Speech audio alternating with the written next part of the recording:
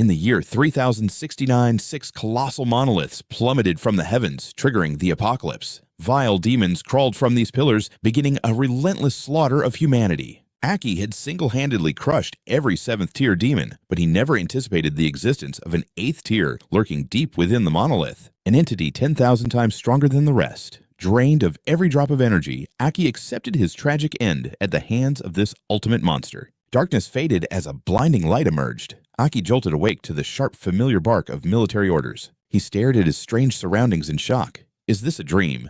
A moment ago, he was facing death, yet now he stood here. But this reality felt too vivid for a dream. Realizing something was wrong, Aki frantically checked his body in a panic. This wasn't his face. His powerful, masculine physique had vanished. Who am I? Where is this? Questions swirled without answers. This was Venus Town, shielded by massive walls. The man speaking was Radiant, the legendary leader of Venus City. You must understand what this exam represents, Radiant shouted. A warrior is the embodiment of protection and hope. Radiant began recounting the origins of warriors and the legendary Battle of Dawn from 60 years ago. Aki realized with horror that he'd been reborn in the future, but their history was wrong. The ultimate demon wasn't 7th tier, it was the 8th. Humanity still doesn't grasp the demon's true power. The more he realized this, the more terror gripped his soul. Radiant's inspiring speech roared on. Without those heroes, we wouldn't exist today. Without warriors, there are no homes. We are the light of hope. Do you understand your purpose? Every candidate roared with burning passion, shouting their determination to the heavens. Suddenly, Radiant caught a whisper. No!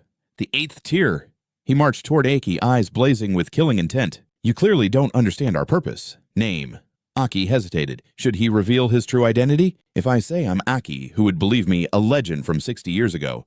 In this pathetic body, Radiant glanced at the name tag and burst into laughter. What an insult to a legend. You dare share a name with the greatest warrior. Aki. You're a fool who doesn't even know the basics. How dare you disgrace that noble name? Radiant's hand blurred in a savage slap. Aki spat blood flying backward. Damn this trash body, I couldn't even react to that. Fortunately, someone caught him saving him from a nasty fall. He'd certainly caught Radiant's eye for the trials ahead. Move out to the testing grounds, Radiant barked. The physical fitness test was next. While everyone hurried off, only Shino stopped to help Aki. You okay, Aki? Strong name, I'm Shino. Suddenly, a girl named Sidulu sneered. An idiot named Aki. You think sharing a name gives you his power? How pathetic. Aki's blood boiled. What's my name to her? Shino whispered. You really don't know who she is. That's Situlu, the joyless Rakshasa. She's the heiress to the Situlu clan, the strongest martial family in the city. The name rang a bell, but the memory was hazy. Shino helped Aki up. They had to reach the testing grounds fast. Flash, oh my, such a spicy bromance. Ignore me, boys. Keep going. Who are you? Aki asked deadpan. She looked cool, but that massive nosebleed made her look like a total dork. Shino only cared about the photo. The girl's eyes sparkled. I'm Mo. Your manly bond is just too radiant. This is legendary material. Aki was speechless. He headed to the field, acting like the protagonist he once was. Even in this body, I'm a legend. Talk to me about being a warrior. I'll crush these tests and leave them speechless. Round 1. The endurance run. At the signal, Aki exploded forward, leaving the pack in the dust. He aimed for first place and a new record, but reality hit hard. He came in dead last, setting the worst record in history. He collapsed on the track, wheezing like a dying dog as the other candidates erupted in mockery. It was a disaster. He failed every single test, nearly snapping his own arm with a single punch. Ranked dead last, disqualified instantly. I was the strongest warrior in history.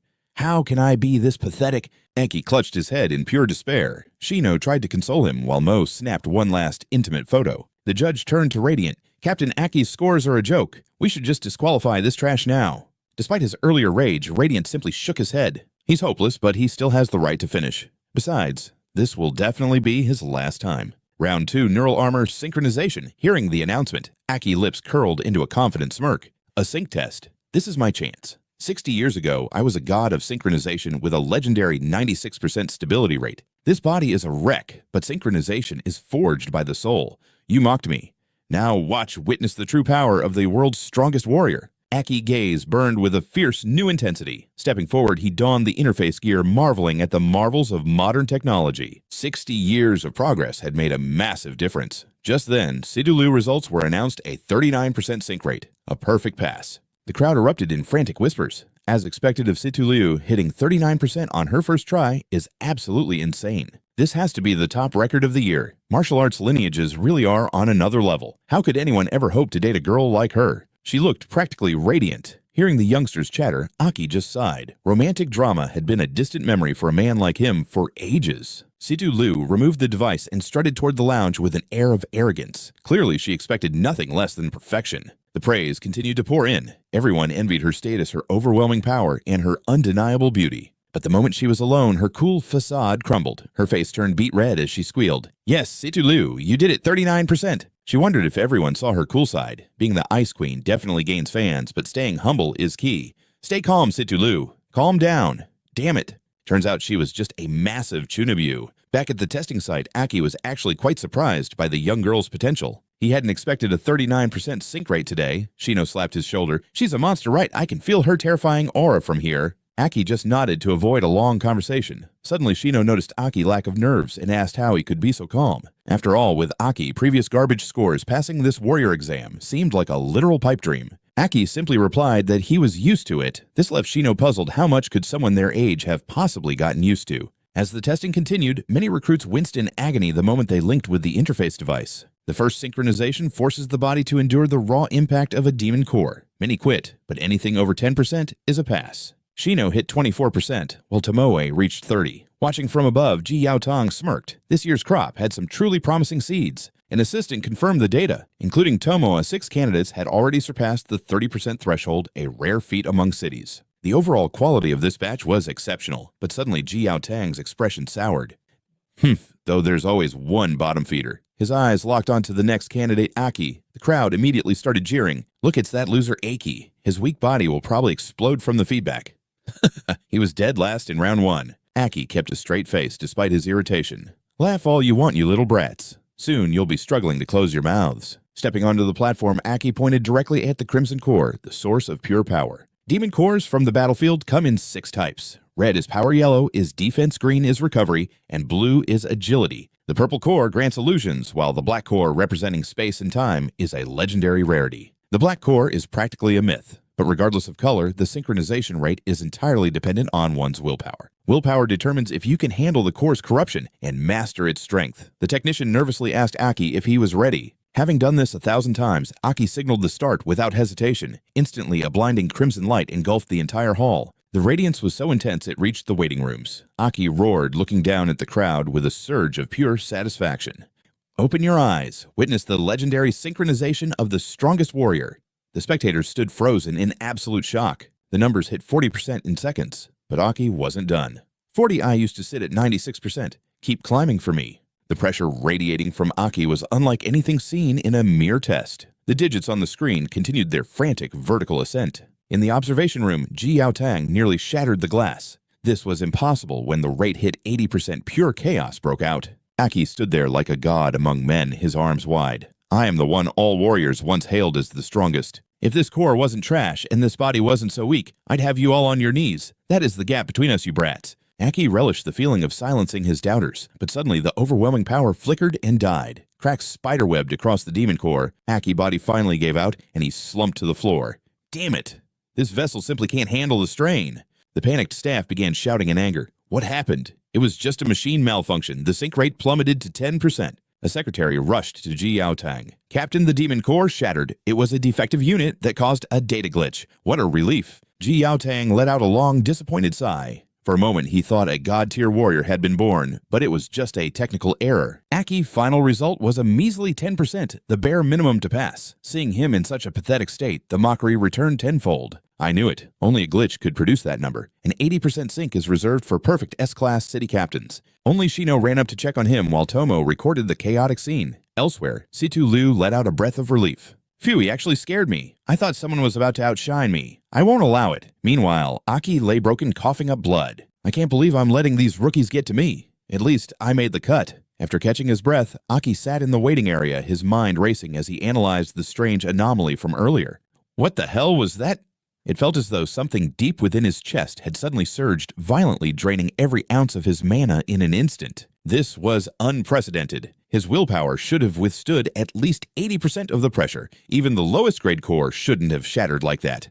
Why now? A storm of unanswered questions swirled in his mind. Even as a battle-hardened veteran, he couldn't find a single logical explanation for the sudden power failure. Suddenly, the door creaked open. Aki forced his trembling body into a rigid salute. Ji Yaotang stepped inside, his voice echoing through the room. Congratulations. You've reached the final stage, the live combat simulation. You're about to face real demons for the first time in your lives. Stay sharp, and may you all return from this trial in one piece. Following the briefing, the candidates lined up for testing Zone 3. Despite being completely spent, Aki forced his battered body to move, dragging himself toward the next challenge. He was so exhausted that he failed to notice Ji Yaotang's sharp gaze fixed directly on him, tracking his every move with intense interest. That's when Ji Yaotang spotted something near Aki's seat. Picking it up, his eyes widened. It was a fragment of a demon core slowly dissolving into thin air. Clutching the shard, he watched Aki retreating back. "You're a mystery, Aki. Let's see how you handle the fog hunt beyond the walls. Show me what you're truly capable of." Once the candidates assembled, the massive ironclad gates of Venus City groaned open, revealing the desolate world outside for the first time in decades. Seeing the wasteland beyond, the rookies began to whisper in awe.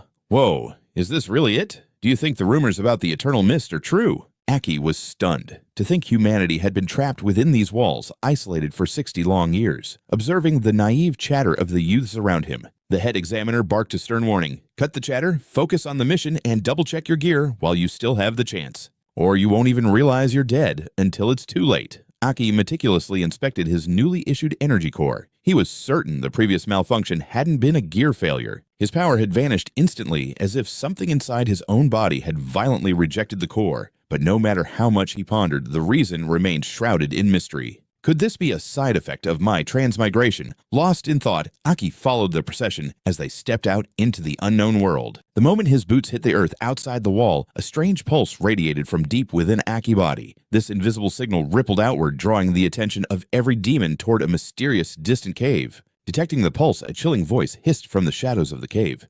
"No, impossible, a presence. Far more ancient and powerful than my own." Visions flashed before Aki's eyes, leaving him reeling. What was that? He had glimpsed the true form of the demons. In that split second, a dark resonance awakened within his soul. Suddenly, Situlu's sharp voice snapped him back to reality. "Are you coming? Or what?" Startled and unable to explain the visions, Aki offered a sheepish apology. Shino and Tomo hurried over to investigate the commotion. Suddenly, the examiner pointed at them and bellowed, "You four in the back! You're a team now! The others are ready! Move out!" Tomoe beamed, convinced this was all part of Aki's master plan to form a squad. Before Aki could correct her, Situlu cut him off. "Just try not to be a deadweight, okay?" Despite her icy exterior, she was secretly breathing a sigh of relief. She had been terrified that no one would want to team up with her. Shino clapped Aki on the shoulder. "Let's give it our all, Aki!" Tomoe snapped a photo to commemorate their first mission, blissfully unaware of the catastrophe lurking just ahead. This trial was only possible thanks to the Dispersion Steely's massive black monoliths forged from nearly indestructible minerals. These stones contained a rare substance capable of piercing the eternal mist. Once the groups were set, the examiner announced the final rules. Round 3 will be conducted in squads of 4.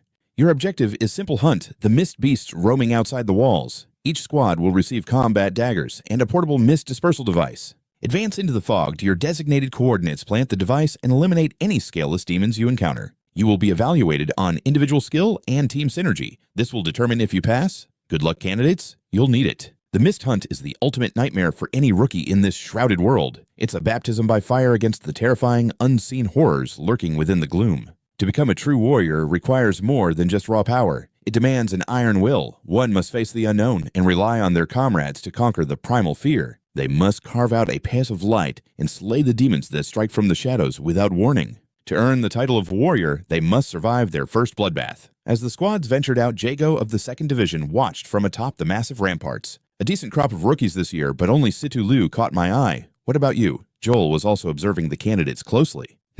Coming from a prestigious martial arts lineage, she has the potential to become an elite soldier if nurtured correctly. Ji Yaotang crossed his arms, his eyes narrowing as he spotted another interesting candidate. His gaze was fixed solely on Aki. "I personally inspected his core. It was perfectly functional." So, what exactly happened in that room?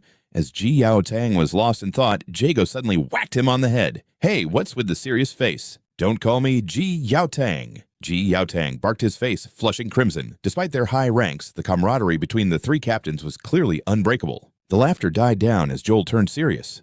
"Have the demon ranks been confirmed? We need to ensure only scaleless demons are present within the testing zone." Ji Yaotang nodded, assuring him that every inch of the perimeter had been swept. Joel finally cracked a confident smirk. If anything else shows up, we'll just crush them ourselves to protect our future stars." After several groups departed, it was finally Aki's turn. His squad drew every eye, an odd pairing of the top-ranked prodigy and the lowest-ranked underdog. Despite the contrast, the team felt confident they would finish quickly. Without warning, Sitolu snatched the dispersal device from Aki and charged ahead. As usual, her head was filled with nothing but childish competitive fire. "Just try to keep up with my brilliance." Aki sighed in frustration, but he had no choice but to chase after her into the swirling mist. Vaulting into the thick mist, Sitolu soared through the air with a breathtaking mid-air flip. With clinical precision, she slammed the device into its designated slot, earning a nod of approval from Jago.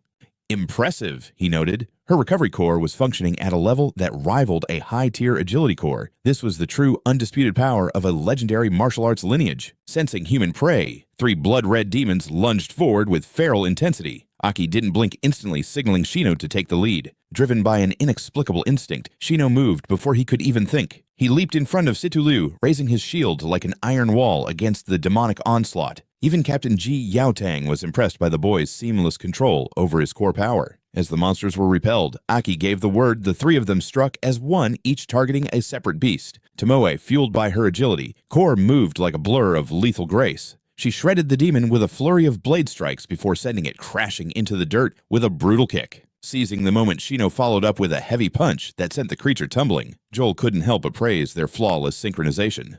Their teamwork is surprisingly sharp, especially that girl's. Joel chuckled with a sinister glint in his eyes. Her blue agility core gave her a lethal balanced form that was a beauty to behold. The Squad 1 captain was definitely a strange one. Meanwhile, Sitolu struck like a viper, plunging her blade into the demon while it was still reeling in midair. A surge of emerald light pulsed from the blade into the monster's core. Seconds later, the demon's body bloated and detonated into a shower of gore. She was truly a league above the rest, an absolute powerhouse. Then came Aki's turn. In a flash of motion, he struck 3 vital points with surgical speed: the neck, the chest, and the abdomen. But despite his precision, his weak frame couldn't handle the recoil, sending him tumbling across the ground. He barely managed to stop his slide by driving his blade into the earth. The explosive power of this frail body was severely limited, but this was the ultimate real-world test. With eyes blazing with determination, Aki charged back at the demon without a second thought. Drawing on lifetimes of combat experience, Aki danced through the demon's guard and drove his steel deep into its flank. However, his physical strength was lacking, and the blade failed to find a killing blow. The demon, only slightly wounded, lashed out with a devastating kick.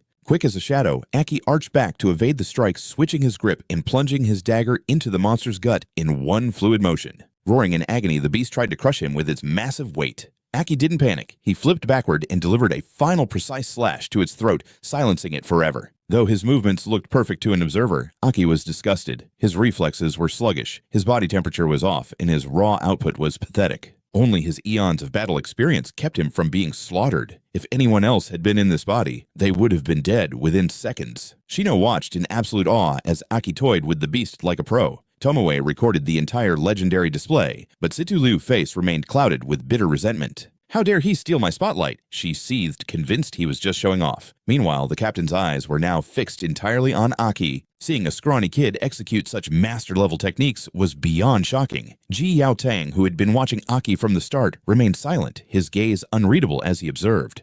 To the captain, Aki was a walking enigma that defied all logic. Just then, the proctors announced the official end of the evaluation. Aki stood there gasping for air, his lungs burning. None of his high-level skills from his past life could be fully realized in this weak, pathetic shell. Even simple maneuvers left him breathless. "Truly pathetic," he muttered. Since the test was over, it was finally time to end the monster's suffering. After catching his breath, Aki lunged for the kill, but a massive spike suddenly erupted from the ground, impaling the demon instantly. Aki instincts saved him as he leaped back just in time. However, a dense wall of thorns and vines rose up around them, cutting off any hope of escape. The team stood frozen in confusion as the ground groaned. Then a new nightmare emerged, tearing its way out of the dead demon's carcass. It let out a blood-curdling roar that radiated pure malice. Ji Yaotang's face went pale as he screamed, "A rank 1 demon! Everyone retreat to the city walls immediately!" Panic instantly shattered the recruits' morale as they fled in a frenzy. Without wasting a second, Jago and Joel leaped from the battlements, charging straight at the rank 1 threat. As he ran, Jago shouted to steady the terrified soldiers, "Don't panic, regroup around Captain Ji Yaotang, he'll protect you." Inside the cage of vines, the rank 1 demon spoke with a chilling guttural voice. "Humans, which of you carries the scent of a demon?" Aki's eyes widened in shock. A human with the smell of a demon. What was it talking about? The monster began to loom over Aki's squad with terrifying intent. Its sheer killing intent was so heavy, it felt like lead, leaving even the prideful Sitolu unable to move a muscle. This was the true horror of a rank 1 demon. Compared to the weaklings from before, this thing was a god of death. Even with his veteran soul, Aki felt suffocated by the limitations of his current body. In this frail state, he was no match for a monster of this caliber. He finally understood the soul-crushing pressure other warriors felt when facing a high-ranked demon. The monster paused, searching for that mysterious scent among them. Unable to decide, the demon chose to take them all. 4 bolts of dark energy struck the group, knocking Aki and his teammates unconscious instantly. Suddenly, the vine wall shattered as Jago and Joel burst through with a roar. "Get away from them, you monster!" Joel screamed in fury. The rank 1 demon responded with a mocking sneer. "You're too late." Countless vines erupted from the earth, dragging the demon and the 4 recruits into the dark abyss. Jago and Joel stood at the edge of the pit, paralyzed by the sudden disappearance. Suddenly, the earth began to ripple, moving rapidly in a single direction. After it, Joel yelled, but as they gave chase, the trail abruptly vanished into nothingness. "Damn it, we lost the trail," Joel cursed. They had scouted this sector for days. How could a rank 1 demon have gone unnoticed? Such a disaster was completely unprecedented. Just then, Ji Yao Tang arrived after securing the city's perimeter. "Jago, Joel, what happened to the kids?" he demanded, his voice full of desperation. "Why have you stopped? We have to keep moving." Joe tried to de-escalate, urging Tang to stay calm as the tracks suddenly vanished. Jago weighed in, deducing that the first-grade demon hadn't ventured any deeper into the zone. Unexplored territory lay ahead, making further advancement a reckless gamble. Tang pressed his hand against the earth, the trauma of his past resurfacing as he punched the ground in a fit of self-loathing. "This is on me. I failed to verify the threat. It is all my fault." Sensing the rising tension, Joe proposed a necessary tactical retreat. "We must return. The city will be in a panic without its 3 primary defenders present." She suggested deploying a dedicated scouting party later to sweep the perimeter for any first-grade threats. Jago stepped forward to offer his support. "Tang, none of us wanted those 4 kids to face this, but we need clear heads. I know your heart is heavy right now." Before she could finish, Tang brushed her hand away and stood up. "Go back without me. I'm staying to investigate." "Don't worry." Joe moved to protest, but Jago cut her off. "Fine, but ensure you are back before twilight." "Understood." Tang gave a weary nod and vanished into the thick mist to continue his search. Watching his retreating figure, Jago felt a wave of helplessness. "You know, we can't talk him out of it." Joe sighed, scratching her head in frustration. His brother was snatched by demons years ago. He's been haunted by guilt ever since. If his brother had survived, he'd be the same age as those trainees. Those kids were a living reflection of his lost sibling. It turned out Tang saw his younger self in Aki, which explains his intense protective streak. Fate truly plays a cruel game. Meanwhile, Aki drifted back to consciousness and surveyed his surroundings. "Where am I? It seems the others are still breathing." Suddenly, the chilling voice of the first-grade demon echoed from the shadows. "Waking up so soon, you truly are a fascinating specimen." "Intriguing indeed." The demon prowled forward, suddenly seizing Aki by the throat. "Why do you carry our scent? Why is a human's aura eclipsing my own?" Aki played the part of the confused victim to lower the beast's guard. "What are you talking about?" It was a calculated stall for time. Tapping into the core's latent energy, Aki unleashed a sudden burst of power that shattered his bindings. The raw shockwave sent the first-grade demon reeling back. Now free, Aki snatched a sharp bone from the ground and lunged. However, the first-grade demon moved with supernatural grace, tilting his body to evade the strike. Unimpressed by the desperate assault, the demon immediately launched a counteroffensive. Impressive strength. Recognizing the gap in power, Aki focused on evasion over defense. He leaped backward, his mind racing for a winning strategy. "Damn it, in my previous life, his head would be rolling by now. I have to save those 3. A red-core demon with extreme mobility. Those bone joints grant him superior striking speed and lightning-fast reactions. But that mobility comes at a cost. Those joints lack reinforced armor, a perfect double-edged sword. Drawing on his experience, Aki pinpointed the fatal flaw. Facing Aki, next charge, the first-grade demon didn't even flinch, thrusting his clawed hand directly at the young man's head. Unable to dodge in time, Aki took the hit on his shoulder as part of a grim gamble. The moment the claw pierced him, Aki locked his grip onto the demon's arm. This was the only way to create an opening and strike at those vulnerable, unprotected joint segments. Ignoring the agonizing pain, Aki drove the bone shard repeatedly into the demon's arm joints. With a final violent wrench, he successfully severed the monster's limb.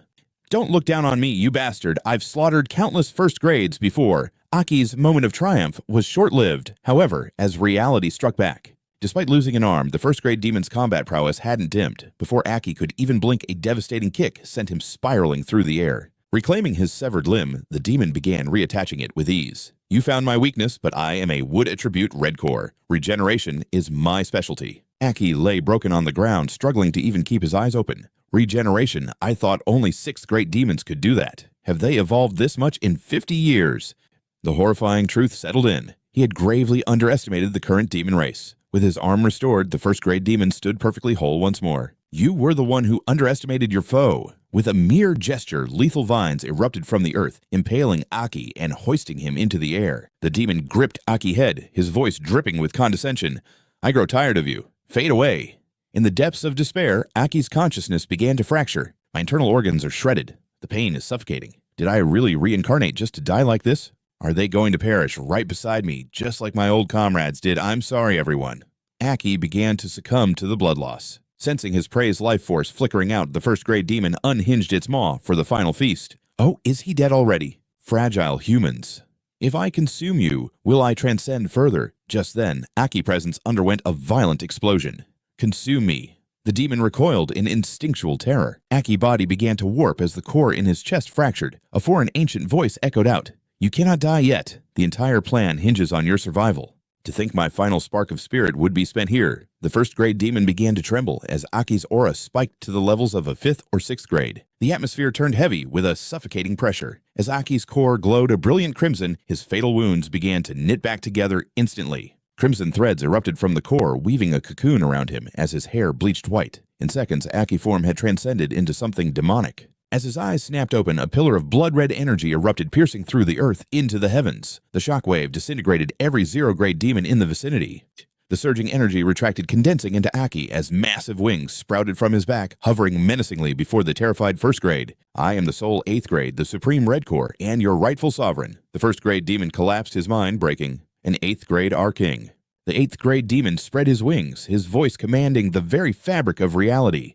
"Kneel and speak my name." The first-grade demon prostrated himself, shivering. "The Crimson King." Elsewhere, Tang continued his desperate hunt through the fog, obliterating any demon unfortunate enough to cross his path. He eliminated every threat in an instant. After scouting the perimeter, only 2 low-level demons remained. The kids weren't here. He had to find them before the sun went down. Looking toward the horizon, he feared for the rookie's safety. Suddenly, a massive pillar of crimson energy erupted behind him, the sheer pressure nearly buckling even Captain Hall's defenses. Once the chaos settled, he pinpointed the source of that terrifying power and raced back toward the Red Flag King's location. The entity's feet shifted, molding into a human-like form to walk the earth. It loomed over a first flag demon and began to speak. Still the same pitch-black void out here. Answer me, since my disappearance, do those same 5 still rule as the Great Kings?" Shaking with terror, the first flag demon stammered that the 5 kings still held their thrones. Hearing this, the Red Flag King's aura flared with sudden violent agitation. So, the 5 banners remain unchanged. They must be living quite comfortably. Have they already forgotten what they did to me 60 years ago? With a single casual wave of his hand, an overwhelming pressure descended that nearly scared the first flag demon to death. Calming his rage, the Red Flag King examined his new hands and muttered. He was disappointed that the strongest warrior was such a weak vessel after the transmigration. "My final spirit fragment was wasted on this farce. I won't be able to manifest again until my true awakening. This is a true test of my patience. I must wait for this warrior to slowly reclaim the memories of the flag." Confused, the demon muttered, "The memories of the flag." The Red Flag King explained that these memories were the catalyst for evolution, a divine grace granted to their kind. "The flags upon us dictate our rank. The more we possess, the higher we stand. For our shadow clan to evolve, we need those memories. This is why our race reigns supreme. This human Ake is like you now, except you must devour your own kind to grow. He, however, must hunt demons higher than himself to seize their memories and force an evolution. Consider this my little parting gift to him."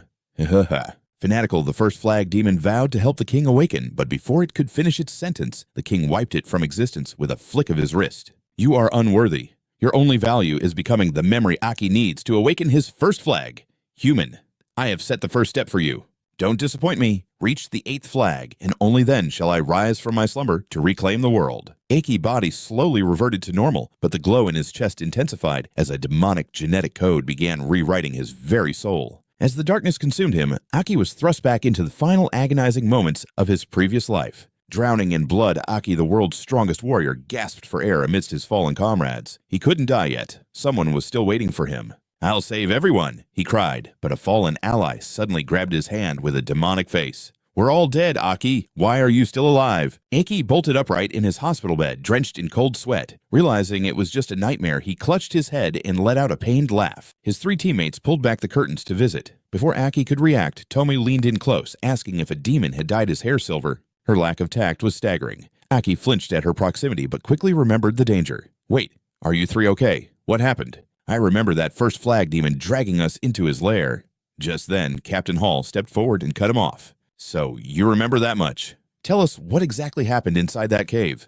The three captains were already there, waiting to interrogate him. Aki immediately recognized the two figures behind Captain Hall as the commanders who oversaw the wall examinations. Playing it safe, Aki feigned ignorance. Captain Hall, why is everyone here? Jago smirked, mentioning that Hall was the one who rescued them. Radiant Hall glared at Jago, telling him not to use that nickname. Jago just winked, teasing the stern captain until he was visibly embarrassed. The image of the strict commander was crumbling fast. Shino and the others struggled to hold back their laughter at the ridiculous nickname. Heyo chimed in, explaining that they were found unconscious on the ground just outside the cave entrance. It's a miracle you're alive. That first flag demon vanished without a trace, otherwise none of you would have made it back. Jago handed Aki a mirror. The others have no memory of the cave, but you've clearly changed. Tell us, what do you remember? Aki stared at his reflection, shocked by his new silver hair. So this was the makeover Tomoe was talking about. This was insane. Since transmigrating everything had spiraled out of control, he claimed he only remembered being attacked before losing consciousness.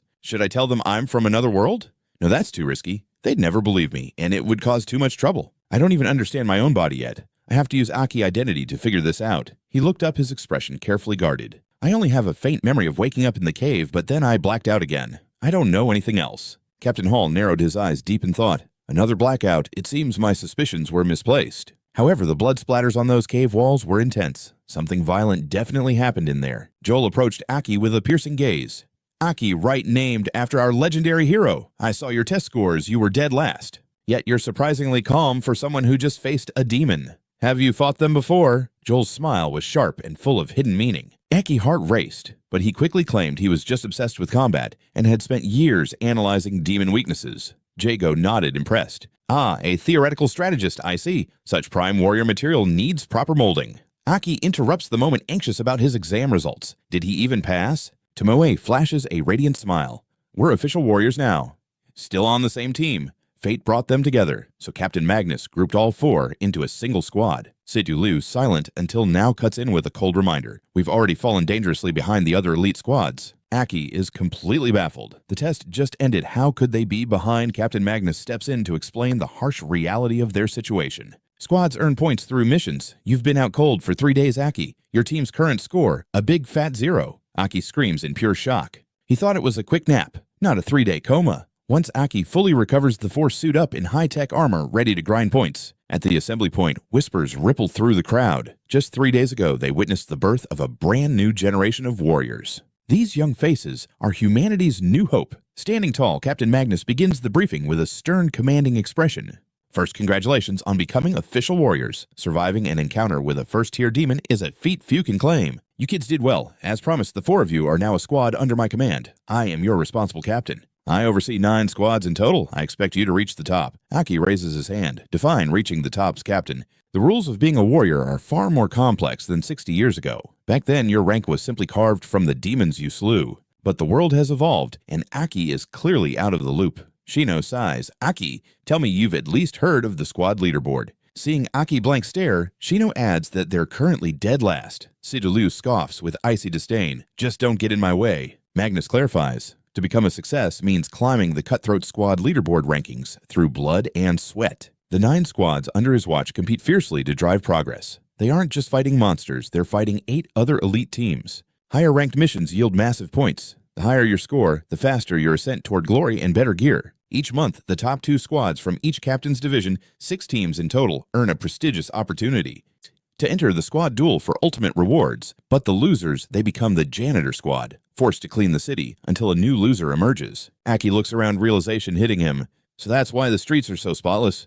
What a massive pain. This is the warrior way, Magnus continues. Competition breeds strength. As demons evolve, we cannot afford to stagnate for a single second. Since Situlu has the highest individual score, she's your new squad leader. Any objections? Shino and Tomo agree instantly, leaving Aki sulking. Why not me? He grumbles internally. I'm Aki, the king, the strongest warrior to ever walk this earth. Too bad his test scores were legendary for all the wrong reasons. Accepting the mantle, Situlu steps forward, shouting her commitment to the mission. Inside, she's practically glowing with pride. Of course I'm the leader. Who else could handle this role but me? Before they depart, Magnus offers a final warning. It's only noon. Check the mission board and see where the other squads stand. Also, master those nano wings in actual combat. If you have questions, you know where to find me. Dismissed. The moment Magnus leaves, Situlu commands the team to move. Let's go. We've wasted 3 days already. We need to catch up. Wait, Tomo yells suddenly. We forgot something vital. Sidu-Lu freezes her mind, spiraling into a total panic. Did I miss a strategic detail? Logistics rations formation setup. Her heart races as she second-guesses her leadership.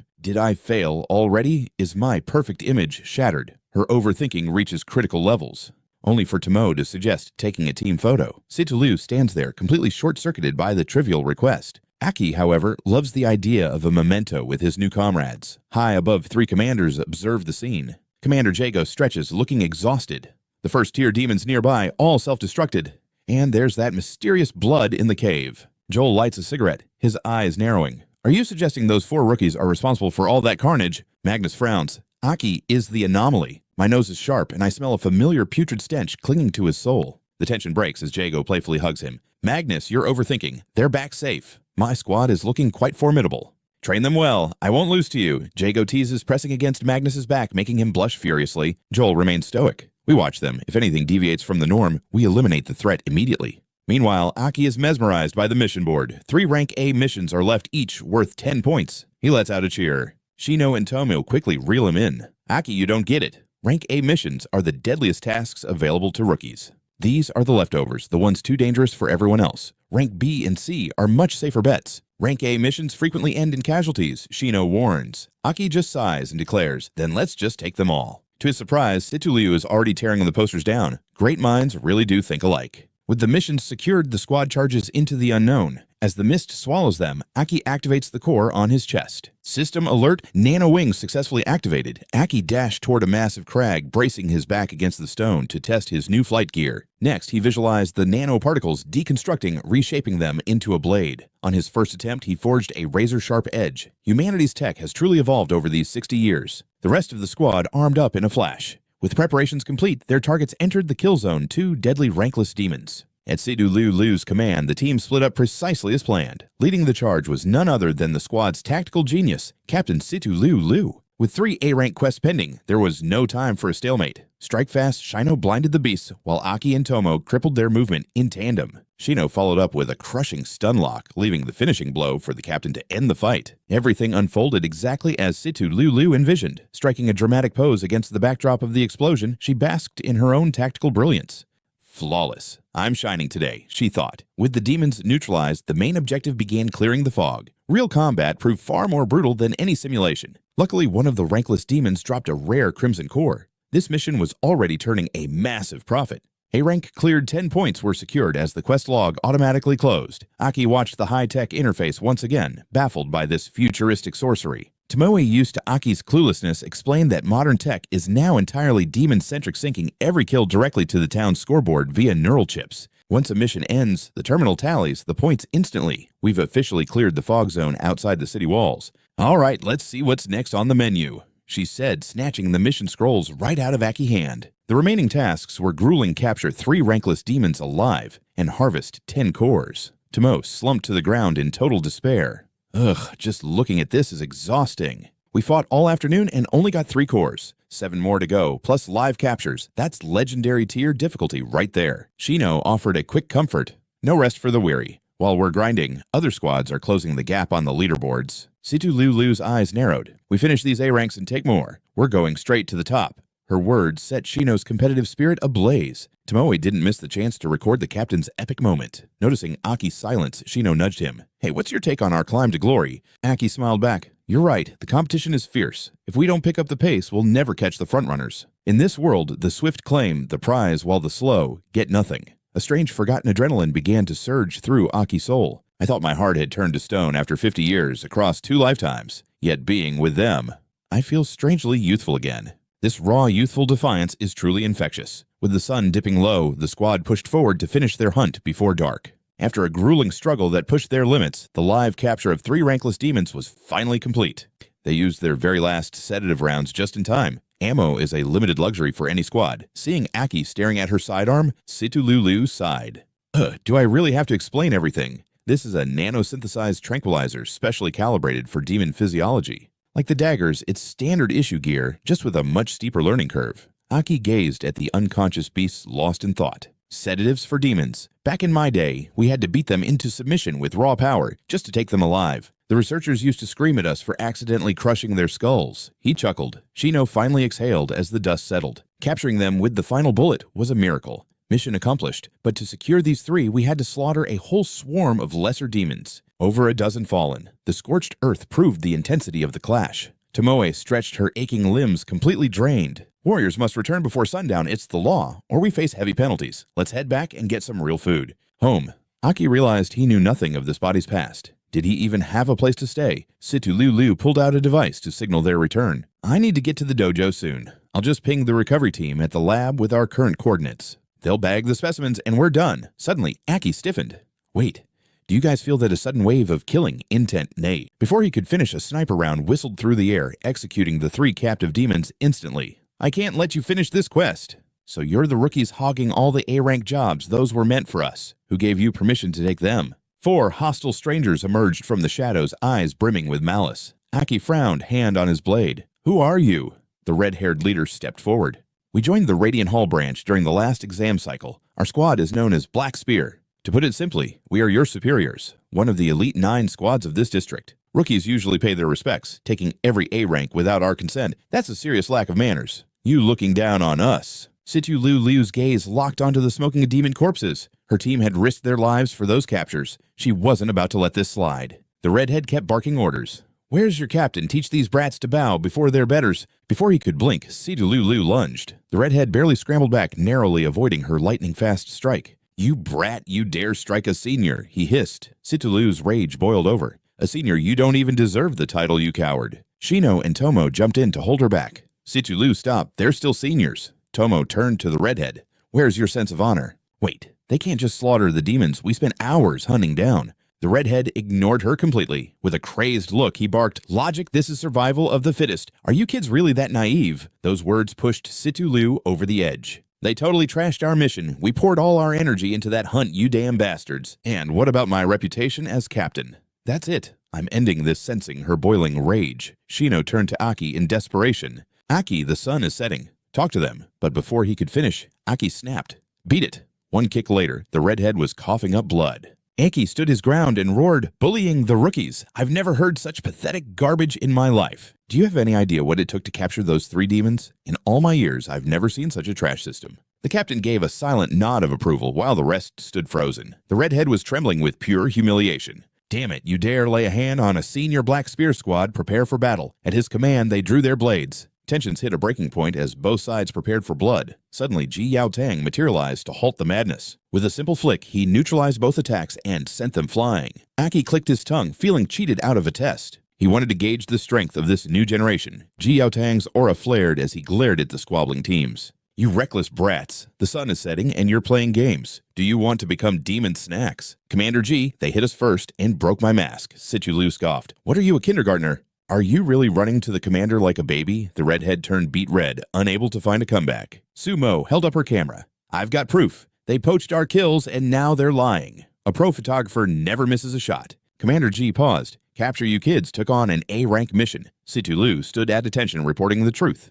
The mission was a success until Black Spear interfered. Surprisingly, Ji Yao Tang prepared to walk away. I get it. It feels unfair. But the team you're fighting went through the exact same thing when they were rookies. In the end, it's all about the points. As long as there's no permanent injury or death, anything goes in the field. Every town follows these rules. As warriors, you'll face far worse than a few stolen kills in the future. This isn't about coddling you, it's about the clock. I stopped the fight because nightfall is here. Now get back to the city. Then he turned to Black Spear. Losing an A-rank target to rookies is pathetic. Go reflect. Fuming but powerless, the redhead retreated. As he passed Aki, he hissed, Hey kid, you got a name. The air grew heavy until Aki spoke his name. The redhead burst into a mocking laugh. Ha ha! Did you guys hear that? He shares a name with the greatest warrior, pathetic Aki. I'll make sure you never earn a single point this month. I'll personally ensure your squad finishes dead last. And trust me, I'll pay this debt back tenfold later. After the threats, the masked squad vanished. Ji Yao Tang warned them Black Spear isn't the strongest, but they're the most ruthless. They'll move heaven and earth to sabotage your future missions. Keep your eyes open. Their leader is a master marksman who didn't even draw his weapon. You've got talent, but don't underestimate their hidden cards. If both sides went all out, your survival wouldn't be guaranteed. Now head back to town. Those words weighed heavy on Situlu. Her hot-headedness had put her friends in danger. She finally gave the order to retreat. She walked past Aki. Don't just stand there trying to look cool, but that kick was actually pretty sick. Looks like our hero just got his first fangirl. Shino offered dinner, but Aki declined. He had a solo hunt planned tonight. As night fell, the city went into lockdown. The sirens wailed, "For your safety, do not leave the city walls." A dark figure lurked near the gate. Aki watched the guards calculating his window of opportunity. Only the automated announcements filled the empty streets. Everyone's tucked away at home. Once this is done, I'll go home too. The gate security is surprisingly lax. Are they understaffed or just overconfident? Leaving the door cracked is strange. In my past life, we didn't care about the sun. Night was actually the best time to hunt. Using my old world tactics on these mindless demons should be a walk in the park. That masked jerk thinks he can stop us. I'll finish this quest while he's still tucked in his bed. Aki was grinning like an idiot until a voice came from the shadows. He wasn't alone. Aki turned to see Situ Liu leaning against the wall. She acted cool, but her heart was racing with pure adrenaline. Sneaking out at night is a total rush. Being a warrior is way better than being stuck in that boring dojo. She knew Aki would pull something like this. She couldn't wait to see what the world outside looked like at night. Even as a fierce warrior, she was still just a curious girl at heart. Caught off guard, Aki played dumb. What are you talking about? I'm just walking off a big dinner, classic Aki. The strongest legend in his past life, yet a total klutz in this one. Right on cue, his stomach growled loudly. So much for that excuse. With no way out, he finally had to come clean. So fine, I wanted to surprise everyone tomorrow. I'm just finishing that mission those punks ruined earlier under the cover of night. The mission clock was still ticking after all, but since he was caught, he begged for secrecy before trying to make a run for it. Surprisingly, she demanded to join the hunt. She actually thought sneaking out at night was a stroke of genius. She could already imagine the Black Spear Squad's shocked faces tomorrow, but seeing her devious smirk, Aki knew this was a bad idea. High atop the fortress walls, a sentry let out a massive yawn. Guard duty was pure torture when you were this sleepy. Who'd be crazy enough to go out at night? It's a death wish. Why don't we just lock the gates and be done? Watch your mouth, idiot. If the captain's here, that you're dead. We keep a gap open for absolute emergencies. Forgot about those refugees years ago. The gates were a few seconds too slow, and they were all slaughtered by demons. Since that tragedy, every town keeps an emergency passage. In this hellish world, nothing matters more than a survivor's life. The guard finally understood and apologized. Soon the two were back to slacking off with a rare 18+ magazine. Truly hopeless. While the guards were distracted, Aki and Liu successfully slipped out of the city, heading straight for the previous exam grounds. The demonic mist grew suffocatingly thick at night. Following Aki's lead, they finally reached their target destination. It was far enough from the walls to avoid detection, with rotted trees providing the perfect cover. Aki quickly laid out the plan. I'll lure the beasts and strike their heads until they pass out. Wait for my signal. As Aki vanished into the fog, Liu trembled. Aki was confident, but diving into that cursed night mist alone, she quickly shook off the fear and took a combat stance. She realized she was in the same boat. Being alone in these woods felt like the darkness itself was waiting to swallow her whole. Fear or excitement. She had to focus. She needed to be ready to back that idiot up at any second. She was stunned by Aki's precision. He lured the rank 0 demons out one by one, making the capture look like child's play. This brutal direct capture method was something Liu had never seen. She adapted quickly, her instincts sharpening with every move. Moving in perfect sync with Aki, they danced around the monsters, raining calculated blows onto the demons' skulls. By relentlessly targeting their heads, the demons eventually slumped into a deep coma. A legendary hunting technique from half a century ago had returned. Though the plan worked, using raw physical energy was a brutal drain on their stamina. Aki was soon drenched in sweat and gasping. He desperately needed to train this new body. In his past life, hunting rank 0 demons was like playing with toys. As Liu dragged the third unconscious demon over, the mission was finally complete. This was way more exhausting than any gym session. But when Aki suggested leaving the demons right there in the open, her eyes nearly popped out of her head. Aki explained that rank 0 demons are mindless beasts. They don't have the intellect to rescue their own kind or approach the walls. They'll be out cold for hours. We'll just come back at dawn and turn them in for the reward. Liu grew suspicious. How did a rookie know all this forbidden lore? Aki panicked, struggling to find a believable lie. Suddenly, a spine-chilling voice hissed through the fog. Found you. Found the humans. Hee. What a delicious scent. 2 rank 1 demons emerged, and Aki froze. This was a nightmare. In his current state, they were no match for these monsters. Damn it. Why are there 2 of them? Back at the fortress, sirens wailed as the 3 captains gathered instantly. Rank 1 signatures detected searchlights up. The guards scrambled to hide their magazines and follow orders. Jago was baffled. Could it be the demon from the exam? Captain Tang shook his head. That one was already confirmed dead. The massive searchlights cut through the gloom, finally pinning the 2 rank 1 demons in their glare. Their sudden appearance was an anomaly, but there was no time for theories. Captain Zhou immediately barked out his commands. Don't panic, seal the gates, prep the defense cannons, and charge the mana batteries. Prepare to fire on my mark. Wait, don't close the gates yet, Captain Tang screamed, pointing at the light. There are people down there. Tang gritted his teeth in disbelief. Those two idiots. What on earth are they doing out there in the middle of the night? Seeing the three bound demons, Tang sighed. They were trying to finish the capture mission that got interrupted earlier today. Zoe was livid.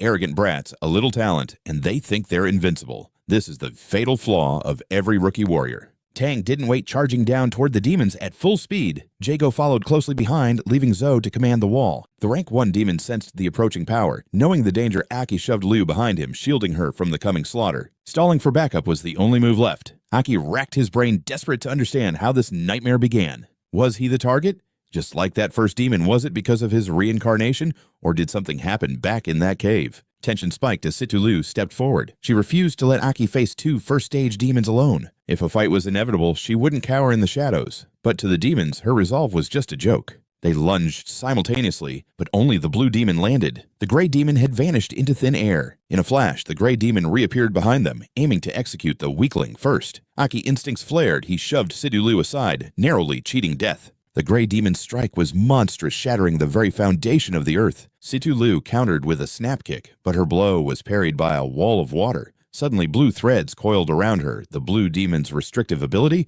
trapped and unable to move, Situ-Liu was helpless. Aki rushed to her aid, only to find himself in the gray demon's crosshairs. Focus A split-second distraction could be fatal. Luckily, Jiyu Tang intervened with a heavy punch to the demon's jaw. Not on my watch. Jago arrived, instantly reading the battlefield. A water-type blue core and an earth-type red core. This won't be easy.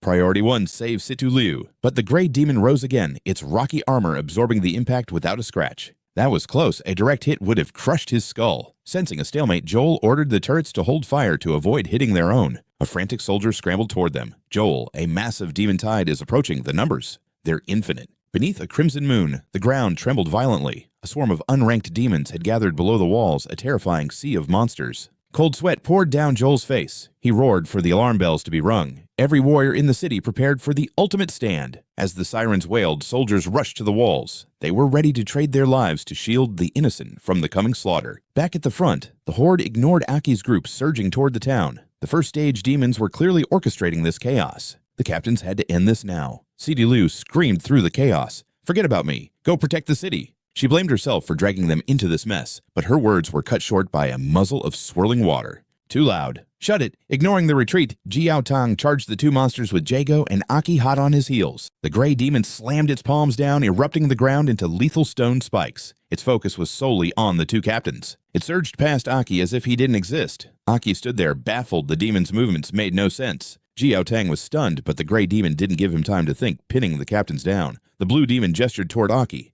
"You follow." Dissolving into a liquid state, it dragged Situ-Liu into the dark forest. Aki froze his mind, a battlefield of conflicting thoughts. It was an obvious trap to isolate him. Damn it, stay calm. His current power level was still far too low. Aki, stay back. You're no match for it, the captain shouted amidst the clash of steel. Aki's body shook, teeth gritted in silent fury. If he didn't go, Situ-Liu was dead. That familiar look in her eyes. He couldn't just walk away. Not again. Stealing his resolve, Aki sprinted into the woods. He would save her, no matter the cost. Deep in the shadows, the demon finally stopped. It towered over her, speaking in a raspy tone. "Humans are fascinating. We Tier 1s crave to understand your strange emotions. I've heard humans scream when they're hopeless.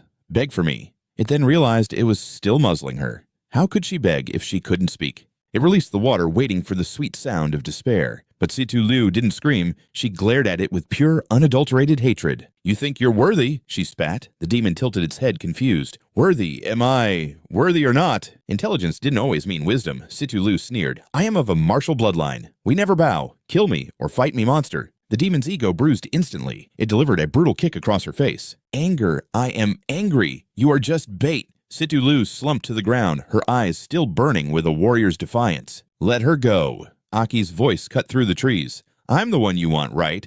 The demon practically danced with joy. He came. The bait worked. You are the prize. Situ-Liu's mind reeled. What did these monsters want with Aki? Questions flooded her head, but Aki's only concern was her safety.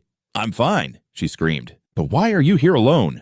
You can't win against a first-stage run." The demon silenced her with a heavy blow to the gut. No distractions allowed. Aki blood boiled with rage. "Stop hurting her. If I'm the target, take me instead. Just let her go." The demon let out a chilling cackle. "Exchange, no. You both die. With terrifying speed, the monster lunged. Aki's counterstrike met empty air. A heavy blow crashed into his ribs, sending the world spinning. The demon's body turned to fluid striking from every angle. "You smell like us," why the demon hissed. Aki struggled to stand, his mind racing. It was a water type, he needed a plan. Demons were evolving far faster than before. In this weak body, his skills were useless. Sidu Liu watched, paralyzed by despair, as the battle turned one-sided. Liu knew it. If this nightmare continued, Aki was a dead man. Refusing to die, she spotted a jagged rock nearby and desperately dragged her broken body toward it. Aki's arm was trapped in the demon's watery snare. He was pinned, but the closing distance was his only chance. He lunged with his dagger, a desperate strike, but his battered body was simply too slow to land the hit. Now both hands were caught. The demon hissed, "You killed a first rank. Don't play weak with me." Aki thrashed wildly, trying to break free. "I don't know what you're barking about. What first-rank demon?" His defiance enraged the beast. It violently twisted his arms, forcing a gut-wrenching scream from Aki's lungs. The demon wouldn't stop. "Stubborn brat, speak your secrets now, or embrace a painful death." A single kick sent Aki flying. He lay paralyzed, his internal organs shattered by the overwhelming impact. Liu desperately sawed at her restraints, blood dripping from her wrists as the demon stalked toward Aki. "You ate my kin to evolve. Now I'll take you away. You're my key to ascending." As it reached for Aki, Liu's blade whistled past its head. She stood tall, shielding her teammate. Her eyes burned with resolve. "Don't touch my subordinate. You'll have to kill this captain first." Aki stared at her bleeding wrists. She had forced her way free just to protect a weakling like him. Amused, the demon unleashed its ultimate skill, transforming water droplets into thousands of lethal flying needles. The projectiles launched with blinding speed. "Liu, run!" Aki wheezed, hating his own total helplessness. But Liu didn't flinch. She swung her blade with everything she had, parrying every needle to keep Aki safe. "Look down," the demon smirked. The fallen needles surged upward, impaling Liu and flinging her toward the monster. It grabbed her by the throat with a twisted grin. "I'll make you scream before I let you die." Watching her suffer, something snapped inside Aki. His soul screamed in fury. "Let her go!" The irony was suffocating. Even in this second life, he was still just a burden protected by others. The core in his chest suddenly shattered. His eyes turned predatory red as a terrifying aura exploded outward. "I won't let another comrade die." He slammed his fist down, triggering a violent earthquake that shook the forest. In a blur, Aki snatched Liu away. The mere pressure of his movement left deep gashes across the demon's skin. Cradling her gently, he whispered, "You are a great Captain Liu. Now, leave the rest to me." One of Aki's eyes glowed crimson. He was no longer human. The demon trembled in pure shock. What are you?" "You're sent. You're hiding a dark secret." Aki stood up, his breath heavy with a primal, chaotic energy. He clutched his head in agony as a monstrous power surged through his veins, threatening to tear him apart. The energy exploded. In place of his old core, a new stone emerged, engraved with a legendary ancient mark. The demon's eyes widened in absolute terror. "That heart, is that a king-rank core?" Liu watched through blurred vision, sensing the monstrous change in Aki, but she was too weak to even move. As the power stabilized, Aki's left side transformed, erupting with a demonic horn and razor-sharp claws. His first-rank form had awakened. Every step Aki took sent the demon staggering back. "Time to die!" Elsewhere, the gray demon fighting the captains froze. This pressure, a king-rank kin here. Eyes on us, Monster Tang roared, striking hard as Jago followed up with a crushing kick to its face. The two captains unleashed a relentless barrage. The demon staggered, unable to keep up with their synchronized fury. A combined strike punched a massive hole through the demon's chest. Jago then launched the beast skyward. Clinging to life, the demon touched its core. "You think this is over? I'm taking you humans with me." Jago moved to shield Tang. They both knew a first-rank self-destruction would be lethal at this range. She was ready to sacrifice herself until a flash of light struck the demon, slamming it back into the dirt. The self-destruction failed as the demon died. A high-velocity defensive bolt from the city had neutralized the threat. The wall was under siege, but the timely support had saved the captains. On the ramparts, Joel fought desperately. No matter how many he slaughtered, the horde never thinned. Soon they would breach the city and start the massacre. "Return to the city immediately," Joel's voice boomed. "The demon tide is here. Tang, Jago, move." Jago turned to leave, but Tang hesitated, looking back toward the forest. "Damn it! What about the two kids?" Those words jolted Elder Tang into reality. Gritting his teeth in frustration, he retreated toward the fortress walls. Nearby, the blue demon was shivering in pure terror. What are you?" the demon stammered. "Human, a first-tier demon. No far stronger. How can a mere human possess our traits? Impossible." It made no sense. Its mind raced with questions that had no answers. Never in history had such a logical defiance occurred. In stark contrast, Aki remained calm, manifesting a tiny sphere of light. "Perhaps this is why I was reborn, to seize every demonic power and rewrite destiny itself." With a simple flick of his finger, the light surged toward Situ Liu, instantly sealing her wounds and restoring her vitality. The demon gasped, eyes wide. Healing, a wood type. Aki ignored it, whispering to himself, the fragments of memory. They're finally starting to click. I already absorbed that first-tier wood demon. Now if I consume you, your water-based abilities will be mine as well. On command, massive roots erupted from the earth, weaving into a towering throne. Standing atop it, Aki spread his arms, his presence becoming indistinguishable from a true demon. I'm actually starting to enjoy this demonic strength. Hearing this, the demon's soul withered. To consume a wood-type core and evolve, he was becoming one of them. Seeing the monster tremble, Aki flashed a sinister grin. How fascinating. Even in my past life, I never knew demons could taste such pathetic fear. He decided to prolong this entertainment. Twisted vines began to coil upward, firmly anchoring Aki's feet as they surged forward. Guided by the shifting wood, Aki drifted through the air, looming over the beast. Come on, attack me with everything. Let's see what this new form is truly capable of. Driven to madness by the uncertainty, the demon shrieked at the top of its lungs. What are you? Are you a human or a monster? It unleashed a barrage of lethal water blades, but Aki was faster. With predatory grace, he leaped backward, evading the strike effortlessly. Elemental manipulation. I remember the wood demon I devoured had this trick. Aki extended his hand and slowly closed his fist, instantly snaring the demon in a crushing grip. He didn't stop there. As he crossed his arms, the wooden cage constricted, the pressure intensifying with every passing second. Aki commanded the surrounding flora as if it were an extension of his own soul. Trapped in the tightening vice, the demon let out a harrowing scream of agony. At this rate, it would be shredded into pieces. Pushed to the brink, the monster had no choice but to play its final desperate card. Its body liquefied into water, slipping through the cracks to lunge at Aki. Though he dodged, the demon reformed its torso, instantly launching a frenzied assault. It's not enough. You can't kill me. It jeered. A wood type like you could never hope to mimic my fluid decomposition rights. It managed to tear Aki's arm clean off, laughing manically. Ha ha ha, you pathetic humans will never grasp it. A demon's power is absolute. Despite being sent flying by a brutal kick, Aki's face wore a confident smirk. A massive wooden palm emerged, catching him gently as he stood tall once more. You're right. I don't fully understand the limits of demonic power yet, but remember, I am humanity's greatest warrior. My ability to adapt is unrivaled. To kill you, I just need to master these instincts. In a flash of grotesque regrowth, Aki's severed arm sprouted back, mirroring the regeneration of a first-tier demon. The blue demon stood frozen in shock. Wood-type regeneration, he mastered it in a single glance. With his limb fully restored, Aki didn't waste a heartbeat. He lunged forward, unleashing the full weight of his demonic evolution. Tiny sprouts surged beneath his feet, propelling him forward with explosive speed. Before the demon could even blink, Aki was already standing right in his face. It tried to retreat only to find its legs rooted to the spot. Aki seized the monster's head in his hands, his eyes burning with a savage light. Stop running. This little game has become quite tedious, Aki whispered coldly. The sheer intimidation of the moment was beyond words. Suddenly, the demon felt its internal pressure spike. Its body bloated unnaturally before erupting into a violent explosion, a perfect replica of Situ Lu's signature technique. It seemed over, but the scattered droplets began to coalesce. Idiot, I can reform! But its victory was short-lived as countless branches impaled the core, pinning it in place. Of course, I knew that. Aki sneered. But even for a demon, the core is the one thing you can never divide. Your arrogance was your downfall. With the core physically separated and exposed, the demon's body was rendered unable to reconstruct itself. Watching its lifeblood drift away, the demon reached out in a pathetic display of desperation. My core, give it back, my core. It clung to a final dying hope, but it was far too late. Aki crushed the core, a ghastly smile on his face. With this shattered, not even a 7th-tier demon could survive. I'll be taking your water abilities now. Deprived of its essence, the demon's physical form collapsed, dissolving into a mere puddle of stagnant water. Aki crushed the remains, savoring the rush of power.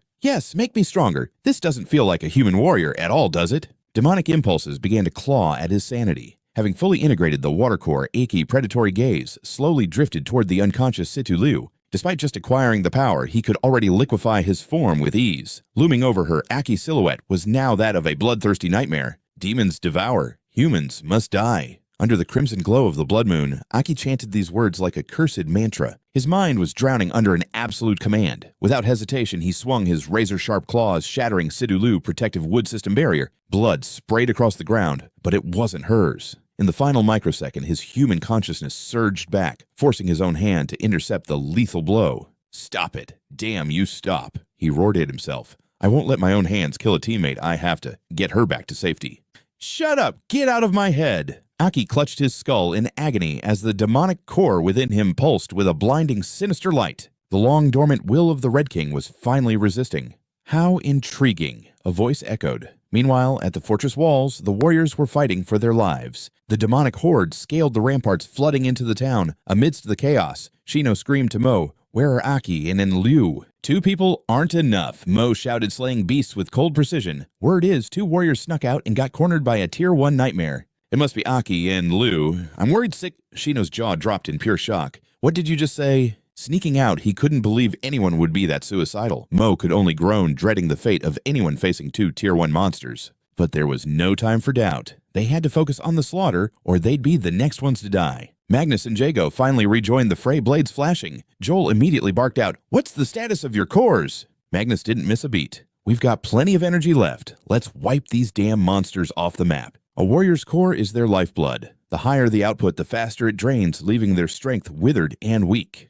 Luckily, the captain's joint strike stabilized their energy levels. If not, this demonic tide would have been a total disaster. The 3 leaders finally converged. Jago turned to Joel, looking for their next move. Joel didn't hesitate, shouting his battle plan over the roar of the horde. "We took down 1 Tier 1 and their morale is crumbling. These low levels are like a headless snake, disorganized, mindless, and terrified. These beasts might be brainless, but they still fear death. Let's show them what true terror looks like. Break their will to buy our troops time to recover. Everyone prepare to overload your cores. Unleash everything." With the plan set, the captain's energy exploded. They soared into the air like meteors, crashing down and pulverizing the demonic ranks into dust. That's the second time they've pushed their cores to the limit today. The strain was becoming immense. If his body didn't have a breaking point, Magnus would keep this slaughter going until every last demon was annihilated. Magnus and Jago became streaks of crimson death, reaping everything in their path. Red cores are truly ferocious, but Joel's blue core wasn't lagging behind. Moving with blinding speed, Joel carved a path of destruction, leaving no monster standing in his wake. Mo actually stopped to record. "Holy, the captains are insane, so powerful." Shino, however, was busy studying their elite combat techniques.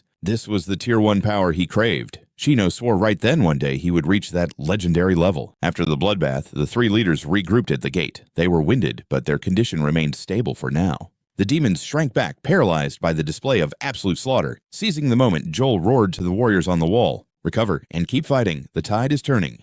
The soldiers' spirits soared. Finally, Joel could catch his breath. Suddenly, Joel's eyes snapped forward. "Look out, something massive is coming." They braced for the final Tier 1 demon. The demonic sea parted, the beast bowing in submission. But the figure emerging left the captains absolutely speechless. Walking through the monstrous horde, Aki appeared carrying a bloodied Liu in his arms. Jago couldn't believe her eyes. Aki had hunted a Tier 1 alone. Saving Liu and making it back alive, it was an absolute miracle. Joel panicked. "Aki, stop. Even if they're scared, you can't just walk through them. You're a target." The demons' hunger overcame their fear, and they lunged at Aki. The captains charged in, desperate to intervene. They wouldn't let their subordinate die right in front of them, but Aki didn't even flinch. He just wanted some damn peace. With one icy predatory glare, the entire horde recoiled. They trembled, frozen by a primal, overwhelming dread. As terror peaked, the monsters turned and fled. They knew staying meant certain agonizing death. The panic spread like wildfire, the entire tide retreating in disgrace. Aki stood alone in the clearing, miraculously untouched. The 3 captains skidded to a halt, watching the impossible retreat of the demonic army in stunned silence. On the walls, the soldiers cheered for their heroic captains, but the leaders were baffled. Was that us? Or was it Aki?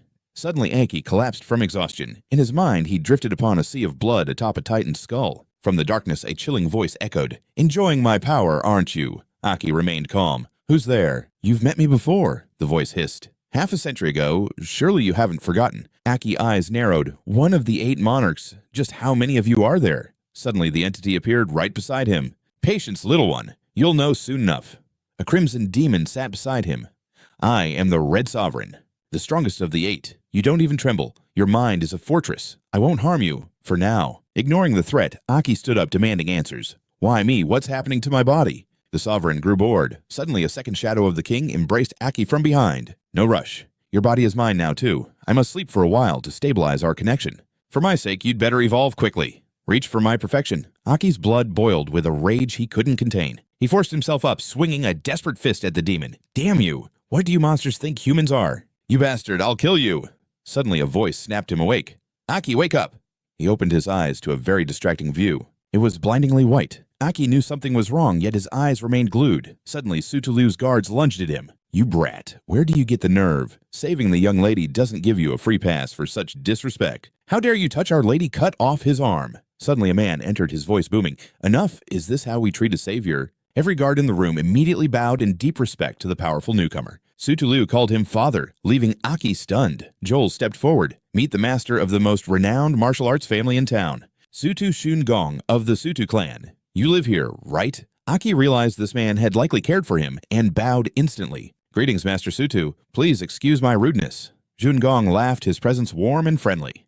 Haha, no worries, you saved my daughter. Tonight, stay at our dojo and celebrate our victory over the demons. I've watched you three captains grow up. There is no need for such formalities with me. Treat this dojo as your home. My daughter is quite stubborn, so please continue to guide and train her. Ji Yaotang nodded respectfully. Uncle Shungong, rest assured, we will do our best. The Sutu family's prestige was immense. Even the captains were humble. Then Ji Yaotang ordered everyone out, leaving only Aki. With the doors closed, Ji Yaotang's tone turned cold. Aki, tell us everything about the Tier 1 demons you encountered. Joel interrupted. Tang, don't hesitate just because he's your teammate. Let me handle the interrogation. A suffocating killing intent filled the room. Aki, are you actually a demon? Aki stared back, completely bewildered. Me, a demon? Haha, is this a joke? Liu and I barely escaped that Tier 1 monster with our lives. Joel stepped closer. The other demon was killed by Tang and Ju. How did a weakling like you survive and rescue Liu? Aki panicked, searching for an excuse. Joel's eyes narrowed. Maybe you're their accomplice. That's why you always manage to escape. Aki's heart raced. Should he reveal his secret?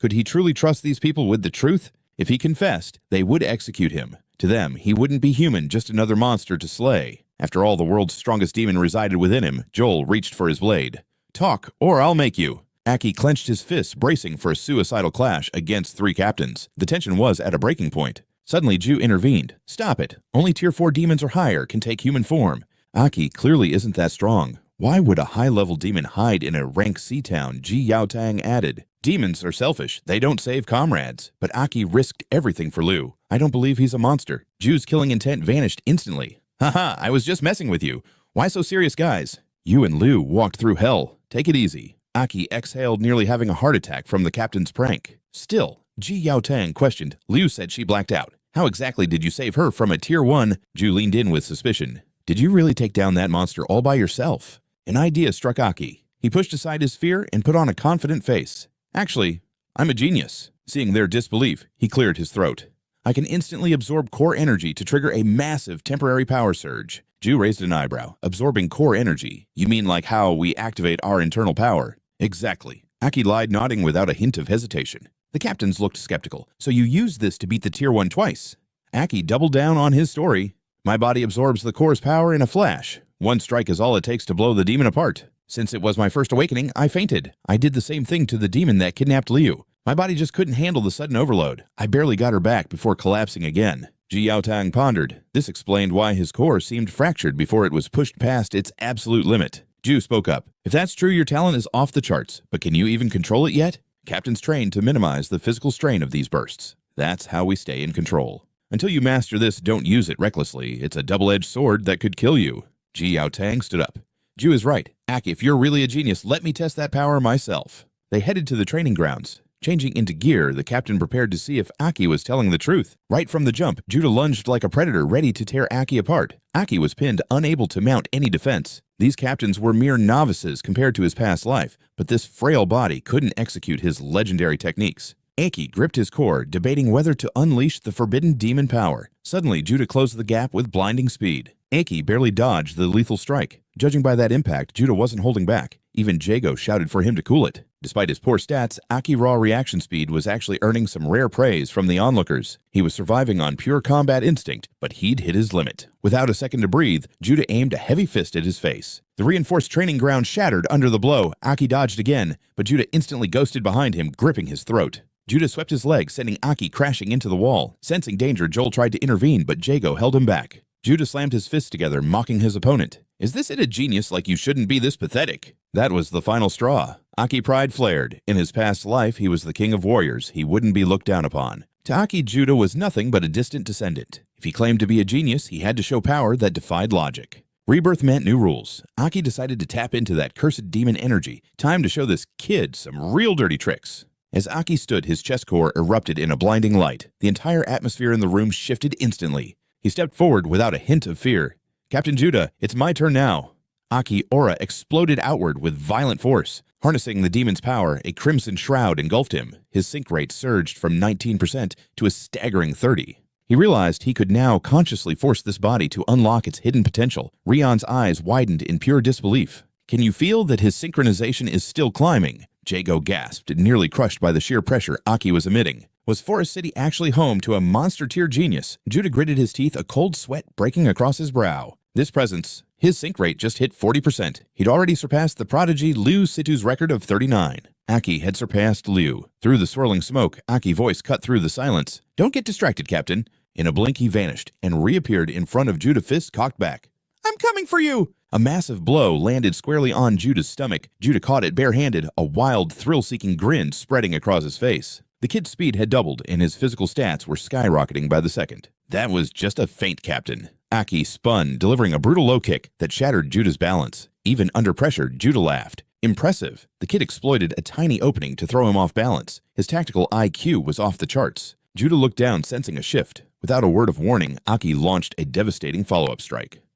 Such relentless attacks, Joel muttered in awe. Where did he get this much combat experience? Suddenly a voice drifted from behind. Pressuring a close combat specialist like Judah is a dangerous game. It was Master Situ, head of the Situ clan. Master Situ, Jago exclaimed, eyes lighting up. When did you get here? Master Situ looked relaxed. Just now. You two were too focused. Joel rubbed his neck awkwardly. Sorry, Master. We borrowed the field, but this kid is causing quite a stir. Master Situ stared at the demolished arena. A stir, you trashed the place. Joel grinned. Send the bill to Judah. Master Situ just laughed. No matter. I want to see if this boy who shares a name with the greatest warrior can survive Judah's counter. Judah finally seized Aki's leg. His eyes turned murderous as he braced himself. Gotcha. Master Situ knew the match was likely over. Since childhood, Judah was a master of the turnaround. Give him even a sliver of an opening, and he'll end the fight. Years of slaying demons had honed his instincts to perfection. With his ankle trapped, Aki was essentially a sitting duck. Everyone expected Aki to get pulverized, but instead of trembling, Aki let out a chilling, confident smirk. His gaze sharpened, mirroring the aura of the legendary hero of old. No, Captain, it's I who caught you. Aki launched himself upward, throwing his entire weight into a brutal headbutt. The spectators froze in absolute shock. Stunned by the impact, Judah clutched his forehead in agony and released his grip. You little monster, he cursed. Aki rolled back and reset his eyes, glowing crimson. The human skull is tough, but your focal point is weak. He lunged again. Let's see what else you've got. Captain Judah's body surged with energy as he finally dropped his restraint, a red aura flaring. Fine, let's go. Joel shouted a warning. Judah was no longer holding back. He was playing for keeps now. Massive boulders converged around Judah, forming an absolute defense. Aki recognized the move instantly. An Iron Fortress technique. Aki grinned, eager to test his demon strength. He manifested a spectral demonic hand that crushed the boulders into dust instantly. Judah stood frozen in disbelief. What the... Before he could react, Aki's silhouette flickered and vanished, appearing right behind him. Jago stood frozen, completely blindsided by Aki's erratic and unpredictable movements. Using the smoke as a veil, he struck from the blind spot using Duo Tang's own technique against him. John noted Aki's vengeful streak, but Master Sito saw something else, a terrifying genius for mimicry. Suddenly, Duo Tang spun around his hand, reaching out like a viper to seize Aki. Don't forget, kid, I mastered this style long before you. I know it better than anyone, he spat. But the outcome was already etched in stone. Duo Tang was losing. Master Sito's sharp eyes didn't miss a thing. Tang was done for. With a roar, Aki's fist whistled through the air, aimed straight for Duo Tang's gut. But at the last second, the strike veered off course. Tang stood there, breathless and trembling. It was a deliberate miss, a show of absolute control. Aki slowly stepped back. Captain Tang always focuses on grappling, doesn't he? If you'd fought seriously from the start, I wouldn't have stood a chance. Aki explained that a strike to the brow causes blurred vision, a fatal opening he'd exploited. I just played my cards right. Aki gave a playful wink. So do you guys finally believe me now? Du Tong remained silent, eyes closed as he processed the defeat. Is this kid a true prodigy? Meanwhile, Master Sito couldn't suppress a grin of pure excitement. Aki, with a talent like his, the impossible might actually happen. Suddenly footsteps echoed behind them. It was Mo and the rest of the crew. Hey, why isn't anyone eating? They had followed the noise to the Liu estate, lured by the promise of a lavish feast. But the sight of the destroyed training ground left Mo completely speechless. What on earth happened here? The courtyard was a disaster zone. Aki just scratched his head, offering a sheepish, awkward smile. Captain Tang did most of the damage. Aki joked. Sito Liu sighed at the wreckage while Jaeon teased the captain. Admit it, Tang. You lost, didn't you? Aki quickly jumped in to save Tang's pride. It's only natural. The captain is used to slaying demons, not sparring with a brat like me. Master Sito burst into a hearty laugh, winking at the group. No more talk of battles. The training is over. Let the celebration begin. Aki didn't need to be told twice. I'm starving, thanks for the hospitality, Master Sito. I'm diving in. The master watched Aki retreating back with deep intensity, strong, humble, and tactful enough to save our rival's dignity. A tactical genius with bottomless potential, he turned to his daughter, his massive frame towering over her. That boy is quite the catch. Tell me, Lou, are you interested? Her face turned beet red as she shrieked in shock. Later that night, under a silver moon, the atmosphere in the dining hall was warm and full of laughter. Master Sito raised his cup, his eyes gleaming with genuine gratitude toward his guests. Everyone, on behalf of this town, I thank you for your protection. To the warriors who fought until the very end, we owe you everything. His gaze shifted to Aki. And to you, young man, thank you for saving my daughter. Aki stood up quickly, bowing with polite humility. It was only right, sir. But as he reached for a drink, Duo Tang's fist comically slammed into his face. Are you even an adult brat? You think you can handle liquor? Aki, though unsure of his own birthday, barked back. I'm 18, I think. Don't you have to be 18 to take the soldier exam anyway? Jago roared with laughter at the sight. Ha ha, looks like Tang found a way to get his revenge after all. Even Master Sito couldn't help but chuckle. It's fine, it's fine. The master glanced at his daughter with a knowing look. He's an adult. Sito Liu turned red, her mind drifting back to their earlier talk. Her father had praised Aki's talent, claiming it rivaled her own. A boy like that might actually be the one to melt your icy heart, he'd teased. On the outside, she acted indifferent, but inside she was screaming. What is he even saying? Melt my heart. Give me a break. Recalling how Aki had accidentally ripped her buttons off that morning, she scoffed.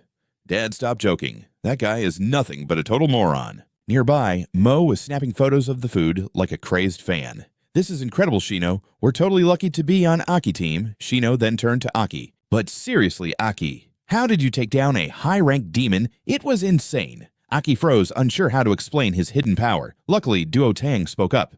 He likely forced a massive surge of core energy, Tang explained. A temporary explosion of power that far exceeds his current limits. Jago nodded in agreement.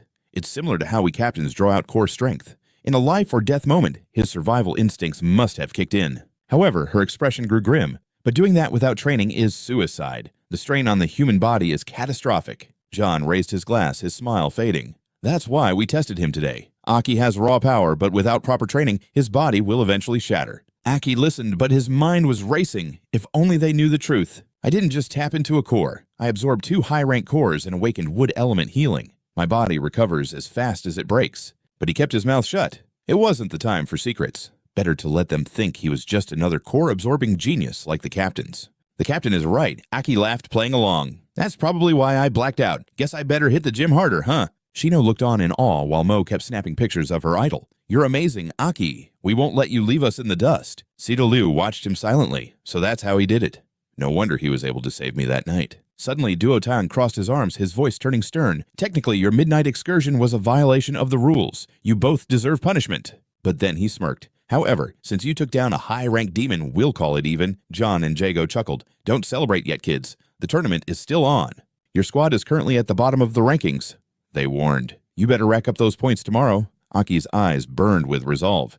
You bet. Because our goal isn't just to catch up, it's to take the #1 spot. A month flew by since that demonic incident. Point competition among the squads reached a fever pitch. With everyone hunting A-rank missions for more points, even securing a simple quest became nearly impossible. After consulting with Situ Liu, the team decided to find a fat sheep to challenge for points. Their target was none other than the notorious Black Spear Squad. The Black Spear captain was stunned by the challenge. Staking points! He scoffed with pure arrogance, looking down on them with utter contempt. Did you forget what happened last time? Before he could finish, Situ Liu cut him off. Less talk. 10 points, solo. Masking his greed, the captain instantly agreed. 10 points. That's an A-rank reward right there. Quite a gamble. He smirked. Too bad your ace captain Tang Kan isn't here to save you this time. It was time to settle all old scores. Bloodlust filled the Black Spear Squad's eyes as they prepared. Soon, news of the duel drew a massive crowd to the town square. Newbies challenging veterans for points. Are they serious? 10 points in one go. These rookies have no idea how the world works. They probably haven't even seen a real demon. They must be desperate for quests to resort to this. Interesting. Black Spear isn't a joke. Where do they get the nerve? The redhead glared at the 2 girls on stage, but Aki remained completely unfazed. As the crowd swelled, the captain taunted, regret is still an option. Don't say we're bullying rookies. Aki just glanced over. Captain, why aren't you stepping up? The redhead played the fairness card. You're sending girls out. If you lose, don't use that as an excuse to keep your points. He gestured to Sister B. Our vice captain is also a woman. Beating you with her should save you some dignity, right? Aki let out a dry laugh. Is that so? I'd suggest you don't underestimate our captain. Aki's eyes flared with a golden light as he warned the redhead. She's far from an ordinary girl. Tae snapped photos rapidly. Ah, Situ Liu is starting. Situ Liu lunged forward, seizing the initiative. Blue demonic energy erupted from her core, aiming for a swift victory. End this quickly. Those 10 points are mine. Sister B barked, still favoring her trash-talking tactics as the battle began. So you're the unsmiling Rakshasa of the Situ family. Situ Liu focused her blue core energy into her sharp weapon. Time to see if the rumors are true. Wasting no time, Situ Liu charged with terrifying speed. In a flash, she unleashed a devastating punch, forcing Sister B into a desperate guard. Sister B gritted her teeth. Isn't she a green core healer? How is she as fast as a blue core agility type? Sister B felt a strange sensation. Situ Liu was channeling energy directly through her contact point. Before she knew it, her weapon was slapped away. Success. Situ Liu thought calmly. Everything was proceeding exactly as she had calculated. These veterans rely too much on teamwork. In a solo duel, their offense and defense are chaotic. They've sacrificed individual prowess for the sake of the squad. Sister B tried to retaliate, but her muscles seized up under the energy surge. Situ Liu focused power into her palms, exposing her center a fatal gamble in any fight. She shot forward like an arrow. Her fingers struck Sister B's pressure points with surgical precision, leaving her opponent completely paralyzed and unable to counter. The redhead couldn't believe his eyes. Perfect strikes to the muscles and joints. In an instant, Sister B collapsed, utterly defeated. Situ Liu looked down coldly. Body arts are the Situ specialty. She tossed her hair and walked away. Good game. The crowd erupted in shock as her teammates rushed up. Situ Liu really is the top prospect of the rookies. Her squad must be riding on her coattails to get this far. The unsmiling Rakshasa is incredible. In a test of pure martial arts, I doubt anyone can match her. Tae smirked at the redhead. Don't forget to transfer those 10 points. Fuming with rage, the redhead glared. Damn it! Situ Liu is tougher than she looks. He stepped up, challenging Aki Group. I'm next. Do you dare? 20 points. Situ Liu's eyes sparkled, though her expression remained cold. She eagerly reactivated her demon core. 20 points was a juicy prize, but Aki stopped her. Captain, you just fought. Go ahead and take a rest. With absolute confidence, Aki pointed to himself. I'll take it. This infuriated the redhead, who pointed a trembling finger back at Situ Liu. You're a nobody get lost. I only duel captains. Aki just watched him smiling as if he were witnessing a hilarious comedy show. She is my captain, so shouldn't you beat me before earning the right to face her? Aki shrugged dismissively. Or are you too scared to even fight me? I'm ready whenever. Behind the redhead, his team whispered about the obvious provocation. Finally, he pointed a finger directly at Aki, his voice dripping with malice. Fine, I'll beat you so hard your own mother won't recognize you. His squad groaned he'd taken the bait. Tae cheered as Aki stepped onto the arena. He's up. Got the camera ready. As Aki and the redhead faced off, the crowd pressed in. With a surge of power, the redhead manifested a lethal-looking firearm. I'm using air pressure training rounds, he boasted arrogantly. You won't die, but this will hurt like hell. Aki looked on intrigued. So training ammo exists now. Impressive! In his past life, marksmen had to use live rounds on the battlefield to improve. Aki stepped forward, his expression unreadable, but radiating a mysterious confidence. Then you better aim carefully. Someone in the crowd let out a wild whistle. His aim is legendary among the veterans. Don't embarrass yourself, kid. The crowd laughed. The redhead narrowed his eyes, his patience wearing thin. Confidence is good, but let's see if you can back it up. He took a combat stance. I'll let you use any weapon you want. What's your choice? I wouldn't want people saying I bullied a rookie. Aki pondered for a moment. A weapon, maybe a standard combat dagger, would suffice for now. His gaze grew distant, longing for his past life's weapon. That unique blade was his truest comrade. He wondered if it still rested in that forgotten place. Shaking off the nostalgia, Aki rubbed his hands together. Never mind, is it okay if I just use my fists? The redhead froze. What fists? The Black Spear Squad gasped in disbelief. Fists? Is he insane? The redhead burst into a mocking laugh, leaning back. You actually wanted to fight me barehanded. Are rookies really this cocky these days? I gave you a chance, kid. Since you chose to fight empty-handed, don't expect any mercy. Aki just looked annoyed. This guy talks too much. He needs a silencer for that mouth. Suddenly, his opponent's voice turned deadly serious. But let me warn you, even a lion uses its full strength when hunting a rabbit. His eyes flared with a sharp warning. I'm taking back every single point. Aki remained calm, radiating pure confidence. Good. You better bring everything you've got. Below, Shino wondered how the crowd would react if they knew Aki had soloed a high-tier demon. Tomoe nodded in agreement. This showdown was exactly what they had been waiting for. Situ Liu looked solemn, her heart heavy with unspoken thoughts. Defeating a captain from the Radiant Hall was no small feat. It demanded everyone's attention. Is he truly more talented than me? Sidulu began to doubt herself. As the captain, I can't afford to be weaker than my own teammates. Her face flushed red as she recalled her father's words while looking at Aki. No, now isn't the time for distractions. The scene shifts back to the arena. The referee gave the signal, and the target lunged forward instantly. His speed was incredible, leaving a trail of afterimages and dust in his wake. Range is king. I'll shred you with a hail of bullets before you can even get close to my face. Situlu noticed his strategy. Immediately he was using footwork to find the perfect angle. Aki realized the captains already knew his strength, so there was no point in hiding. His expression was unreadable, but his goal was crystal clear. I'm taking the top spot in this exam. His fighting spirit surged to life. To suppress the demon within, I must reclaim my peak strength as fast as possible. I have to surpass who I was in my past life. Aki's speed exploded, and the target felt a sudden chill of danger. He raised his weapon to aim, but Aki was already a blur. You're asking for death. I told you I wouldn't hold back. He unleashed a high-pressure air shot directly at the approaching youth. Not bad power, but I need to save my strength for the demon later. Aki ghosted to the side, dodging the blast with ease, as his eyes glowed with intent. The opponent didn't flinch quickly, prepping his next move. He's coming right at me. He chambered another round and opened fire, taunting Aki with every shot. My right hand is just the bait. You idiot. 3 high-speed projectiles streaked through the air with terrifying precision. These tracking rounds are impossible to dodge, even for high-tier agility demons. He smirked, knowing that if one hit, the rest would follow. Aki focused his energy, realizing this was the perfect test for his current abilities. He had provoked this fight for exactly this reason. Like flowing water, Aki elegantly twisted his body to evade every single bullet. The crowd gasped in shock. How could his movements be so fluid and fast? It was like trying to catch a ghost. The opponent stumbled, unable to believe his ultimate technique had been evaded so easily. Damn it, I didn't want to use my trump card just to win this. Aki closed the distance in a flash, moving faster than the eye could follow. From the sidelines, an analyst broke down the battle. The captain's weapon stores massive energy to fire a single devastating point-blank blast. The opponent shoved his gun forward. Let's see you dodge this high-precision explosion at 0 range. Aki clenched his fist, having already predicted the trajectory. Suddenly, mystical vines erupted from the ground, snaring the shooter. Wait, what? The blast went wide, soaring harmlessly into the sky. The crowd was stunned. The Black Spear captain missed. Seizing the opening, Aki lunged and struck the weapon from his hand. The opponent's balance shattered instantly. Aki didn't stop there, delivering a devastating kick straight to his midsection.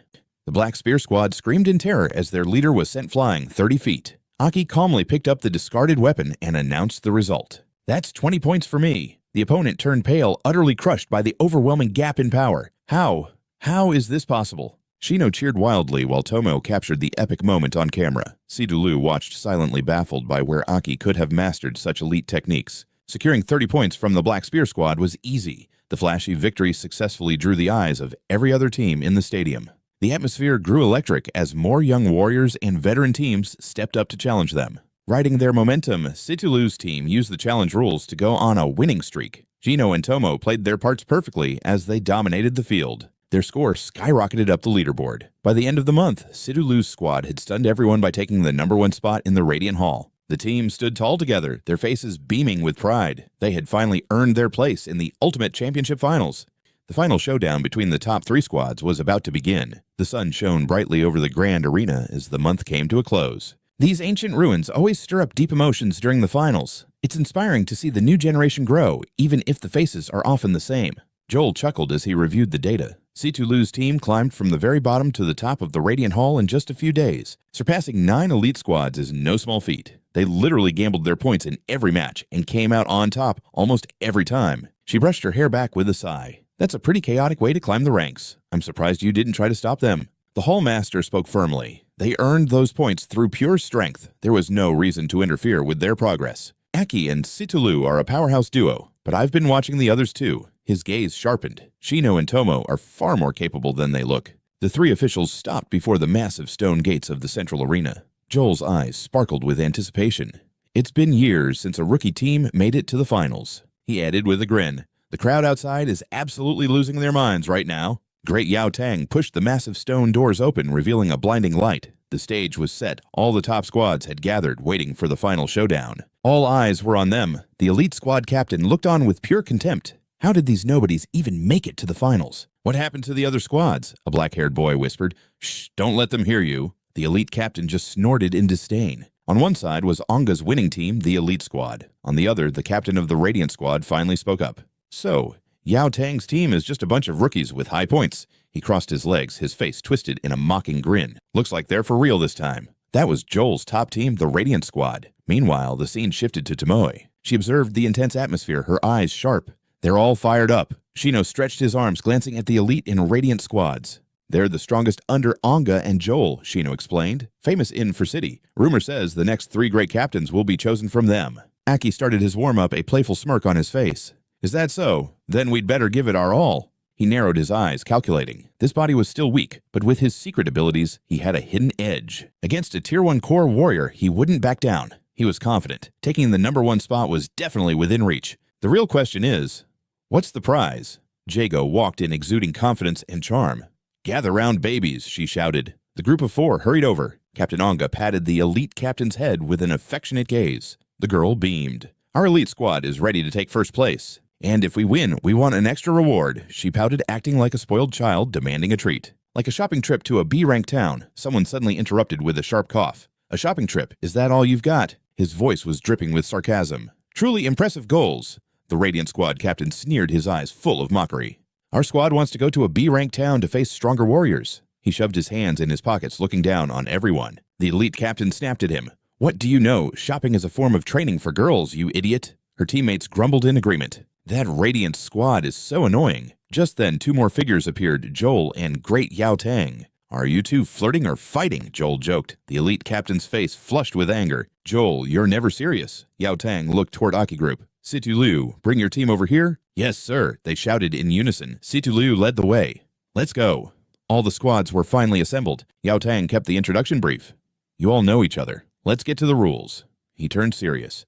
The finals have 2 stages, team battle and individual challenge. Total points decide the champion. Jago stepped in to continue. The specific rules will be revealed at the start of each phase. To fire you up, here's a sneak peek at the rewards. She winked. I know you've been dreaming about this, and it won't disappoint. Joel threw his arms out wide. As requested, the winning squad gets a 1-week study trip to a B-rank city. The crowd erupted in cheers. No way, a real B-rank town? That's incredible. We have to win this. All those missions were worth it. Shino turned to Tomoe. A B-rank town. What would you do there? Tomoe looked at her old camera. Get a better camera, obviously. Yao Tang announced the drawing of lots. The crowd kept whispering.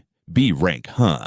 The rewards are huge. I heard they have way more stuff than our C-rank city. As the captain stepped up, the excitement grew. Is it far away? I heard B-rank towns have Tier 2 core warriors. The murmurs continued. Tier 2, are they stronger than our 3 captains? Theoretically, yes. I can't wait to see a Tier 2 warrior. While everyone was buzzing, Aki remained silent. He leaned his chin on his hand, lost in thought. Half a century later, so much had changed. Ranks in his day, you just fought to survive. Aki was deep in contemplation, his expression turning grim. Shino had mentioned for City was C rank, the lowest level. Then came B and A. Towns were ranked by the power of their warriors. Tier 1 and 2 meant C rank. Tier 2 and 3 were B rank. Tier 3 to 5 meant A rank. A vision of a glittering metropolis filled Aki's mind. The one who decided these ranks was the only S-rank city, Dawn City, the heart of the Lands of Hope. Aki memorized the location. Hope City was massive home to Tier 5-6 and even the legendary Tier 7 warriors. A vision of a marked warrior appeared the peak of human military might. Aki compared it to his old home,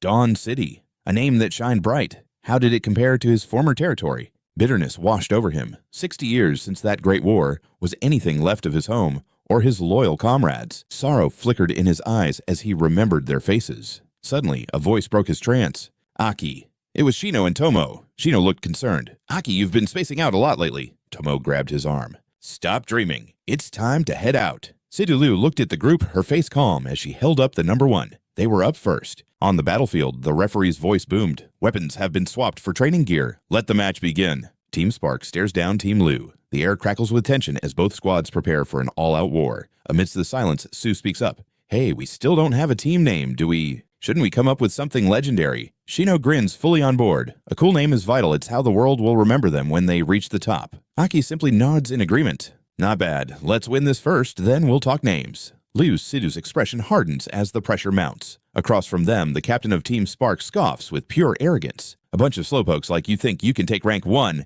He barks orders to his squad, his brow furrowed in annoyance. Listen up, pick your targets. I'll handle that Lu girl myself. Roger, Trade, and the squad roars in unison. The referee signals the start, and a thunderous command echoes through the arena. The teams scatter instantly, the battle finally ignited. Lu Situ's mind races, analyzing the enemy's formation in an instant. Are they really going for a solo-focused strategy? Such a tactic is lethal when you have overwhelming power, but she isn't intimidated. Her eyes sharpen with battle intent. Formation Alpha, move out. Team Lu surges forward like a tidal wave. Aki watches the chaos unfold, his analytical mind working overtime. It looks like Lu has already seen right through their play. In this scenario, taking down their captain is the fastest path to victory, Aki predicts silently. The fatal flaw of their solo play style is that they're all fighting isolated battles. If the leader falls, the rest will lose their will to fight. Aki watches Lu Situ's back as she leads the charge. Her tactical judgment is top tier. Wait, are they targeting our captain? Team Spark realizes the trap too late. Fall back, encircle them, change tactics, protect the leader at all costs. Objective Lu Situ. 3 enemies suddenly lunge at her from the shadows. She remains calm, holding her ground, while her teammates provide perfect cover fire. Shino and Tomo explode forward, shattering the enemy's encirclement. The Spark captain grits his teeth, realizing he's been baited. Don't you dare look down on me! He slams his foot into the earth, bracing his body. He's ready to shatter Lu Situ's momentum with a single devastating counter. Lu Situ descends from above, staff in hand. The Spark captain lunges forward with a predatory glint in his eyes. He leaps into the air, aiming a lethal strike directly at her. Eat this dark Zen radiance. Lu shouts a warning to her squad. Eyes shut now. She focuses her mana into a blinding burst of light that engulfs the entire battlefield. The technique is overwhelming. A flash of pure white light explodes, forcing every fighter to shield their eyes from the searing brilliance. Master Jue shields his eyes from the wall. That brat and his reckless habits. In a duel, it's a trump card. In a team fight, it's a liability to his own comrades. I've told him 1,000 times, but he never listens. Sometimes you have to taste bitter defeat before you truly change. The Spark captain smirks, his sword spinning in a deadly arc. Don't act tough against my Zen-light little girl. Once I crush you, your team's spirit will shatter. I don't care about your noble bloodline. He swings for the kill, but Aki suddenly intercepts the blade. Did you ever stop to think that you're blinding your own team, too? Aki's leg flashes out like a whip, connecting with the captain's shoulder with bone-shattering force. The impact sends him spiraling backward across the arena. What the since when did the four-eyed kid have waterform goggles? The Spark captain snarls, clutching his shoulder. Aki doesn't answer, only offering a chilling, knowing smirk. Abandoning your teammates is never a smart move. These water lenses refract light, making your ultimate flash completely useless against me. Lu Situ stares at Aki in pure shock. When did he... Aki glides past her, his voice low and confident. He's all yours now. Finish him. She looks at her struggling opponent, who's still reeling from the hit. Aki really set the stage. He moved while everyone was blinded. He's incredible. Lu Situ pivots, charging toward the Spark captain. He snarls, bracing for the impact. You think you can just rush me? I'll take you down with me. Suddenly his arm goes limp. My shoulder. It's dislocated, defenseless. He takes the full, devastating force of Lu Situ's final strike. You were right about one thing, Lu says coldly as she lands. Speed is everything. Meanwhile, Aki is casually dismantling the rest of the enemy squad. He effortlessly supports Shino and Tomoe, guiding their movements. Both are natural-born talents, and under Aki's lead, they're becoming an unstoppable force. A heavy thud echoes. Lu Situ stands tall over her fallen foe. Your captain is defeated. Do you still wish to fight? The remaining enemies collapse, utterly drained. It's over, Master Ju notes from the ramparts. Just as expected, Ju's eyes remain fixed on Aki. That guy, he hasn't even revealed his true power yet. The captain of Team Essence is stunned by the result. They actually lost. Was it really because of that Lu girl? Is she truly that monstrous so? The Spark captain hangs his head in shame. We let our guard down for a single moment, and that was the end of it. You're next. As a longtime rival, here's a warning: watch out for Aki. The Essence captain falls into a grim silence, her mind racing. Damn it, he's already getting in my head. Jago's voice booms across the field. Team Lu versus Team Essence training weapons only begin. The Essence captain charges, immediately rallying her squad with a shout. Don't let Spark's failure shake your resolve. Stick to the training. Don't let them break our formation for even a second. Aki focuses his intent mana swirling around his fist. All my strength into this one. He slams his hand into the earth and the ground shatters like glass. Perfect. The dust will hide my next move. Aki smirks through the debris. A sudden lightning-fast strike leaves Team Essence completely blindsided. Where did these vines come from? Aki chuckles to himself. It seems the elemental powers I absorbed from that demon have quite a few uses. Waterwood. I wonder what's next. Shino now, Aki transforms into a blur of motion, surging toward the heart of the Essence squad. Scatter, regroup at point B. The Essence Captain screams. Damn it, he's forcing us into chaos, Tomo, and Lu see to pounce on her simultaneously. She barely manages to block their combined assault. I need backup now. But Aki is already there, ruthlessly cutting off her reinforcements. The Spark Captain's warning echoes in her mind. You're next. Watch out for Aki. He isn't just a fighter. He's the one controlling the entire board. Her thoughts are cut short as Tomo's blade flashes before her eyes. Thinking you can ignore us is a mistake, she hissed with venomous pride. I'm an agility type after all. Tomoe countered with a smirk while striking. Agility? I'm the same. A single move. Later her foe was paralyzed as the crowd roared in victory. Impressive work, Tomo. A voice called from the ramparts. The team battle went to Liu Quan, but the individual trials were just beginning. The elite squad leader and the Flash squad captain stepped forward. Both were dead serious, radiating a cold, murderous intent. They pointed at Aki simultaneously. Choose your opponent. Ji-Du stepped out. I'm challenging Aki of the Liu squad. Individual duels were strictly one-on-one. Aki didn't hesitate for a second. I don't care who goes first. To save time, just come at me together. He stood his ground, issuing a legendary challenge. At the center of the ring, Aki faced them both alone. He calmly tightened his gloves, preparing for an epic clash. Final round. Time to actually try, he thought. The Flash captain scowled in fury. Ha! It seems this brat is looking down on us. The elite captain donned her goggles, standing ready. I'll make him regret his arrogance. She declared, her fists clenched white. Zago stood atop the wall, overseeing the match. The rules are simple. Surrender or lose consciousness, and the match is over. She raised her hand, signaling the start. Let the challenge begin. The moment she spoke, the two captains split up instantly. They lunged toward Aki as the Flash captain yelled, "Stick to the plan!" The elite captain glared back while moving. Stop nagging, I haven't forgotten a thing. Aki stood still before exploding with power, shattering the ground beneath him. His eyes flared as he charged the Flash captain like lightning. Panicked, the elite captain screamed, "Watch out! Do you think I'm useless?" Her partner roared, channeling a blinding red light into his palms. Don't underestimate me, bastard. The elite captain gasped, her heart racing at the sheer intensity of his sudden power. Was the flash flare part of the plan already? She remembered their secret meeting just before the match started. Listen, the Flash captain had told her, we must unite to win. This is our only shot at reaching a B-rank city. I have a flawless strategy, he whispered, presenting a pair of specialized lenses to the elite captain. Wear these tactical goggles. They are custom-made to block out the intensity of my blinding light. While he's blinded by my flash, you'll strike his vitals and finish him off instantly. She took them without a moment's hesitation. You're giving me such high-end gear, that's hard to believe coming from you. He narrowed his eyes with grim determination. Aki is a monster. We must cooperate. My light will be the signal. Back in the present, the Flash captain unleashed his technique. A supernova of light erupted from his hands. He lunged at Aki, who shielded his face. No escape now. This is 5 times the power of my flash flare. The audience averted their eyes in agony.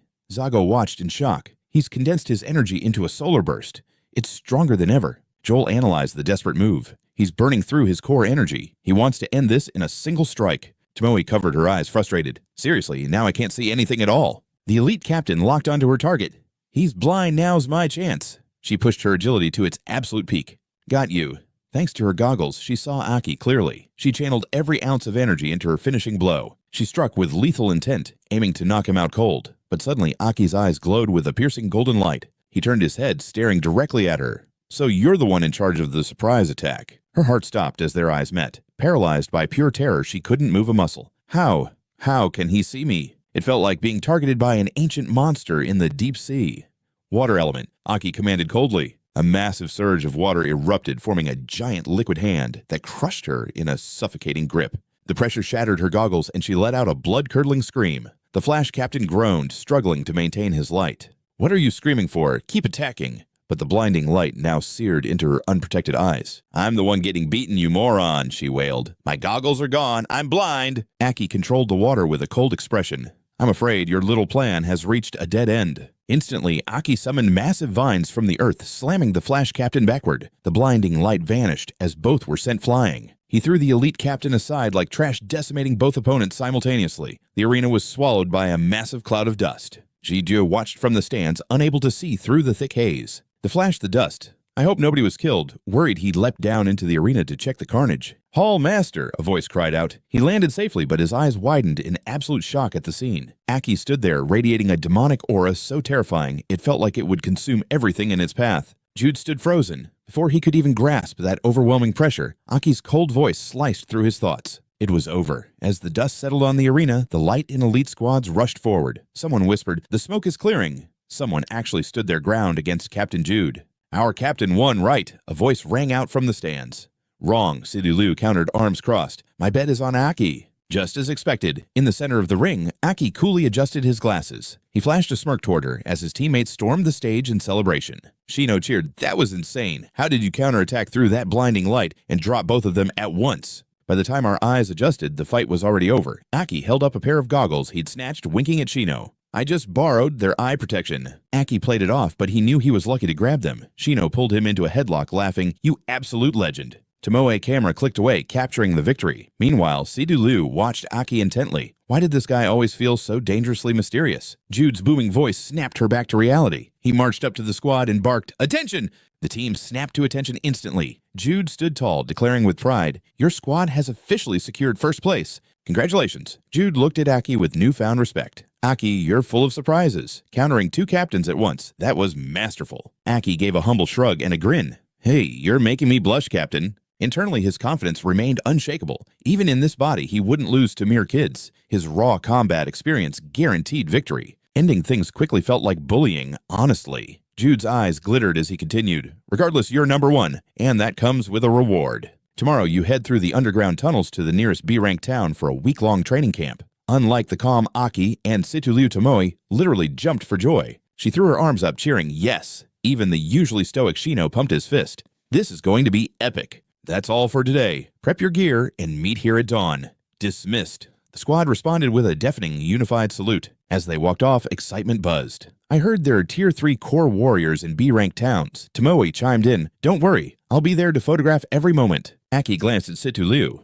"Hey Liu, anything special you want to do once we hit the B-rank city?" "I'm considering it," she replied coolly. Watching them leave, Jude muttered, "That Aki is a monster. If he truly went all out, even we might not stand a chance." Jude turned to Zoe, hesitant. "He doesn't belong here." He watched Aki retreating figure. "He's destined for greater things. I'll lead them through the underground passage myself." Zoe nodded thoughtfully. "Good call. It's far safer than the surface routes right now." Zago crossed his arms, his brow furrowed. "Stay sharp. Occasionally even rank 0 demons wander into those tunnels by mistake." Despite being a Tier 1 core warrior, Jude's confidence was absolute. "Don't sweat it. I'll slaughter any rank 1 demon that dares show its face. Honestly, those 4 could handle it themselves." The underground passage, a labyrinthine relic of the past, now a desolate shortcut between towns. Deep within the shadows, a terrified warrior sprinted for his life. Behind him, a sinister crimson light closed in. In a heartbeat, the glow materialized into a clawed hand, silencing his screams instantly. A massive blood-red hand with obsidian talons casually lifted the severed head of another victim. Human warriors. So boringly weak. The fiery red demon grunted, scratching its head. It tossed the corpse aside, pacing the dark tunnels like a caged beast searching for an exit. "Lost?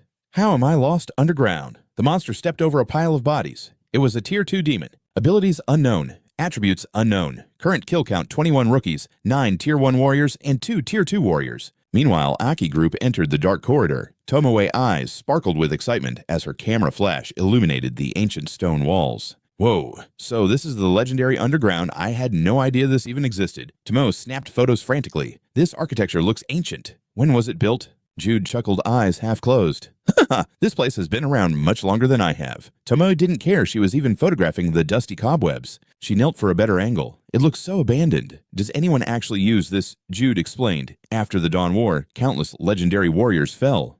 The ranks of the elite were decimated. Without them, we couldn't expand our territory, and the vital energy crystals we need to survive began to vanish. Without those crystals to power the grid, this massive network of tunnels was slowly swallowed by the darkness of neglect. This very path was constructed during the era of the great King Aki." Suddenly, everyone in Situlu's squad turned to stare at their teammate. Aki, walking at the back, looked completely unfazed. Tomoe teased, "Wow, Aki, built by a king with the same name as you. Talk about a coincidence."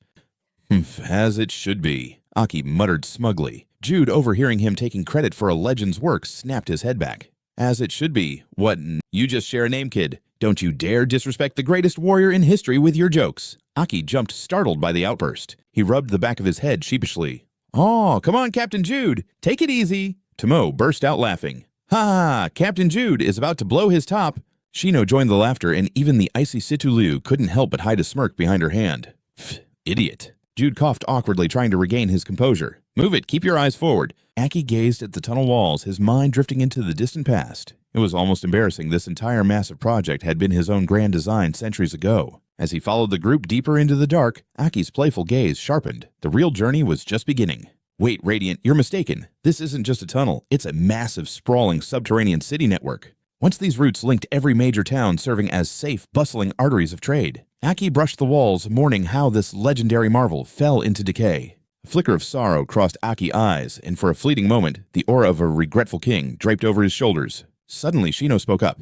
Radiant, is this energy crystal the same as the demon cores we have in our chests? Radiant nodded. Exactly. Think of it as a concentrated mass of demon cores. A single core powers a warrior like us. Refining multiple cores was once a dream, but after countless failures, they successfully synthesized these massive high-tier energy crystals. These energy crystals provide the vital power needed to run our modern cities today. Functioning like ancient electricity high-tier cities, organize hunts to collect demon cores, refining them into crystals for distribution across sectors. It flows from the S-rank center down to A, then B, and finally C, Radiant explained as he led the way forward. We're heading to B-rank City PE to broaden your horizons and collect the energy quota for our town FF. Mo asked curiously, what happens if a town's core runs out before it's replaced? Radiant turned back his expression, turning chillingly grim. Total annihilation. Team Lu froze in shock. Without energy, the foundations of daily life would simply crumble into nothingness. Crucial defenses and weapons would fail instantly. Defenseless and with no working equipment, people would be forced to abandon their homes. Exile, the ultimate catastrophe for any settlement. The members of Team Lu were visibly shaken, breaking into a cold sweat. Radiant let out a laugh. Haha, don't be so tense. Our town is small and our needs are modest. We have a 3-month reserve and visit City PE monthly. This trip is just a precaution. Relax. Mo pouted, thinking the captain was being dramatic. Blade Radiant's tone sharpened. But stay sharp. You need to be prepared for what's ahead. City PE is a B-rank stronghold. They have several Stage 2 core warriors and even 2 Stage 3 elites. His gaze grew heavy. One of them has a 69% sync rate. Shino gasped, eyes gleaming. Whoa, a Stage 3 warrior at 69%. That's insane. Mo squealed in awe. Aki stood behind them thinking, amateurs, they have no idea a Stage 7 warrior with 96% sync is standing right here. Mo's eyes caught a flash of red on the wall. What does this big red button do? She wondered. As her hand reached out, Aki's voice cut through the air. Stop! Don't touch that! Radiant lunged forward, delivering a sharp bonk to Mo's head. Don't touch anything. Good catch, Aki. Mo rubbed her growing bump, pouting, but the button was just there, begging to be pressed. Radiant snapped the safety cover shut. This is the emergency lockdown switch. It's designed to seal the tunnels during a catastrophic breach. The label screamed absolute seal in jagged yellow and black. Radiant gestured toward the massive bulkheads lurking in the ceiling shadows. See those? Pressing that triggers a massive iron gate to drop instantly. It's a last resort protocol reserved only for the most desperate moments. While the others talked, Aki tucked his hands into his pockets. The systems are still functional. Suddenly, a violent tremor shook his entire soul. His brows furrowed as his gaze sharpened into a blade. A wave of suffocating bloodlust was surging from the darkness ahead. Something was closing in fast. As Aki shifted into a combat stance, Radiant moved to stop him, but the stench of fresh blood hit him. Did Aki sense it before me? Radiant stared at the boy's back, baffled. His own senses shouldn't have been outmatched like this. Was it pure instinct? No time to wonder. Battle stations, drop your gear and hold the line. Radiant barked. Yes, sir, they roared. Moments later, a crimson trail began to snake along the floor of fresh blood. Radiant's heart sank as he looked toward City PE. What's happening?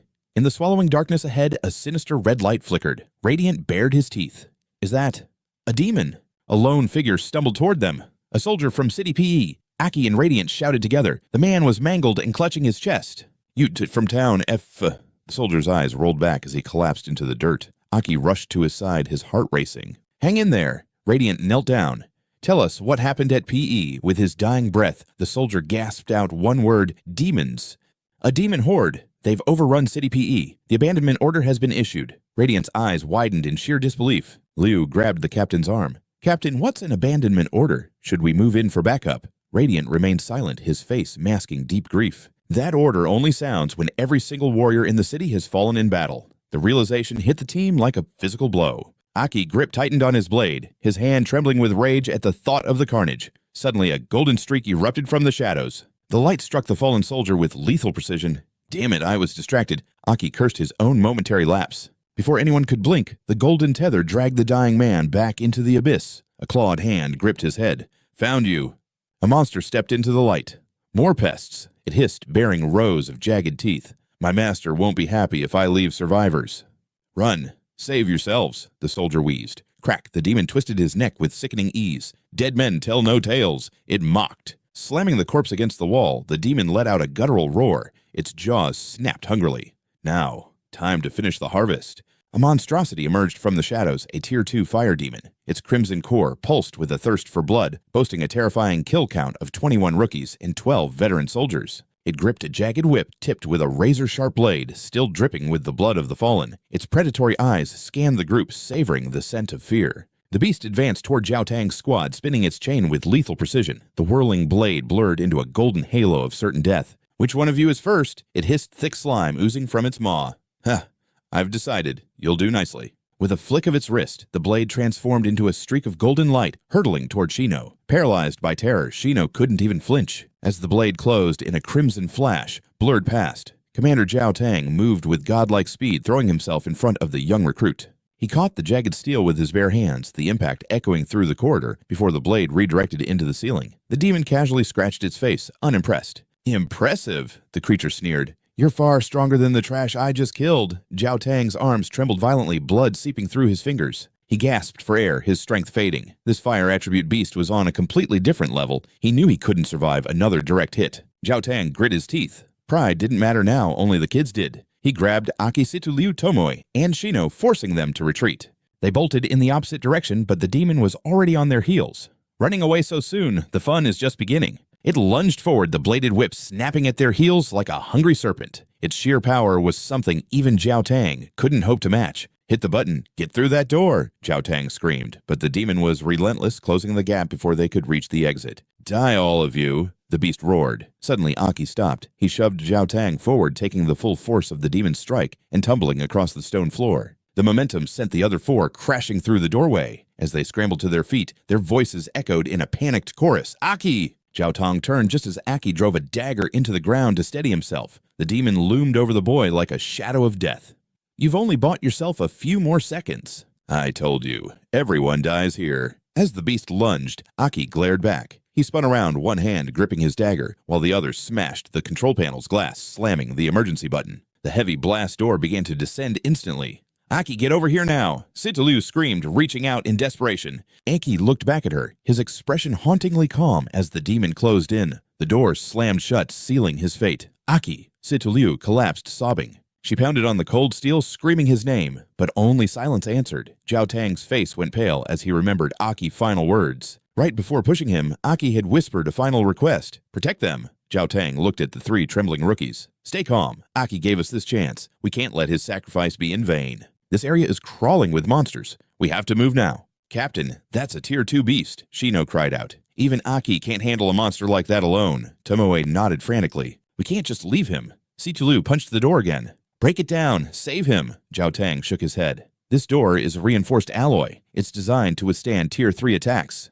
It's impenetrable. We won't even be able to hear what's happening on the other side. So, we just do nothing. Shino's voice cracked. Captain, please think of something, Tomoe pleaded. Is there really no other way? Situ Liu tightened her grip. Let's go back and get Joel or Captain Oga. Give the order, Commander Zhao Tang. Zhao Tang closed his eyes in agony.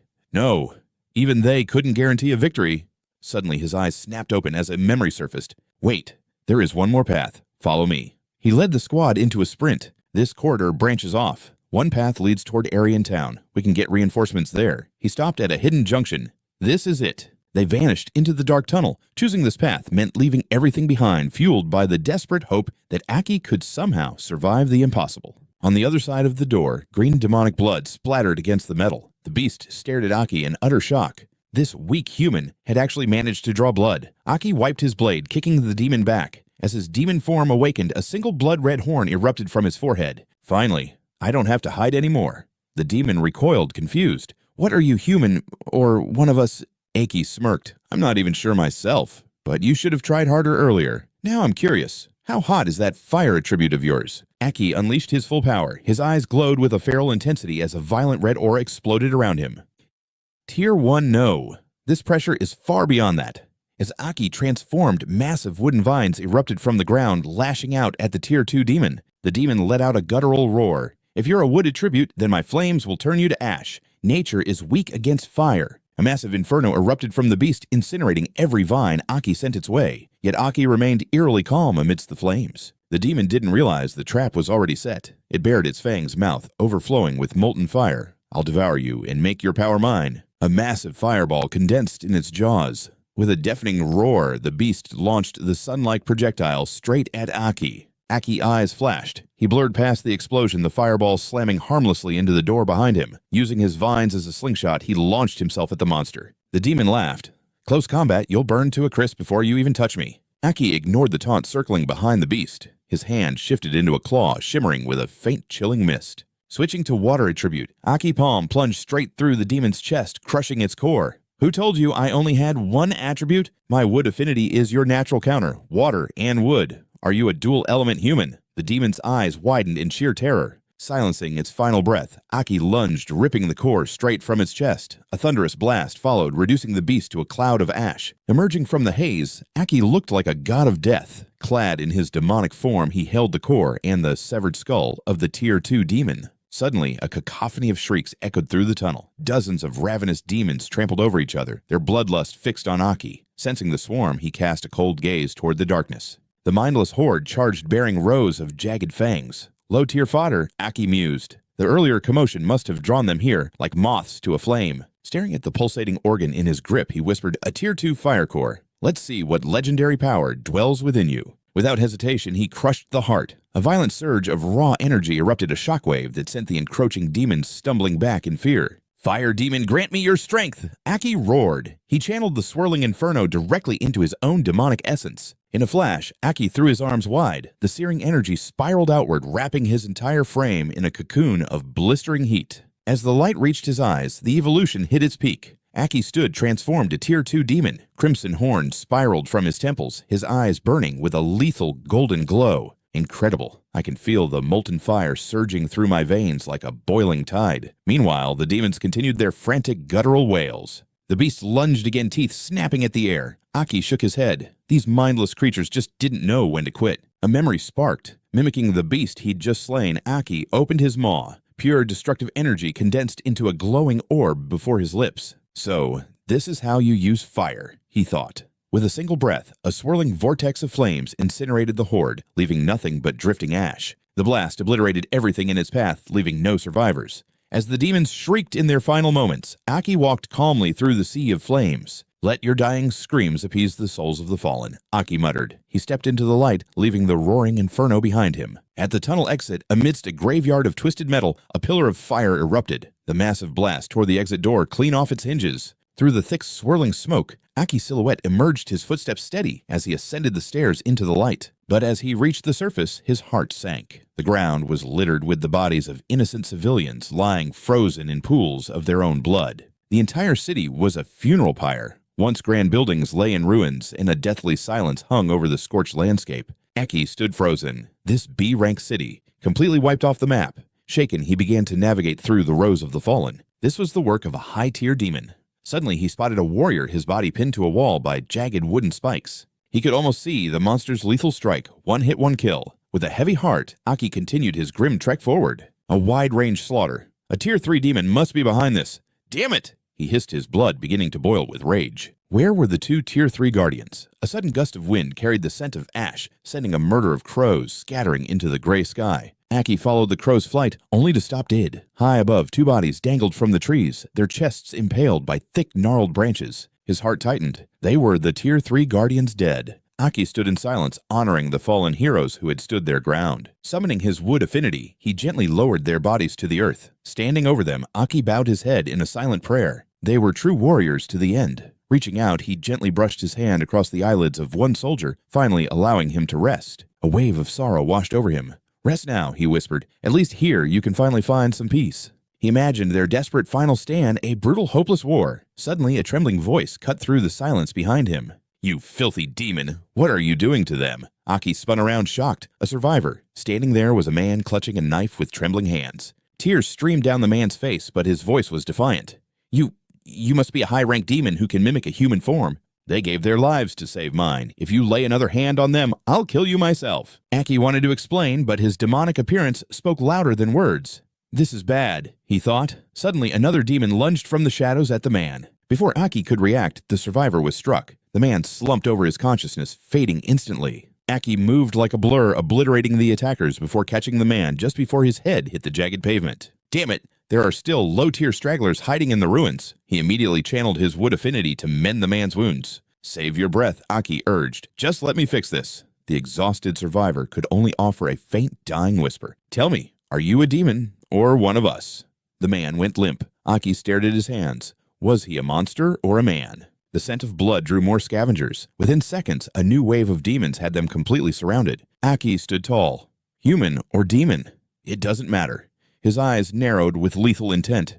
Because one truth remains. Every one of you monsters is going to die. As the horde lunged, Aki new power manifested. Massive wings of pure white-hot flame erupted from his back. He shattered the ground with a powerful leap, launching himself like a solar flare into the very heart of the enemy formation. Soaring high above, he rained down a barrage of devastating fireballs, purging the earth of the demonic filth below. Aki landed gracefully, glancing back at his trail. He realized his flame burst wasn't just for mobility, it could trigger devastating explosions. No flight yet? Unfortunate. He turned his sights back on the demon horde. Let's see how you handle this. The monsters were helpless as he launched them skyward. In a flash, Aki surged upward, seizing a hovering demon by its throat. He channeled raw heat into the beast, flooding its body with unstable energy until it glowed with lethal burning marks. Get back to the hell you came from, he roared, slamming it down. A cold, menacing smirk played on his lips. Surprise! The demon hit the ground and detonated with a force that made the very heavens and earth tremble. Aki grinned at the carnage, compressing energy into demons to create living bombs. This elemental power had endless creative potential. Terrified by their comrades' explosive end, the remaining demons shrieked in horror and scattered in a desperate, frantic retreat. Aki's eyes narrowed as he watched them flee. Mercy wasn't an option. He lunged forward like a lethal guided missile. Touching down, he slammed his hands into the earth, erupting twin pillars of fire that reduced the monsters to ash.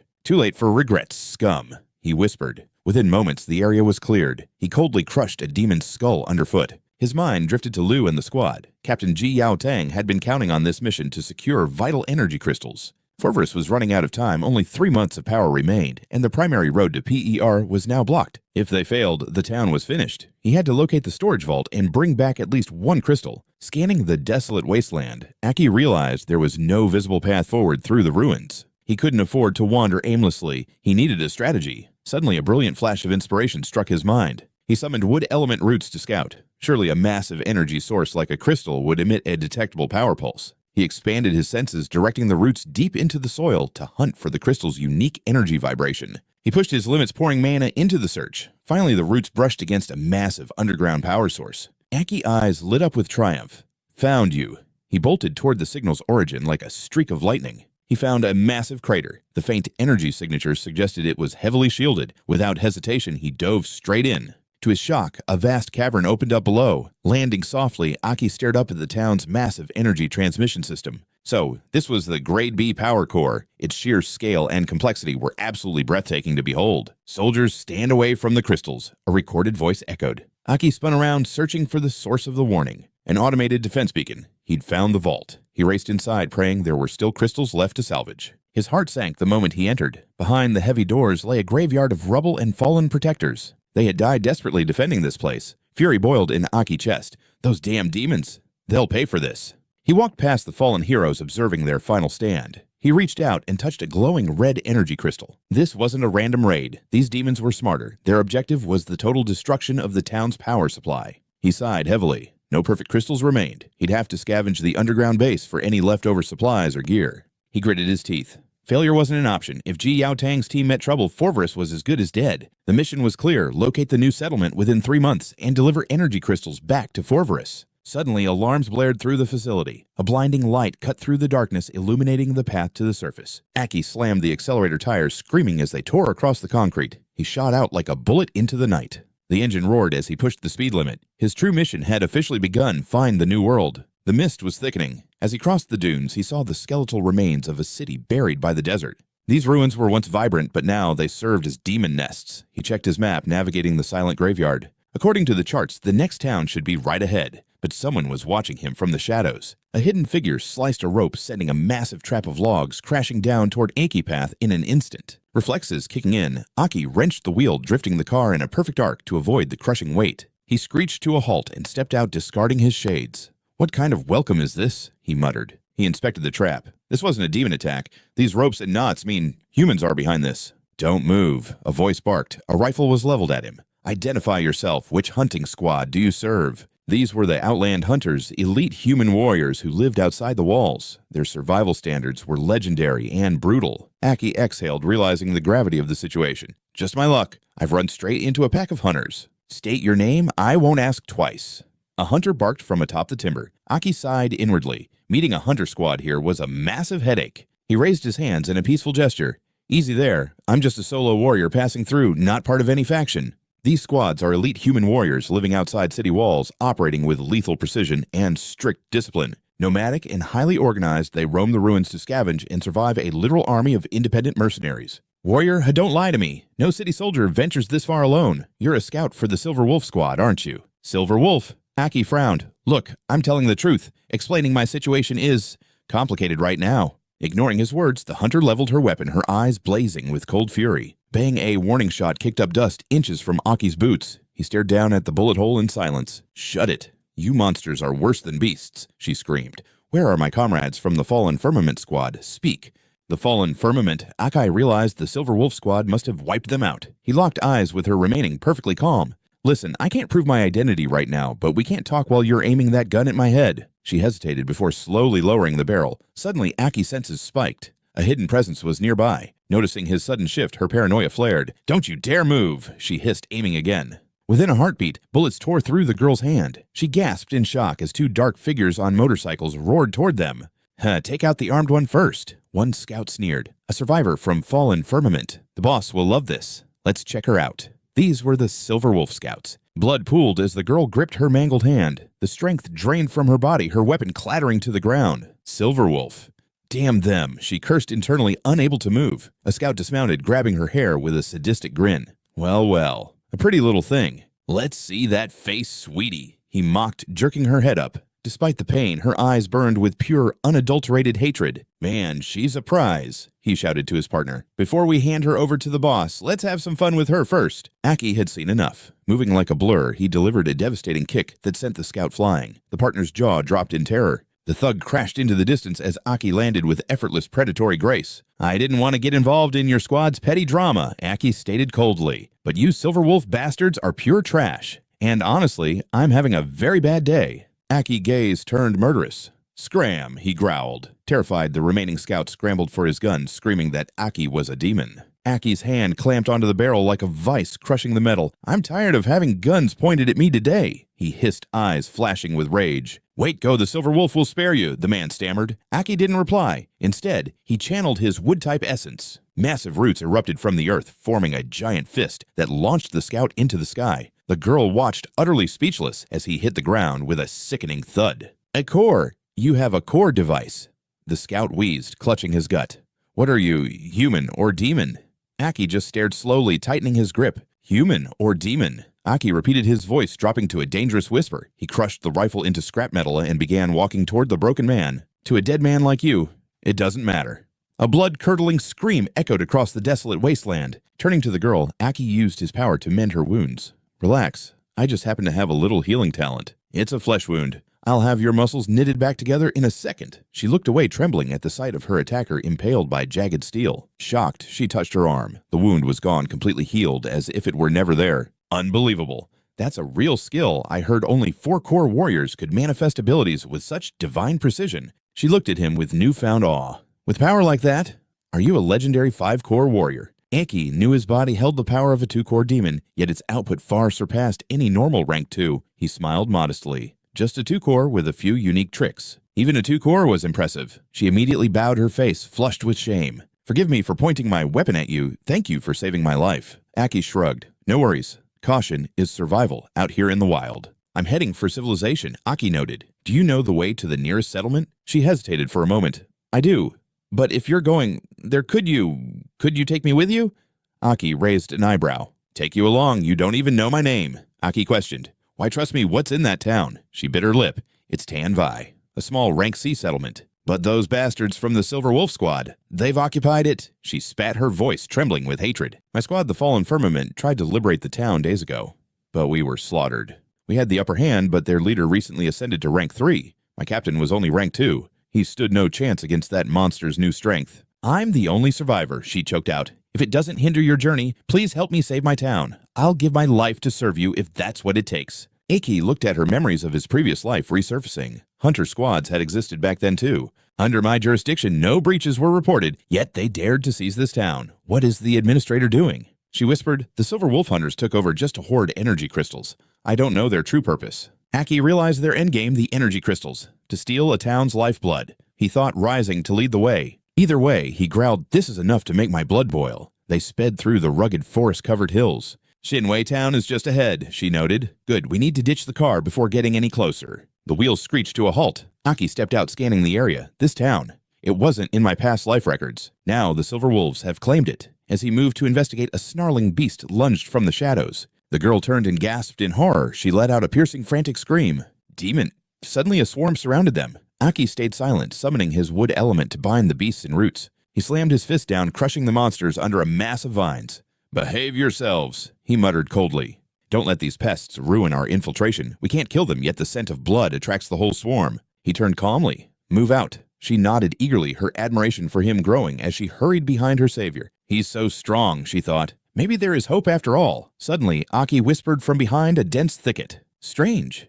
No sentries at the gate, she agreed. Even the main entrance is wide open. It's too quiet. A shadow emerged from the gate. Movement, Aki warned. A man clutching a boy stumbled out screaming for help.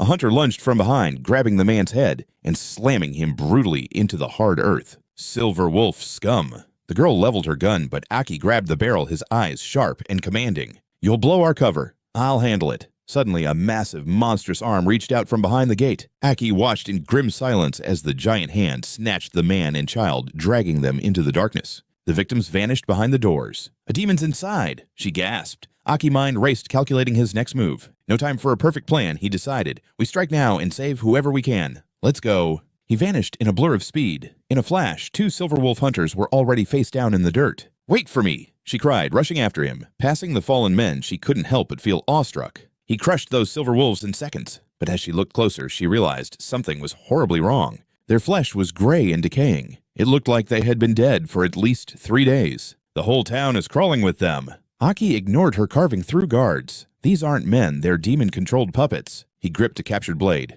If they're already dead, I don't have to hold back. He accelerated. Like a lethal phantom, Aki tore through the ranks with surgical precision before landing softly amidst the wreckage. He examined the strange miasma rising from the corpses. Black threads. A lone puppeteer must be pulling the strings. Purple smoke wafted from a distance. I'll follow the trail. I'm going after that father and son. Search the town for survivors, he commanded. They split up, vanishing into the eerie silence of the ruins. Aki vaulted over the rooftops, landing at an ancient shrine. Every instinct told him the monster was right inside. He kicked the doors open but froze. The man and his boy lay still. They were already gone. Damn it, I was too late, he hissed. Out of the gloom, a pair of glowing eyes locked onto him. Everything here belongs to me, the demon rasped. Living or dead leaving my domain is a capital offense. Step forward, guest. This was a rank 3 purple core demon, a master of illusion and necromancy. Aki stood his ground. Behind the beast sat 3 energy crystals, the prize they were all killing for. Did the hunters lure this monster here? The demon laughed. What are you, intruder, human or devil? Aki met its gaze with cold fury. That purple core, it's as rare and dangerous as the legends say. A purple core grants unique phantom powers. Aki stepped closer. You slaughtered the Silver Wolf hunters too, didn't you? Even their rank 3 captain was no match for you. The demon tilted its head. Who are you? It toyed with the crystals. You want these? Suddenly a shadow blurred across Aki's vision with lethal speed. A second monster lunged from the flank. Aki flipped backward just in time, his heart hammering against his ribs. He steadied his stance. That presence. It was the former Silver Wolf captain, now a rank 3 core puppet. More eyes ignited in the darkness. A legion of corpses emerged. The demon grinned. Welcome the guest, my children. Aki's brow furrowed as he scanned the perimeter. It wasn't just the Silver Eagle hunters. Soldiers from every surrounding town had arrived. The sheer numbers were staggering. Seeing his concern, the stage 3 demon let out a twisted cackle. Welcome to my slaughterhouse. At his command, the soldiers charged at Aki with feral, mindless rage. As the horde closed in, Aki gritted his teeth in frustration. Being a Stage 2 Awakener, facing a standard Stage 3 would usually be a death sentence. But this was a purple core variant. It lacked raw physical power, instead relying on illusionary energy to manipulate the entire battlefield from the shadows. Acting on instinct, Aki channeled his internal mana, erupting into brilliant flames that completely enveloped his fists. He slammed a devastating punch into the earth, unleashing a shockwave of holy fire. The demonic soldiers were incinerated and blown back instantly. With one move, he cleared the field. "You're no ordinary human," the Stage 3 demon shrieked in horror. It tried to command the fallen to rise again, but Aki remained chillingly calm. "It's useless. I've reduced their remains to ash," Aki declared. The demon trembled, its voice dripping with spite. "Damn it, those were my most precious hard-earned treasures." Aki's voice turned cold.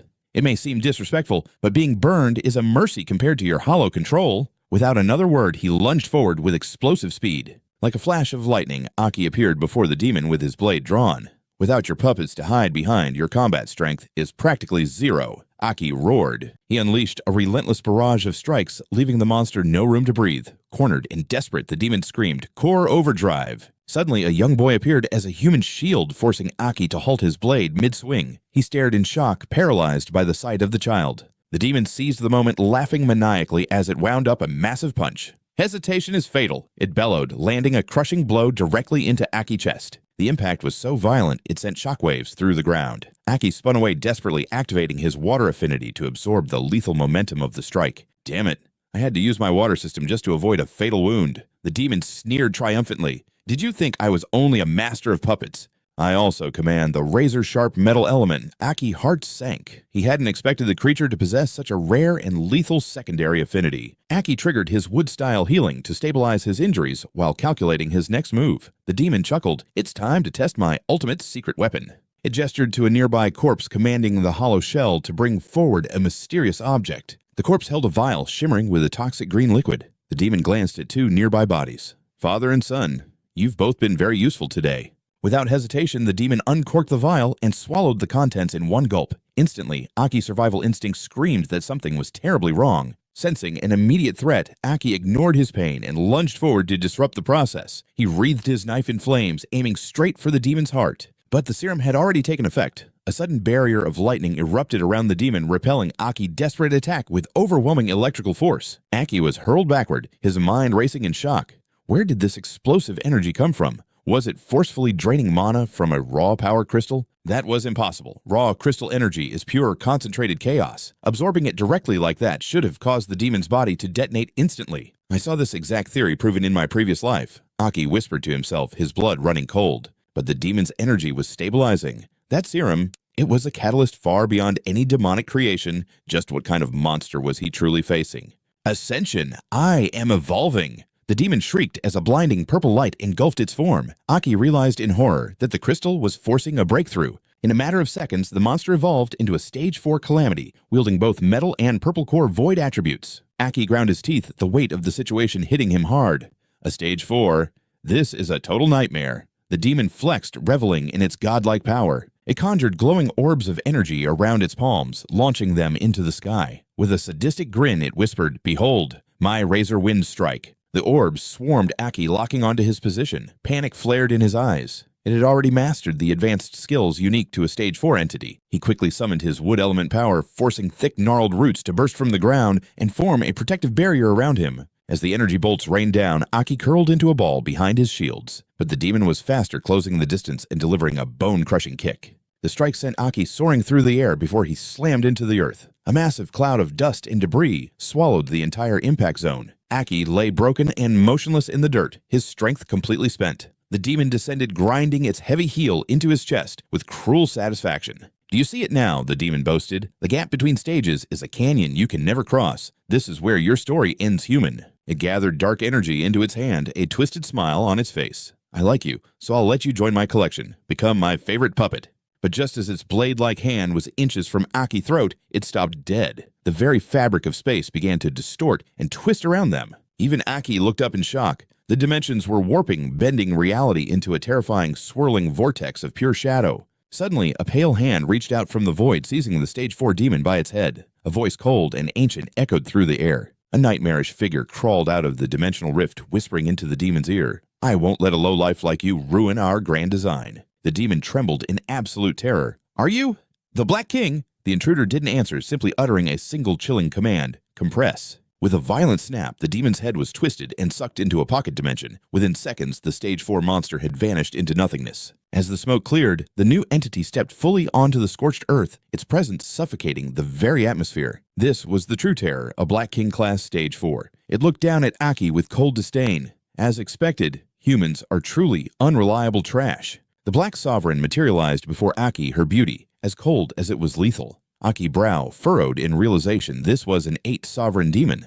This suffocating pressure, it felt exactly like the red entity dwelling within him. Suddenly, a jagged memory of another Black Sovereign flashed through his mind. The Black Sovereign drifted toward him, her voice dripping with disdain. I don't care about you. I only wonder when the Red Sovereign will finally awaken. A weak human who can't even handle a Tier 4 core is truly pathetic. What did you say? Aki spat back, his rage boiling. She pointed a mocking finger at him. For the world's strongest human, your body digests power at a snail's pace. With a flick of her hand, she telekinetically hoisted his broken body into the air. Brandishing a glowing orb, she shrieked, "Stop resisting," and evolved to Tier 4 already. She slammed the orb directly into Aki's chest. He recoiled violently, a strangled gasp escaping his lungs as the foreign energy invaded his soul. Aki collapsed to his knees, staring in horror at his chest. She hadn't just helped him, she bypassed Tier 3 entirely, forcing a Tier 4 demon core into his mortal frame. A split second later, the agony hit. Aki let out a blood-curdling scream, his ribcage feeling like it was being crushed from the inside. My chest.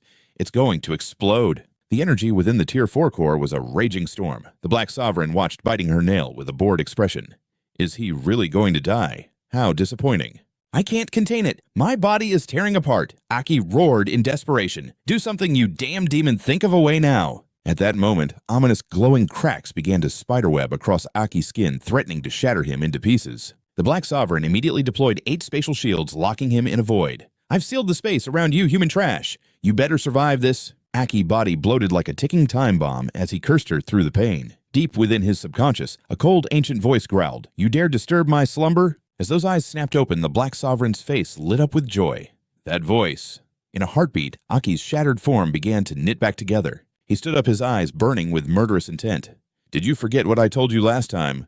With a single devastating punch, he shattered the spatial barrier. The Black Sovereign stood frozen in shock. This wasn't Aki anymore. This was the terrifying manifestation of the Red Sovereign.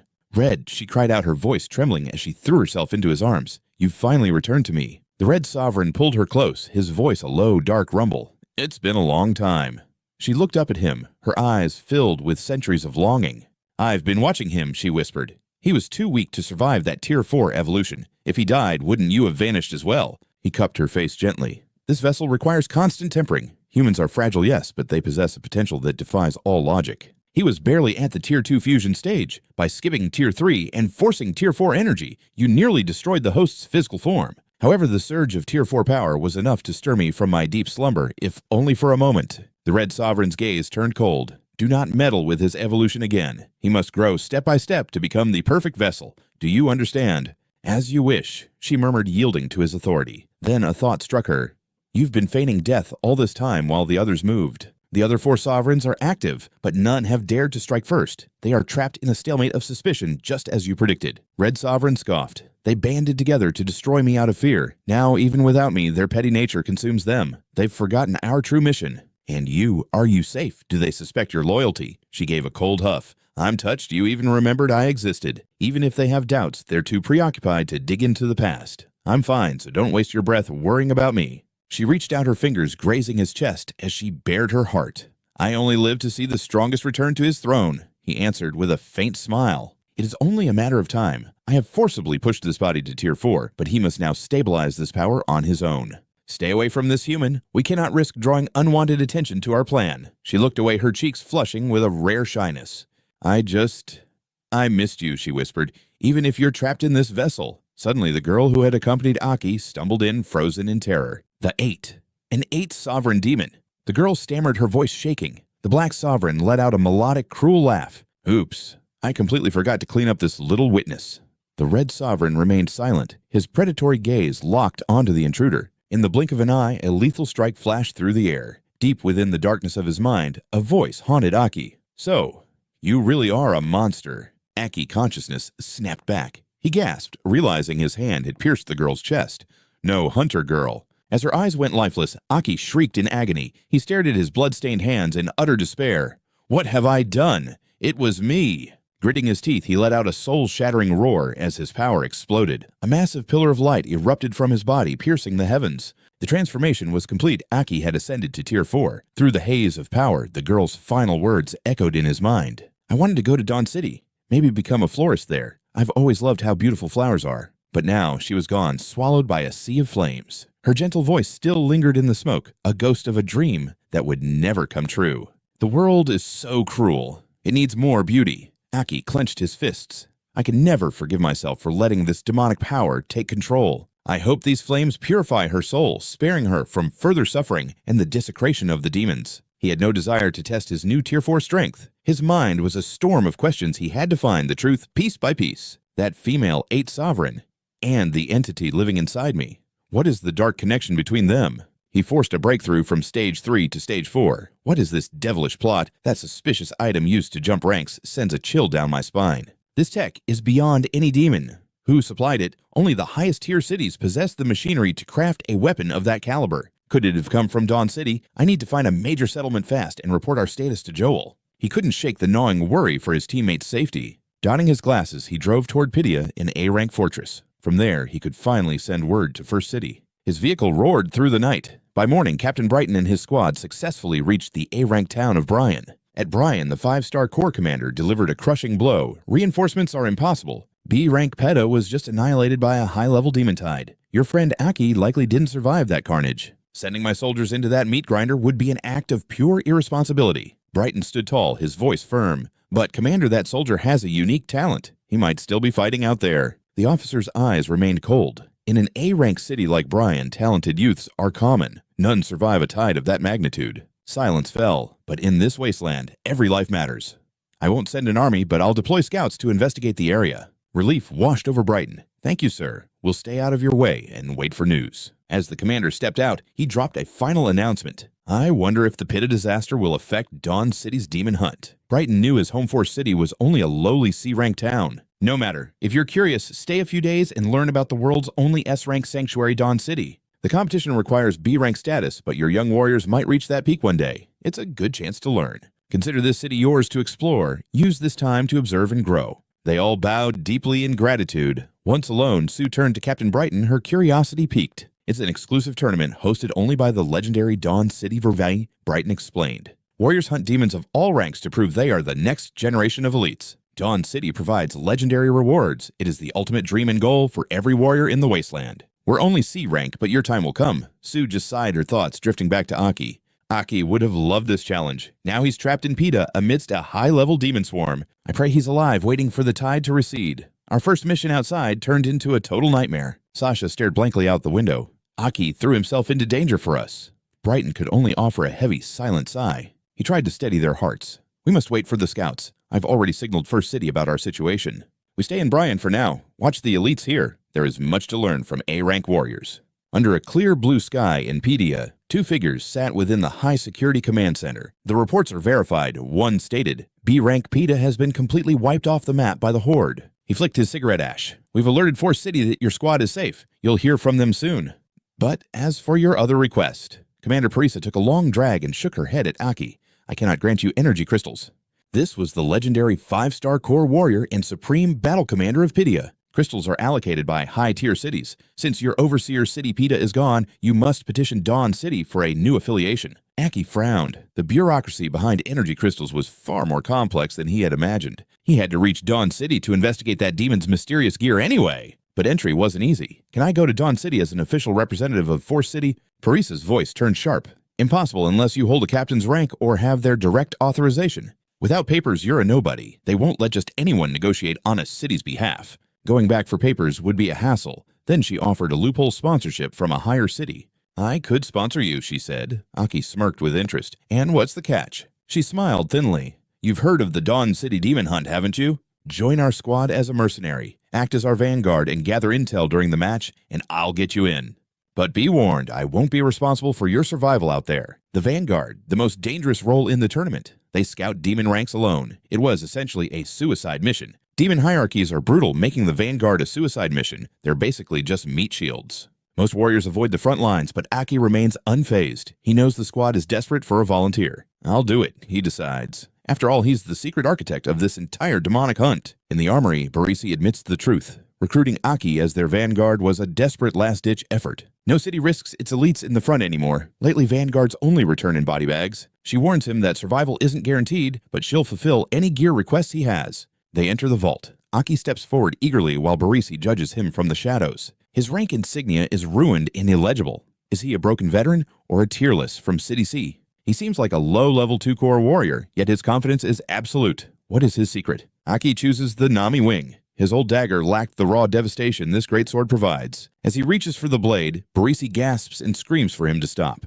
That weapon requires a 3-core rank. Using it now could backfire and destroy his body. Aki ignores her and slots his energy core. A blinding radiance erupts, forcing Barisi to shield her eyes. The massive blade spins through the air before slamming into the earth with thunderous force. Aki grips the hilt, praising the solid weight. Barisi is paralyzed. He's synchronized with it perfectly. Does he have a hidden affinity for Nami gear? His raw talent is defying all logic. Aki shifts focus, asking for a live combat zone. The two head toward the exit. Barisi complies, but wonders why. Aki simply wants to warm up by hunting real demons. She hesitates. Going alone is risky as Tier 1 demons still haunt the flagged zones. She offers to back him up, unwilling to let a potential asset die so soon. Flagging uses mist-dispelling tech to claim territory. Aki calmly declines. Tier 1s aren't a threat to him. As he walks away, Barisi smirks. Such bold arrogance is a rare trait in today's warriors. She leaves to train her 4-core students, wishing him luck as their paths diverge. Alone, a predatory grin creeps across Aki's face. He couldn't risk her seeing his true power. Testing the sword is one thing, but he needs to master his Tier 4 transformation. He enters the ruins where the mist has cleared. Suddenly, a demonic growl echoes through the debris. In ambush, Aki senses the predator and dodges, instantly summoning his new blade in a flash. With one clean stroke, he cleaves the beast in two. The great sword feels absolutely perfect. Much better than a dagger, Aki muses, sheathing the steel as he scans for more prey. A swarm of demons emerges. Aki grins. He was worried they wouldn't show up today. He's been suppressed for too long. It's finally time to let the carnage begin. Aki launches into the air, a blur of motion. His great sword carves through demonic flesh and bone. It's a crimson ballet of death. He was born for slaughter, even without using his 4 elements. Every swing carves the rhythm of battle into his new body's muscle memory. The ruins become a slaughterhouse. Aki isn't just fighting, he's systematically erasing the demon horde. Only agonized screams fill the darkness.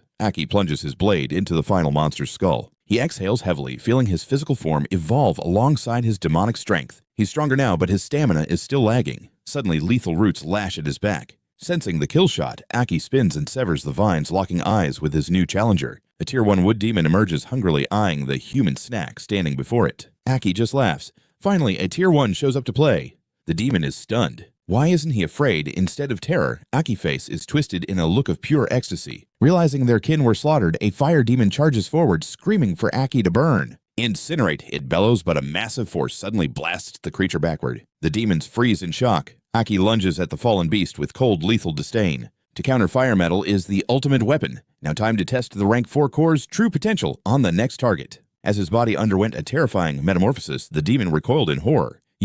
You're no human, it shrieked. If that rank 4 demon could puppet the dead, what happens if I consume its power? Obey me, Aki commanded, surging his energy into the corpse. The fallen demon rose, sending its comrade into a state of shock. Behind Aki, the puppet glared with murderous intent at its former ally. Terror gripped the remaining demon. Its own kind was being manipulated, a power usually reserved for the elite of Picardia. As the sun crested the horizon, Barris, the rank 5 commander of Picardia, stood with a heavy brow. "The boy I let out hasn't returned," she asked. The soldier bowed, reporting that sunset was fast approaching. Due to the demon threat, the main and side gates were set to seal.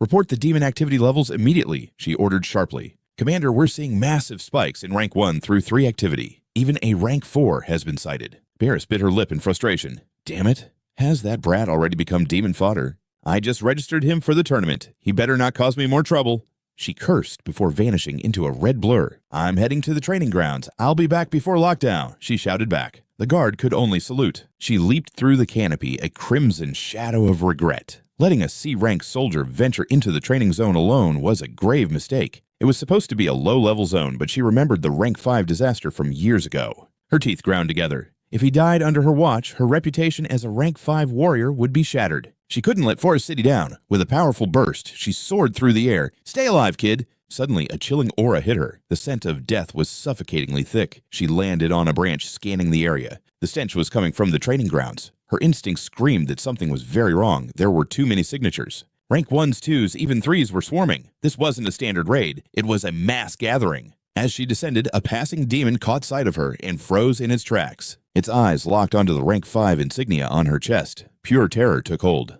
A rank 5, it gasped. The creature turned to flee, but Barris was faster. She appeared behind it in an instant, delivering a devastating overhead kick. The impact sent a shockwave through the forest, clearing the dust to reveal the demon crushed beneath her heel in a pool of green gore. But something fell off. This didn't feel like a normal hunt. From the shadows, scores of demons began to emerge. "Since when do you cowards hunt in packs?" she questioned. She drew her long blade as the demons trembled. They weren't just attacking, they moved like mindless hollow husks. Despite the overwhelming death aura, a fierce grin spread across her face. She settled into a lethal combat stance. Doesn't matter, all demons end the same way, dead. With a surge of raw power, her blade cleaved through the front line. The sheer force of her swing carved a path of destruction deep into the woods. Yet, as the dust settled even more, demons surged forward. She raised her blade again, surrounded on all sides. Before she could strike, a figure plummeted from the sky. "Aki, what are you doing here?" she cried out. She swung her blade instinctively, but he parried the blow with ease. "Whoa, it's just me." Stunned, she realized he was completely unharmed. He actually blocked a rank 5 strike. Even if it was reflexive, the speed and power required were immense. Was this really a kid from a C-rank city? Even a rank 4 warrior would have struggled to deflect that. Aki casually brushed himself off. A rank 5 core really is something else. My hands are actually shaking. Lost track of time testing some moves. He shrugged. Barris focused. "Forget it. Just get behind me. These rank 3s are dangerous." She tried to move forward, but Aki stepped past her. "Oh, you mean these guys? Don't sweat it. They're already finished." With a snap of his fingers, violet flames erupted, incinerating the entire horde instantly. As the demons turned to ash, Aki smiled. "Mission accomplished. Let's go home." But Barris grabbed him by the collar, demanding answers. "What was that? Did you just control them? You have a red core, so what kind of freakish ability is this?" Aki calmly removed her hand. "I'm not obligated to share my secrets with you," he replied coolly. "But if you must know, I can dominate the dead. In this wasteland, we all have our trump cards, right?" She stared at the empty clearing. To control the dead. Even among rank 5s, such an ability was unheard of. Collecting herself, she nodded. "Fine, then we head for Dawn City tomorrow." Aki's eyes lit up with excitement. The sooner the better, he agreed. He had to secure the energy crystals for Forest City no matter the cost. Tomorrow, she will be following him. It seems there is more to expect from this guy in the upcoming demon hunting Grand Prix. Meanwhile, Barisi rushes back to the city, oblivious to the chaos brewing far behind. The scene shifts to the aftermath of the battle. The area is a total ruin, drenched in blood, and littered with the mangled corpses of demons. According to the official reports, the training grounds were completely obliterated by an unknown power. Aki departs with the crowd, leaving behind a wasteland of debris and monster carcasses. Intelligence confirmed the grim reality: the entire battlefield had been wiped off the map by a mysterious, overwhelming force. The heavy armored transport finally reaches its destination. Barisi shoots Aki a cold look. "We are here. Get out now and do not even think about defiling our town." Aki gazes at the city skyline for a long time, studying the terrain along the way. My suspicions were correct. This place, it really is real. He looks up at the towering ramparts. Dawn City. This was indeed the fortress I once ruled, the only rank 9 city in existence. It seems they renamed it after my death in my past life.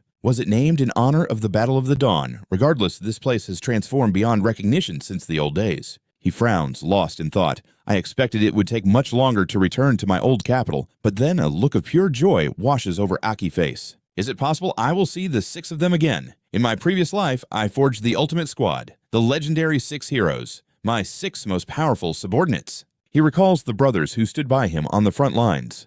I wonder, after the embers of the Battle of the Dawn faded, what happened to them all? If I told them the truth, would they even believe it is me? What is the matter? Barisi mocks. Is it your first time seeing Dawn City? You look terrified. Do not be so easily impressed. You have not even stepped inside yet. Dawn City is humanity's only S-rank fortress, the absolute peak of our civilization's power. She struts forward with a smug grin. Not everyone is as lucky as you, kid. Most people never get to see the glory of Dawn City in their entire lives. Realizing that a 5-core warrior like Barisi must have intel, Aki decides to probe. I have a question. After the Battle of the Dawn, what became of the 6 heroes? Barisi stops in her tracks, looking at him with suspicion. After the Battle of the Dawn. That is a bizarre question. Are you asking about the new 6 heroes or the old ones? Aki plays it cool, feigning ignorance. New or old? What do you mean by that? Is it not always just the same 6 legendary warriors? You mean the former retainers, the ones hailed as the strongest warriors under heaven, the group that served the king who shared my name.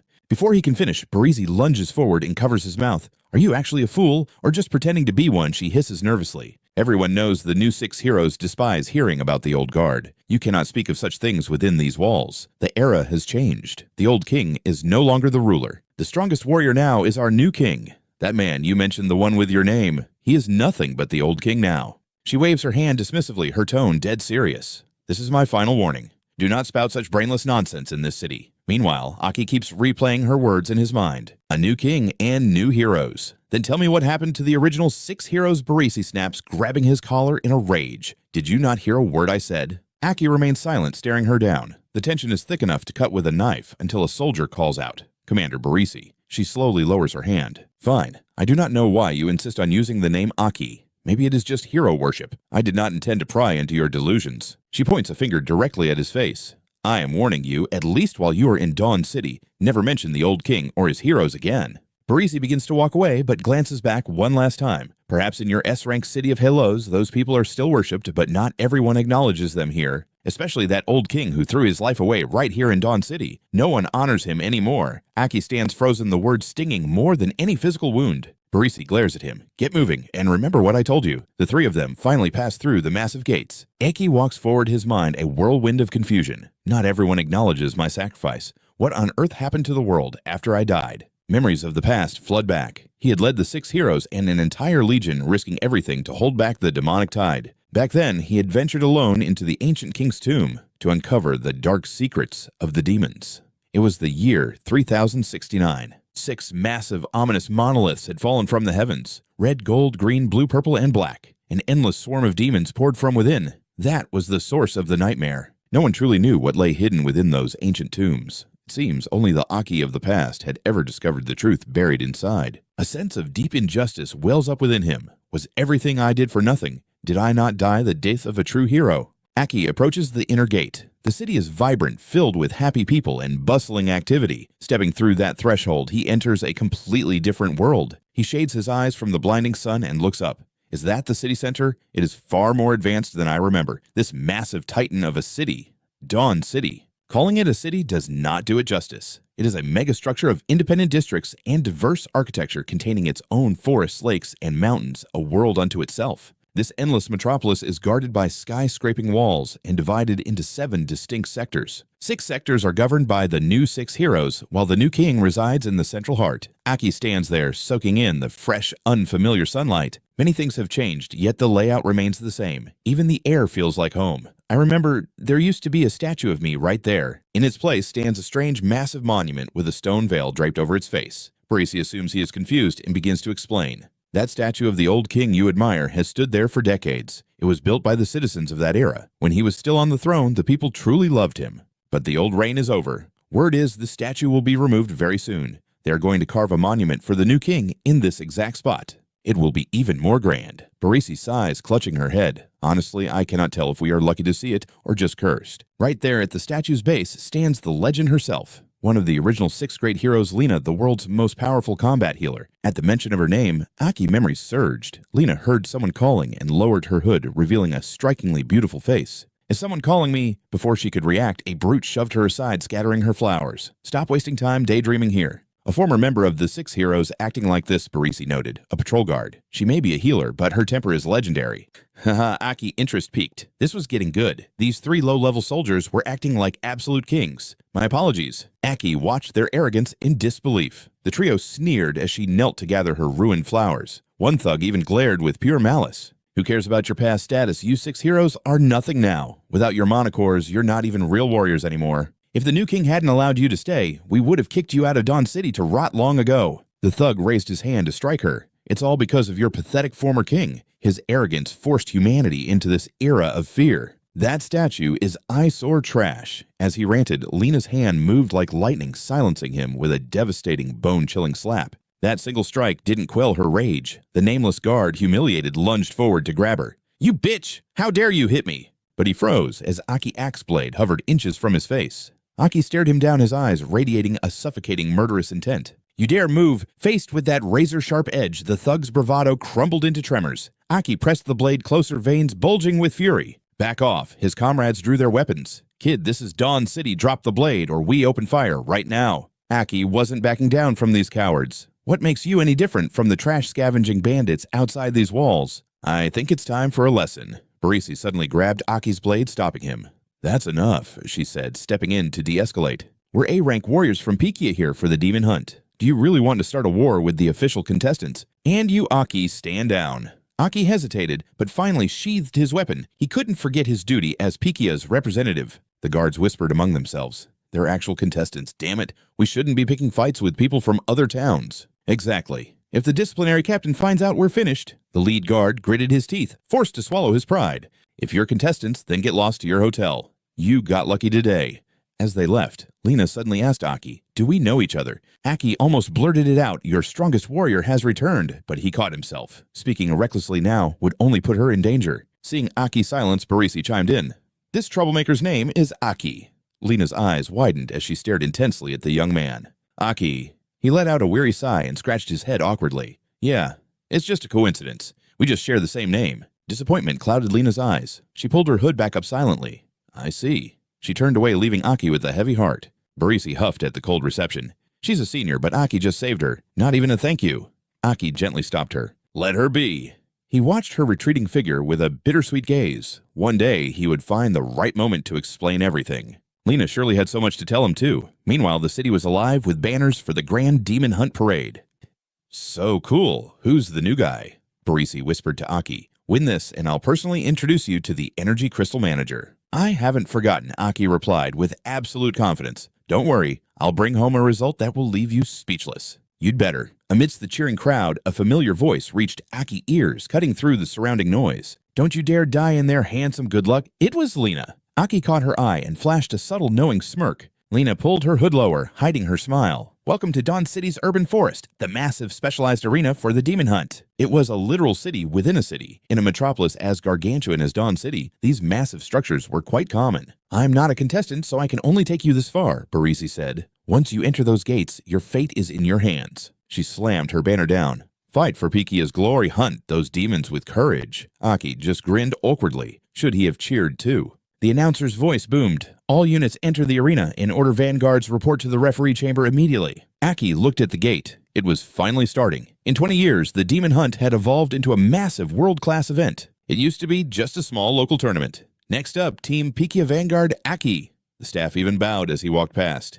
Eternal friendship. Tomoe looked like she was about to cry. Leave the intel to us. We will never forget your sacrifice. They all looked at him like it was a funeral. Warrior Aki. One last handshake. Aki sighed. Guys, relax. I'm not dead yet. He looked at their grieving faces. Being a vanguard was basically a death sentence in their eyes. They looked completely hopeless. To them, being chosen as the vanguard meant a 90% chance of never coming back. The announcer continued the hype. Our brave vanguards are ready. I offer my deepest respect to these warriors. Your path is paved with unknown horrors and certain peril. The Lac Thwong hunting team cheered wildly. To even stand on that stage as a vanguard requires admirable legendary courage. Your mission is to infiltrate the core zone and scavenge every scrap of intel on these devils for your squad. The crowd's cheers are already reaching a fever pitch. Vanguards give 'em hell, but keep your guards up. You're about to face demonic entities with unknown threat levels. Aki watched in silent contemplation. A quick scan confirmed it. Most of these warriors are just basic two-factors. This hunt is clearly a showcase for the new generation they wouldn't risk sending in the high-tier elites. I couldn't help but smirk. If only they knew. My true power levels already leave these two factors in the dust. As long as I keep a low profile, my real rank stays a secret. And now, citizens, let's give a thunderous welcome to our guest of honor. Acting as our supreme judge for this hunt, one of the legendary Six Sovereigns. That title instantly made Aki's blood boil. One of the Great Six, humanity's ultimate shield. Please welcome him to the stage. The stadium erupted as fangirls began to scream. He's so handsome. The pride of the new Six, the dual-core powerhouse Van Delan. This was him, the green-type recovery specialist Van Delan. The moment he stepped out, hearts stopped, and the crowd went wild.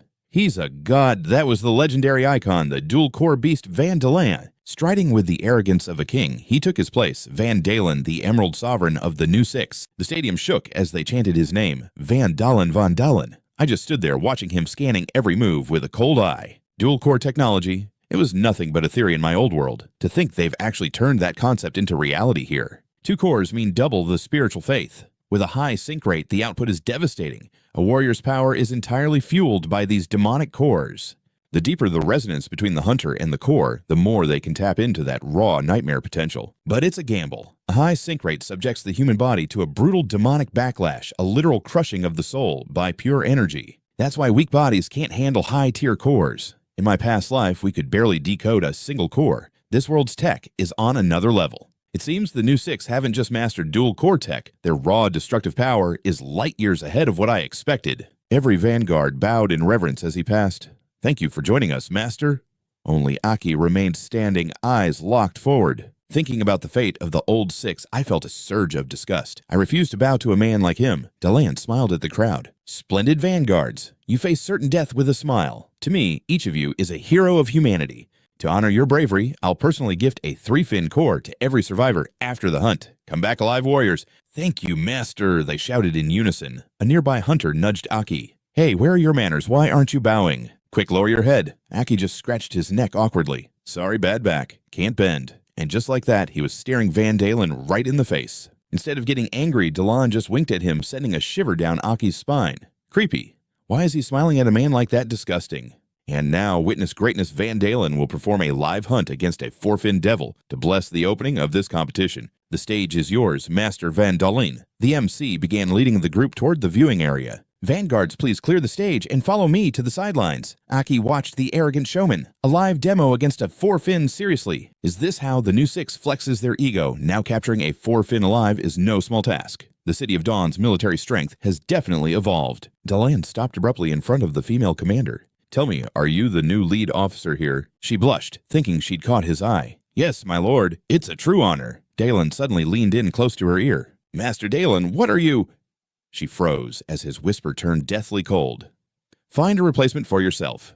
You're finished. We are the sovereigns." That new prefix is an insult to my ears. If you weren't a soldier, I would have crushed your internal organs by now. To the crowd, it looked like a tender moment. "How gentle he is," they cheered, but Deland's final word was a venomous "get lost." She stumbled away in terror while Aki watched the whole facade. Instantly, Deland switched back to his benevolent hero persona for the cameras. "I shall represent the sovereigns and open this hunt with a massacre. Let this spark the fighting spirit of our brave vanguards." "They don't deserve you, Master," the fans screamed. Suddenly, a massive armored containment unit rose from beneath the stage. "Bring it up." Deland grinned. "Open the gates. Our commentators will now provide a blow-by-blow of this legendary execution. It took 3 elite 4-factor warriors just to cage this beast. That should give you an idea of its terrifying power. Behold a red 4-fin with the gold attribute, a rare and violent monster even among the high-tier devils." The devil stepped out snarling. "Human games. Bringing me out into the open like this, it's your funeral." Without warning, the beast coiled its muscles and lunged toward the crowd with explosive speed.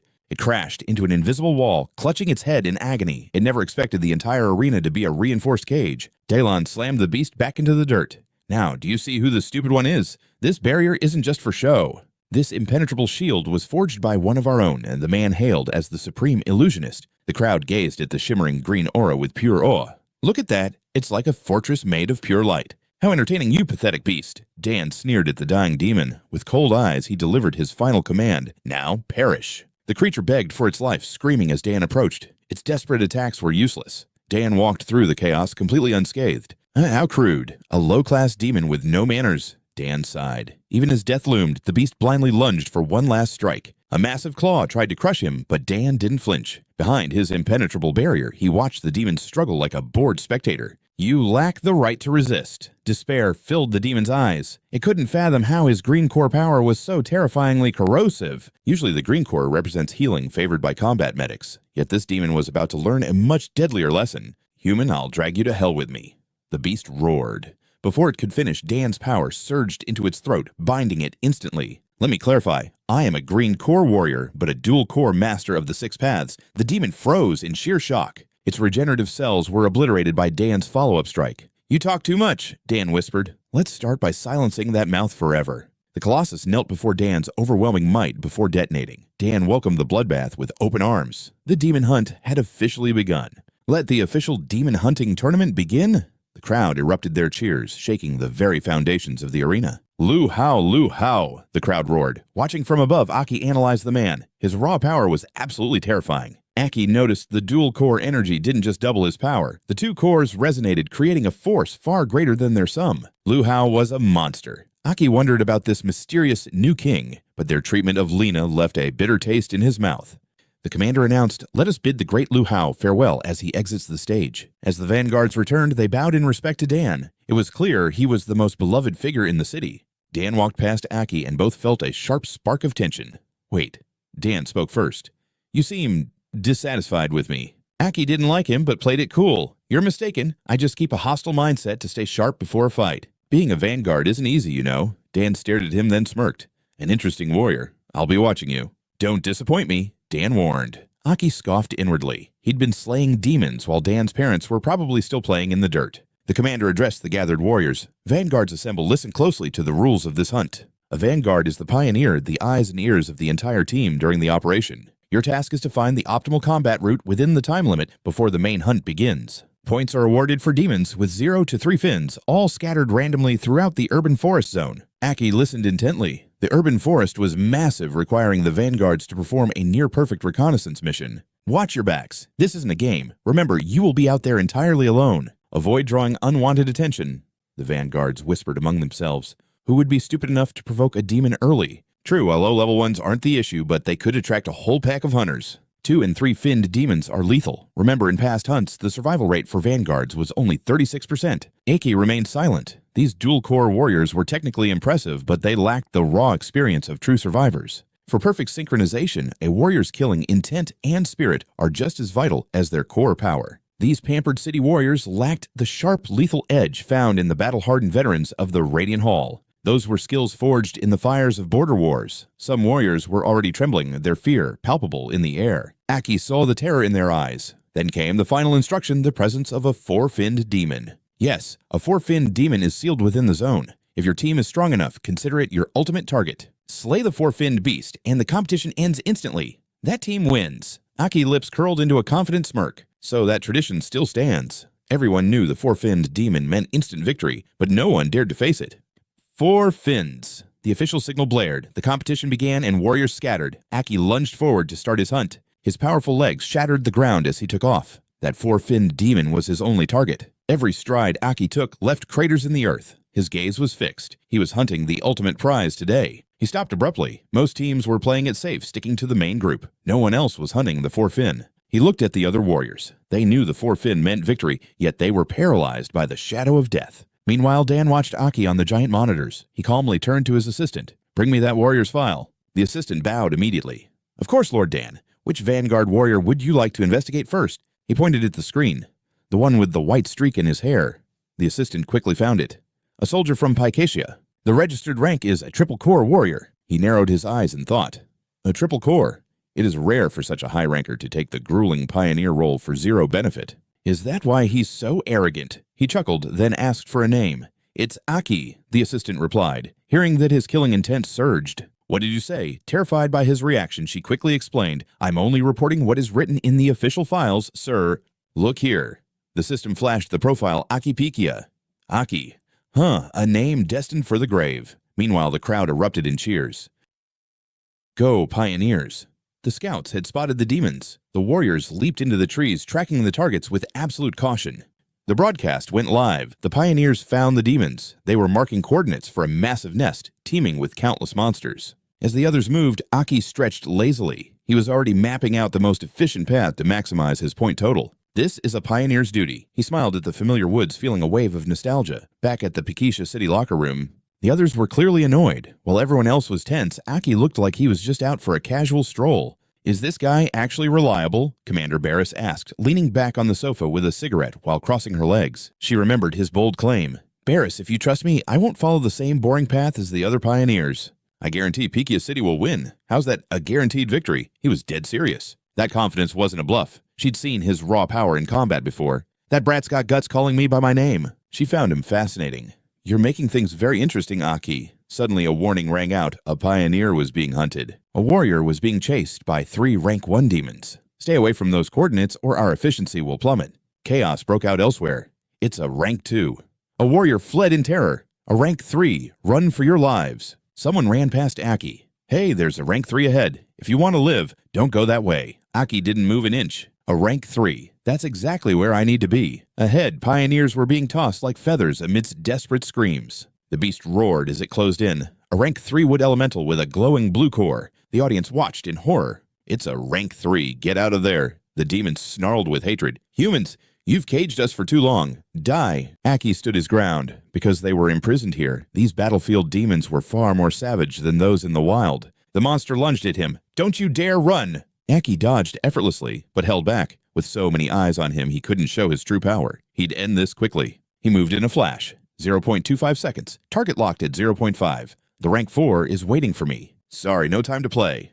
1 second, 1 strike. The demon was finished. The entire stadium fell into a stunned silence. He killed a rank 3 in 1 second. A lone pioneer had soloed a high-level demon. The beast shattered into dust. A gem floated from its chest. A gold element greatsword core to boost his weapon's lethality. Dan watched Aki closely. That surge. The golden element. Aki exhaled, collecting his prize. A rank 3 agility core, not bad at all. He pushed forward. He didn't have much time. If the layout remained the same, the rank 4 was just ahead. To entertain the elite VIPs, the rank 4 demon was placed at the highest point right below the observation deck. Looking at the map, Dan's face turned grim as he realized Aki's true insane objective. Aki, you're actually hunting the rank 4. The battle raged on. Every one of Aki's strikes carved through the monsters like butter. That's number 5. He watched the beast roar. Deeper in the zone, the demon's bloodlust was intensifying at an unnatural rate. He wanted to study them, but they kept attacking. No wonder so few people are willing to take this pioneer role. For any low-level warrior, this position is basically a death sentence. But having killed 5 rank 2s, our team's score must be skyrocketing. He hoped his teammates weren't too overwhelmed by the news.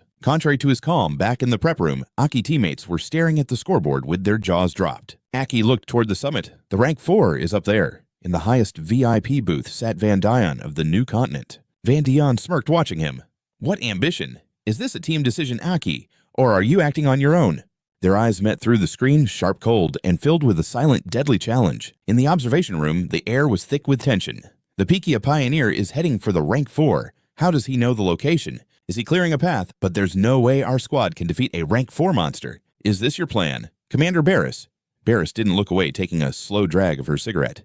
No, I have no idea what he's doing. Aki, you brat. Don't bring us trouble. She knew the truth. Their squad wasn't strong enough to hunt a rank 4.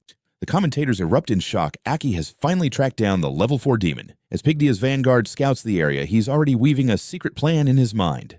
He's scanning the perimeter with intent. It looks like he's preparing to make his move and exit the area. If he rejoins his squad now, they'll secure the lead. But then the crowd freezes. Instead of retreating, Aki shatters the demon's seal himself. The entire stadium is paralyzed by his audacity. With eyes as cold as ice, Aki growls, "Get out here, level 4 demon!" High above, Deanne can't contain his excitement.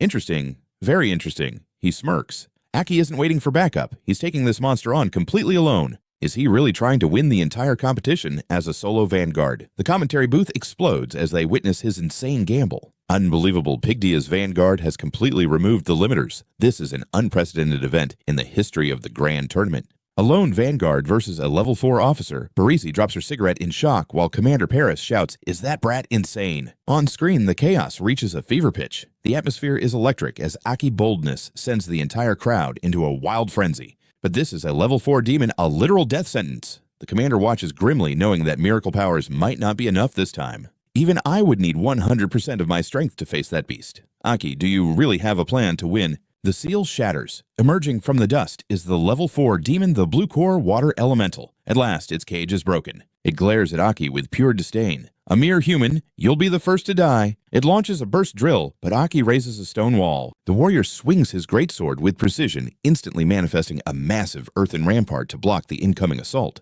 But the demon's drill doesn't slow down. To a level 4, this wall is as thin as paper. Our warrior is in serious trouble. Insignificant human. The demon roars. "How dare you face me alone? I'll crush you just like this pathetic wall of dirt."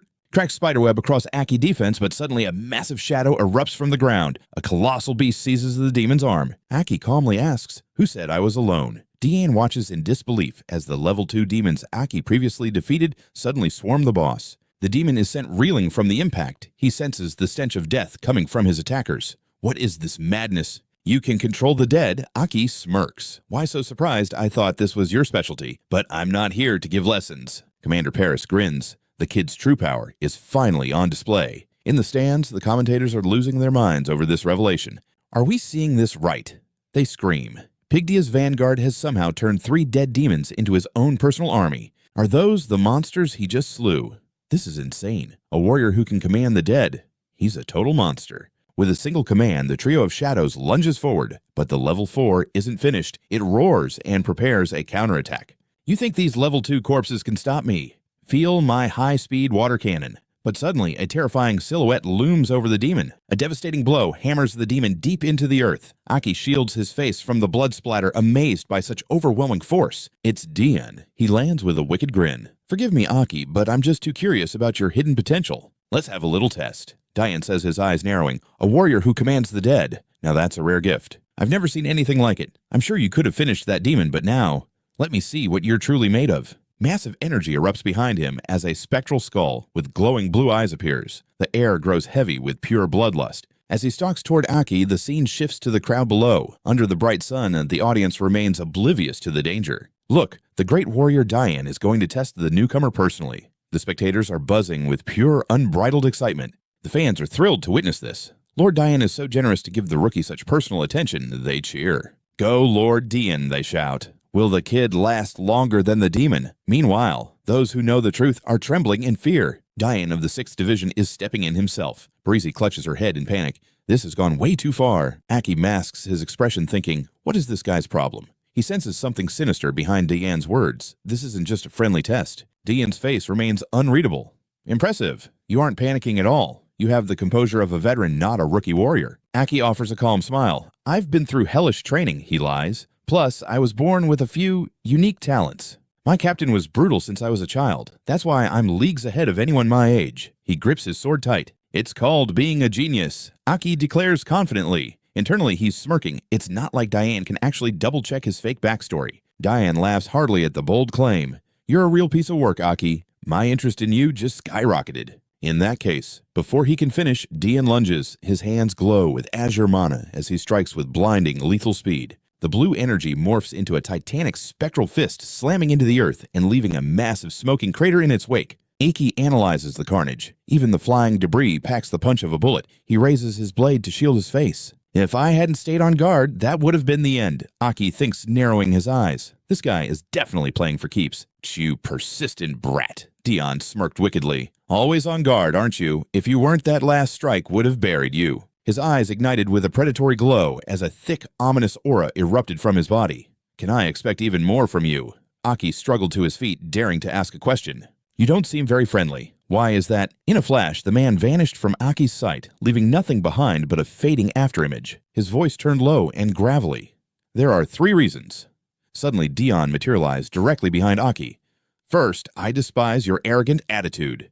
Dion channeled his power into a devastating punch, slamming it toward Aki's position. He acted as if he hadn't used any effort at all. Aki groaned desperately, bracing against his sword as he was blasted backward. Dion instantly flickered behind him again. Second, you reek of a filthy demon. He calmly unleashed another wave of power. Aki was forced into a desperate dance of evasion, his stamina rapidly hitting rock bottom. He crashed through a tree wood, splintering everywhere as sweat poured down his face. He realized his secret was already fueling Dion's deadly suspicions. Even with the demon's power inside him, Aki realized this monster was using less than 50% of his true strength. The crushing pressure was almost suffocating. This overwhelming sensation of absolute power. How long had it been since the disaster of the 8 Wonders? Dion continued to tighten the noose of his spiritual pressure. Dion leaned in, whispering chillingly into his ear, and third, I absolutely loathe your name. Aki froze, his expression shifting from shock to a cold, burning fury. Hate my name, huh? You mean you despise my former status as a king, don't you? Memories of his past life began to surge through his mind. I put my life on the line for all of you. I lost so many comrades. Dion ignored him, raising his hand and aiming 5 fingers of concentrated energy toward the boy. I'm done playing with you. Aki's mind was a whirlwind of conflicting thoughts. So, I'm just a toy to you. Suddenly, his entire being awakened. His eyes blazed with light as a terrifying bloodlust exploded outward. He lunged forward to counterattack. Who the hell do you think you are? Their powers collided head-on, creating a violent rift of opposing energies that shattered the very earth beneath them. A massive explosion rocked the entire region, masking everything in thick smoke. The surrounding crowd screamed in terror. Thank goodness the president's shield held. Dion leapt from the epicenter, his face calm despite a small scratch bleeding on his cheek. He stabilized his stance, facing the colossal mana source looming before him. Aki's sudden surge of power left everyone watching the broadcast in utter disbelief. Good heavens, it's impossible. This vanguard actually blocked a direct hit from Lord Dion. He stood there radiating an aura of pure, unadulterated strength. The spectators were in awe. I can't even comprehend the depth of this vanguard's power anymore. Dion activated his 6th core using his high-speed regeneration to instantly seal the scratch on his face. He watched Aki intently as the commentators continued to speculate. It was only for a split second, but Lord Dion was actually wounded. Dion crouched low, drawing every ounce of power from his body. An insane, murderous aura flared as if he were losing all control. I'll just explain later that your demon scent was too strong to ignore. On the screens, the crowd cheered wildly as the great Dion prepared his ultimate technique. Now this is a real show. The mob was ecstatic. High-speed energy gears began to rotate, ready to grind everything in their path to dust. They chanted his name, certain that Lord Dion was about to end the farce. Witness the grand finale of the magnificent Dion. Every step Dion took cracked the ground. He lunged forward like a lightning bolt, his speed accelerating beyond the human eye. Meanwhile, Aki was fighting a war within his own mind. This momentum, he's definitely trying to send me to the grave. If I keep hiding my strength, I'm dead. Aki's eyes turned cold. You forced my hand. Van Dylen of the new 6 hexes. If you want me dead, I'll take you down with me. Aki's eyes snapped open, his calm gaze replaced by something far more dangerous. His presence became feral and bloodthirsty, filling the entire sky with a suffocating killing intent. Two clashing energies, two warriors consumed by the thrill of battle, heading for a direct collision that promised total devastation. Suddenly, a figure streaked across the battlefield, diving between them. A protective barrier manifested, instantly halting Lord Dion's deadly skill. He retreated, his eyes narrowing with suspicion. That was a reckless move. Why interfere? Former member of the 6 hexes, it was Lena, the recovery specialist of the 7 wonders, standing her ground. You said you hate this kid, she declared with a sharp, defiant gaze. Well, I happen to like him quite a bit. Lena unleashed her own aura, forcing Aki to stare in wonder. Looking up at her, Lena was silhouetted against the light, shining as brilliantly as a sun in Aki's eyes. Yui Lena, did she use her 6th core to revert her body to its peak state? Van Dylen glared at her with pure venom, his teeth clenched in a twisted snarl. Yui Lena, have you forgotten your kind is strictly forbidden from wearing combat gear, isn't it? Amidst the swirling dust, he mocked them both, but she remained steadfast, shielding the wounded Aki, who was using his sword just to keep from collapsing. Are you truly planning to defy the king's laws? She dispelled her technique and crossed her arms, her resolute gaze never wavering from his face. Aki suddenly remembered her, the way she used to fight alongside everyone, always the vibrant heart of the team. Lena is still Lena, still as sharp-tongued as ever. She had always been the most energetic soul among the hexes. He watched her back, lost in the shadows of the past. While Dion watched them like a hawk, Aki realized the irony. In his past life, he was always the one protecting her. Now the roles had completely reversed. How is this possible? The one who appeared is the former hex ranker, Yui Lena. Van Dylen's face darkened as they stood their ground. The crowd went wild, sensing a deep, mysterious connection. This demon hunt was becoming full of legendary surprises. I respected you as a former warrior, but that doesn't mean I'll let this slide. You shameless woman! Lena grit her teeth, her eyes turning ice cold. And what about you acting like this in broad daylight for a member of the 6 hexes to start such a pathetic brawl? It's disgraceful. Lena kept her eyes on Dion, but her next words were for Aki. This brat behind me, he's the son of a very old friend of mine. Is that enough of a test for him? Her gaze darted toward him, flashing with a deadly razor-sharp intensity. Testing wasn't your real goal, was it? He smirked mockingly, his eyes boring into her with pure derision. Typical of him. Suddenly, he unleashed a flurry of emerald arrows, catching her completely off guard. How utterly repulsive. Mana flared from her chest as her eyes burned with a cold, vengeful fury. Lord Dylan unleashed his homing command, flooding the area with inescapable energy. How incredibly dull. Lena braced for impact, but a shadow flickered past. It was Aki intercepting the strike with his blade. Her eyes widened in shock. A familiar phantom appeared as another wave of destruction roared toward them. This rookie vanguard actually managed to parry the first wave of that devastating assault. The next wave is coming. We can't stop it. She grabbed his shoulder, her eyes flashing. Retreat now! She used him as a springboard to vault forward. Aiden cursed. His bluff to stop her had failed miserably. She landed in a low crouch, her muscles coiling like springs as she prepared for a massive burst of speed. Once her fuse was lit, she was unstoppable. With one glowing eye, she charged like a lethal lightning bolt. In a clash between Hexa rankers, Aiden watched the screen. This is rarer than seeing the 7 Sins devils themselves. Time to go all out. They collided like guided missiles locked in a dance of absolute death.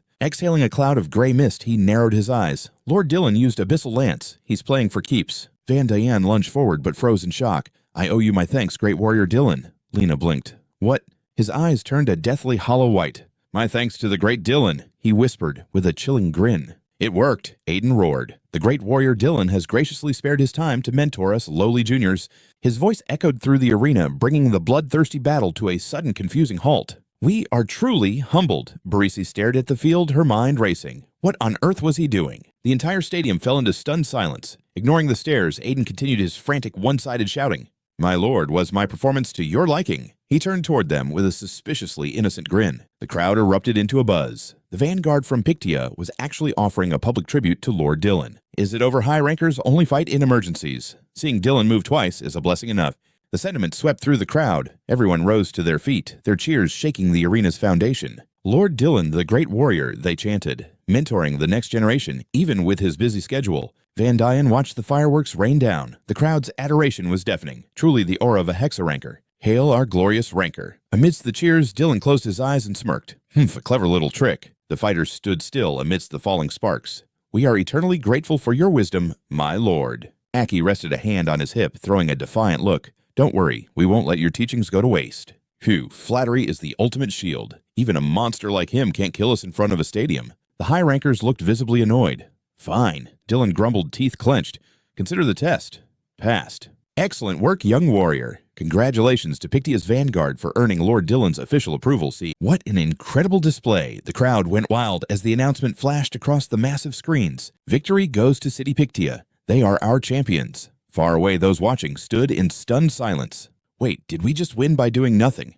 On the field, Dylan stared at Aiden as Lena approached. I declare this the fastest and most unpredictable demon hunt in history, a miracle achieved by a mere vanguard. She brushed past him, looking displeased. Aiden's eyes widened as the newsfeed showed Aki's heroic moment. Despite the fierce competition, the city of Pictia has seized the crown in this year's Hunter Clash. The crowd tossed Aiden into the air. Barisi wrapped him in a bone-crushing hug. You've got guts, kid. You actually did it. You brought home the championship. Imagine the rewards I'll get for this. Barisi, I almost died. She puffed out her chest, grinning. Tonight's on me, Aiden. Anything you want. The feed cut to static. Aki's face turned beet-red brain, short-circuiting. Hey, Commander Barisi, back off. Aiden can't breathe. Stop it. She finally pulled away, looking bashfully aside, eyes still lingering on him. Aiden escaped her grasp, coughing to break the tension. Barisi. His gaze sharpened with serious resolve. Do you still remember the promise you made back then? She stood with hands on her hips, eyes locked on him. How could I forget? Consider me your official guarantor. So you'll handle the Mana Crystal Supervisor. I appreciate the help. He flicked his fingers, shedding his grime-covered cloak. The fabric was ruined from battle. By the way, could you prepare a fresh cloak for me? Also, if there's a victory banquet or anything similar, I have urgent business and won't be attending. One of the men stared at him, his eyes sparkling like 1,000 stars. Great warrior, is it a special date? A man? Or a beautiful woman? He flashed a knowing smirk. Lena headed toward a high overlook surveying the massive city. Just visiting an old friend, he whispered, pulling on a long robe as he stepped toward her. The dying sun bathed the landscape in a golden romantic glow. Slowly, he closed the distance between him and Lena, the light catching his silhouette. Hey, I made it. Why did you want to meet here? She turned her eyes, searching his face. So you actually showed up. She remembered Barisi calling him by a different name, and how his hollow gaze had pierced her in the arena. How did you find this place? Lena stepped forward, her voice trembling with every stride. Is it really you? Her eyes brimmed with tears, shimmering with a beautiful, haunting sorrow. Aki, is that truly you? They stood together on the edge of the jagged cliff. Aki, look, she shouted. Tell me I was right. No one ever comes here, and the view of the town is breathtaking. She spread her arms, inhaling the crisp air. Man, I really love this place. Her voice softened. This is the place where you and I... She cut herself off, lost in the swirling tides of her own memories. She twirled a lock of hair, her cheeks flushing.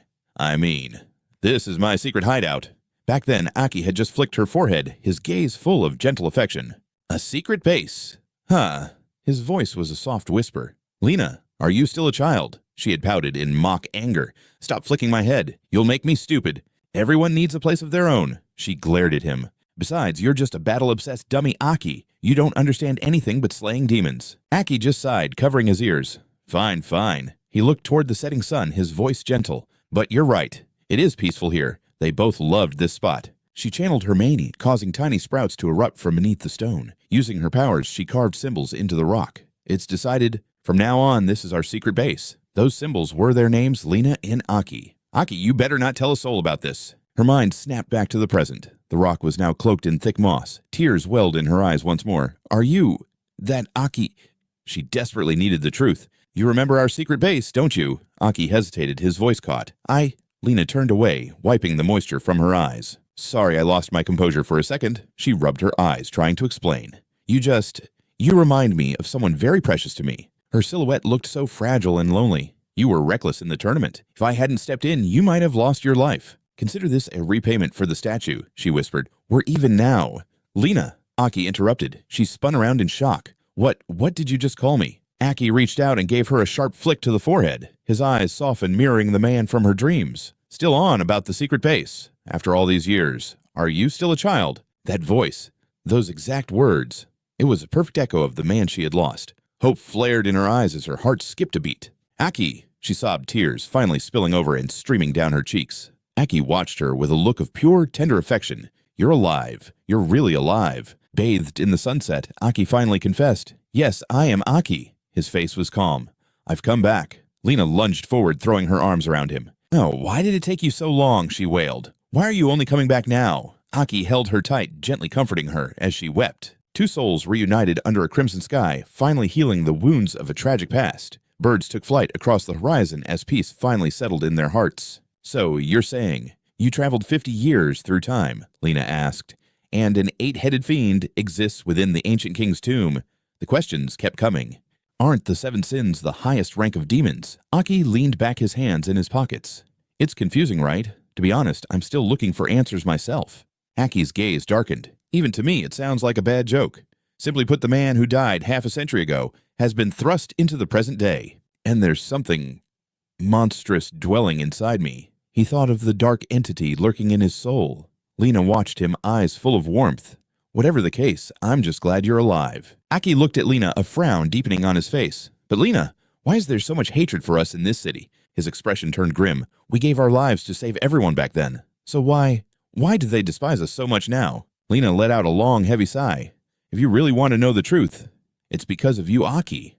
He froze. "Because of me. The War of Dawn, 50 years ago. You led a squad into the ancient king's tomb. Remember, everyone begged you not to go in there recklessly." She recalled the scene, soldiers and officers pleading on the front lines. The situation was dire. The consensus was to maintain the current balance and hold the line. Visions of smoke and thousands of warriors flashed before her. But back then, you refused to listen to anyone's warnings. You told them to wait for your return and charged inside. Chaos erupted. And then, the news came that you had fallen in battle. Aki remembered the agony being impaled upon a cross-like pillar. Lena continued, her voice steady. "Reports of your death spread like wildfire. The soldiers lost all will to fight. Their strongest champion was dead, and even the king abandoned us. Total despair swallowed humanity whole. Tragic memories flooded back. After your sacrifice, the demons launched a massive counteroffensive. Every inch of land we reclaimed was trampled and lost. The fields were littered with the corpses of our brothers in arms. It was a bloodbath, a cycle of endless slaughter." Lena's voice dropped to a somber whisper. "The records say that out of every 10 soldiers, 9 perished. To the survivors, this tragedy was your fault. They believe none of this should have ever happened." Lena's heart ached with memories of her fallen brothers in arms. If only Aki had heeded the warnings before charging into the ancient king's stele, the massacre of the Great Light War might have been avoided. As the years bled into one another, the power vacuum was filled. From the shadows of the old world, the new Six and the new sovereign rose to claim dominion. They were the very same ones who had once opposed Aki's reckless gamble. Now that old defiance has blossomed into a burning, widespread hatred for the man who led them to ruin. Despair clouded Lena's gaze as she recalled their fall. As his loyal supporters, the remnants of the original 6 were branded as traitors and cast out, forced to endure the world's scorn. Finally, the new king stripped them of their very honor as warriors. Hearing this, Aki stood frozen, his hands trembling with a mix of shock and agonizing guilt. "Was it my fault?" he stammered, his voice cracking with self-doubt. "Did my choice truly condemn so many to death?" Lena let out a weary sigh. "The weight of those years has become a heavy cloak I have learned to wear. Right or wrong, the past is a grave that cannot be reopened," she murmured. "Sometimes I still find myself standing before your old monument, lost in the echoes of everything we lost." She glanced at Aki, who had returned from the grave through some dark, impossible providence. "A miracle indeed," he whispered, his eyes distant and hollow. Aki's eyes burned with sudden, fierce intensity. "How is this justice?" he demanded. "I only entered the ancient stele to strike the heart of the demon scourge and end this nightmare. Yeah, I sacrificed everything so our descendants wouldn't live in fear." Lena's expression softened with deep empathy. She reached out gently, tilting his chin upward. "Oh, Aki." I understand the burden you carry, but can you truly blame them? To the world, your heroic sacrifice only brought a devastating end they were never prepared to accept. A king must always bear the heavy cross of his people's resentment. Aki closed his eyes, centering his soul. And what of the others? Where are the survivors of the 6? Lena's hand suddenly froze. After you fell, 3 more perished in the carnage of the following battles. She bowed her head, her voice thick with grief. Now only 3 of us remain to tell the tale. And when our former Yellow Core was left broken by his wounds, he eventually abandoned his mantle and vanished into the shadows of a quiet, forgotten town to live in hiding. Gazing down from the precipice at the sprawling city, Lena's voice turned hollow. I intended to leave as well. This place is nothing but a graveyard of ghosts and painful memories I wish to escape. But then there is Da, the Blue Core. He dared to defy the new king's rule, so they shattered his limbs and tossed him into the darkness of the dungeons to rot until death. Aki teeth ground together, his blood boiling with rage. They did what to Da, those treacherous bastards? A terrifying aura erupted from him. Why didn't you rally our loyalists and tear them down? Lena's response was cold and flat. Because his power is absolute. Aki's eyes narrowed in confusion. Is it the strength of the elemental arts? Lena traced a strange sigil in the air with her fingers. The demon threat has evolved beyond the original 6 cores of red, yellow, green, blue, purple, and black. They have mastered the 5 primordial elements, metal, wood, water, fire, and earth. The monsters we face today are far more lethal than the nightmares of our past. Aki's mind raced as the pieces clicked together. The 5 elemental tiers. That means I have already secured 4. Only the element of earth remains beyond my reach. But what does this mean for the warriors? He questioned. Lena's expression turned deadly serious. What if a human warrior could actually assimilate that elemental power? Aki's breath hitched in sheer shock. You are saying humans can now harness the very essence of the elements. Is this fusion similar to my own ability to command the elements? He wondered, his heart pounding against his ribs. The gap between a 4-core and a 5-core warrior is like heaven and earth, Lena explained. The elite now wage bloody wars just to claim a single precious core stone for fusion. Her thoughts drifted to a looming dark citadel. To obtain that power, one must brave the Dagura Bone Burial Fortress. I am sure that name still haunts your darkest dreams. Aki's gaze darkened as the name echoed in his mind. Dagura. How could he forget the battlefield, where he once commanded 1,000,000 souls against the demon tide? The horrific images of the massacre replayed in his mind like a nightmare. It was rebranded as the Bone Burial Fortress because it serves as the epicenter of that apocalyptic slaughter. Bone Burial. A fitting name for a graveyard, he whispered. Lena looked out with hollow eyes. The Great Light War was a lifetime ago, yet its shadow still looms over us all. Deep beneath that fortress lies a mountain of bones, a twisted fusion of human warriors and demon filth rotting together for all eternity. But something changed. Lena continued, her voice dropping. Reports surfaced of a new breed of demons stalking those ruins horrors that possess at least 5 cores. Unlike any other, these creatures carry a shimmering fusion crystal suspended within their hollowed-out chests. Lena's voice sharpened with a sense of urgency. That crystal is the key to elemental fusion, but the process is a death sentence for the weak. Only those with true power can survive the integration of the stone. At the very least, a warrior must have reached the 5-core stage just to even attempt the ritual, she noted grimly. One must possess an iron will and a body of steel. Aki's curiosity piqued. Does obtaining the crystal grant mastery over all 5 elements at once? Lena shook her head vigorously. Absolutely not. To harbor more than one is impossible. The elements exist in a state of constant violent conflict within the soul. In theory, no vessel can contain such clashing forces. Even the new sovereign and his 6 have only managed to fuse with a single element. Aki was struck with pure disbelief. You mean they have already ascended to elemental mastery? Lena nodded. When I faced Van Dion, I could not even sense his true depth. He held back, fearing that unleashing his full elemental fury would shatter the arena's barriers and incinerate every spectator in an instant. Lena rested a hand on her hip. That man lives for his public image. Had he struck with his full might from the start, you would not have lived long enough to fight back. A soft breeze danced through Lena's hair. She gently brushed a stray lock from her face, her expression turning somber as she continued her explanation. It is a bitter pill to swallow, but the new 6 and their king have surpassed our peak. They wield dual cores infused with primordial elemental power. Grief flickered in her eyes. That is why I was powerless to break Tasaza out of that hellhole. Aki stood in silence, his mind turning inward. I already harbor 4 elemental affinities. Is this the true power of the 8-headed serpent dormant within my soul? Lena is right. Compared to the new 6, I am still outclassed. Aki's resolve hardened. I cannot rely on demon power forever. To save Dasaza, I must reach true strength. Aki's eyes burned with resolve. It's decided I'm heading to the Dagura Burial Fortress. Lena watched him with pity. You haven't reached the 5-night core level yet. The gap between 4 and 5 is an absolute abyss. Aki interjected with a smirk. I'm well aware. Confidence radiated from him again. After all, I'm the one who defined that abyss in the first place. But in this life. He paused, finally accepting his new reality. I won't be bound by those old rules. I'll shatter every limit. Cut to Aki and Barisi leaving the bar. She practically dragged him out. And here, I thought you'd stick around for a few more days of fun. Aki walked with steady steps. The plan shifted. Once the Energy Quartz deal is finalized, we're moving out. Barisi stretched her youth and vitality on full display. Ah, to be young again. She fixed her hair. Don't worry, I promised to be your guarantor, so I'm sticking with you. Aki glanced back. Thanks. Suddenly, a familiar voice cut through the air. The Hilo City Energy Quartz supply is secured. Aki turned toward the sound, stunned. The voice continued. Next stop, the combat department for reinforcements. He recognized the figures ahead. Wait. Everyone. Barisi blinked in confusion. Aki, why'd you stop? Sidhu felt a presence and turned. Did I just hear? Her eyes widened as a familiar silhouette appeared. Aki! She screamed. The whole team spun around. Aki! He waved, greeting his old comrades. Overjoyed, they charged toward him, pulling him into a frantic group hug. How on earth did you get here? Ji Yaotang gripped his hand, eyes gleaming. You little brat. You really did survive, and you've grown so much stronger. Aki nodded. Captain Ji Yaotang, thank you for everything. Shino squinted suspiciously. Hold on, did Aki get taller? Aki rubbed his neck awkwardly. Maybe it might be the Demon Corps' influence. Shino excitedly filled him in. We were shadowing Brian City's commanders for a tournament when Liu caught wind of your whereabouts. We ditched Brian's squad immediately to hunt you down, but the initial intel was a total bust. We just reached Dawn City and Captain Ji Yaotang just finished renegotiating the quartz distribution rights. Ji Yaotang chimed in. We were planning to keep looking for you, but here you are. Aki smiled brightly. This is perfect timing. Since the quartz deal is done, I was going to negotiate as a representative, but... Parisi bowed out gracefully. I see your old team is back. I won't crash your reunion. Ji Yaotang looked flustered. I'm so sorry. We were just so excited to see him that we completely ignored you. Forgive us and thank you for watching over Aki.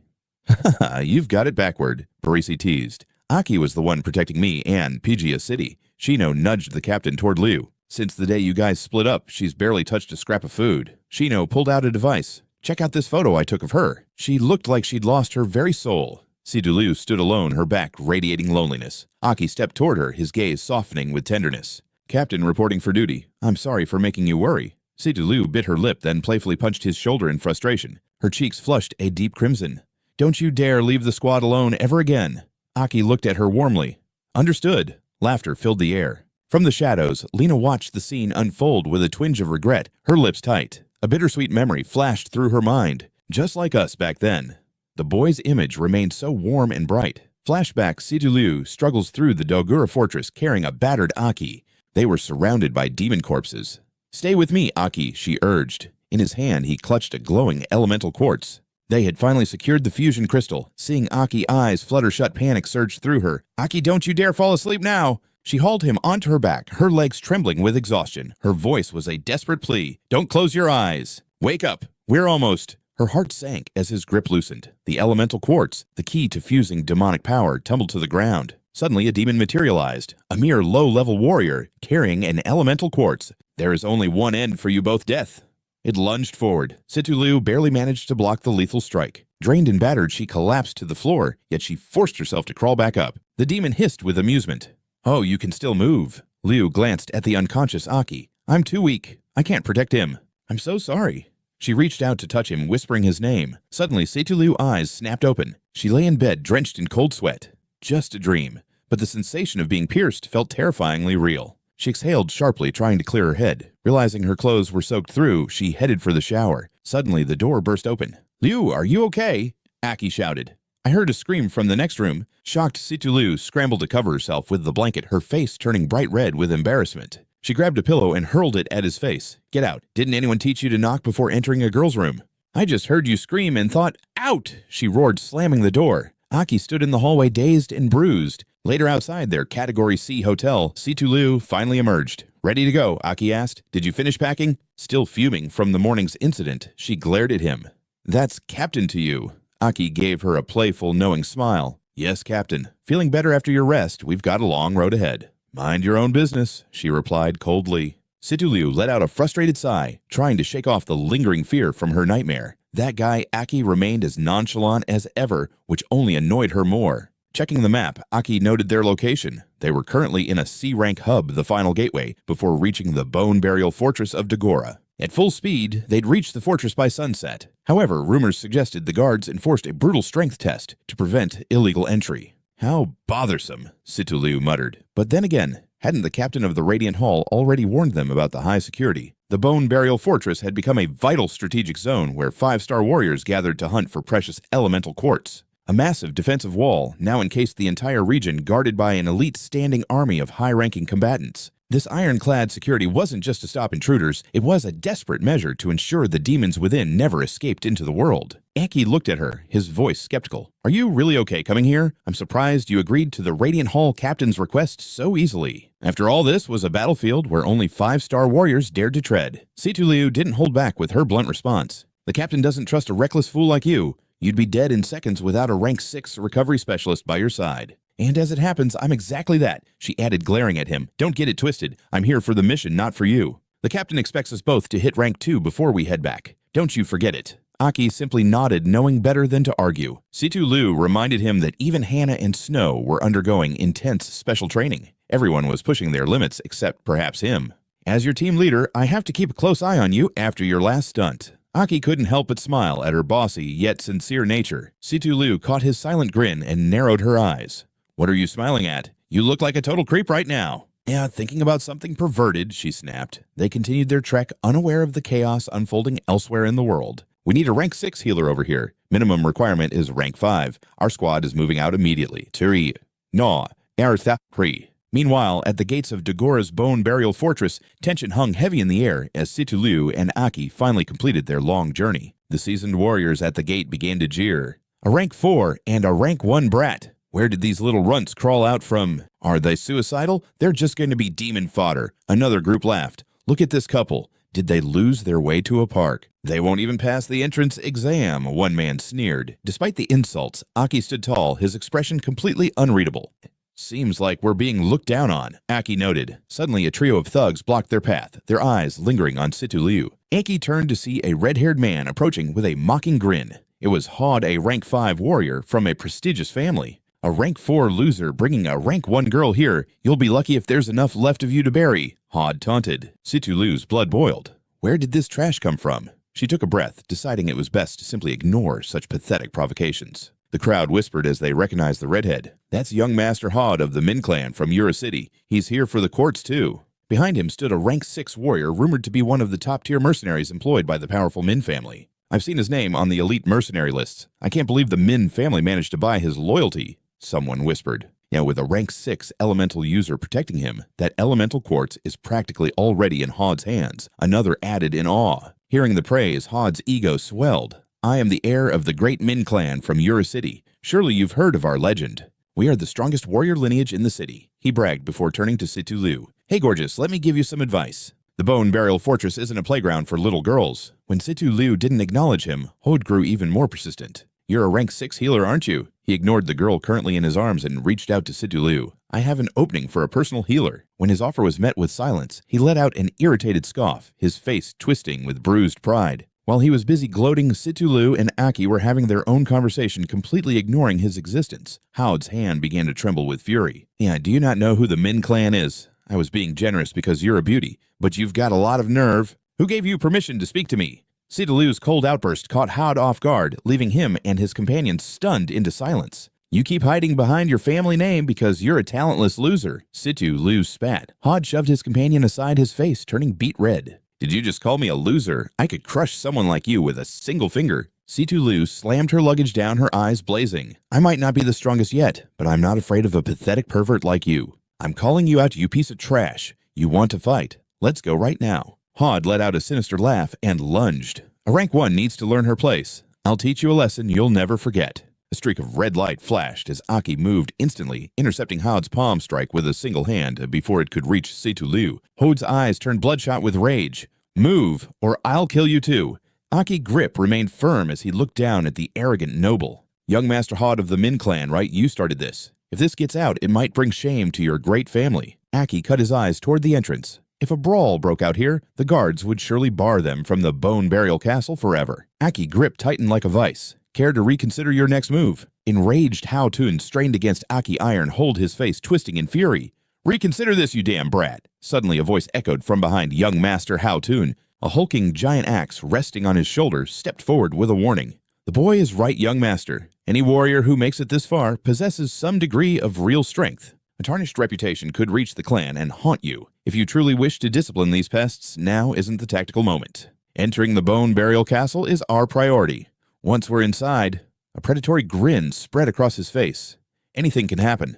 Understanding sparked in Hao-Tun's eyes, replaced by a sinister smirk. He wrenched his hand away from Aki's grasp. Fine. This young master won't waste more breath on low-level trash like you. He swept past Aki and Liu, followed by the elder and a blonde woman.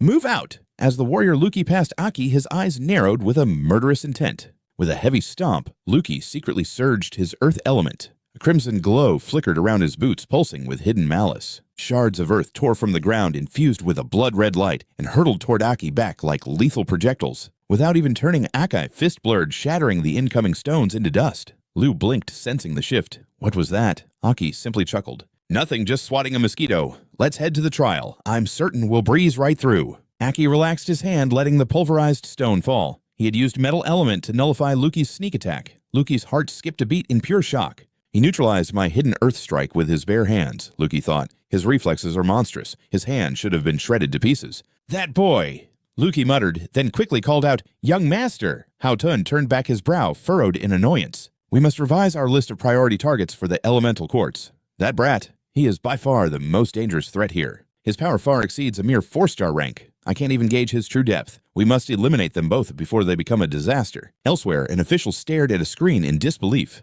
A synchronization rate of 54%, and the other is over 42%. So the testing staff was reeling from the results, but Aki and Liu stood there with an air of practiced indifference. Since there's no rank restriction, we've cleared the sync test, right? Aki asked. The staff hesitated. Aki's thoughts began to race. I remember Liu's rate being 39%. Not only did she reach 1-star core, but it's already spiked to 42%. Her growth is terrifying, Aki mused. The tester looked up solemnly. A 4-star pink core and a 1-star green core entering for the quartz. Her expression hardened. The weakest entities in there are 3-star demons. Are you two actually serious about this? Aki nodded, pointing toward Liu. Absolutely. She's our squad's healer, and her agility is top tier. We can hold our own. Liu's face flushed red as she gnashed her teeth. That jerk calling me just a healer. Aki, you're so annoying. The staff shook her head. We've never seen warriors below rank 5 attempt the Bone Burial Castle before. While the rules allow it, your duo is officially the lowest ranked pair in the history of this trial. Listen closely. Elemental quartz only drops from elite demons. They are rare, and once slain, they won't respawn for a significant time. You won't just be battling monsters. You'll be competing against ruthless warriors who are hunting the same prize. Survival alone is a miracle in there. Do you still wish to proceed? Aki's gaze remained like cold steel. Of course, we're aiming for more than just survival. Thanks for the heads up. Seeing their resolve, she motioned them forward. This way. Once inside, Liu exhaled slowly. They say the bone burial grounds offer a 90% chance of death. I should be terrified, yet I feel a strange sense of calm, as if Aki's presence alone grants me limitless courage. A demonic silhouette stalked the shadows nearby. Once it passed, Liu whispered, This entire place has fallen to the demons. Aki scanned their surroundings. Dogura Castle was once a sprawling metropolis, Liu. Did you know that it used to rival Dawn City in scale and glory, sitting right at the heart of the continent? It was the most bustling city of its era. Then the demonic invasion turned it into a wasteland. Now the heart of this ancient city is nothing but a slaughterhouse ruled by monsters. People call it a castle now, perhaps, to bury the memory of its former beauty. A flicker of sorrow touched Aki's eyes. Liu sat across from him. You're like a walking encyclopedia. Aki shrugged. Just bits of trivia from my childhood. Liu huffed silently. Aki stood signaling it was time. Let's move. We need to find that elite demon. Stay sharp and avoid any unnecessary skirmishes. A distant explosion rocked the air. Aki, should we check it out? Liu asked. Aki's voice was ice. Don't. Never play the hero in this place. He sighed inwardly. Liu grew up in Hesperus City. She's too pure to see the darkness lurking in men's hearts. Do you think those thugs at the gate were the exception in here? Treachery and greed are the only laws. For our own safety, we leave our kindness at the door. Aki turned his eyes, widening in horror. A demon loomed directly behind Liu. A thunderous impact shattered the ground where they stood. Fortunately, Aki was faster, snatching Liu up just as the beast struck. The rank 5 water demon sneered with pride. Impressive reflex, human. My silent strike was meant to be your end. Aki set her down, but Situ Liu's heart wouldn't stop racing. How did a rank 5 demon sneak up like that? It must have used a quiet flow technique to mask its approach. If Aki hadn't sensed it, I would be dead. Aki cut her off. Liu, we must end this now. We cannot afford to attract more of these things. She couldn't let the other squad see them. She refused to be a burden to Aki anymore. The water demon stepped forward slowly. End me quickly. A rank 4 and a rank 1. How insulting. The monster vanished in a blur, reappearing above them to unleash a devastating aerial strike. Die, it roared. Aki moved just in time, the demon's impact shattering the very earth beneath them. I won't even look at your corpses, the demon hissed, launching a relentless frontal assault. Aki blocked the blow with wood and gold energy. The demon gasped. 2 elements, that is impossible. No human should master elements before rank 5. Aki lunged his counterstrike, blasting the demon back. The demon barely shielded itself with water. Suddenly, Aki's speed exploded, catching the monster off guard. Too fast. Aki closed the gap instantly. The demon sneered, a trick my enhanced water speed is superior. Liu now, Aki shouted. Sidu Liu appeared behind the monster, landing a crushing kick to its spine. Aki plunged his blade through the demon's chest. Great work, Liu. She moved to claim the spirit core. A rank 5 blue core. I will take this. She kicked the body aside. I won't look at you either. Situ Liu secured the core and stomped on the corpse. Aki was impressed by her lethal agility. He wiped his bloody sword. Situ Liu smirked. Don't forget the Situ family are masters of the martial arts. Aki shouldered his blade, looking at the dead demon. We need to go. This fight was far too loud. She saw the blood on his face and panicked. Aki, you're hurt. Let me heal that wound right now. He brushed it off with a casual smile. It is just a scratch, Liu. There is no need for healing. Her expression turned cold and serious. Am I weak to you, as your partner healing is my duty? Big or small, I must heal every wound. Otherwise, my presence here is completely meaningless. Aki sighed, running a hand through his hair. Fine. You really are the unsmiling Rakshasa of Hesperus. We will take a moment to recover. Suddenly, a massive shadow loomed. Situ Liu looked up in terror. Aki, watch out. A massive strike came crashing down while Aki was momentarily distracted. The ground exploded into fragments. Situ Liu was thrown back, but Aki blocked the blow at the last second. Targeted so soon, an old man with a massive axe loomed over him, a rank 6 Black Core warrior. The man pressed down with overwhelming strength. My instincts were right about you, boy. His one good eye gleamed with malice. You are only rank 4, but your power is far beyond that. Sparks flew as steel clashed. Get lost! Aki roared, shoving the massive axe back with raw power. A rank 6 Earth warrior, Situ Liu tried to intervene, but a strange force froze her in her tracks. A rank 6 level 3 warrior emerged from the shadows, locking her in a binding spell. You should have watched your back, she mocked, sending a paralyzing surge through Situ Liu's body. Damn it, a high-level paralysis skill. Situ Liu realized she was facing a rank 6 healer. A healing skill used for surgery now forced into her nervous system to shut down her movement. The woman ignored her and walked toward Aki. So it's you. No wonder we found you so easily. Aki glared at them both. Shouldn't you be guarding your little master, Hao-Ti? This is a dangerous place. A cold voice echoed as a figure approached, talking big for someone who is about to die. It was Hao-Ti. He stepped forward with a cruel smirk, trying to act like a hero for your woman. Situ Liu's face burned with humiliation. His woman. She was paralyzed, but her eyes blazed with fury. She bit her lip until it bled, trying to stay calm. Now was not the time for a breakdown. Hao-Ti patted his subordinate's hip before grabbing Situ Liu's chin with a wicked grin. He forced her head up, but her eyes remained fixed on Aki. The tension was suffocating. Watch him die, Hao-Ti whispered. No woman rejects me and lives to tell the tale. His hand gripped her chin tightly. She glared back, her eyes burning with fury and teeth clenched in pure rage. The 6-core red warrior watched from a rock. Young Master Howard, I told you to stay hidden. I can handle this trash alone. If you want that girl, I'll bring her to you. Tension hung heavy in the air. Howard refused to let go, his face twisted into a mocking, arrogant smirk. Ha ha ha. With you here, who would dare attack hiding is for cowards. He sneered at Aki, his eyes dripping with pure contempt. Besides, I'm a 5-stage warrior. Are you looking down on me? Aki's voice turned cold. Do you still want that hand? Bloody sparks ignited around Aki. I thought you were just a spoiled brat, but I see now, you're nothing but human trash. I need to confirm something. Aki's eyes glowed with murderous intent. Howard, how many innocent lives have you ruined already? Aki's gaze was sharp enough to kill. Howard just pointed and laughed. What kind of idiotic nonsense is that? Playing the hero. Tonight, I'll take your woman. You're just a pathetic 4-core loser. The 6-core warrior gritted his teeth in disgust. This spoiled idiot had no idea how weak and pathetic he truly was. That 5-stage rank, your powerful father bought it for you. It's a pity title given to a useless brat. A warrior who has never slain a single demon. That hollow title of yours is absolutely pathetic. I'm a 6-core warrior. If your family didn't pay so well, I would have snapped your neck long ago. He sighed as Howard kept blabbering. Fine. Master Howard, your father ordered you to follow my lead. Please don't. Aki cut him off, his gaze cold enough to freeze blood. Then I won't hesitate to kill you both. Aki lunged forward like a lightning bolt. The 6-core warrior panicked, rushing to intercept while screaming, Watch out! Death was in the air.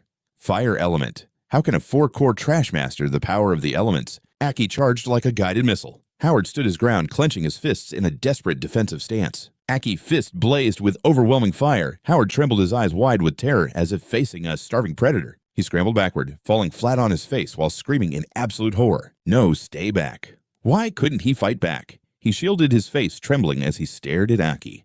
He's just a 4-core, so why this pressure? Aki leveled his blade, his eyes sparking with lethal intent. He looked like a god of death. The sheer pressure was suffocating. Help, someone save me. The warrior lunged his massive axe, swinging down, but Aki sensed the incoming strike instantly. The axe tore through the air, but Aki vanished, counterattacking with a strike that sent the warrior flying back. His movements are too fluid. The warrior blocked, but Aki's monstrous strength forced him to retreat. He truly controls fire, impressive kid, but my earth element won't be defeated so easily. As he recoiled, Aki unleashed a wood technique. Sharp branches surged forward, catching the warrior completely off guard. Wood element too.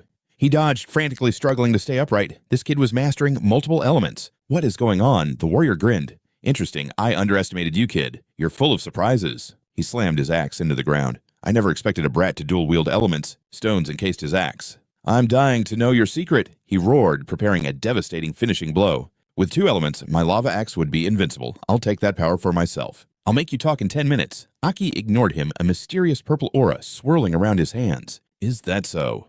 Suddenly, a massive blue hand intercepted the axe. A 5-core water demon had appeared. Roar Necromancy. A 5-core water demon manifested right behind the stunned warrior. Cold sweat poured down his face. A demon! Why couldn't I sense its presence until now? His core glowed as he leaped back in a panic. A 5-core beast. Right under my nose. The demon discarded its weapon, its water element body surging forward. It struck before he could even react. Realizing he was outmatched, the warrior cried out, Kid, let's call a truce and handle this demon first. Aki's fingers twitched like a puppeteer. A truce, tell me. Why do you think it's only attacking you? The demon summoned thousands of lethal ice crystals. The terrifying truth finally began to sink in. He turned, but the crystals were already inches from his throat.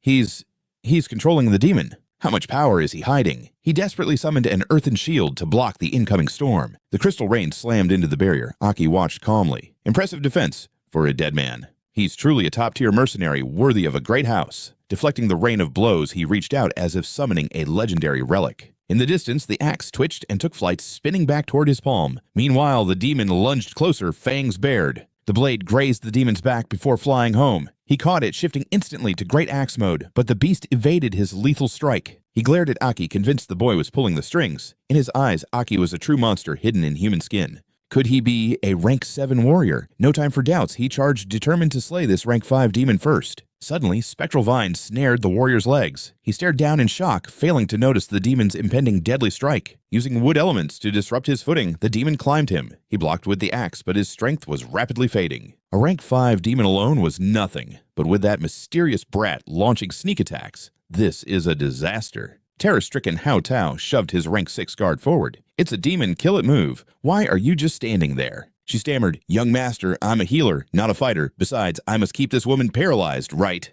Just then, Situlu's hand trembled slightly. Her fingers began to twitch with renewed life. Hao Tao sneered, Forget that rank 1 brat. If I die here, you won't get a single cent. Before the guard could react, Situlu struck from the shadows. Such a pity, she mocked as the guard screamed in pain. Shouldn't you fight harder to prove yourself? The guard spun around, realizing her body was completely numb and unresponsive. She gasped. How did you break my paralysis? Situlu met her gaze with a cold, murderous glare. As a rank 6, I mastered healing long ago. I simply used counter-resonance to shatter your pathetic skill. The healing path can save lives or end them. The guard's consciousness faded, her strength utterly spent. Situlu pulled her blade free, leaving the genius to collapse before facing the scum Hao Tao. Your turn. I missed her vitals so she might live. But for you, there's no such mercy. Hao Tao's hands shook with rage. You dared ambush us, a lowly rank 1 coward attacking from behind.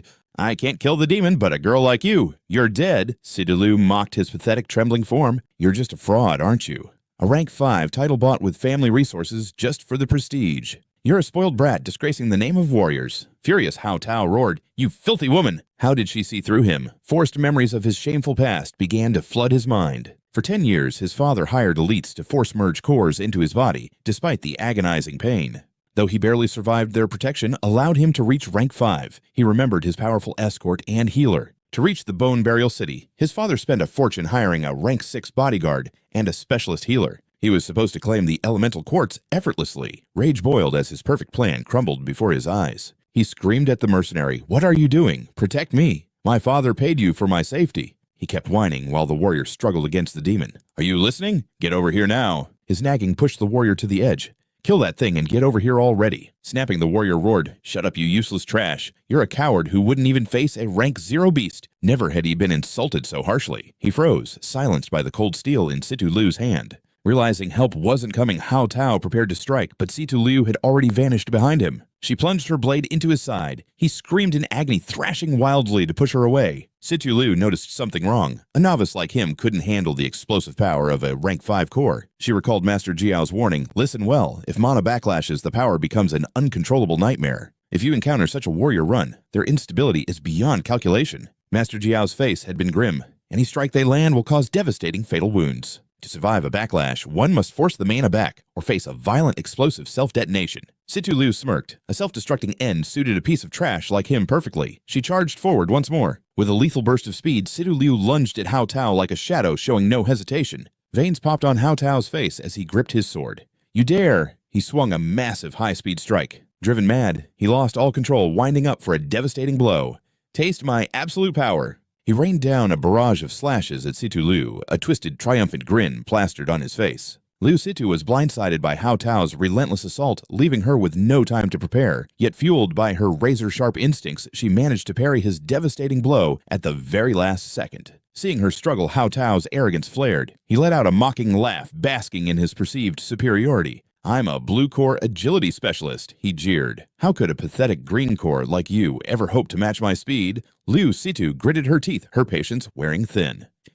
"Shut your mouth," she snapped. As she blocked his strikes, faded memories of her father's grueling training sessions began to resurface in her mind. She recalled the day spent balancing on a single hand atop a towering pillar. Compared to her father's hellish drills, this brat's agility was child's play. His attacks were fueled by raw 5-core energy, but they were mindless and lacked any real technique. He was simply swinging his blade in a desperate frenzy. When he saw Liu Situ effortlessly dancing through his high-speed strikes, Hao Tao's face twisted in rage, his teeth grinding together in disbelief. "How?" he roared. "How can a mere green core track the movements of an agility specialist like me?" To Liu Situ, his frantic swings were nothing more than a warm-up. She remained cold and focused, determined to crush his ego head-on. Suddenly, she unleashed a surge of emerald energy. It struck Hao Tao like a lightning bolt, sending him hurtling backward before he could even react. "My father said power is useless without mastery," Liu Situ declared. With a decisive slash, she sent him flying, his defense completely shattered by her single strike. Humiliated, Hao Tao lost his mind. "I am a young master of the Min clan," he screamed. "I'll slaughter every last one of you." He charged blindly at Liu Situ, his body beginning to glow. Liu Situ gasped he was going to self-destruct. At this range, there was no way to escape the blast. She slammed her blade into the earth and dropped into a low stance, summoning a thick green barrier to envelop her. Realizing she couldn't outrun the explosion, she poured every ounce of her energy into her defensive shield to tank the hit. Hao Tao's veins bulged as he reached his limit. A blinding blue nova erupted from his body, lashing out with arcs of lightning that made the earth tremble. The massive shockwave drew the attention of Aki and the Crimson Core veteran. They watched the cataclysmic explosion in stunned silence. Aki immediately sprinted toward Liu Situ. Meanwhile, the Crimson Core veteran just scoffed. Pathetic. A rank 5 driven to suicide by a rank 1 girl. A blinding flash consumed the battlefield as a violent pressure wave flattened everything in its path. The collision of energies created a massive crater, leaving behind nothing but thick, suffocating smoke and debris. Shielding her face from the dust, Liu Situ prayed she had survived. To her relief, the barrier had held firm against the devastating blast. "You actually forced a 5-core to self-destruct," a calm voice echoed. Liu Situ looked up, her eyes wide with surprise. Aki stood before her, holding back a massive boulder. "Nice work, Liu," he said. He had combined gold and wood elements to reinforce her shield at the final moment. Without his intervention, her support class barrier would have shattered like glass under that much pressure. Liu Situ collapsed to the ground panting. "He didn't have the heart of a warrior," she muttered. "Just a brat with 0 experience. If I didn't have my father's training, a rank 5 would have ended me instantly," she admitted, her voice still shaking from the adrenaline. Aki simply nodded, keeping his gaze fixed on the lingering smoke. "Focus on healing yourself," Aki reminded her. Liu Situ finally noticed the injuries she had ignored in the heat of battle. "Your tactics and courage were impressive," Aki added. Liu Situ's face flushed deep crimson, her heart fluttering at the unexpected praise. She looked at him with sparkling eyes, trying to say something cool, but her tongue felt like a lead weight. "Stop with the compliments," she stammered. "Is your fight over? Where did that Crimson Core monster go?" The demon I was controlling was vaporized in the blast, Aki explained calmly. It was just a mindless shell anyway. As for that warrior, I doubt he'll continue. Aki trailed off, knowing the battle's dynamic had shifted completely. From the thick smog, the Crimson Corps veteran emerged unscathed. He looked completely unbothered by the explosion that had leveled the area. That useless young master is dead, the man sighed. Now I'll have Min Clan assassins hunting me for the rest of my life. Everyone knew about the Shadow Assassin Syndicate, a group of lethal mercenaries who specialized in hunting down other warriors. Rumors said 7 core masters existed within their ranks, monsters who lived only for the kill. To hire someone of that caliber gold wasn't enough. You had to offer something of equal, often soul-binding value. I'm done. The Earth Element warrior grunted, shouldering his weapon. You two are freaks. Low cores shouldn't be this powerful. Aki smiled, a rare spark of amusement in his eyes. Fair enough. There's no point in a deathmatch here. With his employer dead, the veteran had no reason to risk his life. The battle had lost all meaning. If you had truly fought me with everything you had, the warrior muttered, I might not have walked away from this. He glared at Aki, his eyes narrowing. Just what kind of monster are you? Where do you come from? I'm just a lucky rank 4 with a few tricks, Aki replied smoothly. Against a rank 6 like you, I'd still be in grave danger. The veteran frowned, lost in thought. A lucky rank 4, and he was looking at a once-in-a-century genius. I've heard tales of legendary warriors born with divine talent, beings gifted with terrifying powers that normal soldiers could never hope to attain. I'm curious, the old man asked with suspicion. If you've already mastered the power of the elements, why hunt for these crystals? They should be completely useless to you. Aki remained silent, refusing to reveal his secrets. However, the old man's words sparked a dark curiosity in him regarding the true potential of those stones. Typically, these crystals allow 5 core warriors to fuse with a single element, but Aki had a much more forbidden, dangerous experiment in mind for his own path. What would happen if he gathered metal, wood, water, fire, and earth into a single vessel? Could he use the crystals to fuse all 5 elements into one? This insane ambition had burned in his mind from the very start. His expression darkened as he realized he needed overwhelming, crushing strength to achieve his goal. He remembered a blood-soaked figure from his past, a man dressed in rags looking more like a vengeful ghost than a human being after his brutal torture. As a former member of the Elite 6 Pillars,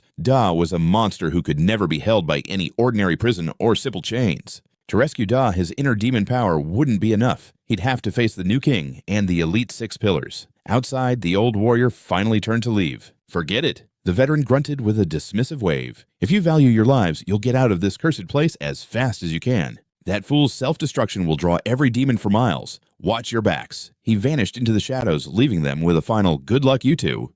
Eki and Situ Liu stayed behind to scout the ruins. They discovered strange boar-like tracks and were forced to slay several mutated monsters lurking in the dark. They eventually spotted a flickering campfire and joined a group of travelers managing to forge new alliances and trade valuable information about the surrounding area. Aki shook hands with a fierce red-haired girl, sealing their temporary pact. As night fell over the desolate wasteland, a soft voice broke the heavy silence. It was Situ Liu whispering from her sleeping bag. Aren't you going to rest? Aki shook his head. Go ahead, I'll take the first watch tonight. Have sleep, she murmured. Aki, your combat skills and your way of handling people. You're so young, yet you act like a veteran. Where did you learn all this? Aki hesitated, the weight of his previous life pressing down on him. He sat in silence for a long moment, searching for a believable lie to tell. Maybe I'm just a natural at survival, he answered with a confident smirk. Situ Liu couldn't help but laugh softly at his typical mysterious response. You really do act like an old man trapped in a kid's body, she joked. Aki leaned against the cold stone wall and gazed up at the moon. This scene felt hauntingly familiar. For a split second, the shadow of the legendary warrior he once was flickered beneath the soft silver glow of the moonlight. Maybe I am, he replied cryptically. He didn't want her digging any deeper into his past. Now get some sleep. Close your eyes. Good night. Morning arrived with a deafening blast. A massive explosion rocked the ruins, and Aki was already on his feet staring at a fresh breach in the fortress wall. I sense a demonic aura, Aki noted calmly. Situ Liu sat up, rubbing her tired eyes. Did you even close your eyes once last night? I caught a quick nap. I'm fine. The energy over there is chaotic. It looks like the elemental demon has finally decided to show its face. His voice betrayed a hint of dark excitement. Follow me closely. I have a specialized method to track that beast down before anyone else finds it. They became blurs of motion tearing through the ruins at impossible speeds. Aki couldn't suppress his grin. The thrill of the hunt was taking over. Why are you so hyped up for a fight? Situ Liu shouted, struggling to keep pace. Aki just laughed. Let's just say I enjoy the challenge. On the inside, his blood was boiling with anticipation. A new type of elemental demon was exactly the kind of prey he had been waiting for. He had slaughtered every known horror in his previous life, but this specimen was a total mystery. He had to kill it before the others arrived. Their shadows danced across the crumbling parapets as they leaped over debris. They moved so fast they appeared as mere streaks of color in the air. Aki glanced back, tracking the target's signature. It's slowing down. It must have found a place to hide. Time to drag it out into the light. Are you sure it's here? Situlu panted, looking at the vast ruins. This place is massive. Aki's eyes glowed with resolve. Don't worry, I know. He didn't want to admit it, but ever since the demon's aura appeared, he could feel its presence thrumming in his very soul, like a kindred spirit. A map of the entire city manifested in his mind.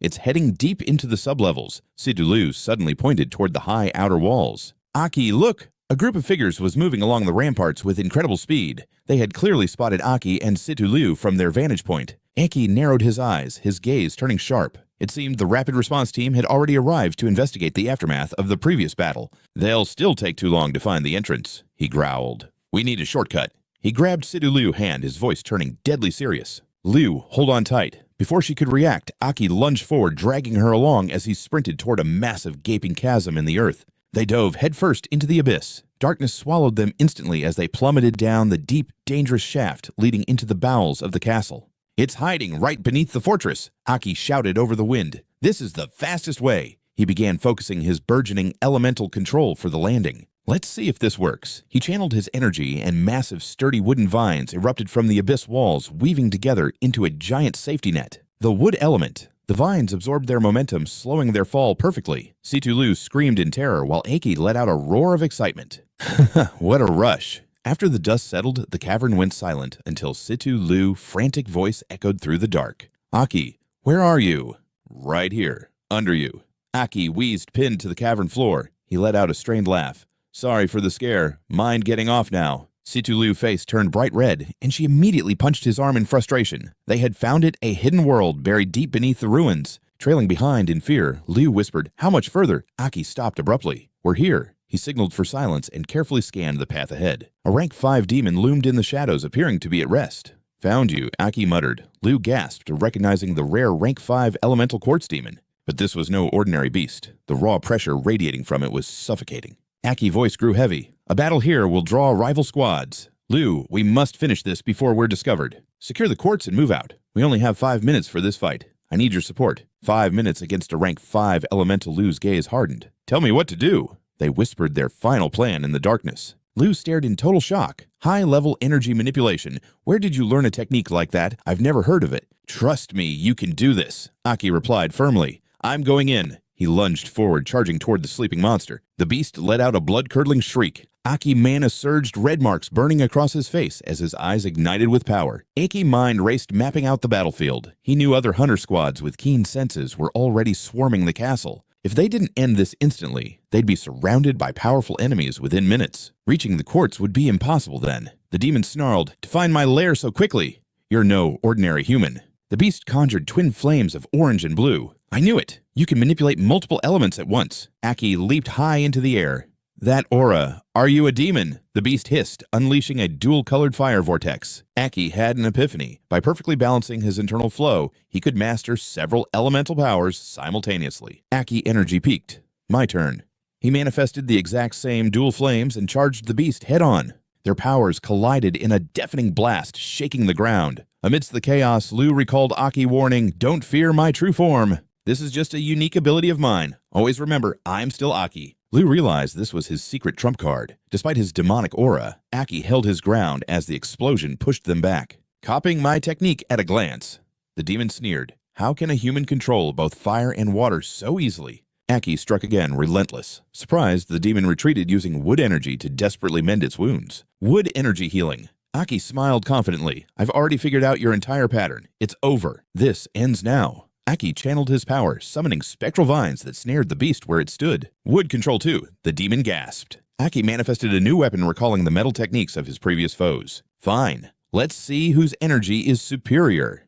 The demon poured everything into its ultimate defense, the triple blade shield. Aki smirked as the trap closed. Got you! He roared. Liu, now is the moment. From the distance, Liu drew a glowing green arrow. She focused, recalling Aki's lecture on high-level energy flow. Sync with your power core, he had explained. Feel the flow and shape of the energy within your heart. Transform that invisible power into a physical weapon. Liu whispered to herself, "Let me do this." Liu aimed her eyes blazing with heroic resolve. She remembered her initial hesitation when she heard Akai daring plan. "The final blow by me," she had asked. "But that's a high intelligence special rank 5 beast. If it focuses on defense, we'll never win in time." But Aki had simply smiled to encourage her.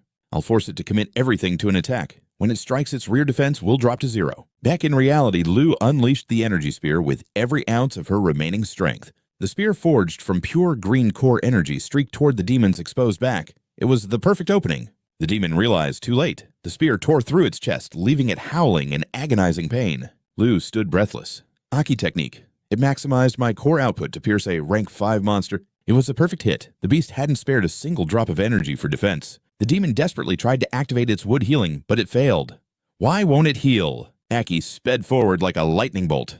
Perfect shot, Liu! He reached out for the elemental quartz. He ripped the glowing quartz from its chest. Stripped of its life force, the demon crashed to its knees. As its life faded, the beast croaked in disbelief. Why? Why can't I regenerate? Liu's attack was pure life energy, Aki explained. It rejects all unnatural healing. The demon's light finally flickered out. You calculated everything, the monster hissed before falling silent forever. The beast's energy vanished and it slumped to the floor. Seeing the threat was over, Liu rushed to Aki's side. Aki, are you all right? Aki held up the elemental quartz, flashing a confident wink. I'm fine. Thanks to your help, the core is finally ours. That last move was legendary, truly a genius spirit. Hearing his praise, Situlu's face turned beet red. She looked away, trying to act cool, while her heart raced with joy. Stop with the cheesy lines. I just wasn't about to let you drag me down, that's all. Despite the banter, Aki looked concerned. But seriously, you burned almost all your mana on that shot, didn't you?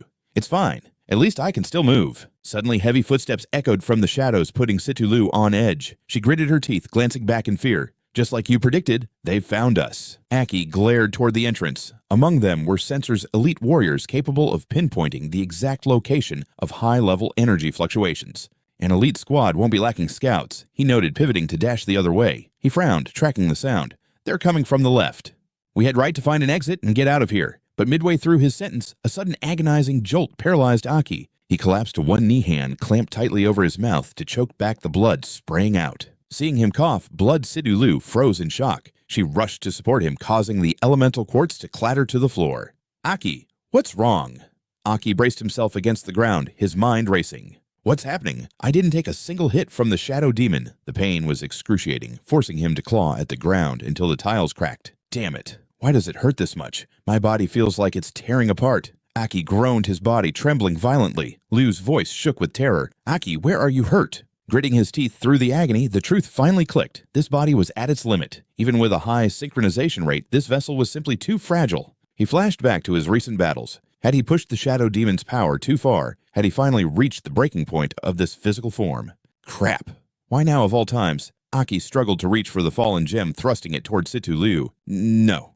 Take the quartz and go. The others will be here any second. Don't wait for me. Before he could finish, she grabbed his wrist and snapped, "Shut up!" She threw his arm over her shoulder, hauling him toward a side passage. "We leave together. I don't care what's happening to you, and I don't have time for excuses." She glared at him, her voice cold but firm. "I'm the captain. I'm not leaving you behind." Spotting a staircase ahead, she urged him on. "Look, that leads to the surface. Just a little further, Aki. The fresh air will help you stabilize." A massive structure like the Burial Bone Fortress had to have multiple exits. Aki remained silent, drenched in cold sweat, as he fought the overwhelming pain. Finally, they breached the surface, the sunlight blinding them. Siduliu gasped for air, her face pale and drenched in sweat. They had finally made it out. If they followed this path, they could escape the fortress for good, right?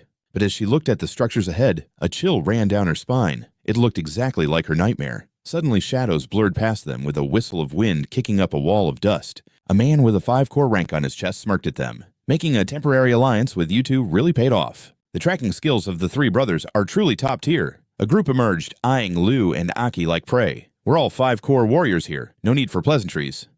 Were these the ones behind that massive explosion? Situ Liu went numb. 6 rank 5 warriors. Damn it. A man with 2 black markings under his eye looked down at Liu with pure disdain. A rank 1 warrior. Am I seeing this right? Your squad is just 2 pathetic kids. Is the other one wounded from the shadow demon fight? Suddenly his eyes locked onto Aki's hand. He pointed, his voice sharp with greed. Wait, he has the elemental quartz. The group gasped before erupting into malicious grins. This was a total jackpot. Looks like we won't have to work for it. We'll take that stone. Like hell you will, Liu hissed, though she was trembling with fear. What can I do? I'm no match for them.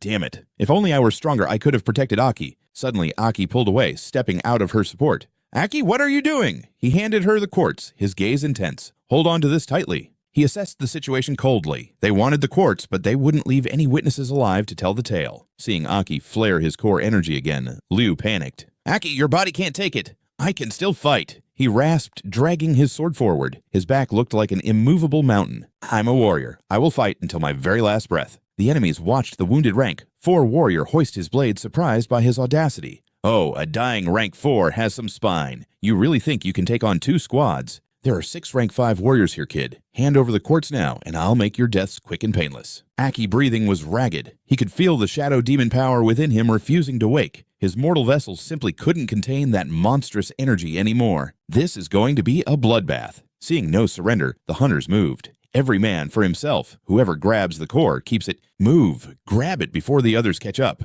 Suddenly, a vision of Aki collapsing flashed through Situ Liu, mind fueling her dread. Why was that dream coming back? Now I have a terrible feeling about this. The hunters drew their weapons, charging toward Aki with killing intent. A bald brute roared, "Kill them! Leave the elemental core to us!" Another team shoved back to claim the prize. In your dreams, this prize belongs to my squad. These guys were playing for keeps. We already have a buyer lined up. Even if we can't use the core selling, it will make us a fortune. Split 3 ways, we can all afford legendary gear. Within a minute, veins began to bulge on Aki's face. He knew it. If he unleashed the shadow demon power one last time, his body would only last 60 seconds. Curse this fragile shell. Why must it fail me now of all times? Situ Liu watched in terror as Aki's condition spiraled. He had to get her out. Gritting his teeth, Aki unleashed a wave of sword, intent pinning 6 foes down, even as blood sprayed from his lips. A mere spark is all I need to erase you. He growled. A pillar of primordial fire erupted from his soul. 60 seconds on the clock, the thugs couldn't believe their eyes. That pressure, is he a monster? Aki vanished like a phantom, leaving only the whistling wind behind. He was a ghost in the machine. Even with the sense skill active, Zamba's trackers couldn't catch a glimpse of his shadow. He was already behind them. 58 seconds. The blonde leader felt a chill. 57 seconds. Before he could scream a warning, a devastating blow crushed his ribs. Aki's eyes burned with divine light. You're the first sacrifice. The remaining thugs snarled in a blind, vengeful rage. Avenge our brother. They charged, but Aki was a blur of violence. 55, 54, 53. Utilizing subdimensional earth elements, he dismantled them one by one. The bald leader stood frozen in horror. Such speed, such power. 3 elites gone in a heartbeat. Just what kind of god-tier player is he? Aki stepped forward, calm as a graveyard. 40 seconds left. The bald captain finally realized the nightmare he was facing. They were our best trackers and still fell. Panic set in. Don't let him pick us off. Everyone strike at once. He's just one man. Then come. Aki sneered, throwing himself into the fray. Show me what your lives are worth. Suddenly his knees buckled. He jammed his blade into the ground just to stay upright. 38 seconds. He bit his lip until it bled, fighting the sensation of his internal organs turning to ash. 36 seconds. Situ Liu realized the terrifying truth. Aki was burning through his life force. His body was at its absolute limit. 34 seconds. The scavengers grinned like hyenas. The core is ours. This kid is a fluke. He's falling apart. Only 32 seconds left. The bald leader lunged for the kill, sensing blood in the water. Aki's gaze remained sharp. You think I'm easy prey? Come find out. Aki channeled his remaining mana into a shimmering barrier. The bald fool let out a mocking laugh. A shield. That's all you've got. Shatter it, boys. But their blades bounced off like toys. The thugs gasped for air, their mana pools running dry. Boss, it's not breaking. We've spent everything. The barrier began to contract, pulsing with an ominous light. A cold sweat broke on the leader's brow. Wait, it's shrinking. No, it's a trap. Get back. Aki flashed a predatory grin. Too late for regrets. Take back everything you gave me with interest. Full counter 0 seconds. The kinetic energy from their own attacks exploded outward, tearing through the attackers with devastating force. That resonance. It's the elemental quartz. Greed overrode fear as the survivors scrambled toward the blinding light. The barrier dissipated, leaving Aki broken and breathless on the cold ground. Situ Liu rushed to his side, her voice trembling. Aki, stay with me. His vision blurred the world, fading to gray. Controlled the blast. Glad you're okay. With those final words, he slumped backward into the darkness. She caught him just before he hit the ground. Liu, don't worry about me. Run, he rasped. The massive mana surge had already alerted every predator in the vicinity. Her eyes flashed with stubborn resolve. Abandon my comrade. Not in this lifetime. Hold the cords tight. I'm carrying you out of here. She hoisted him onto her back, refusing to let him face destiny alone. I've got you now. Her mind raced back to that recurring nightmare. This felt far too familiar. The scene was a mirror of her darkest visions. A heavy wooden door creaked open, revealing a corridor that stretched into an abyss of shadow. Pale moonlight filtered through cracked windows, illuminating a hallway that reeked of iron and death. There was no turning back now, only forward into the jaws of hell. Every step was a battle. The floor was littered with the mangled remains of demons. Just a little further. Aki, don't you dare give up. She clutched the elemental quartz, her muscles screaming in protest. We did it, Aki. We actually won. But silence was her only answer. Aki, wake up. Don't you dare close your eyes. His weight felt like lead dragging her down. Please, we've come too far to lose you now. Suddenly, Aki's grip failed. The elemental quartz slipped from his limp fingers, clattering across the stone floor into the darkness behind them. Her heart skipped a beat. Panic surging, she reached out a trembling hand for the glowing stone, her breath coming in ragged gasps. As she retrieved the crystal, a chilling realization struck her. Every detail, the cold, the smell, the weight, it was exactly like her recurring nightmare. Her blood ran cold as she slowly looked up. Looming in the shadows of the ceiling were two high-tier demons, their predatory eyes locked onto her. The sheer pressure of their killing intent turned her legs to jelly. Death was staring her in the face. With a burst of desperate adrenaline, she bolted. But these weren't ordinary monsters. In a flash of shadows, the lead demon was already upon her. She threw herself over Aki, using her own body as a shield. The demon let out a guttural roar. Fools, no one leaves this place alive with the quartz. A razor-sharp claw tore through the air, impaling her from behind in one brutal motion. The demon tossed her aside like a broken doll, sending Aki skidding across the floor. Trash! The monster spat, looking down at their motionless bodies. How did worms like you even get this far? The elemental quartz. A gift from the heavens. Situ Liu lay in a pool of her own blood, her vision fading. My heart. It's been pierced. Is this where it ends? The blue-skinned demon prowled toward Aki, flipping him over with a disdainful kick. Wait, this one is still drawing breath. How annoying. Through a red haze of pain, she reached out a blood-stained hand. Stop! Get away from him! She wheezed, her voice barely a whisper. I hate his scent. The demon growled, raising a clawed hand like a guillotine. I think I'll take his head as a trophy. A desperate scream tore from Situ Liu's throat. Stay away from him! Situ Liu's eyes blazed with defiance, even as her blood pooled on the floor. The blue demon stepped closer, his face twisted in a cruel sneer. Impressive! Playing the hero while knocking on death's door. He delivered a brutal kick to her gut, folding her body in pure agony. The impact sent her hurtling back like a broken doll. I'm too weak. She thought, her heart shattering along with her bones. She strained to see Aki one last time. She had failed her team. She had failed to protect him. Darkness began to swallow her vision. Please, leave Aki alone. As her eyes closed, regret consumed her soul. I just wanted to be strong enough to save him. I can't let it end like this. Suddenly, a mocking voice resonated through the cold void. My.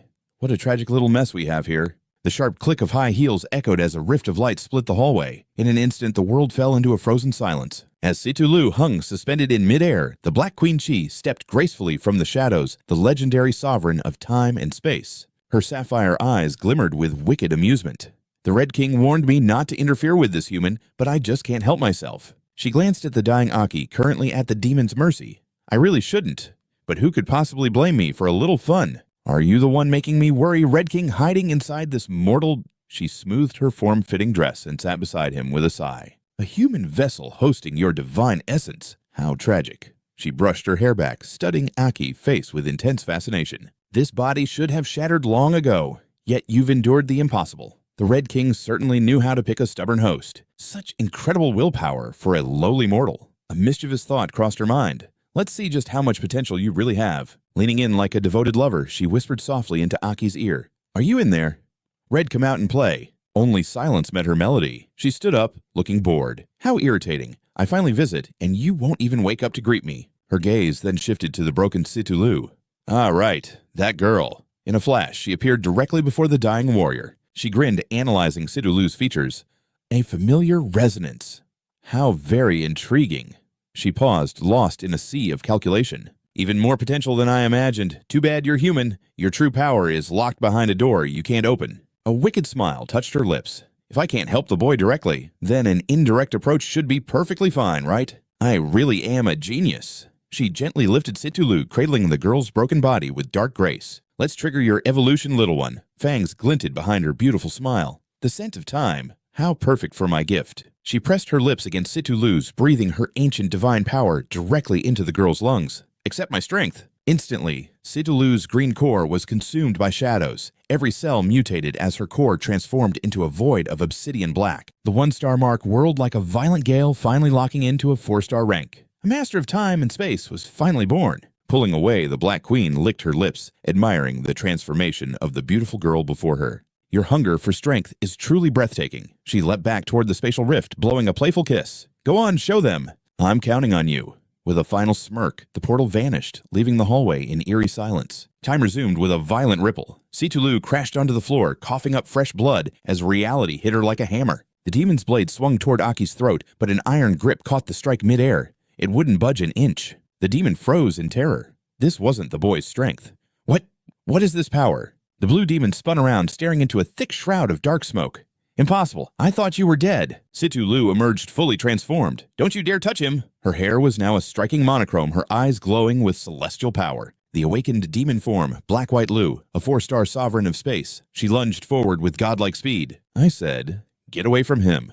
Space itself warped as her strike shredded the demon's flesh, sending him screaming in agony. Are we kin? She sneered. I'm nothing like you monsters. The second demon stood his ground, desperately trying to hide his fear. He charged blindly, but Situ Lu didn't move. She simply raised a hand, weaving the very fabric of reality. A massive spatial cube slammed down from above, pinning the demon to the floor. You can manipulate space. He clawed at the ground, gasping for air. One little block won't be enough to kill a demon like me. Situ Lu smirked coldly. Who said there was only one? Dozens of obsidian cubes materialized, raining down with localized fury. Reality shattered alongside his bones. When the dust settled, only a bottomless crater remained. Now she turned her icy gaze to the survivor. Witnessing the absolute carnage, the remaining demon began to tremble. Pure, unadulterated terror seized his black heart. His comrade had been erased from existence. Situ Lu's cold gaze locked onto him. Now, it's your turn to disappear. How could a mere human radiate such overwhelming pressure? Wait, tell me, what kind of monsters are you two? Silence. Your aura already confirms you're one of us, a rare master of spatial manipulation, just like that pathetic friend of yours. His aura, it's paralyzing. Just what kind of monsters are you? Liu replied with ice-cold composure. We are human warriors. The demon let out a jagged laugh. Warriors, do you even believe that lie yourself? One moment you were stage 1, now you're stage 4. Even at stage 5, we wouldn't stand a chance against you. Before it could finish, Liu lunged, tearing the demon apart. Too much noise. She turned to Aki, stroking his cheek. You always saved me. Now it's my turn. She claimed the demon core and hoisted Aki up. Let's move. At the exit of Bone Burial Castle, a heavy rhythmic pounding echoed against the gates. Sentries monitored the screens. Human signatures detected, they announced. With a heavy mechanical groan, the massive gates began to unseal. The doors swung open to reveal Liu supporting a battered Aki. Aki, we made it, she whispered before her strength vanished and she collapsed. Get them to the medbay, guards shouted. But looking past the duo, their blood ran cold. Inside, demons lay crushed by raw spatial pressure. Good God, what is this carnage? How on earth did they survive that hellhole? Dozens of demons were mangled, impaled by invisible forces. Inside Liu's dream, a mysterious voice resonated. I knew I wasn't mistaken about you. You're the perfect vessel for my power, little girl. There's an unawakened foresight within you. I eagerly await its blooming. Liu's eyes snapped open to a reflection of herself before she bolted upright. Realizing she was in a suburban clinic, she exhaled. We were saved. Who was that in my dream? She examined her hands in shock. Her wounds had vanished completely. How was this even possible? Fatal injuries had disappeared without a trace. Liu's mind felt fractured. Her memories of the castle were slipping away like shifting sand. Her head throbbed as a dark mist clouded her mind. Suddenly a cloak was draped over her shoulders. You saved us, Liu, Aki said softly. The guards told me everything, Aki continued. You dragged us to the gate. Incredible. Liu's heart raced as fragments of the battle returned. Aki, are you all right? Any pain? He gave her a reassuring grin. I'm fine. Just a few scratches. Nothing to worry about. His expression darkened with regret. I'm sorry. I was careless. My body failed me.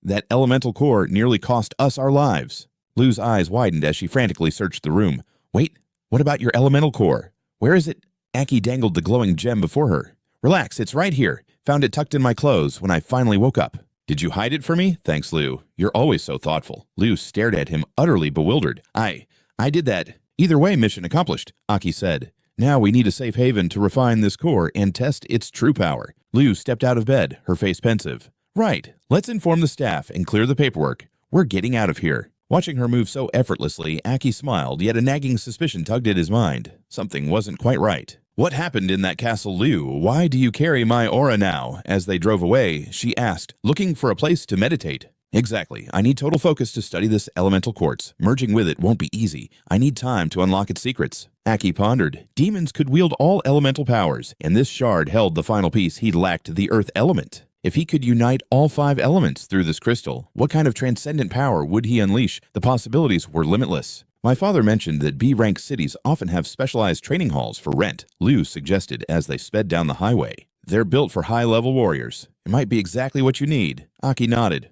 Perfect. There's a B-rank town just ahead. Welcome to Salamanca, a B-rank city built on ancient ruins, blending its antique facade with a cutting-edge commercial heart. Stepping into the bustling streets, the duo marveled at the crowd. This place was legendary, swarming with warriors from every corner. Liu's eyes widened as she spotted armed figures.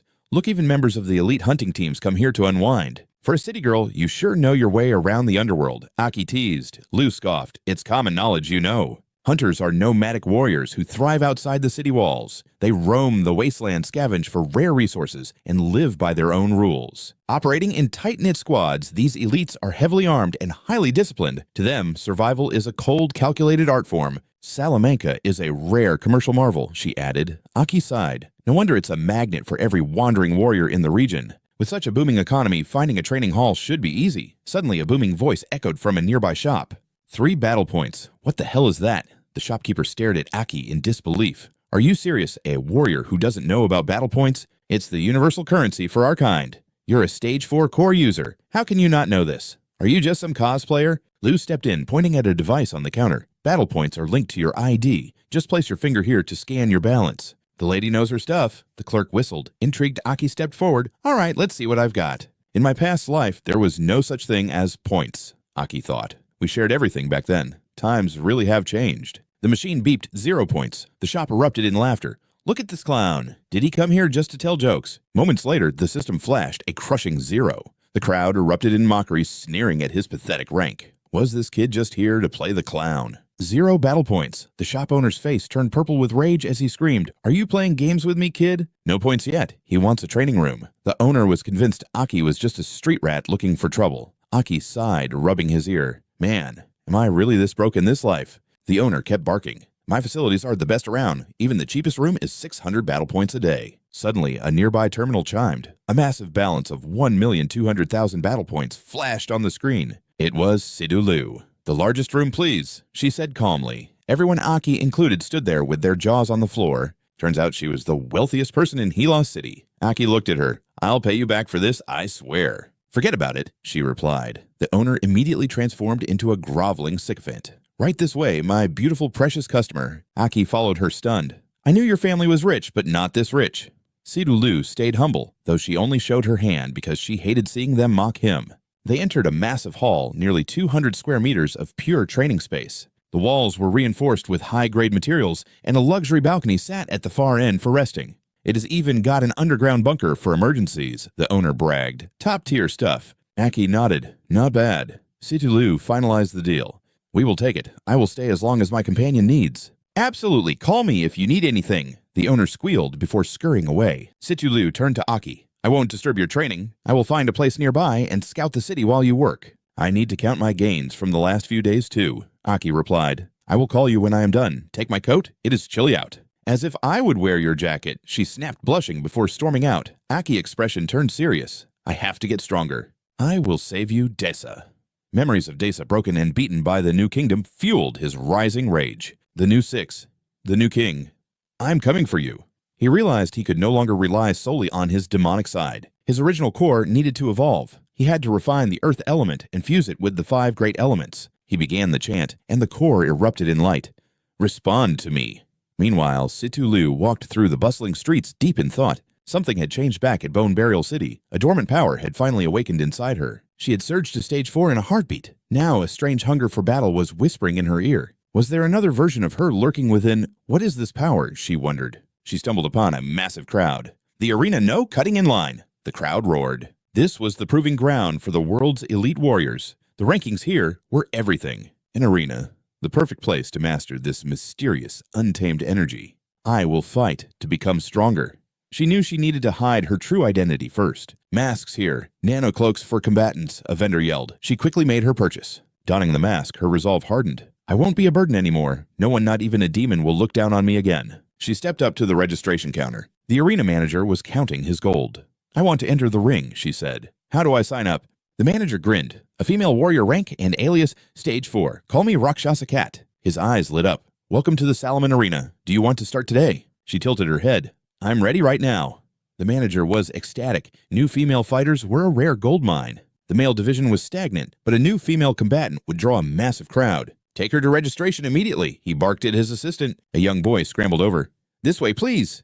He led her toward a dark hallway. I have logged you into the system, he stammered. Rakshasa Cat, let me explain how we do things here. He began outlining the brutal rules of the Salomon Arena. Just call me Rakshasa Cat, she interrupted. No need for formalities. The boy smiled, relieved. Who is the strongest fighter currently active here? She asked. In Salomon City, the top dog is a rank 5 warrior. But don't worry, he added. The female division is topped by a Stage 4 warrior, just like you. Situ Lu narrowed her eyes. You separate the fighters by gender. She was genuinely surprised. Yes, because female warriors are so rare in this bloodbath. Situ Lu moved with lethal grace. Why bother? Wouldn't a single arena be more interesting? The arena used to be a bloodbath for everyone, but apparently the men felt it was beneath them to duel women. The boy looked away, murmuring about lost pride. Victory felt hollow, so the ranks were split. Now female warriors are a legendary rarity. Sydney Liu scoffed at the idea. In her world, only strength dictates the winner. There's no shame in losing to the strong, she stated firmly. Only the weak hide behind such excuses. The boy's face flushed with pure, unadulterated admiration.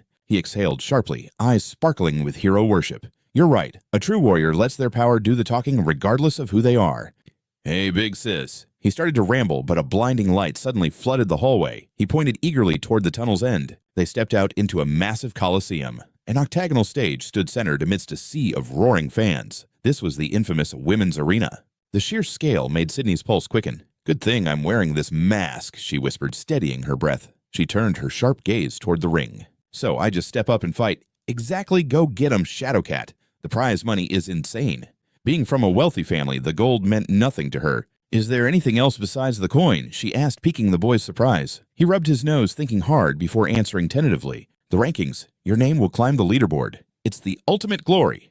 Sydney gave a sharp nod. Now that is a reward worth taking. She marched toward the platform, her cloak billowing like a dark omen. For a warrior, nothing burned brighter than the flame of honor. The boy watched her back, completely mesmerized. He covered his glowing face, heart racing. It's like a moon rising in the dark. I think I'm in love. Suddenly, the speakers boomed. Ladies and gentlemen, today is your lucky day. Sydney stood like a statue in the center of the ring, immovable and cold. A fresh face has entered the pit. Give a thunderous welcome to the 4-star warrior Shadowcat. The crowd erupted into a frenzied wall of sound. Finally, it's been ages since the women's ring had new blood. Sydney scanned the bloodthirsty crowd. Their energy was overwhelming, almost suffocating. Female warriors really were a dying breed here. She wondered if the men's arena felt this electric. The host screamed, sensing the audience's peak impatience. Now let's bring out our reigning champion, the lone survivor of the bracket, our very own goddess of the arena. A heavy iron gate screeched open. Out stepped a woman wielding a massive iron fan, a 4-star badge gleaming proudly against her chest.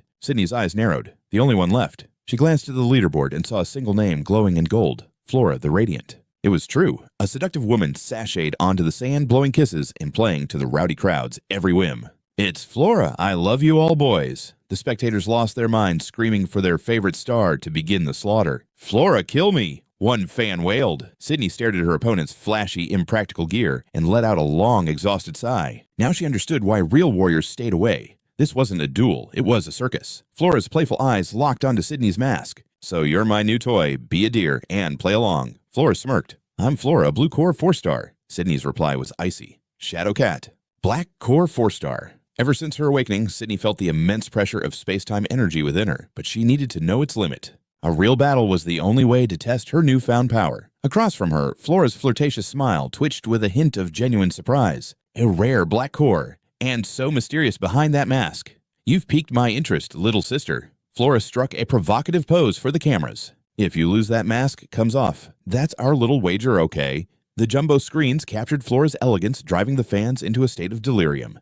Flora is a goddess, the crowd chanted. Sydney's patience snapped. She looked directly into the lens and muttered, "What a pathetic performance." If we're both 4 stars, then fight like one. In an instant, their core energies exploded outward, shaking the very foundations of the arena. Shadowcat versus Flora the Radiant let the battle begin. Sydney dropped into a lethal defensive stance the moment the bell rang. In contrast, Flora merely pivoted on her toes, light as a feather. "Are you ready to be enchanted by my dance?" Flora spun like a whirlwind, each footfall blooming into a shimmering spectral flower on the stone. She winked at Sydney, her voice rising in a haunting melody that turned the brutal ring into a romantic stage. "Look at those blossoms," the host roared, the legendary floral step a masterpiece of grace and lethality, truly a sight for the gods. The fans were screaming themselves hoarse. Flora continued her hypnotic dance while Sydney stood perfectly still, watching like a hunting cat. Has Shadowcat frozen in terror? Is she surrendering to such beauty?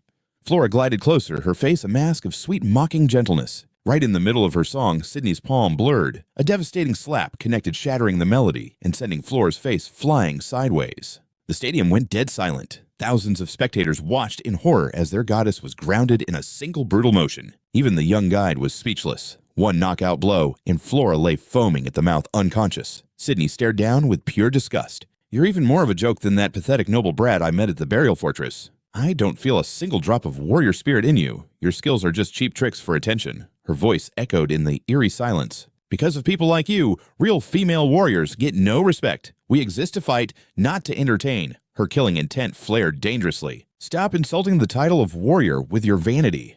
Behind the scenes, the young guy felt a shiver of pure excitement. Whoa, that was legendary. He threw his hands up, cheering at the top of his lungs. Shadowcat is the real deal. Linghua's fanboys stood frozen in shock. Suddenly, they tore her posters from their shirts, chanting a new name with religious fervor. "Rakshasa Cat, you're a goddess. Please step on me." The announcer rushed into the ring, his voice trembling as he declared Rakshasa Cat the victor. To end the match with a single slap was utterly terrifying strength. Her aura was cold as ice. "A one-man show is just child's play." Sidu Liu muttered, glaring at the host. "This pathetic stage has served its purpose. Tear it down. Take me to the men's division rankings." The host froze, certain he'd misheard.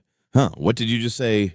Sidu Liu unleashed a surging blue aura that gripped the air. "I'm challenging the men's arena." Meanwhile, the scene shifts to the bustling Salaman market. The crowds parted as every eye turned toward a mysterious young man. On his shoulders sat a tiny girl, looking completely out of place in the busy streets. "Look at that freak who walks around in a bathrobe. Is that his daughter? No way, he looks barely 20. Must be his little sister." Ignoring the whispers, Chi Tiao walked on with a cold, expressionless face. Little Xiao Dozi sat perched on his shoulders, grinning as they entered the city. The girl's eyes sparkled at the colorful stalls. She pointed a small finger at a stand overflowing with bright red candied haws. "I want those by them." "Oh, they're the perfect mix of sweet and sour." The vendor chirped, his eyes gleaming with greed as he sensed a big sale coming. "My candied haws are the finest in the entire realm." Chi Tiao looked up at Xiao Dozi, who was reaching out with desperate hunger. Without a word, he grabbed the entire display pole. The vendor's jaw dropped in sheer confusion. "Sure thing." He handed the whole rack to the girl and walked away. The stunned vendor fell backward, watching them leave without a single word of greeting. "This should last us through the night." The vendor finally snapped out of it, shouting through his sweat, "Hey, wait! You haven't paid a single cent." Their footsteps stopped. Both turned back slowly. Chi Tiao kept his eyes closed in thought, while the little girl just tilted her head, confused by the noise. The vendor's face turned red with rage as he rolled up his sleeves. "What are you staring at? You think you can just rob me? You think you're tough? I used to be a gladiator kid. I'll break you." Chi Tiao sighed, finally speaking. "Humans, they really are such a tedious, noisy species." Suddenly his eyes snapped open, swirling with a terrifying purple energy that seemed to consume the light. The vendor's gaze went blank, his eyes filling with blood. As if pulled by invisible strings, the man turned around. "Go home." "Yes, master," he droned. Xiao Dozi stuffed 3 candies into her mouth at once. "The high-ranking captains and commanders have all left the city walls, right?" Shadows masked Chi Tiao's face, save for a predatory bone-white grin. "Exactly. Kill a few human guards, and the whole city falls into a blind panic." He narrowed his eyes. Humans are such fragile, cowardly creatures. He looked up at Xiao Dozi, his voice dropping to a chilling whisper. "Let's slaughter them all." The girl crunched down on the wooden skewer itself, a wicked smile spreading across her face. "Deal." Back at the arena, the crowd was roaring. A female warrior is actually challenging the men's division. This is a historic moment we've never seen before in this stadium. The announcer gestured wildly toward the entrance. "Look to my right. Ladies and gentlemen, please welcome our fearless challenger." Rakshasa Cat Si-Du-Lu stepped out, hands in her pockets, radiating an aura of absolute dominance. The crowd went wild. "She's so cool, crush those guys." As she reached the center, the announcer pointed to the opposite gate with a flourish. None of the men dared to step up at first, but after some negotiation, we found a warrior brave enough to accept the challenge. A hulking man emerged, his chest glowing with the blue light of a rank 4 core. Our first combatant is the rank 4 veteran warrior, Iron Hand Saber. He glared at her, noting her rare black core. The announcer backed away, leaving the two warriors alone in the center of the ring.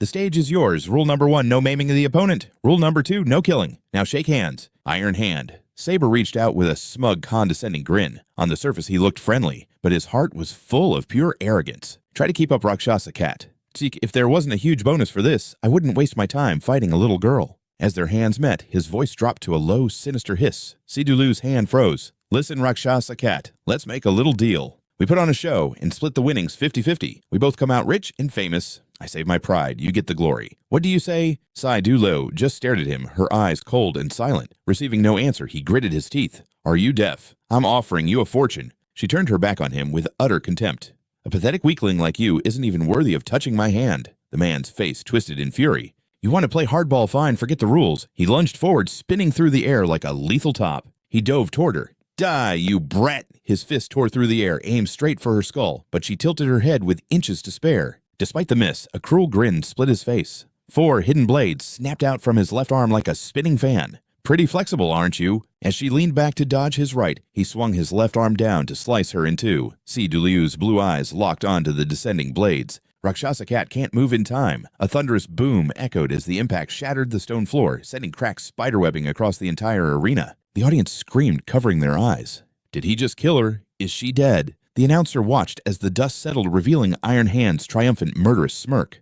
A full power strike from Iron Hand. Has he committed the ultimate sin and killed his opponent on the spot? But as he gloated, a shadow flickered behind him. A lethal flash of emerald light was already hurtling toward the back of his head. As the emerald glow neared his eyes, he realized it was a hand wreathed in green energy. Instinctively leaping back, he watched the space where he stood get sliced by a terrifying gale. Damn it, what is that? Iron Hand World Saber snarled his eyes, scanning the ring for answers. Why was there a third party in this duel? He froze in confusion, seeing Si-Du-Lu partially submerged in the ground, while her other half hovered mid-air, hand still extended. The announcer's voice reached a fever pitch. Rakshasa Cat was revealing her hidden trump card, and it was absolutely mind-blowing. Gradually, Si-Du-Lu materialized her entire form through the dimensional rift she had torn open. She wasn't finished yet. Behind the mask, Si-Du-Lu smirked, recalling her father's words, "True potential awakens at death's door." The crowd roared. Was this the legendary Black Core power? "Show me more, Rakshasa Cat."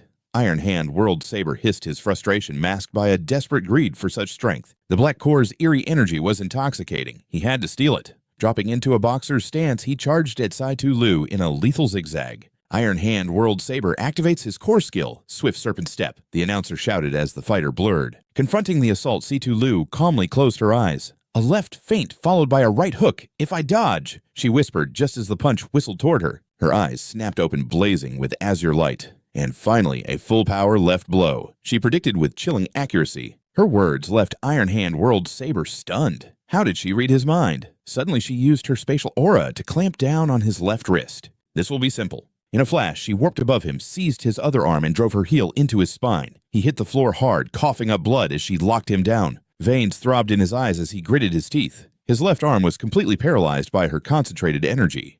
Is this the 6-core technique? How does she know it? He focused his energy into his iron fist, glaring at Rakshasa Cat for an opening. "You think you can beat me empty-handed?" The announcer screamed in disbelief. Iron Hand World Saber had deployed a backup nano gauntlet, demonstrating incredible dual-wielding mastery. This was the power of a 40% synchronization rate. With a roar, he launched a reinforced fist directly at her face. Too arrogant. Just as the strike was about to land, Rakshasa Cat tore open a spatial void right before her nose. A massive palm lunged from the rift, parrying his strike upward. The announcer gasped as the fighter was sent reeling backward. Incredible A hand from another dimension has shattered his momentum, sending Iron Hand World Saber tumbling across the arena. Beneath her mask, Si-Du-Lu felt a surge of realization. "I remember now. My true power is the command over space itself." Seeing the future clearly, she withdrew her hand, now radiating a thick shroud of black energy. Suddenly, the announcer's scanner began to beep frantically. Rakshasa Cat's synchronization rate is exploding. These high-tech glasses served as mobile sync meters. Though not as precise as lab equipment, the portable meter was undeniable. The announcer stared mouth agape as the numbers surged past all limits. 42%. No, it's still climbing 50. 60. This is impossible. How can this be happening? Is my gear broken? Meanwhile, memories flooded C2 Liu's mind. Everything that happened at Bone Burial City came rushing back. The entity that granted her this power, it was a demon. Across from her iron hand, World Saber struggled to stand, fueled by pure spite. How is your sync so high? Ignoring his rage, C2 Liu raised her hand, manifesting a massive, transparent pillar that began crushing down on him. Before he could react, the weight flattened him. He coughed blood, his eyes bulging from the sheer pressure. The stadium fell silent in terror. Heaven help us, what is this strength? Is Rakshasa Cat truly this monstrous? Half buried in the floor, Iron Hand World Saber barked out in denial. Damn it, I'm a top 10 fighter. I won't be disgraced by a woman. I'd rather die than submit. C2 Liu stepped closer, her presence overwhelming. You have spirit, I'll give you that. With a wave of her hand, dozens of pillars appeared in the air. Iron Hand World Saber's skin crawled as her icy gaze locked onto him. Pure terror finally took hold. One pillar was bad enough. A dozen would end him. I surrender. I'm just a chicken compared to you. The announcer raised his hand with a booming laugh. World Saber surrenders an unbelievable upset. Rakshasa Cat is legendary. She has conquered the top 10 of the male arena in her very first debut. The crowd erupted into a frenzy. Fans were screaming her name in adoration. Seizing the moment, the host shouted, Rakshasa Cat, will you accept more challengers? The choice is yours.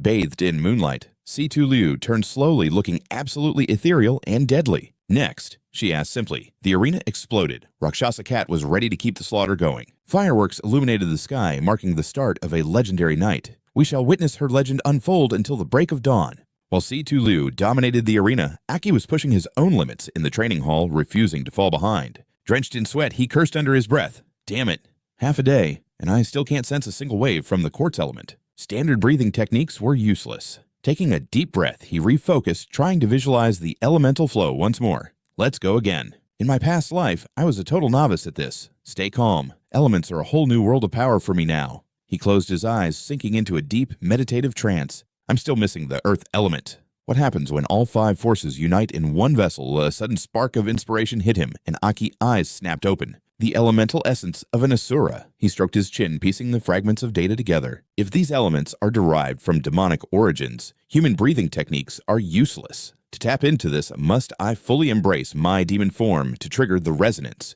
Aki let out a heavy sigh, a bitter smile tugging at his lips. Talk about irony. I wanted to get strong without relying on that cursed power. Yet, in the end, it is the only way. Suddenly, static crackled through the room as a crimson aura erupted from the core in his chest. The sigil on his chest shifted to the 5th rank, signaling the successful awakening of the quartz element. Massive stone hands clawed their way out of the floor. A violent shockwave rocked the surrounding area. Within seconds, the entire chamber was swallowed by a thick, suffocating veil of dust. As the haze settled, Aki's piercing gaze cut through the dark, revealing massive stone arms looming behind him. He smirked, finally satisfied with the results. The power of Earth. I can feel it pulsing through me. As his transformation peaked, his demonic pressure flared, catching Swallow's attention from across the city. Little Bean noticed his strange behavior and looked up. What is it, Swallow? He didn't answer immediately, lost in thought before shaking his head. It is nothing, perhaps I am just overthinking. Swallow gazed at the glittering lights of the city below and shifted the subject. So, are you ready for this Little Bean hearing? His words, her eyes sharpened with intense focus. I have been your guide since you reached the 2nd rank. Swallow flashed a bright grin. I am counting on you, so do not dare disappoint me. Complete this mission, and you will earn your promotion to the 5th rank. Little Bean closed her eyes as 2 sharp horns sprouted from her head. When she looked up, she had entered her demon form wreathed in flickering purple energy. I'm ready. Standing atop the city's highest spire, she spread her arms. Let the show begin. Tonight, Prosperity City was buzzing with excitement. Crowds were surging toward the arena, desperate to witness the carnage. Word spread like wildfire through the streets. They say a terrifying female warrior has appeared in the ring. Her name is the Rakshasa Cat. I heard she is actually challenging the male fighters one by one. This has never happened before. Hurry, we cannot miss this. Rumor has it she has already crushed several men tonight. The crowd stampeded toward the Coliseum. Inside, the announcer was receiving urgent updates from his staff. Boss, it feels like the entire city is pouring in. We are officially at max capacity. The boss stammered in disbelief before jumping for joy. Is this for real? I'm going to be rich. I am finally hitting the jackpot. Meanwhile, the ticket agent was being swarmed by desperate fans. Group after group pushed forward, waving money and screaming for entry. Give me 10 tickets right now. The chaos was spiraling out of control. "We are sold out. Stop pushing. There is no more room." But the crowd ignored his pleas, surging toward the roar of the arena. The agent cursed under his breath. "Great thanks to you idiots, I am missing my chance to see that gorgeous girl." At the center of the ring, thousands were chanting her name with a burning fever. "Rakshasa cat Rakshasa, cat Rakshasa cat." The star of the show stood tall, looking down on her opponent with cold indifference. Her challenger was gasping for air, his mind racing in panic. "I must be seeing a ghost. Since when did Salamanca produce a female warrior this monstrous?" His gaze hardened as he analyzed her previous strikes. Every man who faced her tonight has been decimated. She possesses a rare black core. Her combat style and raw power point to one thing: rare space manipulation. But what makes no sense is my speed. The speed I pride myself on is useless against her. It is like she is reading my every thought. A terrifying realization struck him. This girl, she is more than just a space user. To test his theory, he finally summoned his weapon. "I thought my strength was decent, but she handles herself like a seasoned professional. Damn it, if I lose here, my reputation is finished." Seeing him draw a blade, Rakshasa Cat tilted her head. "Daggers, huh? I used to be quite fond of those myself." She summoned her own twin daggers, her eyes flashing with a challenge. "Let us see whose steel is sharper." With a blur of motion, she lunged at him before he could even blink. She is using space to close the gap and accelerate her front-on assault. How arrogant is she looking down on me? Gritting his teeth in rage, he charged forward. "Let us settle this." The two became Shadow's blades clashing with lightning speed. As they fought, he began to retreat, calculating his next move. He intentionally blocked her slash with both blades, parrying her dagger away. He smirked, thinking he had the upper hand. "I just needed the right opening to disarm her." "Well, still think you can beat me with a dagger?" With a roar, he poured all his strength into a final strike. Without missing a beat, she triggered her space ability, blinding him instantly. She swept his leg, sending him crashing into the far wall. He scrambled up, cursing. Damn it, why did the world just go black? Suddenly, the announcer's voice boomed through the speakers. "He is out of bounds. Rakshasa Cat is the winner. Once again, she claims victory. Up next, she will face the reigning champion of the men's division." The defeated fighter froze in shock before shouting back, "Hold on," who decided that stepping out of the ring counts as a loss. The announcer stammered, trying to explain. "That has always been the rule. It is just that nobody has actually won that way before. I do not care. I am not done yet." Tell the next guy to wait. Before he could finish, a massive mace slammed into the ground. The impact made his blood run cold, and he swallowed hard. The top-ranked warrior stepped into the light, walking toward the ring with absolute confidence. The announcer's voice rose to a fever pitch. "Here he is, the undisputed king of the leaderboard for 6 straight months, the strongest 5-core warrior among all the free fighters in Salamanca. Rumors suggest his power nearly rivals the squad captain's own elite strength. Give it up for the champion Kala, the Lulayan warrior." He strutted toward the ring's center with pure arrogance. Murmurs of doubt rippled through the crowd behind him. Is he serious, directly challenging the champion? That's suicide. An eerie silence fell before the whispers intensified. Meanwhile, a panicked staffer rushed toward the head announcer. "Boss, are you really letting the big sister fight that monster? This is insane. Can't we stop this match?" The boss ignored the concern, snapping back instantly. "What do you know? I'm just respecting her wishes. Didn't she come here to challenge him?" He turned back to the arena with a greedy grin. "Once I leak this news ticket, sales will tenfold. We're going to be swimming in cash. As for the fight, I couldn't care less who ends up in the dirt." Rakshasa Cat watched Kala with calculating eyes. "A 5-core warrior. Let's see how my strength compares to his." Kala's voice broke her focus. "You're a fascinating warrior. I've watched your matches. Your space manipulation and predictions are quite troublesome." He unleashed a suffocating aura, his voice dropping low. "You're top tier for a 4-core, the kind of prey I love to crush into dust." Sensing his murderous intent, she shifted into a defensive stance, readying her mind to read his every move. His killing intent was on a different level. He was reading her thoughts. "I see it. He's using aerial techniques to pin me down. Fine, I'll use space warp to strike from behind." Suddenly, his club smashed into her face, shattering her thoughts and sending her reeling. He laughed mockingly. "What are you looking at, trying to find an opening with those predictions? Worthless." The masked girl gasped, her confidence shaken. "How? I clearly saw the attack. Where did I go wrong?" Situliu stood there, bewildered. "His movement didn't match my vision at all. Is my precognition failing me?" Kala's eyes turned predatory. "Listen, masked girl, if you're this pathetic killing, you won't even be fun." He spun his weapon like a whirlwind. Situliu, temper flared. She steadied her breathing and glared back. "I was surprised for a second, but you've successfully pissed me off." She calmed her heart, locking onto his footwork. Kala gripped his weapon tighter. "Oh, angry!" He lunged toward Situliu. "I love it when they're feisty." Her prediction triggered again.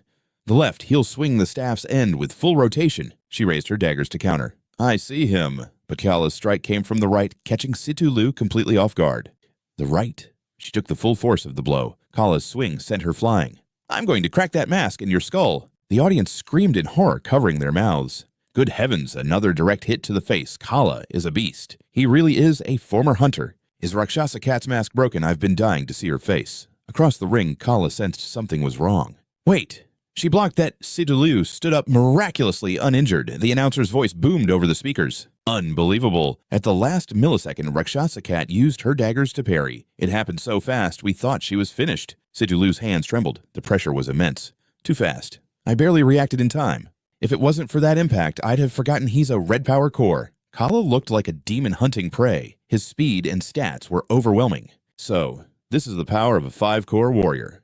Her eyes burned with renewed determination. I get it now. My visions aren't wrong. He's using his extreme speed to create feints. I've been chasing shadows. To win, she had to rely on her black core's true power. Sidulu stomped, cracking the stone floor. It's time to take the initiative. She moved like a phantom wind. Kala's eyes flickered with lethal intent. That space-shifting move again. You want to lead the dance. Kala crouched low, spinning his weapon.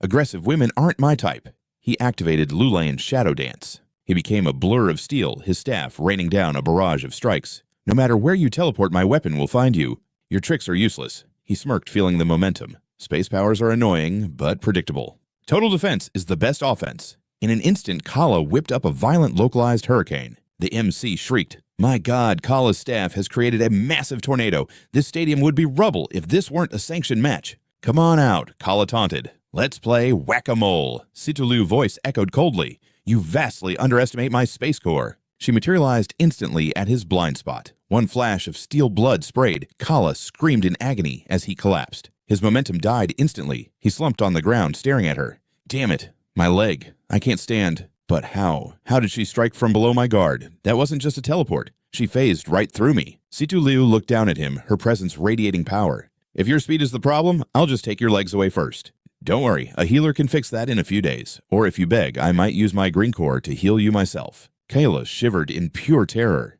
I completely misjudged the black core. And her true aura. Situlu stood tall, mocking his defeat. You're nothing but a human dartboard now. The crowd erupts as Nightcat's power completely eclipses Kala's pathetic display. Kala's strikes are useless. A Tier 4 crushing a Tier 5. Incredible. Meanwhile, a panicked employee sprints toward the gate. Why is the arena screaming like that? Has the match ended? Did Nightcat actually suffer a humiliating defeat? He trembles with fear for Situlu. Kala is a ruthless Thunderlord. Nightcat was too reckless. How can a Tier 4 survive a Tier 5? I have to stop this, even if it kills me. But as he reaches the entrance, the announcer's voice booms. Nightcat has total dominance. Is the crown of the Male Warriors Arena about to find a brand new owner today? The MC seizes the moment to hawk limited edition Nightcat badges. Buy now before the price skyrockets. Only 1,000 available. As expected of Nightcat, the announcer snaps at the employee. She's already won, you idiot. Why are you just standing there? Get over here and take over the commentary. The MC's face glows with greed. Every second I spend selling this merch is pure gold.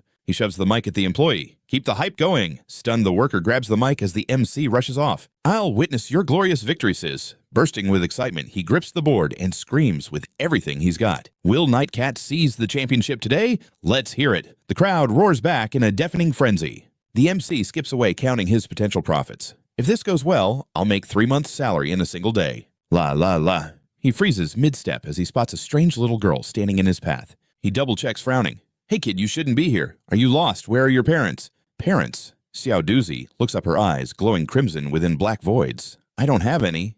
The MC pales. This is a monster. Before he can scream, Xiao Duzi sends him to the afterlife. She glances toward the cheering arena. Oh, it sounds so lively over there. Leaving the MC's corpse behind, she drifts toward the noise. Inside, the substitute announcer is still hyping up the crowd. The atmosphere is electric, every eye glued to the stage. Today, a female warrior is poised to conquer the men's arena. She's proving that true power knows no gender. Kala gathers his strength, but a mysterious shadow nudges him toward Nightcat. Off balance, he stumbles right into her waiting blade. Infuriated by the sudden shift, he grits his teeth as his necklace pulses with an ominous red light. Damn it, stop treating me like a toy. He swings his massive mace in a desperate wide arc. Nightcat prepares to counter, but a sudden vision of the future freezes her in place. What was that? This sudden sense of dread. The vision felt too real. Seeing her distraction, Kala seizes the opening and lunges with his mace. Gotcha. The mace whistles through the air, but Nightcat effortlessly stomps his head into the dirt before landing gracefully. She ignores her fallen foe, haunted by that flash. Just now, I felt a massive surge of demonic energy. But we're deep inside the city walls. That should be impossible. How could a demon be here? A strange familiarity stirs deep within her soul. My internal power is reacting, like it recognizes a fellow monster. Kala screams in a humiliated rage. Curse you, I won't lose like this. I'm going to tear you apart. The audience erupts in laughter. Look at the champion. Now Kala just got his face planted in the dirt. Nightcat ignores the mockery, her eyes scanning the stadium for the hidden threat. The crowd grows confused by her behavior. Big sis. What's wrong? What are you looking for? Why did she stop attacking? Is she just going to stand there? Finish him, Nightcat. Her indifference drives Kala insane. Are you looking down on me, you bitch? He talks big, but his internal wounds are agonizing. If I wasn't bleeding out, I'd have crushed her skull by now. Nightcat suddenly speaks. You won't believe me, but I sensed a demon just now. Only for a second. We need a truce. You're a warrior, aren't you? Kala responds with a mocking, arrogant sneer. A demon in Salamanca. This is a B-rank city, you moron. Are you actually stupid or just pretending? Suddenly, a hook tears through his chest from behind. What is this? Before he can finish, his body explodes into fragments. Xiaoduzi appears behind the gore, wearing a chilling smirk. A Tier 5 warrior, yet so careless. Nightcat leaps back, weapon ready. That child. She's a demon. The crowd is paralyzed by Kala's sudden gruesome death. The announcer fumbles for the mic. She sees the worker trembling in terror. Damn it, a demon has breached the city. Everyone run for your lives. Panic spreads through the stands like wildfire. What is she screaming, a demon? What happened to Kala? Xiaoduzi glances at the whispering crowd, her gaze turning their blood to ice. The stampede begins. Demon, run! Move out of my way! Xiaoduzi chuckles at the chaos. One little scare, and they've already lost their minds. Humans are truly a pack of cowards. Meanwhile, Luo Shamo furrowed her brow, puzzled by the girl's appearance. How could a demonic entity manifest as such a small child? Contrary to her suspicions, Xiaoduzi found this mission surprisingly simple, almost too easy for her liking. Hunting down 6 5-core warriors was a total breeze. With a sinister grin, she realized she needed to finish the rest quickly. Master promised that once the task was done, the entire city would be hers to slaughter. Hearing that Luo Shamao's instincts flared in shock. A 4th-era demon, what is your true purpose for infiltrating this city? Only then did Xiaoduzi take notice of her exclaiming with a smirk, a female warrior. Now that is a rare find. 1 minute? Master warned that a rank B town takes exactly 60 seconds to react before human reinforcements arrive. Luo Shamao glared at her. A demon capable of perfect shapeshifting was no ordinary threat. Xiaoduzi abruptly cut through her thoughts. This is the arena, right? 1 minute, let's see if you can survive a duel. Elsewhere in a quiet house, Aki suddenly bolted upright, sensing an ominous pressure emanating from the inner city. Things had felt off since yesterday, but why were there two such overwhelming and demonic signatures clashing right now? Sensing the shift, Aki stared out the window in deep thought. Was he just being paranoid? He frowned, his expression darkening before forcing himself to focus on the task at hand. No, he couldn't afford any distractions now. An orange glow began to radiate from his body as he channeled his inner energy, sweat beating on his forehead from the strain. Something was wrong. The stone embedded in his chest flared with a blinding orange light at that exact moment. This elemental quartz granted warriors power because it housed the pure primordial essence of the 5 great elements. Though the elemental energy was normally wild and uncontrollable, if he could resonate with it, he could pinpoint the exact earth element he required. Sitting atop a bizarre hand-shaped stone throne that felt like a twisted seat of power, Aki focused his mind with unwavering determination. If he succeeded in this resonance, he would possess all 5 elements: metal, wood, water, fire, and earth. The final step would be the ultimate fusion of power. His resolve hardened as he pushed his limits. Meanwhile, outside at the martial arts tournament, a panicked crowd was surging toward the exits in a desperate frenzy. People shoved and trampled one another in a mad dash to escape the arena, descending into absolute tragic chaos. Screams echoed through the cramped corridors. Get out of the way! Don't push! In the stifling space, fear turned the citizens into frantic rats caught in a deadly trap. Xiaoduzi covered her ears, a look of pure ecstasy on her face, as she swayed as if dancing to the melody of their terror. The screams, the weeping, it sounds like a masterpiece. Then she stopped her movements dead in her tracks. Her eyes flashed a demonic crimson as she giggled. Master always said humans are nothing but low-level creatures ruled by fear. Fear is a pathetic emotion that strips away all logic and reason. Xiaoduzi pointed to herself with arrogant pride. We demons are never swayed by such petty feelings. We are the ultimate existence. Situ Liu remained silent, her face tight with tension. This wasn't just hostility. It was a cold realization. She couldn't let this creature's childlike form lower her guard. Observing the swirling green aura, Situ Liu was certain this was a high-ranking demon. Its intelligence and philosophy were leagues beyond any monster she had faced before. Gripping her weapon tight, Situ Liu demanded, "This maester you speak of, who are they?" How many of your kind have breached the city walls? Suddenly, Xiaoduzi vanished, reappearing behind Situ Liu with a chilling, predatory gaze. Remember, you only have 1 minute. Xiaoduzi unleashed her power, firing a barrage of green energy needles directly at Situ Liu. Reacting just in time, Situ Liu used a spatial shift to vanish. Xiaoduzi blinked in genuine shock at the maneuver. Space manipulation. The demon girl finally began to take her opponent seriously. Your scent is powerful. Who bestowed this strength upon you? Black spatial energy, could it be that person? As Xiaoduzi spoke, Situ Liu aura exploded with newfound intensity. Amidst the swirling green mists, a phantom image of a terrifyingly powerful demon appeared. Situ Liu herself was stunned by the sheer scale of the girl's power. She dropped to one knee, struggling to stay upright as she shielded her face. The purity of that demonic energy was overwhelming a true high ranker. The demon had instantly deduced her power was a gift. But who was that person? She had to force the creature to reveal the truth. Situ Liu immediately switched tactics, deciding to play along. That's right, I'm with him. What is your goal in this city? Xiaoduzi's expression went cold and terrifying. An evolution mission. Situ Liu recoiled, her mind racing. Evolution mission. Don't demons grow by consuming their own kind? What does this mean? Xiaoduzi froze for a moment, confused, before breaking into a twisted smile and stepping closer. Consuming others, ha. That's how the lowlifes do it. In the blink of an eye, Xiaoduzi was standing inches away from Situ Liu. We have far more sophisticated ways to evolve. Situ Liu struggled to process this revelation. If the other warriors didn't know about this, they were in grave danger. She had to dig for more information. And that person, he is...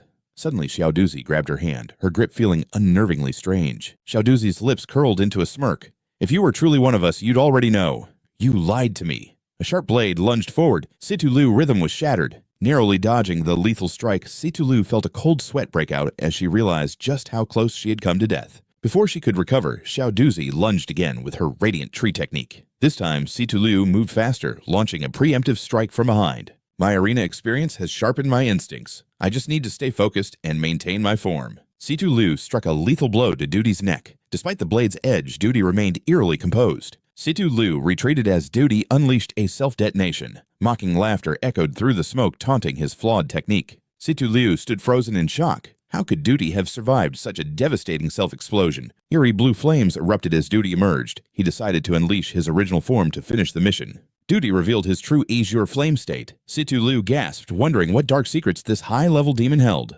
Radiating azure flames, Doughty's patience snapped. He vowed to tear his opponent apart and complete his task. Outside, soldiers scrambled in chaos. They cursed the timing of the demon attack while their captains were away. Was this truly a coincidence? Usually demon outbreaks followed a pattern, but this felt calculated and intentional. Massacres were surging, and supply units were being mysteriously annihilated by an unknown, overwhelming force. Among the fallen were several elite high-ranking warriors who had been slaughtered in the shadows. The Salamanca sweep was meant to ensure safety, yet a demon appeared inside the city on day one. Something felt wrong. Regardless, 3 Tier 4 warriors combined should be enough to crush any ordinary demon. As vice captain candidates, they remained confident. Above them, the demon Zhidiao watched and laughed from the shadows. Humans are so foolish, fixating on the trivial, while ignoring the true darkness looming right before them. Zhidiao watched Duty's progress with interest. Inside the arena, the battle reached a violent, feverish pitch. In her Rakshasa cat form, Situ Liu realized that touching those azure flames would mean instant death. The heat was suffocating even at a distance. Suddenly, Doughty lunged forward like a lethal blue arrow. "Stop running and wasting my time, little soldier girl," Situ Liu roared back, refusing to be intimidated. "Don't call me sister, you monster." Situ Liu warped space, attempting to trap Doughty in another dimension. A spatial trap! Pathetic Doughty scoffed as he forced them both to soar high into the sky.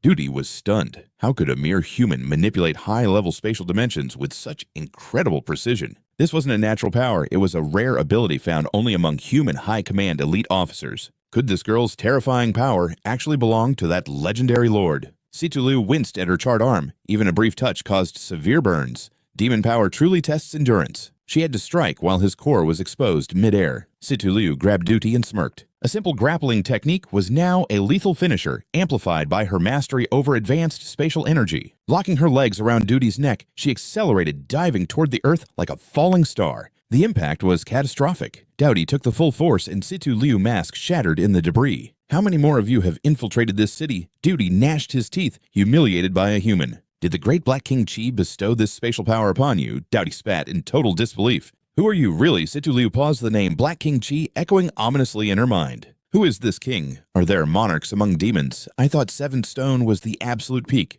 Just how high is the rank and power of this mysterious Black King Chi? Duty raged, claiming humans were disgusting for using demon power while acting superior. Truly a pathetic race. Suddenly, Duty snapped his own arm, unleashing a purple flame shockwave that blasted Situlu away. He ascended to the 5th rank. Duty muttered that Master Zhidiao would be disappointed in his performance. His aura swelled with newfound malice. To think a human could force me to use my full power. Now a rank 5 dual-core demon, his power was suffocating. Soldiers rushed in, ignoring all warnings. "We can take him together," Situlu desperately shouted for them to stay back, but it was too late. The demon sneered at the approaching fodder. "Filthy humans, you aren't even worthy of being my targets." "Dual core," the soldiers cried in horror. Duty pointed his finger. Soul-binding chant, absolute stasis. With a dark incantation, they exploded. Doughty turned to the trembling Situlu. "You are different. You are a worthy prey for my trial." Doughty grinned, slowly approaching his next terrified victim. "My mission is simple slaughter, 6 rank 5 warriors, and turn this entire city into a graveyard." She recalled her master's absolute dominance as he laid waste to the city. To pave her path, he had baited those powerhouse vice captains far away. Those human pests would be a nightmare if they joined forces. However, with only 5 core warriors remaining, this city is as good as mine. "You're merely a 4-core warrior, yet look at you." Her gaze fell on Situlu, battered, trembling, and barely standing, yet finally a worthy prey. Her mind raced in a frantic blur. As a dual-core user with 5 skills, her potential was vast, yet she felt utterly helpless. "I'm no match for this monster. Aki, what should I do?" Visions of their shared struggles flashed before her eyes like a dying flame. Why am I thinking of Aki now? Before she could blink, dark energy coalesced in the demon's palm, forming a void-like sphere of death. "Enough games. I've wasted too much time on a corpse." The black orb expanded, a localized black hole, devouring everything in its path. "Thanks for the entertainment, little girl." She slammed the orb down, and the earth shattered under the weight of pure, unadulterated malice. With godlike speed, she lunged forward like a shadow bolt. Die. Situlu could only watch her eyes wide as death closed in instantly. Suddenly, reality warped. She was pulled into a void beyond time where a mysterious echoing voice broke the silence. "My intervention is limited, little sister. We both have things we must protect. Take this, the spark of my power is now yours." Floating in a primordial sea, she felt her soul awaken. "You've touched the essence of space. How you wield it depends on your own resolve." The Black Sovereign manifested behind her, but she only scoffed. "Just another demon." With a roar, her hidden potential exploded outward. "Don't lecture me on resolve." As the demon charged, she suddenly felt a terrifying shift in the atmosphere. Something was very wrong. A shockwave of pure energy erupted, sending the demon flying back. She gasped in disbelief. This overwhelming pressure. How? The Black Sovereign gave you his blessing. Who are you, human? Did our Lord betray us? Ignoring the screams, she channeled her new art. "I don't care about your politics." She ascended into the air eyes, burning. "To protect him, I will embrace this darkness and transcend." Crackling blue lightning coiled around her like serpents, her very DNA rewriting itself in a spectacular display of evolution. The demon snarled in fury. "Do not think a mere human can stand among us.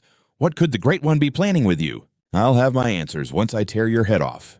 A monstrous silhouette with a cavernous maw appeared. Situlu watched unfazed. "Then come and try it. Even if I burn my soul, you die today." She unleashed her ultimate strike, meeting the demon head-on. The 2-core demon clashed with the newly awakened girl, their collision igniting the sky and bathing the entire city in blinding light. Elsewhere, Qi Niao stood in his loosely tied robe, gazing at the chaotic sky. "I loathe this weather. All that noise is simply exhausting." His peace was shattered as a group of hunters sprinted toward him. "Hey, what are you doing? Why are you just wandering around here? Don't you know there's a demon loose in the city?" He remained unmoved, adjusting his robe with casual elegance as he approached the panicked men. "A demon, you say, and you lot want to go over there and disturb them?"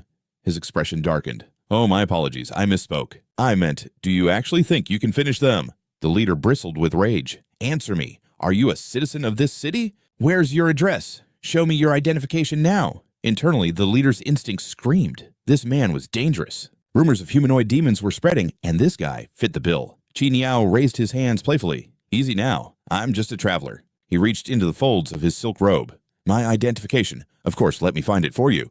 After a tense silence, he pulled out a finger heart and gave a playful wink. "Tada." The hunters exploded. "Are you mocking us right now?" "I'll tear you limb from limb," he smirked. "Incorrect." Suddenly, a malevolent purple mist erupted, summoning the shadows of nightmare beasts. "This is the only ID I need." With a simple snap of his fingers, a wave of dark energy obliterated the group before they could scream. A stray droplet of blood splattered across his cheek. With a look of utter disgust, he slowly wiped it away. "I despise getting dirty. They should have just left me alone." He turned his back on the carnage. Humans truly have no manners. He stopped before a massive training facility, sensing a familiar vibration. So the strange energy was here. He stepped inside, releasing his pressure. Deep within, Aki remained lost in his cultivation, his internal mana spiraling and refining into a purer, more potent form. The earth element is finally distilled. He focused his mind, anchoring the heavy primal energy into his core to stabilize his foundation. All 5 primordial elements, gold, wood, water, fire, and earth, were finally gathered. Now came the ultimate test, the great unification. Energy pulsed from his forehead, forcing a pained frown. Integrating the earth element was proving to be a soul-draining process. One slip in concentration, and the entire elemental chain would collapse. It was a razor's edge walk. Stay sharp. Focus is everything. As the element fused with his bones, voices drifted from below. Boss, why does that kid need such a massive training hall? The shopkeeper sighed, leaning on his hand. You wouldn't understand the perks of having a wealthy benefactor, kid. It's a different world. I wonder if any rich ladies are looking for someone like me. Suddenly, the TV blared to life. Emergency broadcast. This is an emergency. Demons have been sighted within city limits. All citizens must lock their doors. As the warning echoed, the shop's front door slowly opened. Meanwhile, Vulture stepped into the shop, leaving the owner frozen in shock. A guard rushed forward, shouting, "Hey, what do you think you're doing?" You don't look like a warrior. Haven't you heard about the demons invading the city? We're closed. Get lost. Ignoring them completely, he kept walking. The owner barked, "Hey, this is a restricted warrior training hall. You can't just barge in." Vulture uttered a single word, twist. Suddenly, every neck in the room snapped backward with a sickening crack. So, a warrior training hall, huh? Could that energy be coming from a mere human? He ventured deeper, searching for the source. Someone called out, "Who are you?" No answer, only a swift, lethal strike. Another scream rang out, "Where did you come from? Get out!" He didn't stop his slaughter. Blood splattered every door he passed. Inside, Aki was drenched in sweat, desperately focusing. Earth elements surged into his consciousness. He was almost there. Finally, Vulture reached Aki's door. He paused, a wicked grin spreading across his face. Only one room left. Quite fancy. Power gathered in his palm. He unleashed a devastating strike to blow the door wide open. Suddenly, a hand emerged, effortlessly nullifying his attack. The impact dissipated into nothingness. The door remained perfectly intact, leaving him stunned. What it didn't break. He looked down to see a hand pressing against his own, a grip that instantly tightened like a vice. The Crimson Sovereign stepped through the threshold. Vulture's eyes widened in terror. "You, the Scarlet 8 banners, you're—" Placing a finger to his lips, the Sovereign signaled silence. With a sickening crunch, he snapped Vulture's arm. "Keep your voice down. He's at a critical stage. Even I'm curious." A crimson soundproof barrier expanded, sealing the room in total silence. The legendary king. Vulture stammered. The Sovereign gave a self-deprecating smirk. "Legendary, you say? I suppose I have become a ghost story. People must be living too comfortably." He instantly recognized Vulture's dark origins. "Are you a pawn of the Violet Sovereign? How strong have they become?" Terrified, Vulture slammed his head onto the floor. "Yes, I serve Lord Violet. The Sovereigns are our tribe's ultimate powers, including you, great Crimson Sovereign." "Me, I'm hardly in top shape." He glanced down at the burning city being torn apart below. "You're quite capable. One of Violet's elites. I sense another demon nearby. Is that your partner?" "My disciple, my lord. He's undergoing a trial. If he succeeds, he'll be granted power and promoted by the higher-ups." The Sovereign chuckled. "A slaughter mission to raise the city. I see my old rules are still in play. But not today. I won't have him disturbed." Vulture trembled. "Him? But there are only human warriors here." "Who do you mean, my lord? The one with that strange aura?" The Crimson Sovereign looked down coldly. "Him. He is my secret, and I can't let you report back to the Violet Sovereign." Vulture's face drained of all color. "Wait, I swear I'll be silent." But before he could finish his plea, his upper body detonated into a bloody mist. "Much better." He smiled, turning back. "My hidden trump card. No one can know." He vanished back through the door. Inside, the Sovereign watched Aki. Astounding growth, to manifest elemental power within one's consciousness like this. A human body is only meant for one attribute, yet he's trying to cram in 5. Aki grimaced in concentration. "Greedy kid." "I like that." The Sovereign floated nearby. "In agony, aren't you? Yet you don't even sense me. Forcing incompatible elements into one vessel. He's lucky his body hasn't exploded into pieces yet." Aki's teeth moved in grit. "Dive into your mental sea. For a human, your mental fortitude is exceptional. Aki, the strongest warrior of old. Choosing you as my vessel was the right call." He stretched casually. "Time for me to head back inside. Guarding you in this soul form was exhausting, but it's worth it to refine your physical shell. A benefit for me, too." Suddenly, sparks of lightning flickered within the earth element, spreading like wildfire. "Thunder." The Sovereign gasped. Above the training hall, the sky began to crackle with violent electricity. Could it be? A massive bolt of lightning tore through the sky, obliterating the entire building in a deafening roar. Shielded in a red sphere, the Sovereign watched in silence. Why lightning? The elements are binding together. Merging 5 attributes into one, is that even possible? Aki gritted his teeth, shouting, "Converge." He let out a primal scream as another thunderbolt struck, bathing the ruins in a blinding white light. Floating within the pillar of light, Aki looked divine. I may have underestimated this human, the sovereign mused. He's not just evolving to 5 banners. He's creating a unique lightning attribute from the fusion. White lightning! How repulsive! He faded away. Elsewhere, Sidulu stared at the rising pillar of energy in awe. What is that? Suddenly a shadow lunged at her. Distracted are we? The collision shattered the ground beneath them. Dot marveled at the scene. To think a mere stage 4 could wield such overwhelming power. It's truly unbelievable. The Black King's strength is no joke.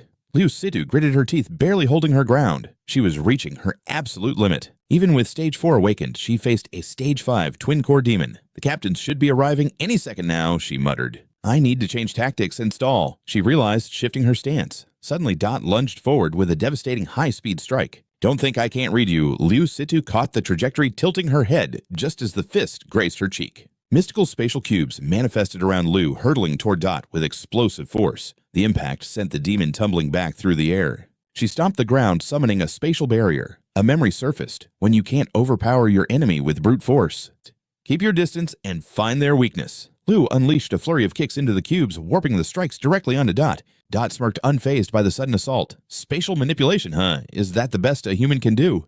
Siren's wail. Dot roared. The mental shock paralyzed Liu instantly. With a cruel grin, the demon caught Liu's leg and pierced her calf. Dot wrenched her hand free. Liu stumbled back, gasping in pain. Damn it! Even with my recovery, this wound won't heal in time. Any city we mark is already a graveyard. Dot laughed, her eyes gleaming with malice. There is no escape for this place.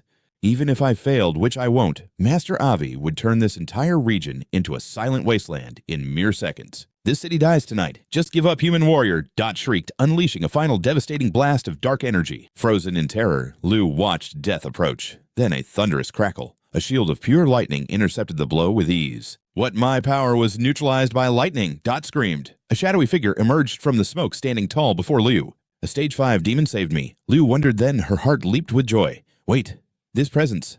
Aki, is that you? Aki stood transformed, the Stage 5 lightning god. He glared at Dot, whose bravado vanished instantly. Who? What are you? She stammered. Aki, it really is you. Liu gasped. Yeah, he replied. She's tough. You did well, Liu. Have you awakened demon power too?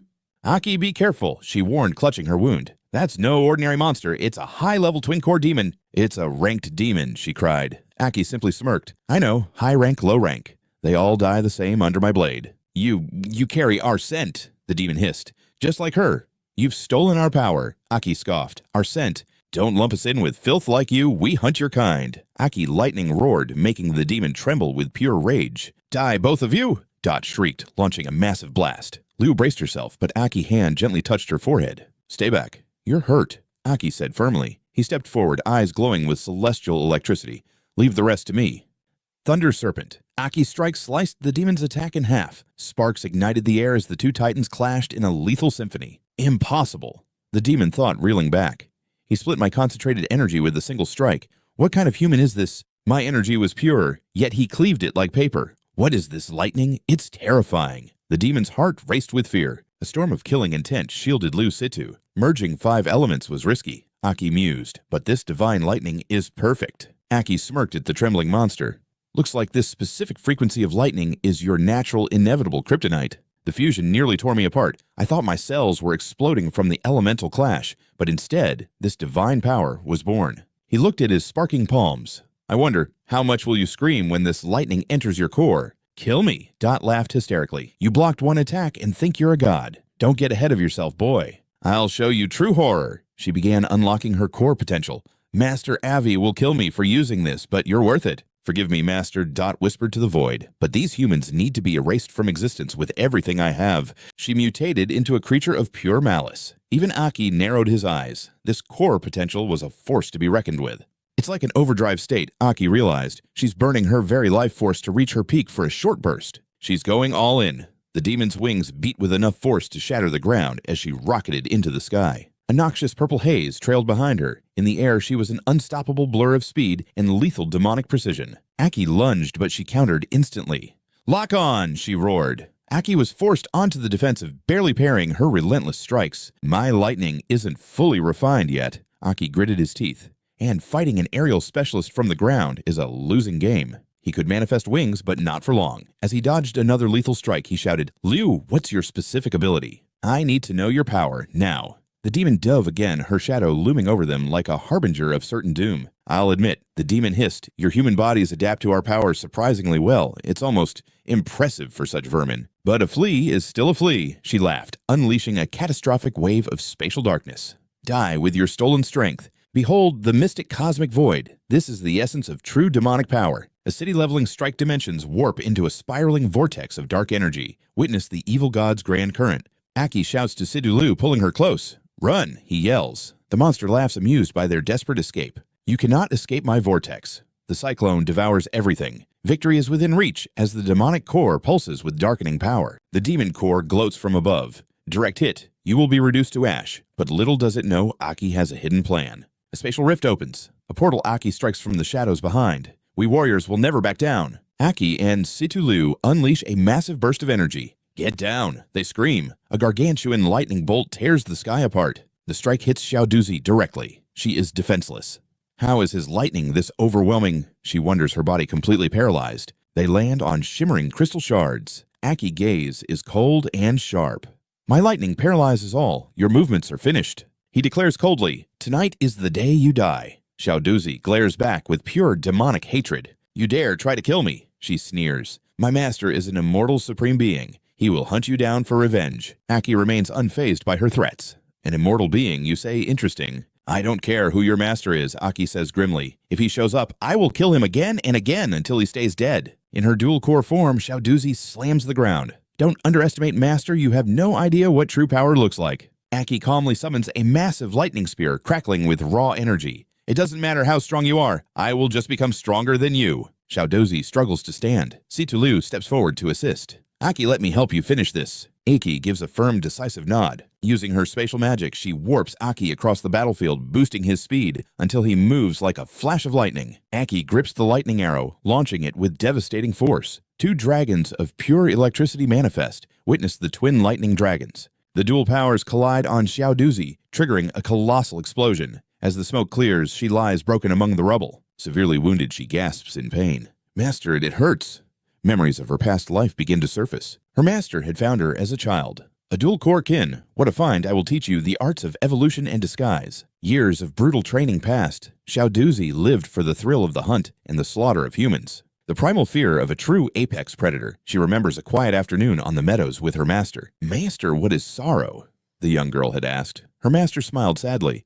"It is better if you never learn that feeling." Her body begins to fade. "Master, I failed you. Now that I am dying, I finally understand what sorrow means." Tears stream down her face. Xiaoduzi finally understands the weight of mortality. She disintegrates into stardust. Aki lands softly and exhales. It is finally over. Situlu clutches her shoulder. That high-tier demon was terrifyingly strong. Aki turns to her with a satisfied smile. "To fight like that as a rank 4 warrior, you are impressive." Situlu blushes under his gaze as Aki observes her. Situlu has gained demonic power. Is it a blessing or a curse? Aki notices her leg injury. "Are you hurt?" She checks her leg. "I am using my tier 6 energy to stabilize the wound, but it is deep. I need a place to recover." Suddenly, a mysterious purple aura radiates from the distance. They both feel it. This aura belongs to a powerful warrior. Situlu's expression darkens with concern. "The captain-class warriors are back," she says. This ambush was definitely planned by the demons and their master. Luring the captains away from the city, it was all part of their scheme, she concludes grimly. "We must warn the captains. These demons are far more dangerous than anyone imagined. There are rank 7 entities among them, monsters that humanity has not even discovered yet." Aki is stunned. He did not expect her to have such deep insight into the demonic threat. She has figured it out. Human knowledge stops at rank 7, yet we know nothing of their true species. Even a maturing high-tier demon is too much for a rank 5 or 6 warrior to handle. Aki looks at Situlu. "But do you really think we should stay here in our current state?" she asks. Aki points out, "You've just gained demonic power. You cannot exactly hide it yet." "I only reached this level by borrowing demonic strength." He adds solemnly, "You are in the same boat now. Do you think normal humans or warriors will see us as one of them in this form?" Aki reached for Situlu, signaling for her to follow. "We need to vanish before they find us. Hold on tight." He swept her up, moving like a blur of lightning. "I'll mend your wounds, then we press on." They ascended, piercing through the suffocating layers of obsidian clouds. As the first rays of dawn broke, the scene shifted to the training hall. Ji Diao lay shattered across the floor, his broken limbs twitching as a sinister new energy surged through his form. Blood cells and severed organs coalesced, stitching themselves back together until a perfect lethal body was reborn. He slammed a fist against the floor, his face pale with exhaustion. That forbidden regeneration technique had drained his very soul. Thank heavens for my rebirth ability. The Red King banner's power is terrifying. I must report this to Lord Purple King immediately and abort Xiao Duzi's evolution mission. Suddenly he froze as a chilling realization struck him. Impossible. Xiao Duzi's life signature, it's completely vanished. Stunned Jidio gazed out of the window, a lonely silhouette against the sky, watching a group of soldiers gathered below. The other squads are hunting for leads. Clear the path. A messenger approached Iron Hand Shadao carrying a heavy iron chest. Commander, we recovered these core fragments. Inside the chest sat dull, lifeless stones, remnants of a five-flag demon now completely drained of essence. Shadao frowned. Empty shells. They're no better than street pebbles. Hand them to the analysts, see if they can scavenge any intel. The messenger saluted and withdrew. Shadao gritted his teeth, realizing this calculated ambush had claimed far too many elite lives. The arena had been transformed into a graveyard, still reeking of a demonic aura that chilled the very air. Scanning the ruins, he knew this was no ordinary high-level demon, but who was strong enough to slay such a beast? Questions swirled in his mind. This lingering scent. There wasn't just one demon here, was there? A girl pondered if it was a demonic civil war. Shadao snapped, "A demon protecting humans, don't be absurd." Nearby, a blonde recruit waited in line, his eyes gleaming with ambition. "This chaos is my chance to finally impress the captain. With any luck, that promotion is mine." Suddenly, a haunting, hypnotic voice echoed from a dark alleyway. "You, come here." Like a puppet on strings, the soldier turned and walked toward the shadows. There stood Ji Diao, draped loosely in a single robe. "Tell me everything about the arena," Ji Diao commanded. The soldier stammered. "The demon was purged, but the killer's identity remains a total mystery, sir." Silence fell. Xiao Duzi is dead. He suspected the Red King, but dismissed it. If the king had struck, this city would be ash. "What's in the chest?" he demanded. "Demon core fragments," the soldier replied. Ji Diao's eyes narrowed. "Open it, now." The chest clicked open. Ji Diao stared at the shards. "Xiao Duzi, show me the face of the one who slaughtered you." "Soul sight," he roared. A thick purple mist erupted from the fragments, swirling into a massive ghostly cloud. This was soul sight, a technique that invades a core's residual consciousness to replay its final moments. The more intact the core, the clearer the truth. The mist condensed into a spectral screen, flickering to life with the recorded carnage of the previous night. He watched intently as two human warriors appeared on the screen, a man and a woman. He hung on every word. Aki demonic form loomed on the display. "I don't care who your master is, I'll keep killing you until you stay dead." Hearing Xiao Duzi's final tragic words, Ji Diao felt a sudden sharp pang of grief. "Master, I finally understand your sorrow." Rage distorted his face veins, popping as he effortlessly decapitated the soldier. He crushed the fragments, blood dripping from his palm. "I must report the Red King's status first." He walked away, shrouded in a murderous intent. "I will hunt you down, and I will end you." Elsewhere, Aki knelt to treat Situ Lu's injured ankle. "You've exhausted your reserves. My wood element energy will heal you faster than your own core can." Her face flushed deep crimson. Thank you," she whispered, her heart hammering. "No man has ever touched me like this before." She looked at him, her voice soft. "Aki, where do we go from here?" He paused, deep in thought. "I came here to fuse the elemental cores and stabilize my power. Now that it's done, I must find the answers I seek." "Answers about what?" she asked. Aki looked at her, weighing his words carefully. Only Lena knew his secret of reincarnation. Liu was still in the dark about his plan to rescue the imprisoned DA. He thought of the warring factions. If Liu knew about the clash between the Scattered King and the New Six, would she still stand by him? Aki looked away. "I travel faster alone. You've grown strong. You're a match for any captain in the Radiant Hall now." "You're leaving me?" she asked, worried. "Not yet," he reassured. "I'll walk with you a bit further. I have words for your captain. There, your wound is closed. It'll ache as the fibers knit back together, so don't overexert yourself." As the sun dipped below the horizon, he stood up. "Time to move." She nodded, following his lead. 3 days later, in Hesperos City, Sue snapped a photo of a passing bird before collapsing by the window in pure boredom. "Where are they?" "It's so quiet without them," she groaned. Shino nearby continued his grueling weight training. "They're out there getting stronger. We can't fall behind." Sue rested her chin on her hand. I know. But Hesperos is too peaceful. If I don't get out and fight something soon, I'll lose my mind." Suddenly, a familiar voice rang out. "If things are moving this slowly, how about your captain leads you all to level up instead?" Startled, she bolted upright and saw him standing at the door. Everyone shouted in unison, "Aki!" Situ Lu gave a cold huff as Shino rushed over. "Aki, you're back. Where's the brother?" She delivered the shocking news. He went to see Captain Tang to renounce his Hesperus soldier status. Both stood frozen in shock. Renouncing his status inside the captain's office, Tang's jaw tightened, his fist shattering the table's surface. "You want to leave this city?" Tang sat beside Joel and Zago, questioning the man standing with his back to them. "What the hell happened, Aki?" Joel rested his chin on his hand, eyes narrowed. "Did a little training make you look down on Hesperus?" Aki chuckled and waved it off. "No, Captain, you've got it wrong. Why would I be so ungrateful?" He then explained, "It's about my future path. I don't want to drag you all down with me, not Hesperus." Zago crossed her legs, asking calmly, "Implicate us and the city. Be clear, Aki. Renouncing your status is no small matter." Aki ran a hand through his hair, struggling to find the right words. In this era, his thoughts were pure treason. Aki felt a massive headache coming on. He couldn't just tell them he was a reincarnator, or that he planned to overthrow the king and the new six. Frowning, he spoke with conviction.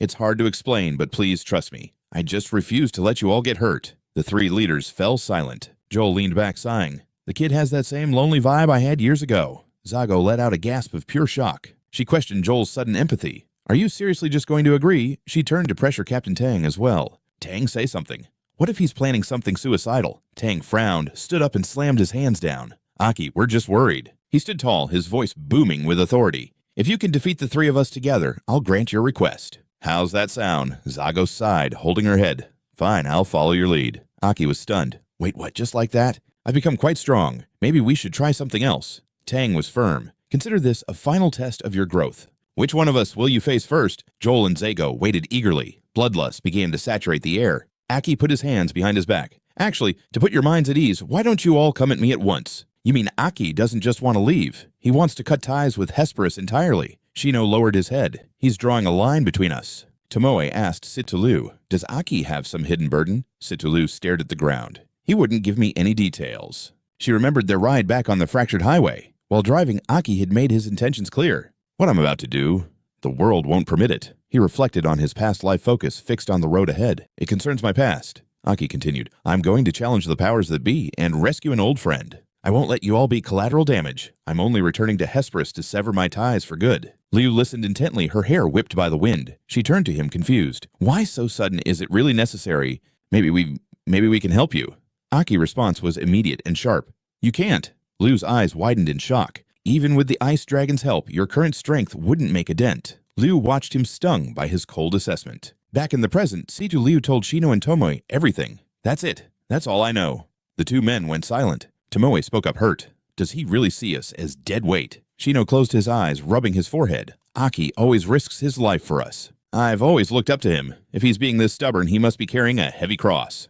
"I trust him." Shino's fist clenched until the veins popped, but he couldn't hide his frustration. But this feeling of being left behind, it feels like hell. He gritted his teeth.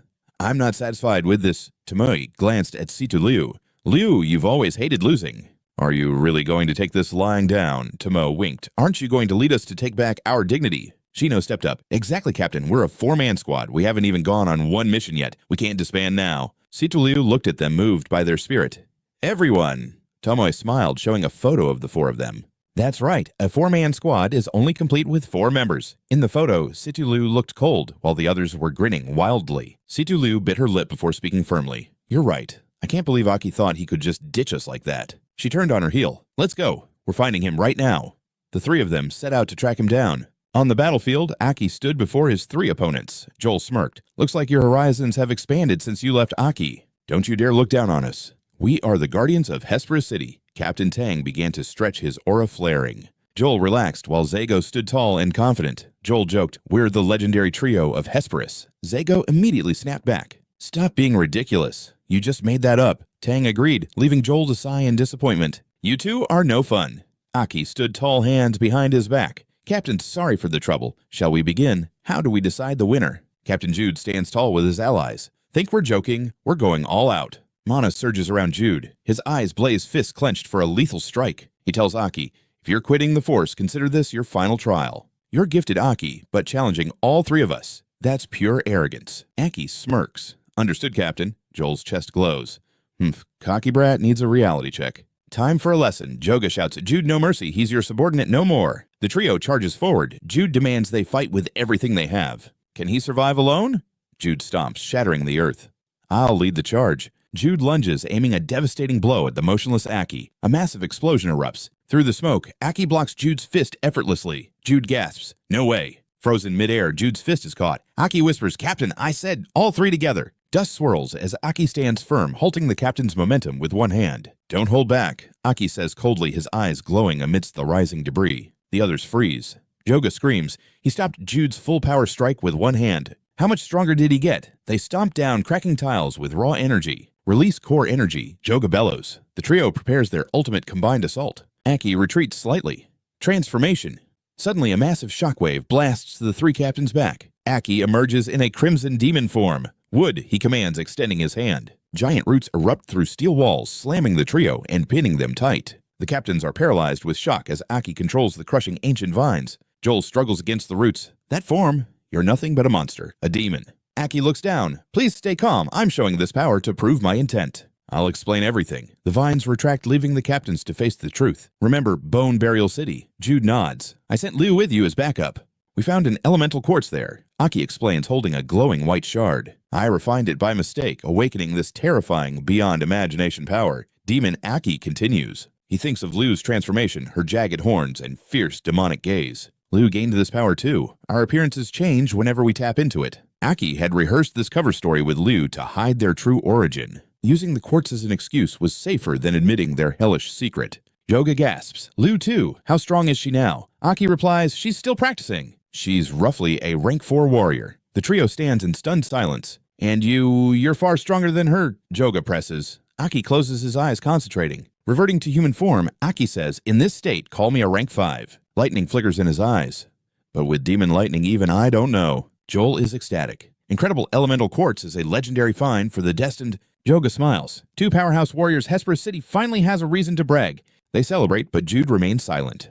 "Captain Jude, what's wrong?" Joga asks. Jude stares into space. Aki calls his name softly. "It's nothing," Jude sighs. "I'm proud, but you remind me of my brother during the Great Darkness. Hesperus was hit by a demon tide back then. My brother was taken." Jude remembers finding his brother's lifeless body amidst the burning blood-soaked ruins. Gripping his core, he vows, "That day I swore to protect everyone I love." He looks at Aki. Greater power means greater responsibility. "Remember that soldier." Aki goes silent. No wonder Jude reacted so fiercely when their squad was captured. Word is Captain Ji Yao has gone ballistic searching for us. It's clear he's desperate to find his younger brother. Aki can almost see him frantic, scouring every corner for his lost squad. He's pushing his limits, bordering on madness. Ji Yao shuts his eyes, focusing every ounce of his spiritual energy to track them down. "I'm not sure why you're walking away from your rank as a soldier," Ji Yao admits. "But seeing you handle such overwhelming pressure, your control is nothing short of mastery." Pride shines in his eyes as he looks at Aki. "As your captain, I couldn't be more honored to have led you and Liu." Joga stammers, "Wait, Ji Yao.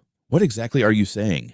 Before he can finish, Ji Yao delivers his final verdict. "Yes, I'm officially approving your resignation. You're free to go." Aki's eyes widen in sheer shock. Ji Yao stands tall, his resolve unshakable. "I trust this kid knows his path. No further questions are needed. And they have their own destinies to forge." Aki offers a deep, respectful bow. "Thank you, Captain Ji Yao." From the city walls, the trio watches as Aki's vehicle disappears into the horizon. Joga brushes back her hair with a heavy sigh. And just like that, the little rascal is gone for real. Memories of the old Aki flash by a fragile boy who collapsed during every physical trial. She recalls him fainting in the commander's arms. Remember his exams? He was so pathetically weak back then. I wonder, how far can a kid like him actually go? They stare into the vast unknown. Joel simply shrugs with a faint smile. Who knows? But that boy, we were never going to keep him caged for long. It's strange, but him and that name, Aki, an image of a legendary warrior, flickers in Joel's mind. He reminds me of a truly transcendent existence. Ji Yao watches the distant dust cloud with a knowing smile. Perhaps one day his legacy will eclipse even that legend. Under a vast azure sky, Aki races across the wasteland toward his own horizon. To save Desa the Phantom, he muses, "I'll need to break through to the 6-core realm first."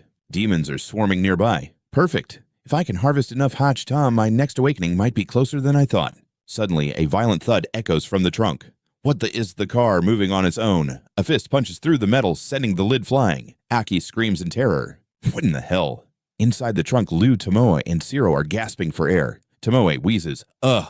Finally, I thought I was going to suffocate in there. The girls immediately surround Aki. Liu told us everything. You were really going to ditch the team and leave alone Aki, you jerk? Aki jaw drops his words, failing him. When did you guys even sneak in? He bellows. The squad stands unified on the dirt road. Captain!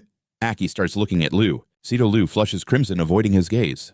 As captain, I have to respect my teammates' wishes. Aki cuts in, but we talked about this in the car. I didn't want you to lose snaps before looking away sharply. She tries to play it cool, hiding her true feelings. I don't want this squad to fall apart.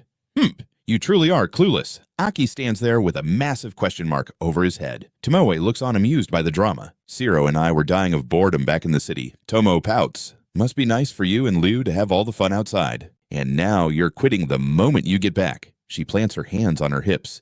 I absolutely refuse to let you go. Shiro nods. She's right. Hey, we're a squad. Your burdens are our burdens too. Tomeo cheers. Exactly, we're all in this together. Who too wants to help too? Shiro adds, if it's dangerous, you shouldn't be facing it alone. Aki ruffles his hair in frustration. You guys are impossible. He sighs, his heart softening. Fine. If we're a team, they deserve to know the truth. I can't tell them about my reincarnation yet, but I'll tell them the rest. Let's see if they still want to follow me. Aki's expression turns deadly serious. All right, but once you hear this, there's no turning back. My mission isn't just dangerous, it's a suicide run. I don't want to put your lives on the line. He begins to reveal his true objective. After a heavy silence, the squad gasps. You want to rescue Disa, the Phantom, the legendary hero imprisoned by the new king. Aki nods calmly. That's my secret. He closes his eyes, bracing for their rejection. This is high treason. Knowing this makes you enemies of the state.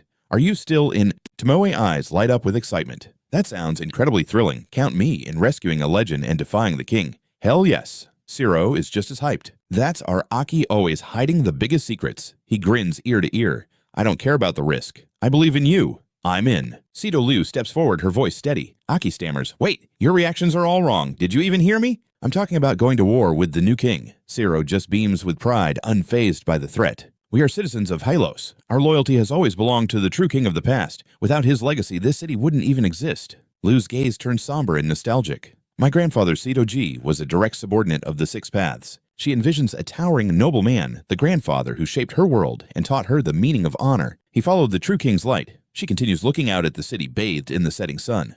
That history is why I'm here today. I know my grandfather would approve of this path. Aki's eyes widen. Sito Jie. No wonder the name Sito sounded so familiar. A memory strikes him like a lightning bolt. Wait, so she's that kid's granddaughter. He remembers the brave, clumsy soldier who once charged into hell beside him. He can still see the nervous young man being introduced by the Six Paths. How time flies. Aki smiles, his decision made. Fine, but if we're doing this, your current power levels aren't even close to enough. He scans his determined team. If you truly want to help, there's someone you need to meet first. Who, they ask in unison, eyes gleaming. The scene shifts. Standing before them is Violina, a former member of the Six Paths and a legendary 7-stage 6-core warrior. Train them. The squad stood frozen, paralyzed by the thought. Aki broke the silence, requesting backup. I'll leave it to you. On my own, the progress would be far too slow. Situ, Liu, Tomo, and Shino were speechless. I need to snap some photos of Lena. Just how does Aki know a legendary existence like her? To think she'd actually train us. Lena turned toward the rocky ledge, silently accepting the request. Fine, but their growth depends on their own. Well, not mine. She turned back to him, her eyes filled with unspoken questions. You're taking them. Their potential is decent, but their current level is... She hesitated. Aki cut in, sensing her doubt. I have no choice. In this life, I'm their captain. Lena brushed her hair aside, a faint smile playing on her lips, just like before people were naturally drawn to his side. And as always, he could never abandon them. So she began, curiosity burning. You've already fused with that elemental crystal, and even developed lightning. This body might be weaker than your old one, but it certainly doesn't disappoint. Aki pointed at himself, his voice brimming with confidence. Who do you think I am? I'm Aki. Lena's eyes shimmered. He hadn't changed at all. The man for whom nothing is impossible. The squad watched from afar, whispering, what are they discussing? And wait, isn't Lena supposed to be a legend from the past? Shino was baffled. She looked like one of them. Sidu Liu replied with deep respect, it's the power of the 6th core. Total cellular restoration, maintaining eternal youth. Only she can pull that off. Aki stepped toward the squad. I plan to reach the 6th core, too. Our goal is clear. Everyone must hit the 5th core level before we make our move. Anything less is a death sentence. The squad panicked. The 5th core was a realm they'd never dreamed of reaching. Aki just flashed Lena a confident grin. Then it's settled. I'll leave their training to you while I focus on my own awakening. I need to find a way to push their limits even further. Lena smiled, knowing the challenge ahead was immense. She threw back her cloak, standing tall with a majestic, unyielding presence. If you want power fast, you'll have to endure the hellish training of the old days. It will be brutal. Can you survive it? No problem, they shouted in unison. Cut to the gates of Dawn City, a massive jeep roared out into the wasteland. Inside, a mysterious figure contemplated his next move. If he could just locate more of those elemental crystals. With dual-core equipment, the potential would be limitless. Suddenly, the Crimson King manifested. Thanks to your fusion, you'll be quite useful to me soon. He leaned back, crossing his legs casually. Those crystals you mentioned, I know a thing or two about them. Aki drove on, lightning crackling around the vehicle. Merging with that crystal gave me a boost of energy. The Crimson King lounged on the hood. I might know where to find more. The jeep tore through the wind. Why are you out? Aki yelled. I thought you were going into a deep slumber. The Crimson King smirked. Your quick digestion of that elemental quartz gave my spirit a sudden jolt of energy. Regrettably, this spark of power is still far too faint. Recalling flashes of carnage, he continued. Saving you from that nuisance last time drained what little energy I'd gathered. He chuckled at Aki's stunned expression. Forget it, you wouldn't understand. But at your current pace, you won't find another crystal for at least a year. Aki's jaw dropped. However, the king added, I can show you how to find something even better and fast. Aki slammed the brakes instantly. The jeep skidded to a halt, leaving scorched black streaks across the asphalt. Suspicion flared in Aki's eyes. What's the catch? Why help me? What are you really plotting? He trailed off, seeing the powerful king huddled in a corner from the sudden stop. Warn me before you do that. Aki sighed. Wear a seatbelt next time. The king ignored him. Didn't you clash with a dual-core demon recently? Memories flashed through Aki's mind. I did. I guess being inside my body doesn't completely block out the world. The king folded his arms. That dual-core demon was weak. If it were stronger, you'd have looted a demon core. A blood-red stone flickered in his memory. A demon core?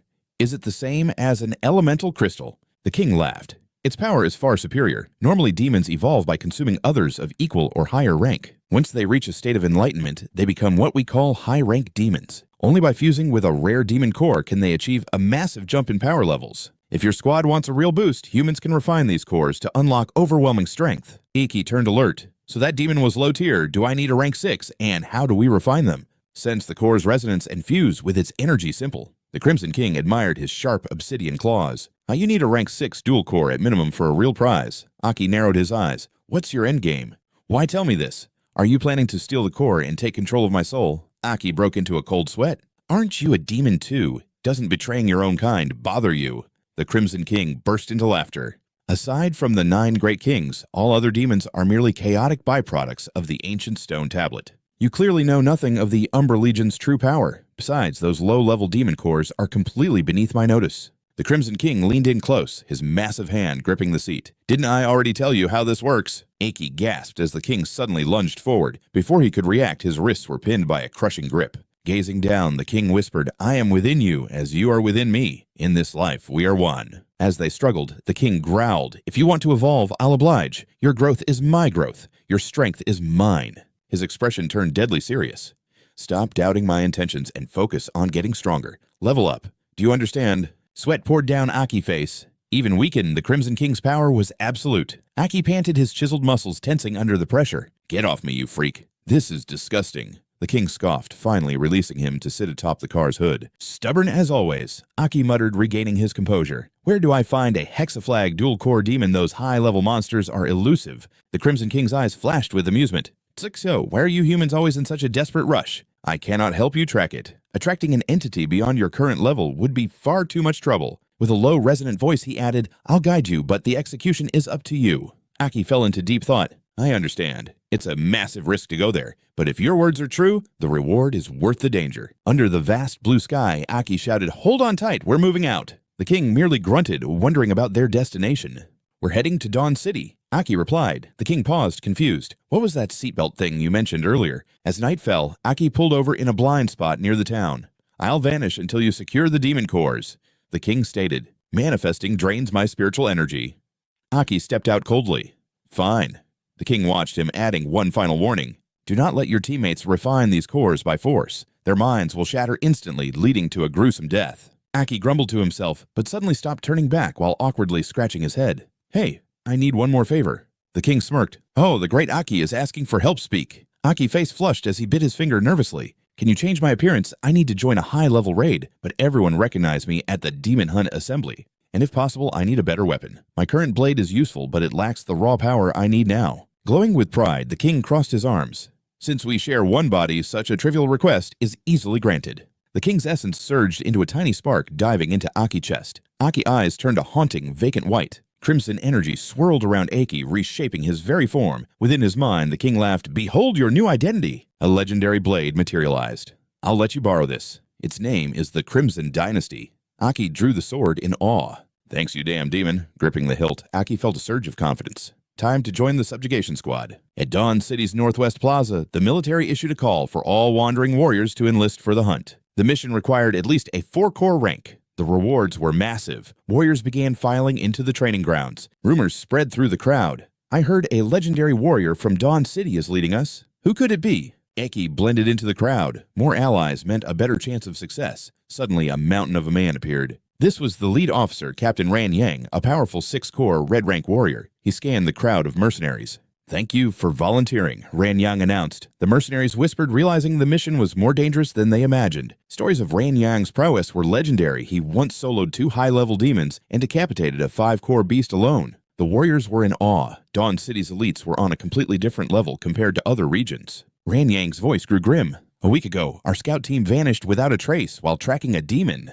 They disappeared in the rotting forest just 3 kilometers north. Not a single soul from the 6-man squad returned. The lead scout was a seasoned 5-core veteran and a longtime comrade of mine. He wasn't weak. The rest were peak 4-core warriors. In all our years, we've never had a disappearance of this magnitude. Their last transmission suggests a rank 5 or even a dual-core demon. It's a direct threat to Dawn City's trade routes. Our main forces must guard the city, which is why we require the strength of warriors like you." Aki narrowed his eyes. A dual-core demon. That's exactly what he needed to harvest a high-grade demon core. "As warriors, we are prepared to die," Ran Yang declared, "but we leave no man behind. Dead or alive, they come home. I will purge this evil," he roared. "If you are ready to risk your lives, step forward and join the ranks." The squad formed quickly. Clad in heavy battle armor, the warriors marched toward the gate as the sun began to set. The crowd cheers for peace.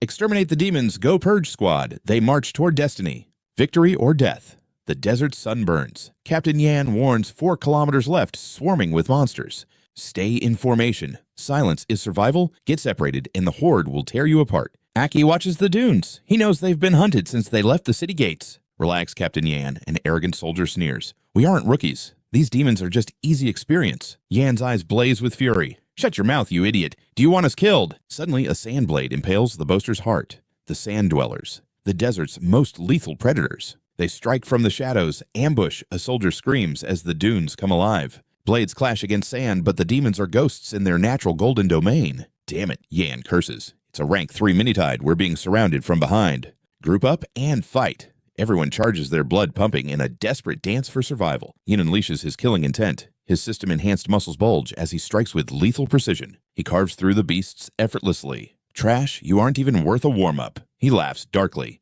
"Captain, the formation is shattered." A soldier panics. "We need to regroup before we're slaughtered. If we scatter, we die. Save who you can. For the rest, pray for a miracle." The demons feast on the stragglers until a pillar of crimson flame erupts. Aki has arrived. Golden eyes glowing, Aki crushes a skull with his bare hands. "Follow the team, now." "What about you?" "Go, the horde is growing. I don't have time to save everyone twice." Aki smirks as he turns back. "Destruction mode activated. It's much faster if I'm solo." He fights like a demon to save his men. "Form up. Don't let a single man fall." "Captain, the survivors rally." "Sir, the squad is accounted for. We've regrouped." Captain Yan, a lost warrior, has returned. Yan rushes forward. "Who else is left out there?" "An outsider saved us. He's blocking the horde alone." Yan is stunned. "One man, that's suicide." Incredible bravery, but total idiocy. A soldier scoffs. "He's just a rookie looking for a grave." "But Captain, there were over 10 demons. If he's alone, he's already dead meat." "I told him to run, but he just said it's easier alone." Yan's eyes narrow. "Easier alone." The men laugh. "What an arrogant brat. We'll be lucky to find a piece of his corpse." But Yan's gut twists. Even at rank 6, surviving 10 sand dwellers is nearly impossible. He bought his time. Yan commands. Dead or alive, he's a brother in arms. "We're going back." They charge back into the storm. "Captain, the sand is too thick. We can't see a thing." This was the slaughter zone. In this blinding storm, the demons hold all the cards. Lookout incoming. The soldiers brace, but a silhouette emerges from the swirling dust. It's Aki. He stands amidst the storm sword sheathed, radiating a cold, mysterious aura. He's alive. Aki looks bored. "Why are you guys back? I was about to catch up." Yan senses something terrifying. That pressure. Is it the demon blood or his own power? "Are you hurt?" a soldier gasps. "Where are the demons? There were at least 10 of them." "The demons," Aki shrugs. "I killed them all." Behind him, only skeletal remains remain. 10 rank, 3 demons. Solo. The team shudders. What rank is this guy? It's impossible. He must be stronger than the captain. The realization sends shockwaves through the squad. I'm rank 5. Aki says. Internally, he knows he could slay a rank 7. Everyone is thunderstruck. Rank 5. Yan is floored. I'm rank 6, and even I would struggle against 10 of them. It was easy, Aki replies calmly. I just used hit-and-run tactics to pick them off one by one. The squad stares in awe. So that's it. He's a combat genius with perfect mobility. To kite a whole horde and survive, that's not talent. That's a monster in human skin. Yan smiles impressed. Incredible work, kid. You saved us all. Everyone move out. The squad halts. Captain Ran Yang stares at the site where the expedition vanished. Wait, the map only showed 2 paths, but there are 3. They venture into the Forest of Decay. Captain, we're low on time, a soldier warns. This woods is a maze, and searching for survivors will take forever. Their numbers are spread thin, only enough manpower to cover 2 of the 3 entrances. To maintain combat readiness, we can only split into 2 groups, Ran Yang mutters torn. 2 teams are safe, but that 3rd path remains a deadly unknown.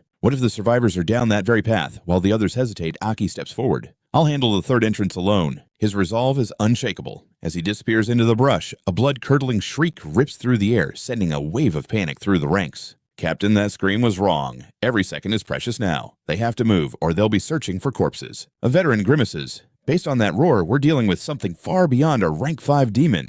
Aki's eyes narrow as he approaches. Captain, what's the total area of this forest? One hunter snaps. Why the hell does that matter now? But Ran Yang silences him with a sharp gaze. No exact data. In fact, mapping this hellhole was one of the primary objectives for the Lost scouting party. Normally, a full 10-man squad would have to push their limits without a single break.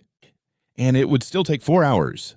Aki hair shadows his eyes. Their current strategy just doesn't add up. He raises a single finger. If I scout one path solo, we can clear this before sunset. His voice is laced with absolute confidence. If I fail, it won't slow your teams down. Well, from the back, a sneer erupts. Ha! One lucky break, and now the kid's a hero. Surprisingly, others nod. Captain the Brat is arrogant, but his logic is sound. Let him go. Ran Yang considers it. Whether the kid is a genius or a fool, they need results. Suddenly, 2 more mercenary squads emerge from the mist. Captain Ran Yang. If we're splitting up, we're sticking with our own brothers. The group devolves into a shouting match. Fine by me, just don't pair me with those elite hunters. They're all talk and no bite. Watch it, solo trash. You're just a loser without a squad. Got something to say about freelancers. Steel is drawn as Temper's Flare. They're seconds away from a full-blown riot. Want to die, punk? Step up. Aki sighs at the chaos. Outcasts never change 0 discipline and way too much ego. Ran Yang slams his blade into the earth. Shut your damn mouths, he bellows. If you want to fight, do it after the mission. In this unit, you follow my orders. You want to throw hands, try me first. His voice is like cold iron. Silence falls instantly. Ran Yang grinds his teeth. Outcasts always show their true colors eventually. Find the scouts, then we leave. Immediately. The longer we linger, the more bodies we'll find. He finally turns his gaze toward Aki and nods. Fine, kid. But remember, you're on your own. If you hit a wall, no one is coming to pull you out. Aki brushes past the captain with a cool smirk. I know. Just try to keep up, or I'll be finished before you. Cocky brat, he's just asking to be demon food. A rank 5 demon will rip him apart. Ran Yang just tightens his grip. Fair enough. Let's see who clears their path first. The mission shifts to a rescue op. 2 teams move out. As they enter, the oppressive aura of the forest grows suffocatingly heavy. Weapons are drawn. Aki is the first to cross the threshold, his steps casual as he observes the twisted landscape. High above, a predator lunges from the canopy claws aimed at his throat. Aki doesn't even flinch. He's already read the move. With a flash of steel, his blade impales the beast midair. Green ichor sprays the trees as he stands there, calm and lethal. From the darkness, 1,000 glowing red eyes lock onto him. The first carcass hits the forest floor with a dull thud. He scans the shifting shadows. The Forest of Decay. You monsters love to swarm lone prey, don't you? It's your nature. A dark grin spreads across his face. I chose to come alone for one reason, so I can finally cut loose without any witnesses. His eyes turn a hollow void, and 2 wicked red horns erupt from his forehead. The ground shatters under the weight of his awakening power. Come, I'll slaughter every last one of you until your king shows his face. With a roar, Aki charges into the abyss. A tide of 1,000 demons swarms him. Meanwhile, the main Jai Joy plunges into the pitch-black heart of the woods. Their guide trembles, his flashlight cutting through the gloom. It's too quiet, he whispers. Keep your guards up. Don't let your focus waver. As long as we stay in formation, the demons won't dare attack. We just need to stay united. The mercenaries in the back keep gossiping. Place your bets. Is that arrogant kid dead? Yet. Is dead. He's probably peeing his pants in a bush somewhere. Ha ha ha ha. Suddenly the guide freezes. Wait, look over there. A silhouette slumps against a tree, the armor catching the light. That's the uniform. It's one of the missing scouts. The guide is ecstatic. Talk about luck. We just got here and we've already found them. The squad erupts in cheers. Jackpot. We're going to be rich. Eager for the reward, the guide sprints toward the unmoving body heart pounding with excitement. Hey there, soldier. Are you part of the Dawn City Vanguard? We're here to find your unit. Where's the rest of the squad? Where is your Captain Snap? Out of it. But the figure remained eerily still, making a sickening, bone-grinding sound like gnashing teeth. Clueless to the looming horror, he lowered his flashlight to the body. Hey, what are you digging for? That's when the chilling realization struck. His eyes widened in pure terror. A demonic entity was hunched over in the dark, feasting on the remains of his fallen comrade. He recoiled, dropping his light, as a blood-curdling scream escaped. The beast crawled forward, its voice a haunting, otherworldly rasp. This one's already been picked clean. The squad trembled behind him, their voices shaking. A dual core, 2 energy signatures. The monster hissed, its purple core flaring. With 2 glowing gems on its head, it was a lethal green-rank dual-core demon. The beast bared its gore-stained fangs in a twisted grin, bracing for a slaughter. Perfect timing, you've arrived just in time. Its left eye blazed with a crimson light as a foul stench filled the air. This was the ultimate predator, a green-rank dual-core. Deep within the suffocating gloom of the forest, a name echoed Lucy. The blue-haired scout froze paralyzed by the monster's presence. A shadow loomed with piercing scarlet eyes. Desperate, the scout gripped his signaling device as a blue glow pulsed danger was imminent. He relayed the intel to Captain Ran Yang immediately. Without hesitation, the captain triggered the emergency flare on his device. A brilliant streak of light pierced the midnight canopy, signaling a frantic cry for reinforcements to the entire sector. Beneath the demon's perch, a dark, kneeling silhouette emerged. The flare cast a ghostly azure light across the clearing. However, the demon's massive frame obscured the body, leaving only a pair of boots visible in the dirt. The intense radiance burned. Too bright. I hate it, the creature shrieked, shielding its eyes from the sudden glare. Now clearly visible was a red-haired figure kneeling in a strange pitch-black shroud of energy. The demon vanished, reappearing instantly as a blur of motion. 6 razor-sharp claws lunged out to snatch the flare mid-air. The dual core leapt high, crushing the light in its grasp. Its face contorted in a mask of agony and rage under the light. It was determined to snuff out their only hope. The scouts watched in absolute horror as their signal was extinguished. Yen Rang stared upward, his face pale with disbelief. You've got to be kidding me.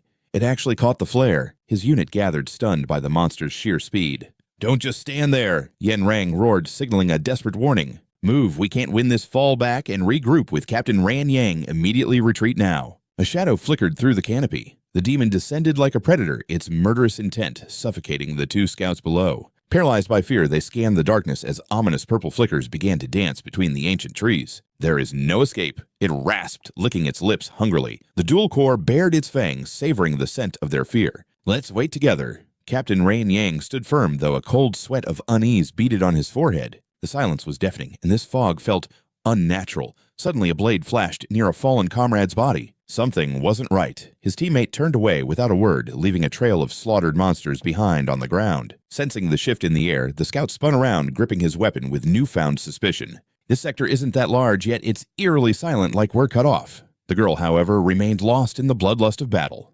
Seems fine to me, she chirped, diving back in. The reinforcements were executing perfect tactical maneuvers alongside the commander. Every strike was a lethal finisher. We're making progress, but what about that reckless idiot who went solo? The scene shifts to Aki looking every bit the elite warrior. Suddenly, a deafening blast erupted behind him, catching him off guard. He spun around to see a mountain of demon carcasses, and his 2 teammates sprawled motionless on the ground. A female voice cut through the air. So, you're the leader of the HJ unit. Aki whipped around his instincts, screaming danger. Her face contorted into a monstrous visage. Do you like what I've done with the place? She hissed, eyes glowing crimson. You're next on the menu. Aki didn't hesitate, swinging his blade with murderous intent. Drop dead monster A. As the clash intensified, a dark cloaked figure wielding a blood-red blade charged in from the shadows toward the demon's back. Steel shrieked against steel. The forest was split in 2, half bathed in hellfire red, the other in icy blue. It was Aki. His gaze was cold as his red blade hummed. Captain Ran Yang roared, leveling his sword at the beast. Why are you shielding that monster? Easy there, Captain, Aki replied calmly, his blade effortlessly halting Ran Yang's strike. The demon vanished, leaving only the girl standing there, her own sword raised in a defensive stance once more. Look closer, is that really a demon? Ran Yang froze, hearing his own men screaming in agony behind him. Everyone has fallen under the demon's illusion. He finally snapped out of the trance and spoke. This area is infested by mind-warping purple nucleus demons. Akai realizes this one is far stronger than average. He looks at the wounded golden-haired warrior. If I hadn't stopped you, you'd have killed your own comrades. The warrior panics. Captain, I saw everyone dead. A demon used your sword to strike me down. Standing in the dark woods, Aki speaks. These illusions force us into fratricide to shatter our spirits. The captain orders a regroup, telling everyone to verify the mental state of their nearby allies. Ranyang pauses, looking at Aki. How did you notice? Do you possess some hidden ability? Luckily you stepped in. Aki turns his red blade, radiating a majestic and powerful aura. It seems my unique power renders illusions useless. Flames and lightning surge around him in a crimson display. These twin energies protect his mind. I was attacked too, he says, wary of the demon above. Aki Crimson Blade sweeps through the darkness, cutting down waves of demonic entities. They never end. He soon realizes the creeping mist is the source of this nightmare. This fog induces hallucinations silently. We are lost. Aki stands tall in black with his red sword. What is your power to resist such illusions? Are you truly just a level 5 warrior? Aki's face darkens. I'll help, but don't ask questions. Captain Ran Yang, I am not your soldier. The captain agrees. Suddenly a scream pierces the forest. Captain Ran Yang, save me. Everyone searches for the voice. Ran Yang's eyes ignite. It's another squad. All soldiers follow me. The warriors fly off, but Aki remains alone, watching them leave with his red blade in hand. The level 6 dual-core demon pins a boy down. He struggles in agony against its crushing grip. Someone here is immune to my illusions. Fascinating. The demon's red eyes glow with predatory excitement. Come then. Deep in the midnight woods, the demon sits atop its helpless, struggling prey. He cannot resist. Who are you? Aki ponders the power of this level 6 purple nucleus demon. It's a trap. Aki decides he can't leave them and sprints forward to join his comrades. The team rushes toward the screams. Many warriors have died. The light of hope is fading. Stay close. This is no ordinary beast. Ran Yang stares ahead, his eyes wide with shock. As they run, he bellows, "Stop!" Red veins bulge in his eyes, witnessing something unbelievable. He trembles. That's them. Members of the other squad hang unconscious from the dark branches. He screams, "Captain, they're from the other team." They're all dead. Aki watches with cold eyes. Recalling Aki warning, Ran Yang steadies himself. Don't panic. Remember, this is a purple nucleus demon. It's an illusion to break us. Stay calm. It wants us to lose before the fight starts. Aki steps forward calmly. This is real. Advance. This truly is the other squad. Suddenly, a drooling demon appears with white eyes. Everyone draws their steel. It's here. In the silence, a bloodied man whispers weakly, "Captain, please, save me." Ran Yang looks at him in a panic. "Save me," he shouts. "Quick, get them down." They're alive. The team rushes in, but Aki suddenly draws his sword, blocking their path. Ran Yang is stunned as his comrades fall back in total surprise. Ran Yang is furious. "What are you doing?" Aki's eyes sharpen with a grim intensity. Look closely. The man pleading for help is being puppeted by the demon lurking behind him. Claws grip his head as the demon emerges from the shadows with a wicked cackle. "You've piqued my interest. To spot me so easily, my illusions are useless against you." A sinister light erupts. The warriors tremble. Ran Yang growls, You absolute piece of filth." A crimson aura descends. Aki readies his blade while Ran Yang strikes with a mountain-shattering blow. Die. The earth-shaking strike echoes through the forest in a blinding flash of red light. Part of the woods is obliterated. Smoke rises from the split trees and scorched earth. Silence falls. Did we do it? But then a voice drifts down from a branch. Such violent humans. Ran Yang turns in shock. The demon is still alive. Perched on a branch, the dual-core demon Luzi looked down smugly. "You're a pathetic little warrior." His face twisted in pure rage after his failed attempts. "Fine, I'll break you bit by bit until you fall." Multicolored flashes of mana illuminated the battlefield. But hearing those words, Aki felt a surge of unease. He knew how dangerous this demon was. Damn it, there were too many people to stop. Blind rage had stripped them of all reason. The mob launched a unified strike at the demon. His purple eyes glowed with a sinister challenge. "Fine then, let's play a game." A crimson blade pierced through. "Screw your game." He slashed through the mist with glowing eyes, landing as he shielded his vision. Purple smoke swirled, but the demon was gone. "He vanished," someone screamed. The monster turned into mist and escaped. Touching down, he barked orders. "Find the dual-core Luti now." The haze blinded them until a brilliant white light erupted from behind. He spun around and froze. There stood Aki, shrouded in a demonic silhouette. Half human, half monster. Damn it all. Aki's form shifted into the dual-core demon. His face darkened into a terrifying grin. The captain pointed a trembling finger at him. Every eye followed the captain's finger. "There's the demon." Aki stood motionless, watching as the crowd turned their blades toward him. Aki realized the trick. The demon had distorted their perception. In their eyes, he was the monster. So that's how it is. I'm immune to its illusions, but they aren't. Their minds were compromised from the start. The demon forced them to see him as the enemy. Meanwhile, the real demon watched from above. A true puppet master, he lounged on a purple cloud, amused by the unfolding chaos. A massive purple eye loomed behind the beast. Below, Aki's brainwashed allies raised their swords ready to cut their friend down. But Aki didn't flee. He stood his ground, gripping his crimson blade while facing the oncoming storm. High above, the demon laughed. How entertaining! Nian Yang charged Aki with lethal intent. Die, you monster, he roared. Aki's eyes flared with frustration. He never wanted this duel with Captain Nian Yang. Below the battlefield was bathed in a blood-red glow. What a spectacle! The demon gloated. I love a good massacre. Aki's blood boiled. You think our lives are just entertainment for you? Fine, it's time to test my true lightning powers. A bolt of red energy struck the demon only to be deflected back at them. The beast effortlessly blocked Nian Yang's ultimate Crimson Strike. In response, Aki transformed to behold the Crimson Sovereign Chi. Lightning is a demon's bane. The Crimson Sovereign Chi channeled divine power into his blade. Nian Yang, blinded by grief, charged again to avenge his fallen men. The Crimson Sovereign blurred forward with overwhelming force. Captain, I'm going to need you to sit this one out. A devastating shockwave erupted from his blade, scattering the soldiers. Nian Yang gasped. Where did this lightning come from?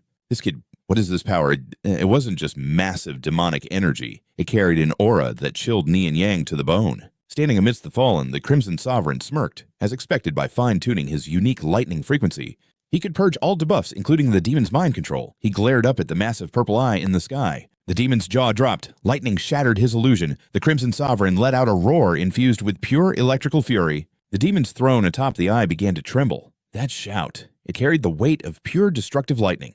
Cracks webbed across the giant eye before it detonated. As the demon plummeted, he launched a desperate sneak attack. Die, human trash. The Crimson Sovereign spun around his eyes, burning crimson.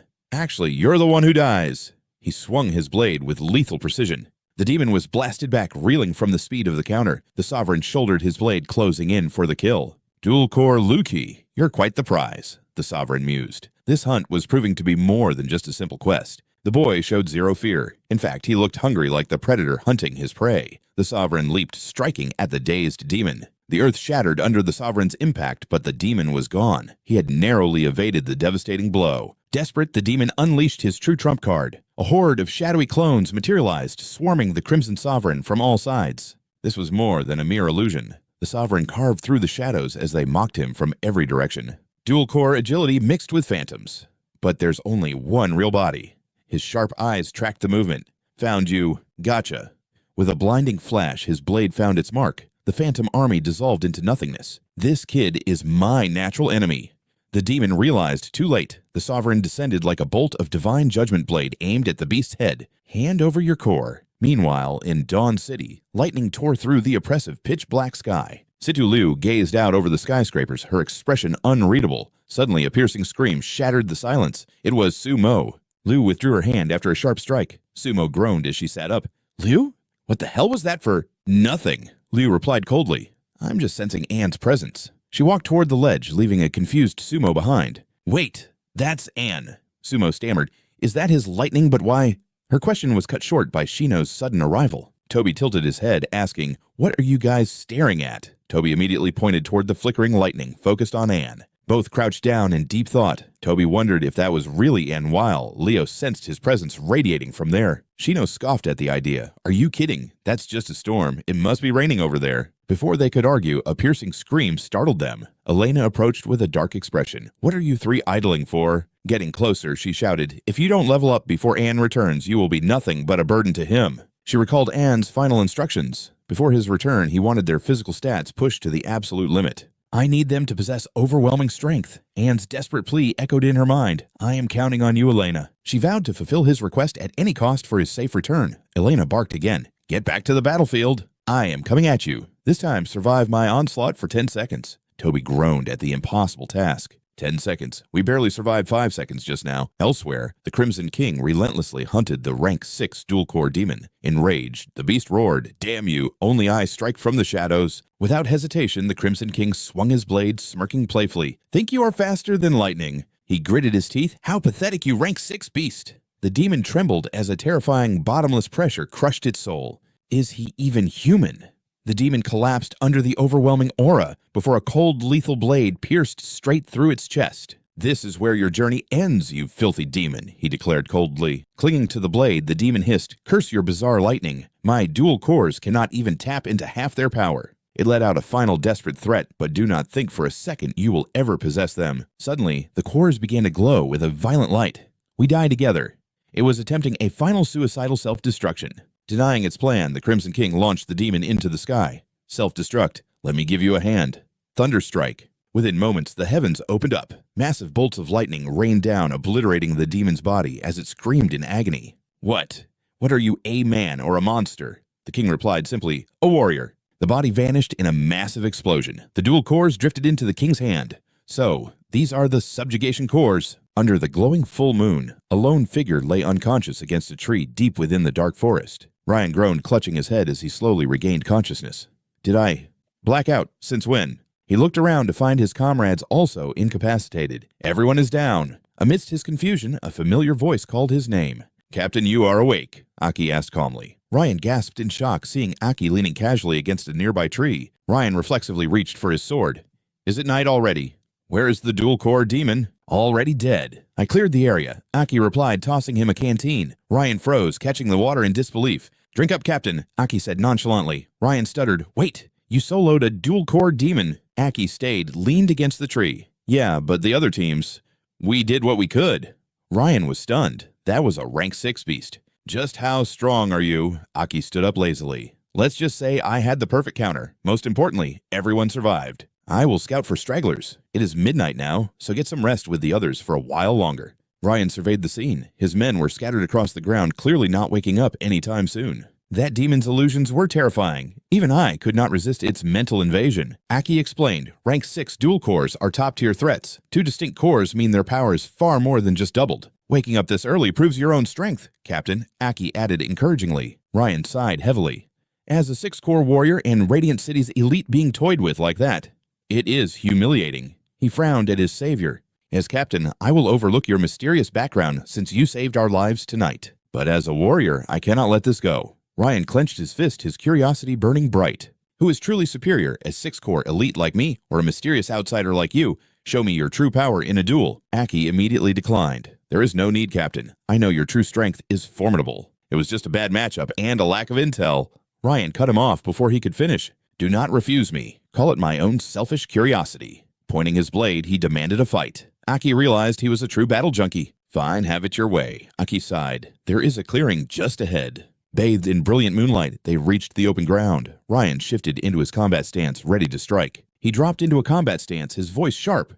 Don't hold back. I want to see your true peak. Aki nodded coolly. I'll match your intensity then. He reached back, the steel of his blade singing as it left the scabbard. Like a crimson gale, Ran Yang lunged forward with a devastating, wild slash. Red arcs of energy layered the air, but Aki had vanished. Ran Yang scanned the clearing, seeing only the scorched earth from his own strike. Suddenly, a shadow plummeted from the heaven's blade, leading the way. His instincts screamed Aki had circled behind him in midair. Their blades collided, but Aki stomped down hard on Ran Yang's hilt, pinning his weapon. A thunderous explosion rocked the area, swallowing them in a thick shroud of dust. When it cleared, Aki held Ran Yang's weapon. It's over. Aki loomed over him, his presence suffocating. No matter how many times we clash, I will always find the opening to disarm you. His gaze was like absolute zero void of all emotion.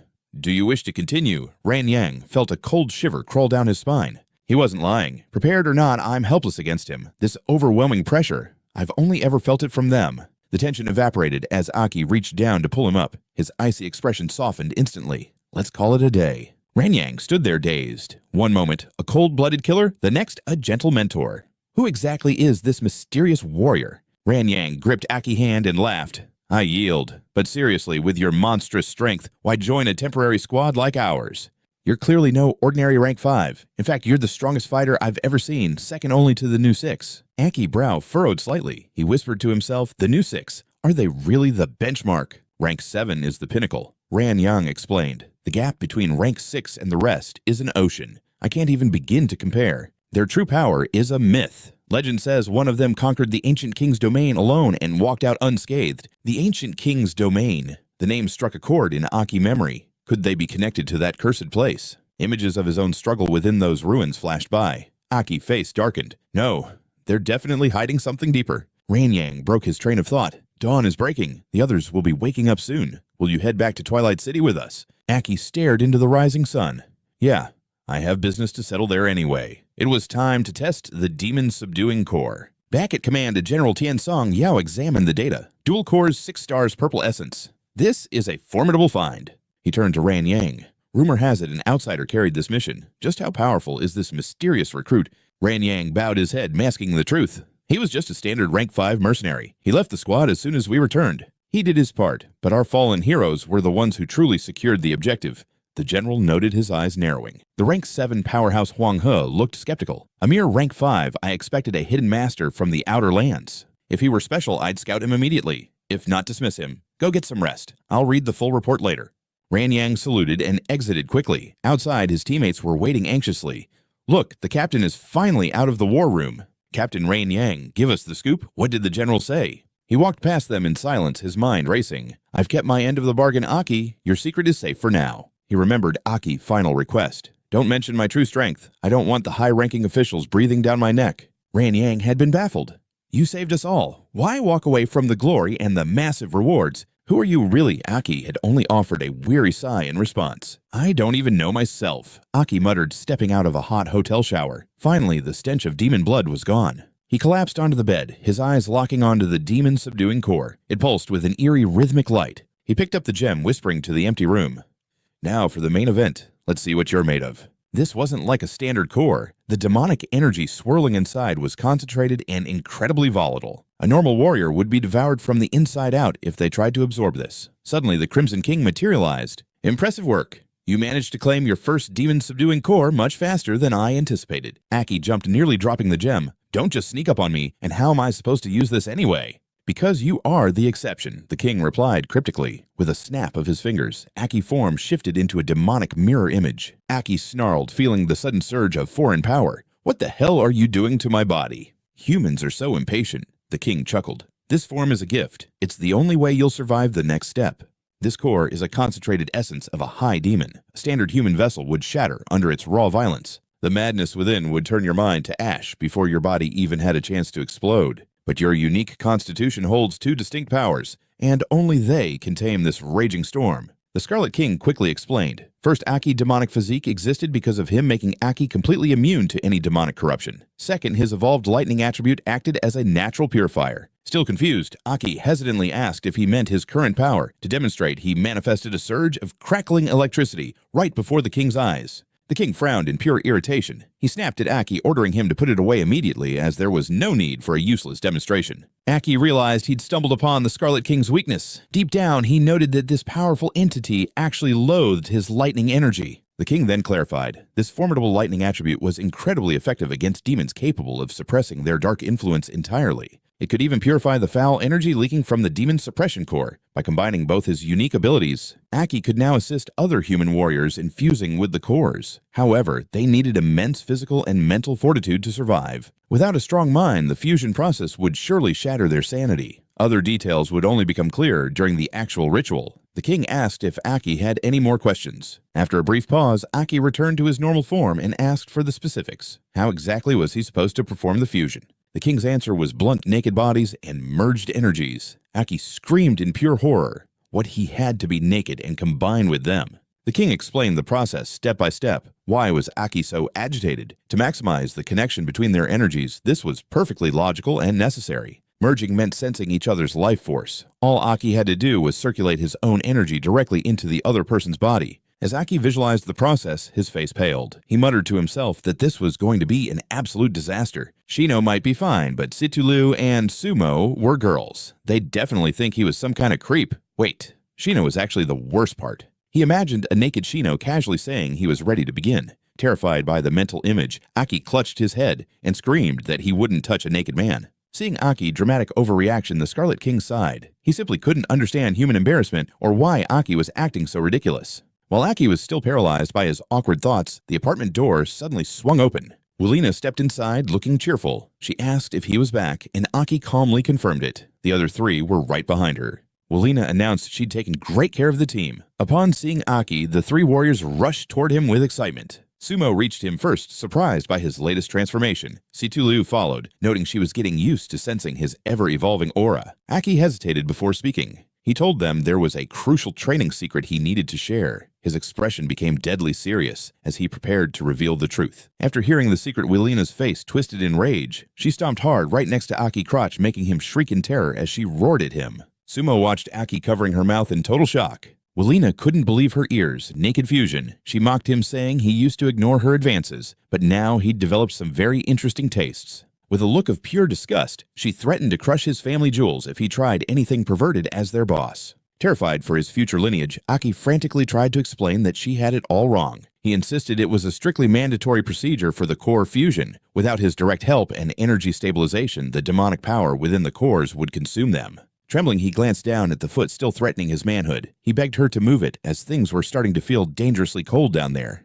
Willina was speechless. Annoyed, she stormed off to take a nap, telling them to call her once they had actually made a decision. She slammed the door, leaving everyone startled. An awkward silence filled the room, until Sumo finally spoke up, wondering what was wrong with Willina. Aki turned serious again. He explained that the method wasn't just bizarre, it was incredibly dangerous for everyone involved. If it worked, he'd go secure the remaining cores. But for now, they only had one that could trigger an awakening. He asked who wanted to go first. Sumo sat on the bed deep in thought. Even for comrades, being naked together was terrifyingly embarrassing. Her mind immediately shifted to Shino. She figured Shino wouldn't mind. In an instant, her imagination ran wild with countless awkward scenarios between Aki and the big guy. From the corner, Situlu spoke up with a blushing face. She suggested that since she already possessed demonic power, the fusion might be easier for her. She offered to go first, but Shino immediately cut her off. With a determined look, he volunteered instead. Shino insisted on taking the risk himself. He claimed his high stamina and spirit were meant for moments like this. Aki beamed, grateful for the trust. Aki thanked him sincerely. Sumo cheered for them, fully supporting the choice, while Situlu stayed silent in the corner, looking somewhat dejected. Inside the room, the two men began to undress. Aki noted that Willina's brutal training had certainly built up Shino's physique. Shino looked much more powerful than before. Surely many of you watching would love to have a hero's build like his, right?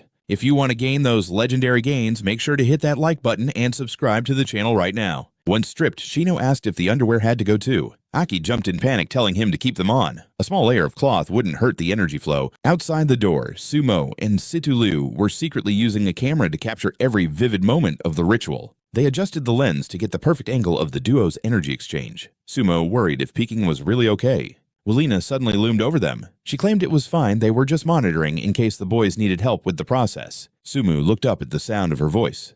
"Wait, Senior, what are you doing here?" Lina pressed a finger to her lips. "Shh, keep it down. I'm just here for the research." The trio watched in silence from the shadows. Inside the room, Sinuo gripped the demon-suppressing stone. If the rumors were true, a terrifying demonic power lurked within that gem. The stone in his palm flickered with an eerie light pulsing as a thick black miasma began to ooze from its core. "Just holding this makes me tremble," Sinuo muttered. Aki began channeling energy into him. "Hold the core tight, relax, and close your eyes. Use your own strength to sense it. You must establish a link. It's going to hurt in a moment, but do not panic. I'm right here to support you." Sino squeezed his eyes, shut, his voice steady. "Understood. Entering subconscious now." Within the void of his mind, a faint golden glow pierced the darkness. "I see it." That golden radiance was spreading. It felt exactly like his own core essence. Could the demon-suppressing core truly recognize a power that matched his own? The mental space grew scorching as heat radiated from the golden light. He stared at the glow. "Do I have to get closer?" Stepping forward, he slowly approached the light. Suddenly, he froze. Looking up, he saw a massive, mysterious entity cradling the golden orb in its arms. He gasped at the sheer scale of the energy. "This is it. The primal demonic power. It's colossal." With a trembling hand, he reached out toward the orb. "Is this the legendary strength I've heard of?" Suddenly, a crack spiderwebbed across the surface. Crack, a massive shockwave erupted, causing the entire dimension to tremble. The surging power instantly swallowed him whole. It forced its way into his veins, searing his body with agonizing pain. Pushed to his absolute limit, he let out a guttural roar. "So, this is primal demonic power. How can a mere human possibly withstand this?" The massive creature's eyes snapped open, tightening its grip on the orb surrounding him. Damn it. The primal power was trying to seduce him. It was devouring his very sanity. Crap. Am I going to lose my mind and turn into a mindless monster? High above, the Scarlet King watched with a cold smirk.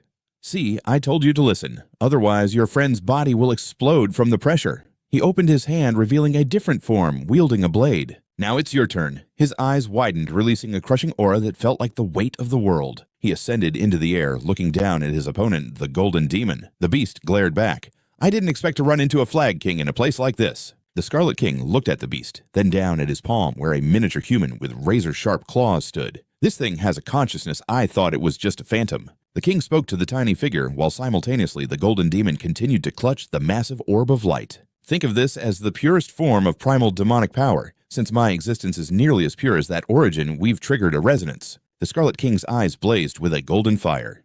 "I cannot strike it directly. If you want to save your friend, move now. If he loses his mind and becomes a beast, don't blame me." The boy was hurled into the air, screaming in pain. The king took a step forward, walking calmly through the void.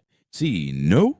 He soared high, unleashing a bolt of lightning from his palm that sent a searing shock through his opponent. "You can't afford to fall here." The golden demon curled around the orb, its senses sharpening. You carry a truly revolting stench." The beast caught a whiff of a foul odor rising from the golden light.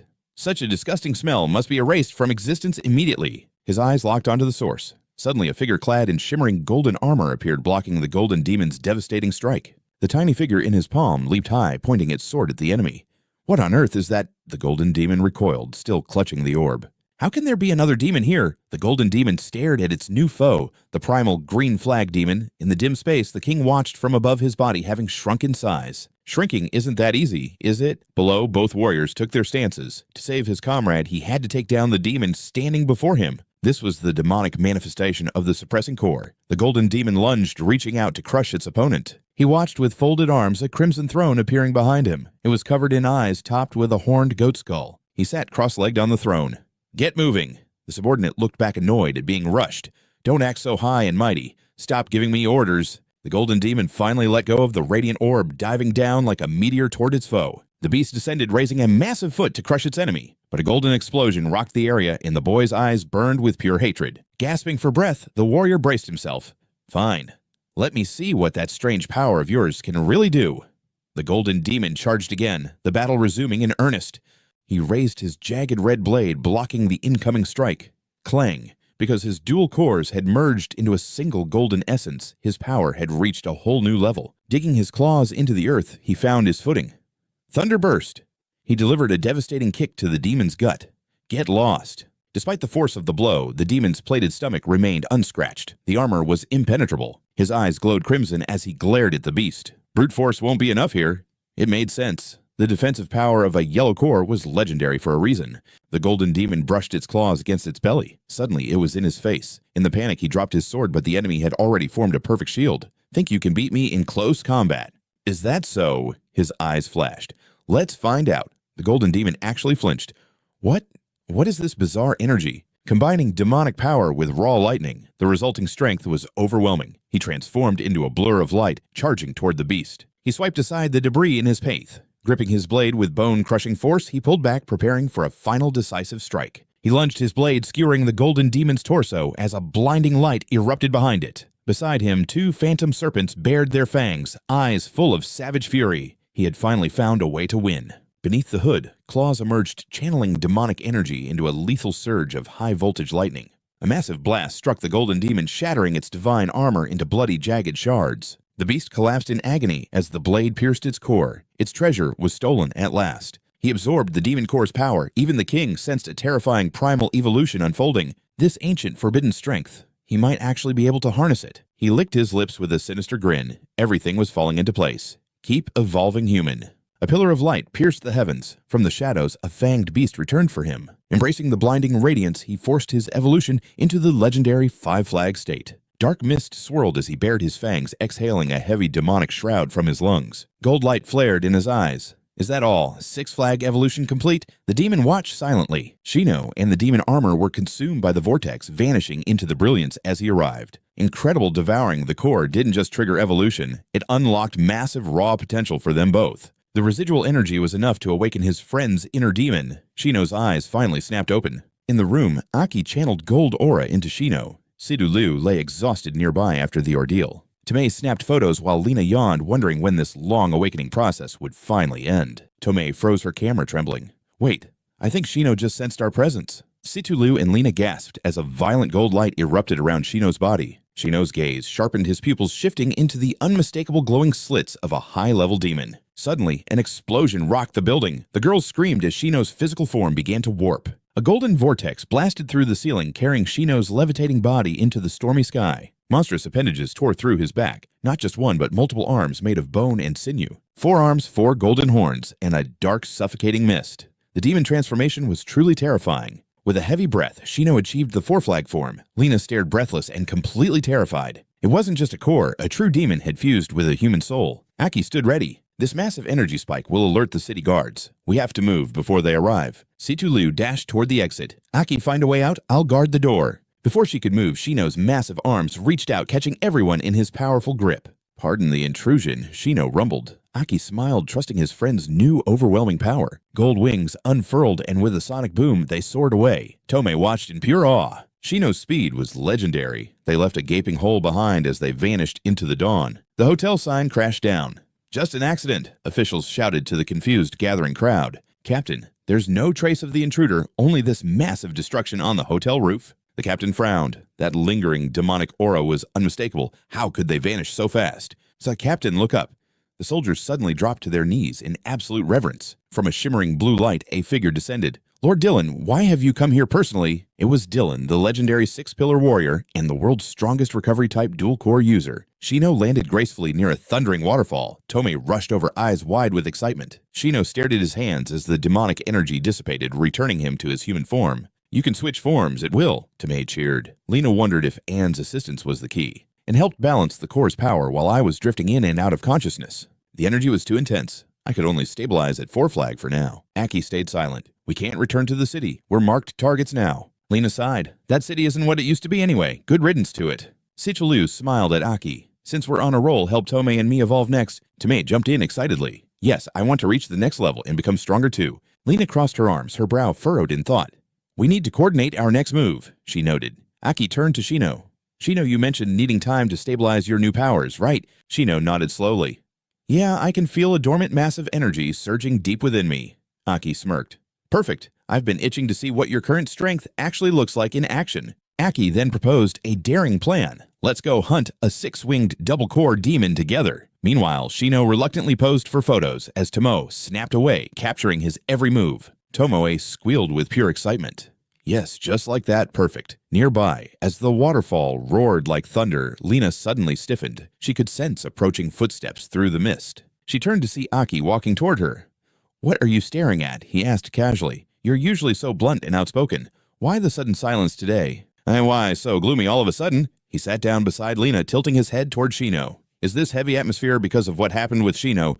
Lena followed his gaze, her expression clouded with uncertainty. She struggled to find the right words, her face etched with a lingering sense of melancholy. "Seeing a human warrior bonded with demonic power, it feels unnatural," she admitted. "If this had happened just a while ago, it would have been considered an absolute taboo. You have that same demonic energy within you too, don't you, Aki, between humans and demons? I'm starting to lose track of where the line is drawn." Aki went quiet for a moment.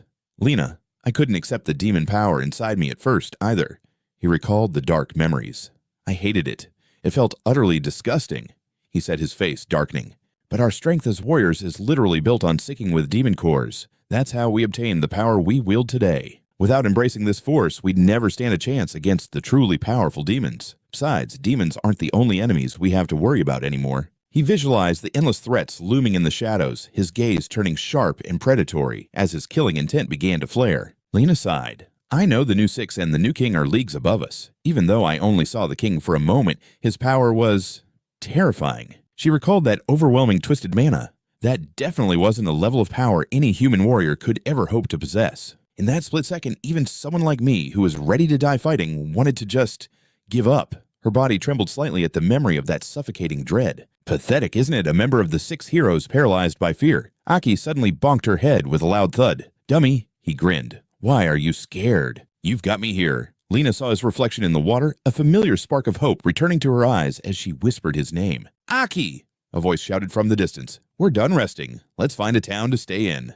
Aki called back, "Got it, we're coming." He stood up and looked at Lena. "Let's go. Hunting double-core demons will get us those last 2 cores, especially with a legendary warrior like you on our side." Lena nodded softly. They trekked until sunset when they spotted a demon feasting on gore, its mouth stained crimson. Shino approached coldly. "Dining on rotten flesh, are we—" "Low-level demons are everywhere," Shino observed. "But this location Aki found, it looks like a massive demonic hive." Suddenly, Aki's sword whistled through the air, impaling a demon's throat. "Intruders ambush!" The monsters shrieked. Aki stepped forward, looking absolutely lethal. "We've been searching all day for a hive this big." Aki growled. "I hope there's a double core in here. Don't make me regret coming." A terrifying red aura exploded from him. "He carries the scent of a demon." The monsters hissed in fear. Suddenly, Shino appeared behind them, grabbing 2 demons and smashing their skulls together with crushing force. Their lifeless bodies hit the ground. "Target neutralized," Shino stated flatly. Watching from the side, Tomo's eyes sparkled with pure starstruck admiration. Aki sensed something deeper in the shadows. I can feel a massive power signature further in. That's likely where the exorcism cores are hidden. Situlu stepped forward. I want to fight too, but Aki cut her off. No, I know you have a demon form, but this isn't the time. Real combat drains too much mental and physical energy. You and Tomo can't risk fighting until you've successfully merged with the exorcism cores. Shino's fusion was exhausting. You both need to maintain a state of absolute peak performance for the synchronization process later. Aki headed deeper into the hive, telling Lena to watch the others. Suddenly, 3 demons lunged out. Humans dare to enter our nest, hand over your lives. Let me handle this, Shino said, stepping up. Aki unleashed a blinding sword wave while Shino delivered a devastating punch that shattered a demon's head. The remaining demons panicked. What is he, a human or a demon? They roared in fury. It doesn't matter, everyone dies today. They charged with primal rage, clashing with Shino. Tomoe watched intently. Wait, when I transform, will I turn into a monster with 4 arms too? Who knows, Aki muttered, falling into a deep silence. He noticed Shino was becoming increasingly aggressive and bloodthirsty as the demon blood took over. Aki wondered how Sidulu and Tomoe would change. Meanwhile, Shino unleashed his bone flower technique. I was once the weakling with a useless defense core, he growled. I could only watch from the sidelines as my captain bled to protect the town from those low-level fire-type demons. Back then, I had to run away just to survive. But I'm different now. I have power, and I'll make every last one of you fear my name. Aki marched forward, his aura drawing the monsters like moths to a flame. He narrowed his eyes. The demonic energy is congregating here. This is definitely the heart of the nest. As the swarm grew thicker, Aki felt the pressure rising. Need backup? Lena asked tensely. If this drags on too long, things might get out of control. I'd appreciate it, Aki replied. The faster we get the cores, the better. Lena crouched low, her power beginning to hum as she prepared to launch. Tomoe's eyes widened with excitement. Are we finally going to see the true power of a legendary hero? Lena kicked off the ground, literally shattering beneath her feet. In a blur of lethal speed, she decimated the horde instantly. Sidulu stood frozen in shock. Is this the level of a legend? I couldn't even imagine such speed. Tomoe slumped in disappointment, her camera useless. She's too fast. I didn't get a single good shot of her being a total boss. Even Shino was stunned mid-slaughter. What kind of skill was that? Aki just grinned. Skill she didn't use one. That was just raw, overwhelming physical power. Watching Lena bolt at lightning speed, Shino shouted, just trigger your shields and push through. Their voices echoed deep within the cavern. Shino, let's move Lu and Tomoe stay back and conserve your mana. We need you at full strength.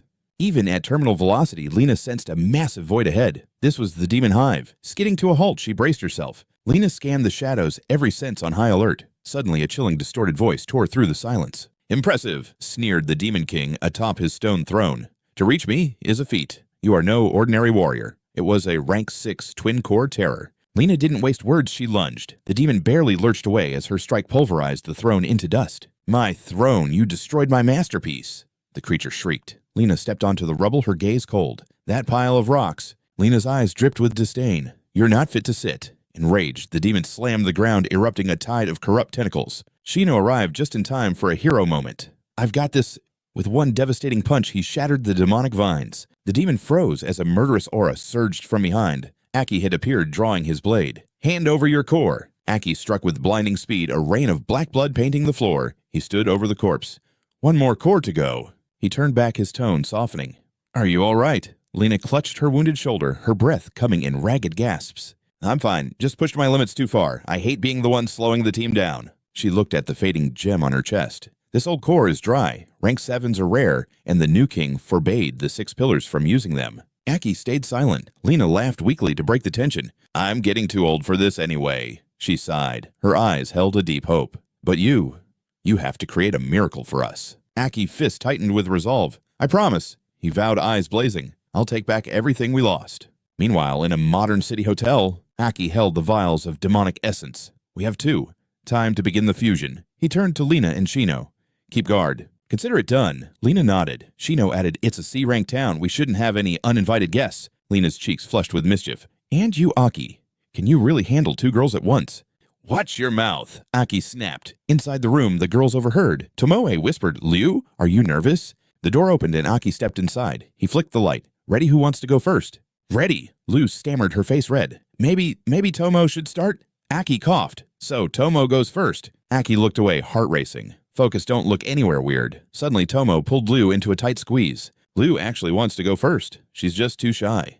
Tomo teased. Tomo, Liu shrieked in embarrassment. I never said that. Liu stammered. Aki cleared his throat to break the air. All right, Liu, it is. Then Liu goes first. Tomo scurried toward the door, clutching her camera with a grin. I'll be next door. And no, I definitely won't be peeking. Liu yelled, put that camera down right now. Once the chaos settled, Liu sat stiffly on the bed. Aki pulled off his shirt, revealing his battle-hardened physique. Is something wrong? Why are you staring? Aki asked. Liu's face was practically steaming. Nothing. Everything's fine. He's undressing right in front of me, Liu whispered, her ears turning crimson. Aki, about the ritual. Do I have to take off my clothes too? No, that's not necessary. Aki stammered, trying to focus. Next door, the others were blushing, just imagining it. Back in the room, the two sat face to face on the bed. He carefully opened the containment box and handed the glowing gem to Liu. Here, the demon core.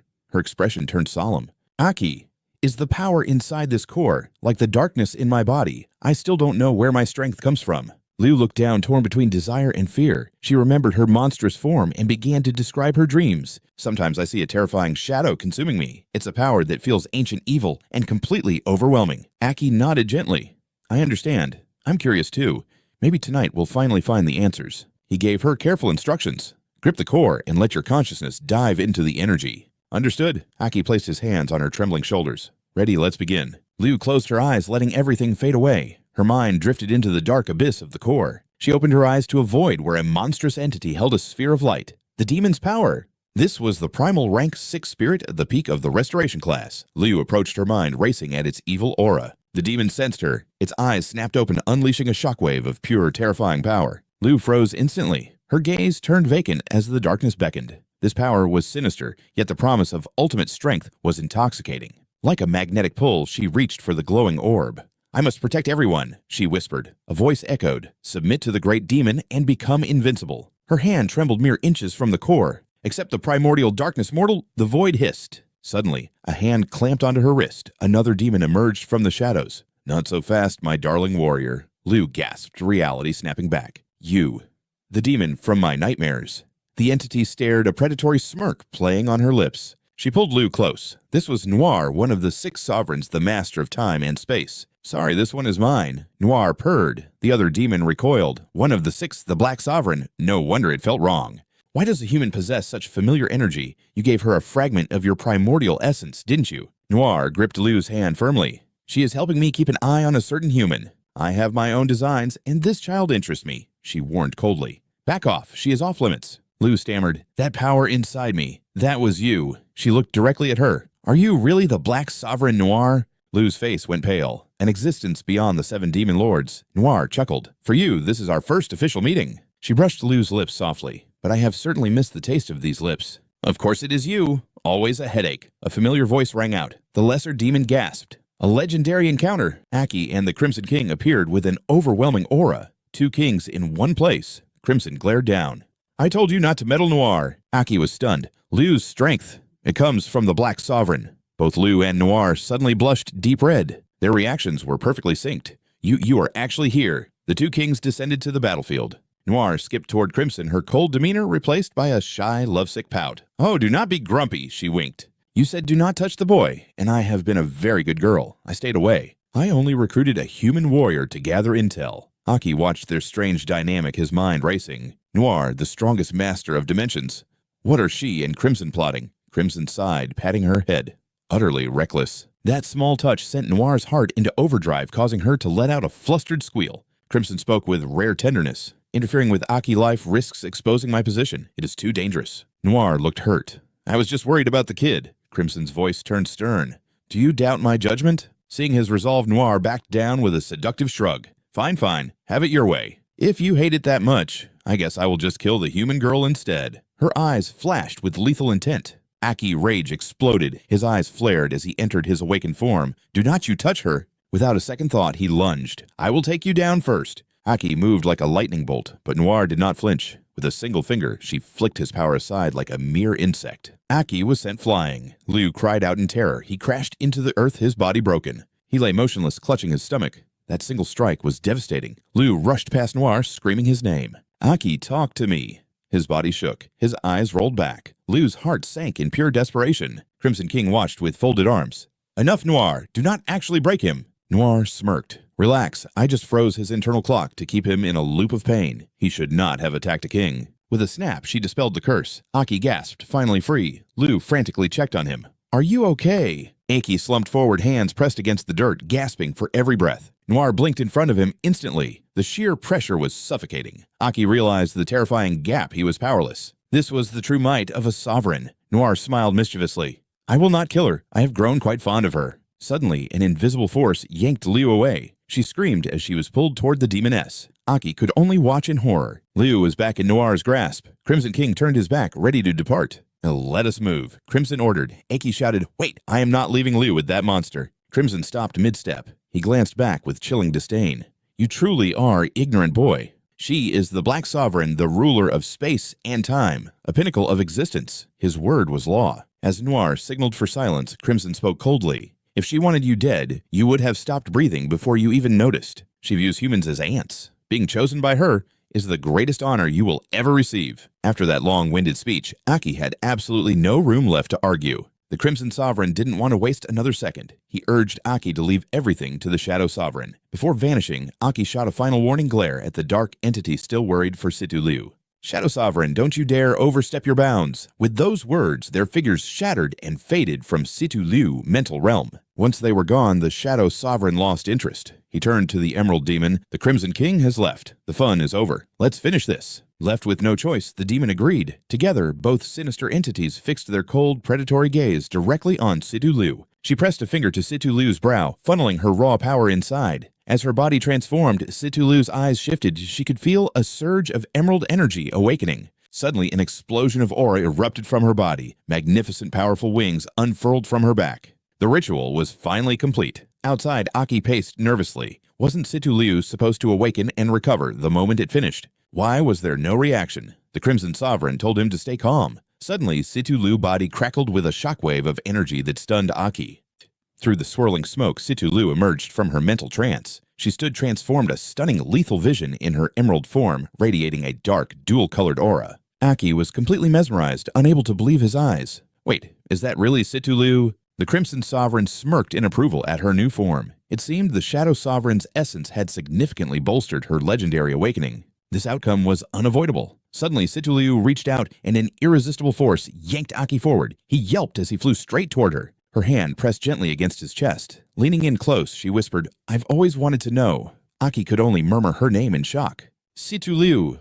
She locked eyes with him, completely bold. Do you like me? Give me a straight answer. No more stuttering. Aki's brain completely short-circuited. Talk about a personality shift. Awoken Situ Liu was incredibly forward. Nearby, the Crimson Sovereign let out a weary long sigh. What a joke, the king groaned. She gains godlike power and only cares about romance. Humans are truly a mystery. Suddenly, a loud thud hit the door. It swung open, sending Sumo and Sinuo tumbling onto the floor. The Crimson Sovereign vanished instantly. Sumo grumbled, Sinuo, you're too heavy. You crushed me and ruined our chance to see the good stuff. Sumo looked up and her eyes nearly popped out. There was Situ Liu pinned against the table, clutching Aki's collar in a very suggestive pose. Situ Liu, what exactly are you doing? Sumo teased. Situ Liu's face turned a bright burning crimson in a split second. Huh. Covering her blushing face, Situ Liu stammered, It's the demonic influence, I swear. Sumo wasn't convinced. Aki, however, breathed a sigh of relief, saved by the bell. Aki cleared his throat to break the tension. All right, Sumo, your turn. Sumo lifted the glowing demon-binding core, her eyes sparkling. It felt surprisingly light, yet radiated a comforting warmth. In her spiritual state, she felt completely bare and vulnerable. Focus, Sumo. Aki warned sternly, This is dangerous. One slip-up and the core will consume you. Sumo gave a playful, defiant salute. Yes, sir. Serious mode activated. Aki sighed. This girl was going to be the absolute death of him. Placing a hand on her back, Aki whispered, Clear your mind to sense the core. Once inside its dimension, you'll face the primal demonic essence. It will assault your soul and body. But don't worry, I'm going in with you to protect you. I've got your back. Aki funneled his energy into Sumo, repeatedly chanting the crucial steps of the synchronization. Maintain your focus. Don't let the darkness dominate you. You must become its master. Sumo closed her eyes. Feel the core first, Aki coached. Even Sinuo and Situ Liu took quite a while to connect. Suddenly, Aki froze in shock. Sumo was already gone. Had she really synchronized with the space that quickly, damn, I need to catch up now. Aki dived into the spiritual realm. When he opened his eyes, his appearance had shifted. The Crimson Sovereign watched in awe. Your friend is an anomaly. She's not being attacked. She's standing right in front of the demon, devouring its essence. No resistance at all, the king remarked in disbelief. She's draining every single drop of its power. The high-ranking demon looked at Sumo not with malice but with a strange calm. Within seconds, she had completely absorbed its legendary energy.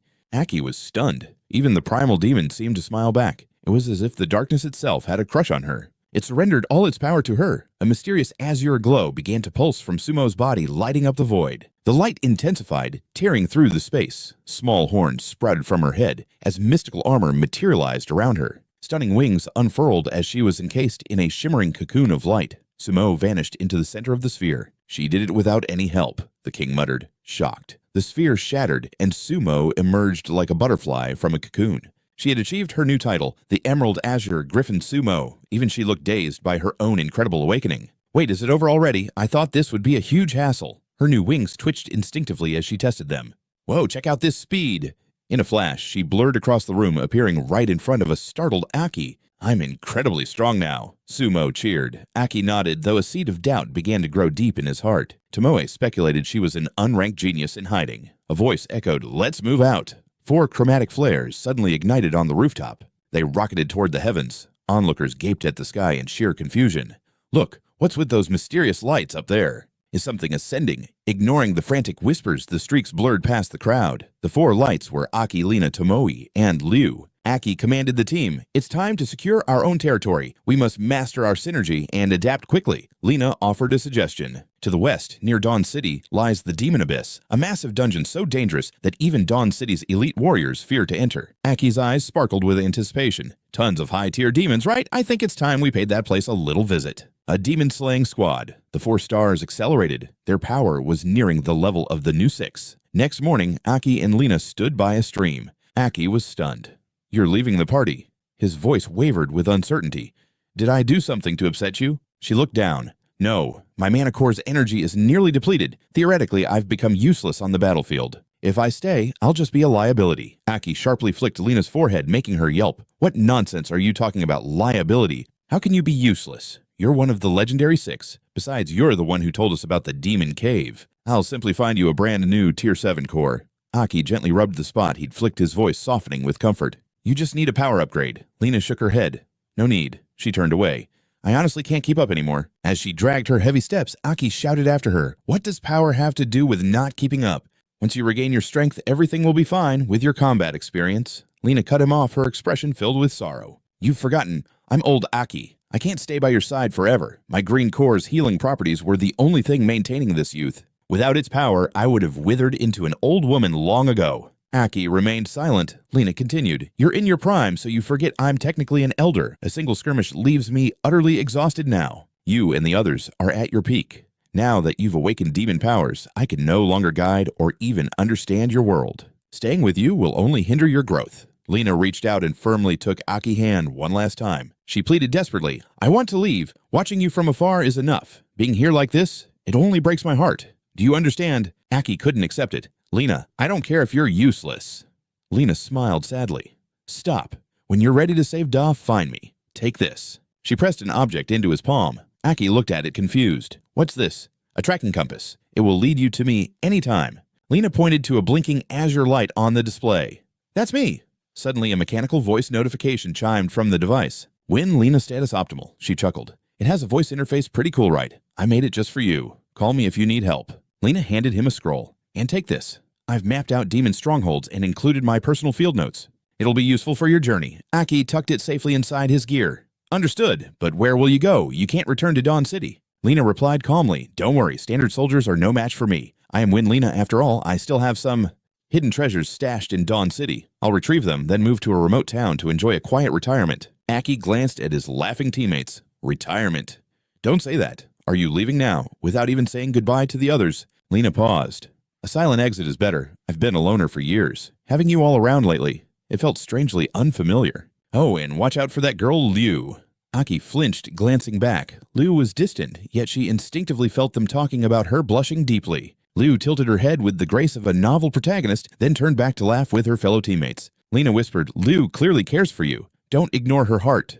Aki fell into a pensive silence. He was always a fool regarding romance. Her words carried a deep weight. As the sunset bathed the river in gold, Lina turned away decisively. All right, I'm off. There's a town nearby where I'll catch a ride. Aki shouted, Just remember, when I find that Tier 7 core, you aren't allowed to refuse. Lena smiled with relief. What a fool. No girl wants to look weak in front of the one she loves, especially when... Falling leaves seemed to mirror her bittersweet mood. Better girls were already by his side. Suddenly, Liu Tomi and Shino rushed over. Wait, did Senior Lena already leave? Yeah, without a word. Aki watched her fading silhouette. She just has some personal business to handle. Liu looked dejected. I didn't even get to thank her. Senior Lena did so much for us during our journey. Shino interjected, so are we heading straight for the Demon Abyss now? Aki gave a firm nod. Yes, according to Lena, it's a massive dungeon filled with high-tier threats, perfect for testing our new awakened power. Aki turned to leave. Searching for something, Shino asked. Aki aura flared with killing intent. A tier 7 green core. I'm giving it to Lena next time. The four shifted into their combat stances, exuding a lethal presence. Shino roared, all right, time to head back toward Dawn City. Skyscrapers glowed under the night sky. Two guards spotted a flickering shadow and drew their weapons. Intruder detected, exterminate the demon on sight. That shadow. It's Lena. Having shifted back into human form, she lurks within the darkness of a narrow alley. Security patrols have clearly intensified. Snow's recent awakening has put the entire city on high alert. Searching for an opening, Lena spots a vulnerable window left ajar. She activates her superhuman speed. In a blur of motion, Lena vaults through the window and into the room. She has to be fast to retrieve the item and vanish before the trap snaps shut. Lena frantically tears through the room. It should be right here. Where is it? Suddenly, a cold presence fills the air. Dan is already sitting behind her waiting. I knew you'd crawl back eventually, ooey Lena. She spins around in shock. Dan sits with his arms crossed, his gaze piercing and clinical. Do you really think I'll let you slide this time? He is the new elite, the strongest dual green core swordsman Vandarin. Hearing his name, Lena's fury ignites. I just had some business to attend to. Does being a top-tier ranker give you the right to break into my home, Vandarin? Dan remains silent, pulling a small object from his pocket. A smirk plays on his lips as he holds up a tiny box. You risked everything, just for this. Panic flashes in Lena's eyes as she sees the box. How did he find it? Suddenly, a flood of memories from her monster hunting days rushes back. In the memory, Lena is shouting, You lazy brat! Why are you slacking off here? There are people waiting for your orders. Aki turns around with a bright grin. Lena, look, I have something for you. He reaches out, presenting her with a shimmering gift. It's a necklace I crafted myself. For you. Back then, she thought it was beautiful, but Dan's cold voice suddenly shatters her golden memory. He sneers at her with pure contempt. You've always been reckless and pathetic with your choices. And to think you cherished this garbage. It's just a crude, ugly stone trinket. Lena begins to tremble, her knuckles turning white from suppressed rage. Don't tell me some loser gave this to you. Before he can finish, Lena lunges with desperate speed. Give it back. She manages to seize the necklace. Without warning, Dan delivers a devastating kick to her midsection. Lena coughs up a spray of crimson as the force slams her into the ceiling. She manages to scramble outside, but Dan is relentless. He strikes again, sending her crashing against the balcony wall. She grinds her heels to kill the momentum. She finally slides to a halt, gasping for air. Damn it! Lena curses inwardly. Her internal energy reserves are dangerously close to zero. Her shattered arm won't even begin to heal. Dan approaches slowly, mocking her. Your energy levels. They're no different from a common civilian now. A cruel smile twists his face. In this state, you're already dead, old hag. Lena snarls, clutching the necklace between her teeth with burning hatred. I was once a legendary ranker. Even the new king promised me peace if I surrendered my status. He swore to leave my life alone. Are you truly bold enough to defy the king's direct decree? Dan simply looks at her with chilling indifference. The king felt your aura during the last blast. He suspects you're linked to a certain traitor. Besides, why would a king care about a washed-up hag? With a cold flick of his wrist, he summons a lethal blade. Lena glances at a terrified cat cowering behind her. Now die, Dan screams. The blade whistles through the air. In that split second, Lena makes a choice. She moves her battered body to shield the frightened animal. Dan's strike triggers a massive explosion. As the smoke clears, a bloodied Lena Close, torn to shreds, gently pets the cat. Next time there's a fight, run far away, okay? The terrified cat bolts instantly. Suddenly, Dan's hand clamps around her throat like a vice. He chuckles darkly. How naive. You could have dodged that if you weren't playing hero, but we've made far too much noise here. Dan drags her effortlessly through the air. Let's take this outside the city. He hurls her body deep into the dense, dark forest. The dust settles, revealing a gruesome scene. Lena lies motionless beneath a tree, her teeth still locked onto that precious stone necklace. Dan looks down at her broken form without a shred of pity. Ooh-yee, Lena, your core is empty. I can't even feel a flicker of power left. He stares at her mangled hands. They say these hands once saved over 600 lives in a single battle. Quite the legend. Dan raises his boot with a sadistic grin. Too bad they'll be nothing but a memory now. A blood-curdling scream echoes through the woods. Meanwhile, in a dark cavern, Aki Party is finishing a hunt. Sinu wipes his blade. That 7-star demon was tough. Our teamwork still needs work. Aki holds up the glowing 7-star core with a triumphant smile. But we did it. We finally secured the core we needed. Suddenly, a phantom scream pierces Aki's mind. He whips his head toward the cave entrance. Sinu notices his pale face. Aki, what's wrong? My heart, it won't stop racing. Something is wrong in Aurora City. Aki pulls out the compass Lena gave him, his hand shaking. The compass glows with an ominous red light. Status Lena near death. The entire group freezes in absolute horror. Dulu immediately unfurls her wings. We have to move now. Back in the forest, Dan continues his brutal, systematic torture. Aki's team moves like a streak of lightning across the landscape. The compass says she's close, just ahead. Aki's blood runs cold as he senses her fading life force. Hang on, Lena. They burst into the clearing and stop dead in their tracks. They find Lena slumped against a tree, her eyes vacant. Her arms have been completely severed, discarded like trash on the forest floor. Even in this state, she still clutches the necklace in her mouth. The group is paralyzed by the sheer brutality. Tomo gasps, trembling. How could this happen, Lena?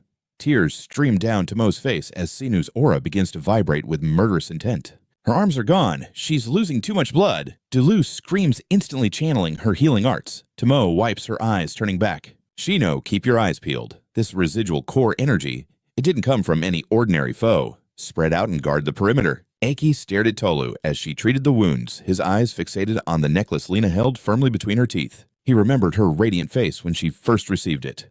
I love it, she had promised. I'll cherish this gift forever. Aki knelt beside her, his voice a trembling whisper. You fool! Did you really risk your life for this worthless trinket I made years ago? Suddenly Tolu turned around, her face pale with dread. The situation is far worse than I thought. It wasn't just her shattered arms. Lena's internal organs were failing. Her emerald core energy is completely spent, Tolu explained. She can't even trigger her self-healing. Lena's eyes fluttered as she struggled to speak. A single terrifying word escaped her lips. Aging. Tolu gasped. The passive seal on Lena's youth was breaking. Her pulse is fading. Tolu sobbed, tears falling fast. Lena, she's dying. As they watched the desperate treatment, a grim realization struck Aki. Does she need a rank 7 core to survive? He collapsed to the ground. Tolu, tell me there's a way. She sighed. With my current level, I can only delay the end. I have my healing arts plus the spatial powers granted by the Black King banner. An idea sparked in Tolu's mind. I can seal her inside a spatial rift, slowing the flow of time around her body. She warned, but I'll be paralyzed. I must give everything to stabilize the space. Even then, it's only a temporary fix. If we don't find a permanent cure by sunrise, she's gone. Tomo bit her lip. What kind of demon near Dawn City could do this? Even at half strength, Lena shouldn't have fallen. Aki's voice cut through the air. Tolu, do it. Start the seal. Keep her alive at all costs. He turned to Tomo. Guard them. Don't let a single low-level demon interrupt her concentration. Then he looked at Shino. Shino, you're with me. Shino hesitated. What's going on? You know exactly who did this, don't you? The image of Van Dillen burned in Aki's mind. He growled a name that chilled the air. Van Dillen, the new number 6. That sickening aura, I'd know it anywhere. We've crossed blades before. He left her alive on purpose. It's a trap. Tolu panicked. We're strong, but we're no match for a monster like Van Dillen yet. What if the other elites are there? This is a suicide mission. Aki didn't flinch. Lena said the others are away on duty. Trust me, we're out of time. Tolu saw the fire in his eyes. There was no stopping him. He turned away, his blood boiling. That bastard, using Lena as bait. Tolu called out to his retreating back, What are you going to do? Aki's fist tightened until his knuckles turned white. I'm going to kill Van Dillen and rip the core from his chest. The scene shifts to the towering walls of the fortress as energy beams rain down in a violent assault. Shino frowned. Charging straight at Dillen is reckless. If a war breaks out inside the city, thousands of innocents will die. Besides, Dawn City is the human's strongest S-class stronghold. You can't just knock on the front door. Aki pointed at the sky. That energy shield is powered by refined demon cores. It can withstand a direct hit from a rank 7 entity. It lets us out easily because we're recognized as safe, but getting back in is a different story. Shino blinked in surprise. How do you know so much about their defenses? Aki accelerated. If we can't get in, we'll force him out. A thunderous explosion rocked the gates. Inside, the garrison scrambled. What was that impact? Did something just crash land? Look, the smoke is clearing. A guard pointed as the dust settled, revealing 2 figures standing tall, Aki and Shino. Wait! Those are humanoid demons, the commander screamed. Prime the laser defense batteries, fire at will. He cursed under his breath. The auto-targeters always glitched when facing humanoids. Every laser turret locked onto the 2 targets. Aki stared at the barrels. The very defenses I helped design are now pointed at my throat.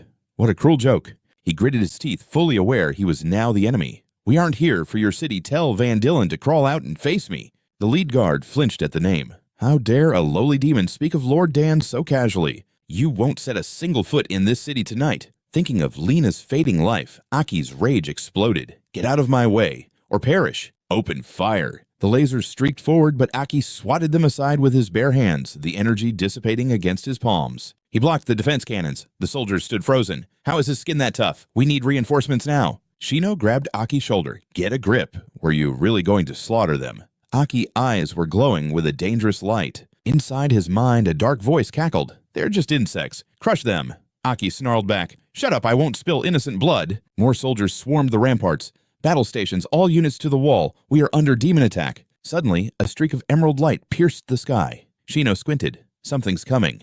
From the moonlight, a green blade carved through the air. Shino raised his shield to full power. Dylan struck like a meteor, shattering the barrier instantly. As Shino spiraled back, Aki caught him in a flash. Shino's heart plummeted the moment his eyes locked onto the man standing before him, Van Don. Don stood with a chilling smirk, shocked that his target actually survived the last strike. High above the crowd erupted screaming for their savior, the legendary Hexagon Knight. The defense systems roared to life as laser cannons locked on. Don narrowed his eyes at Aki and Shino, questioning if two human-shaped demons had truly appeared. I knew that old hag was consorting with filth like you, Don spat, wondering if they were merely her lapdogs. When did demons and the former Hexagon Knights start playing house? He sneered, stepping forward with a murderous glint in his eyes. He laughed manically, claiming she traded her body to demons for youth. A disgrace to humanity, he mocked. It's a good thing I broke her. Aki's blood boiled with primal rage. He didn't hold back anymore, letting his suppressed power explode in a violent surge of energy. Don recoiled, stunned by the sheer magnitude of the mana. Why did this terrifying aura feel so hauntingly familiar? Could they be linked to Lena? As the massive city gates groaned open, Aki turned to his companion. Shino, I need you to do one thing for me. Keep those reinforcements busy, Aki commanded. Inside, the soldiers rallied, charging out to assist Don in purging the demonic threat. What about you? Shino asked. Aki drew his blade, his gaze fixed on Don. I'm going to end Van Don with my own two hands. With thunderous footsteps, Aki lunged forward in a direct assault. Don reacted instantly, raising his shield to intercept the devastating blow. But the defense crumbled like glass against Aki's overwhelming might. The shield shattered into fragments, forcing Don to retreat several steps in shock. Lord Don, a soldier cried out. Don's mind raced, haunted by that familiar pressure, but Aki gave him no time to think, swinging his blade once more. Suddenly, Don's body erupted in a divine radiance. He stood perfectly calm, hands tucked behind his back, as if he were untouchable. Aki unleashed a frantic flurry of strikes, but Don's invisible barrier neutralized every hit. The knight looked bored, as if taking a stroll in a park. A sinister grin spread across Don's face. Aki realized something was wrong, a gasp escaping his lips as the momentum shifted. The counter blow struck hard, drawing blood and dazing Aki for a split second, but he quickly regained his footing, grabbing the energy tether with raw desperation. Gritting his teeth against the searing pain, Aki used the very energy binding him to yank Don back toward the earth. The moment Don was in range, Aki delivered a brutal kick to his stomach. Don coughed up blood, gasping for air before breaking into a twisted, haunting laugh. Before Aki could follow up, a sudden trap caught him off guard. Don's energy coiled around him like snakes, hoisting him high into the sky. Demonic trash, Don mocked, laughing at Aki's predictable struggle. Then a massive explosion rocked the battlefield, engulfing everything in a blinding white light. Don was hurled backward, his taunt cut short. Suddenly, a crimson blade spiraled through the air, piercing the earth with enough force to shatter the ground. The sword stood immovable amidst the chaos. The soldiers tried to rush in, but the surrounding shockwave kept them far from their commander. We have to take this monster down, they screamed. He's breaking our formation, circle him, and do not let him escape. A pillar of golden light descended, blowing the soldiers away. They tumbled across the dirt, but to their surprise, not a single one was wounded. I'm not hurt, one stammered. It was strange, the blast was powerful, yet non-lethal. Shino watched them, his mind racing with unanswered questions. Why isn't he killing them? Shino wondered, his eyes glowing with intensity. The numbers were overwhelming, and he knew he had to end this quickly. Suddenly, a sneak attack sent Shino sprawling. He hit the dirt with a grunt, his eyes blazing with fury as he cursed under his breath. Shino glanced up, spotting two mysterious figures looming over the city walls like vultures. The silhouettes revealed a man and a woman, their weapons gleaming under the sun. They were the elite captains of the city's strike force. The girl wielding a massive hammer smirked.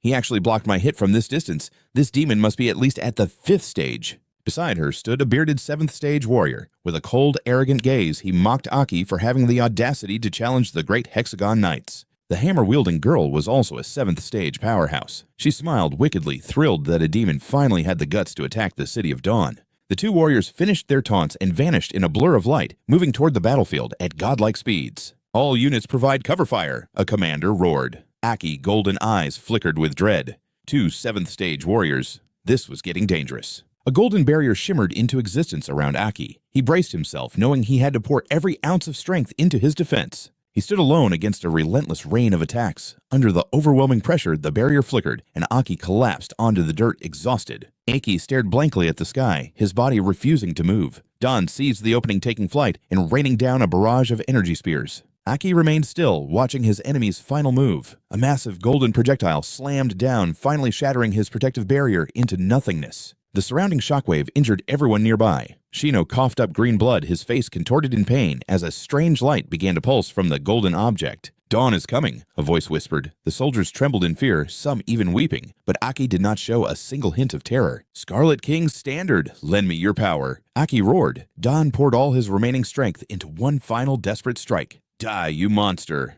The earth erupted in a cataclysmic explosion. Dawn laughed triumphantly, certain that no one could survive such a devastating blow at the City of Dawn. But his victory was short-lived, as a sudden strike tore through his ear, drawing blood. Staring at the smoldering ruins, Dawn whispered, What just happened?" "That strike should have been fatal. Where is this sudden surge of power coming from?" King Chi hissed, rising from the wreckage. "How much longer was I supposed to wait? Your ego is a total waste of time," Dan spat, realizing the boy was now leagues stronger. No, his presence was 10 times more crushing. King Chi stood tall amidst the chaos, his crimson blade embedded deep in the earth. In a flash, he summoned the sword back to his grip. With a darkening expression, he let out a chilling, provocative sneer. "Long time no see, Crimson Dynasty." King Chi smirked. "Let me show this brat the true way to wield your power." "Is this even real?" The soldier stammered, his demon core trembling in fear as an aura of death descended from the sky. The crowd recoiled in terror. "What is this? This pressure? It's the signature of a true demon." Abandoning his post, the panicked soldier fled toward the city gates. "Retreat! Everyone fall back to the walls now." "Coward, anyone who runs dies by my hand," she roared, though the others stood paralyzed by the sheer intensity of the scene. The tables had turned. Aki stepped forward, his body radiating a terrifying, rhythmic pulse of energy. "Your aura feels different," Aki noted coldly. Above, Dan laughed bitterly. "So you were hiding your true strength all along." "A rank 7 demon, impressive." Dan clasped his hands, channeling an infinite torrent of dark energy. Bound by green light and steel chains, he grinned manically. "But don't you forget one thing. I possess 2 rank 7 cores." With a roar, they clashed, but Dan suddenly froze midair. Aki was too fast, his strike was a blur. The sheer force of the impact sent Lord Dan spiraling into the distance. The protagonist stared at his hands, feeling his borrowed vessel begin to fragment and dissolve. "I've forced my soul into this body, but it's still just a weak human shell. My power is severely limited here." He looked at the jagged crater below, unsatisfied.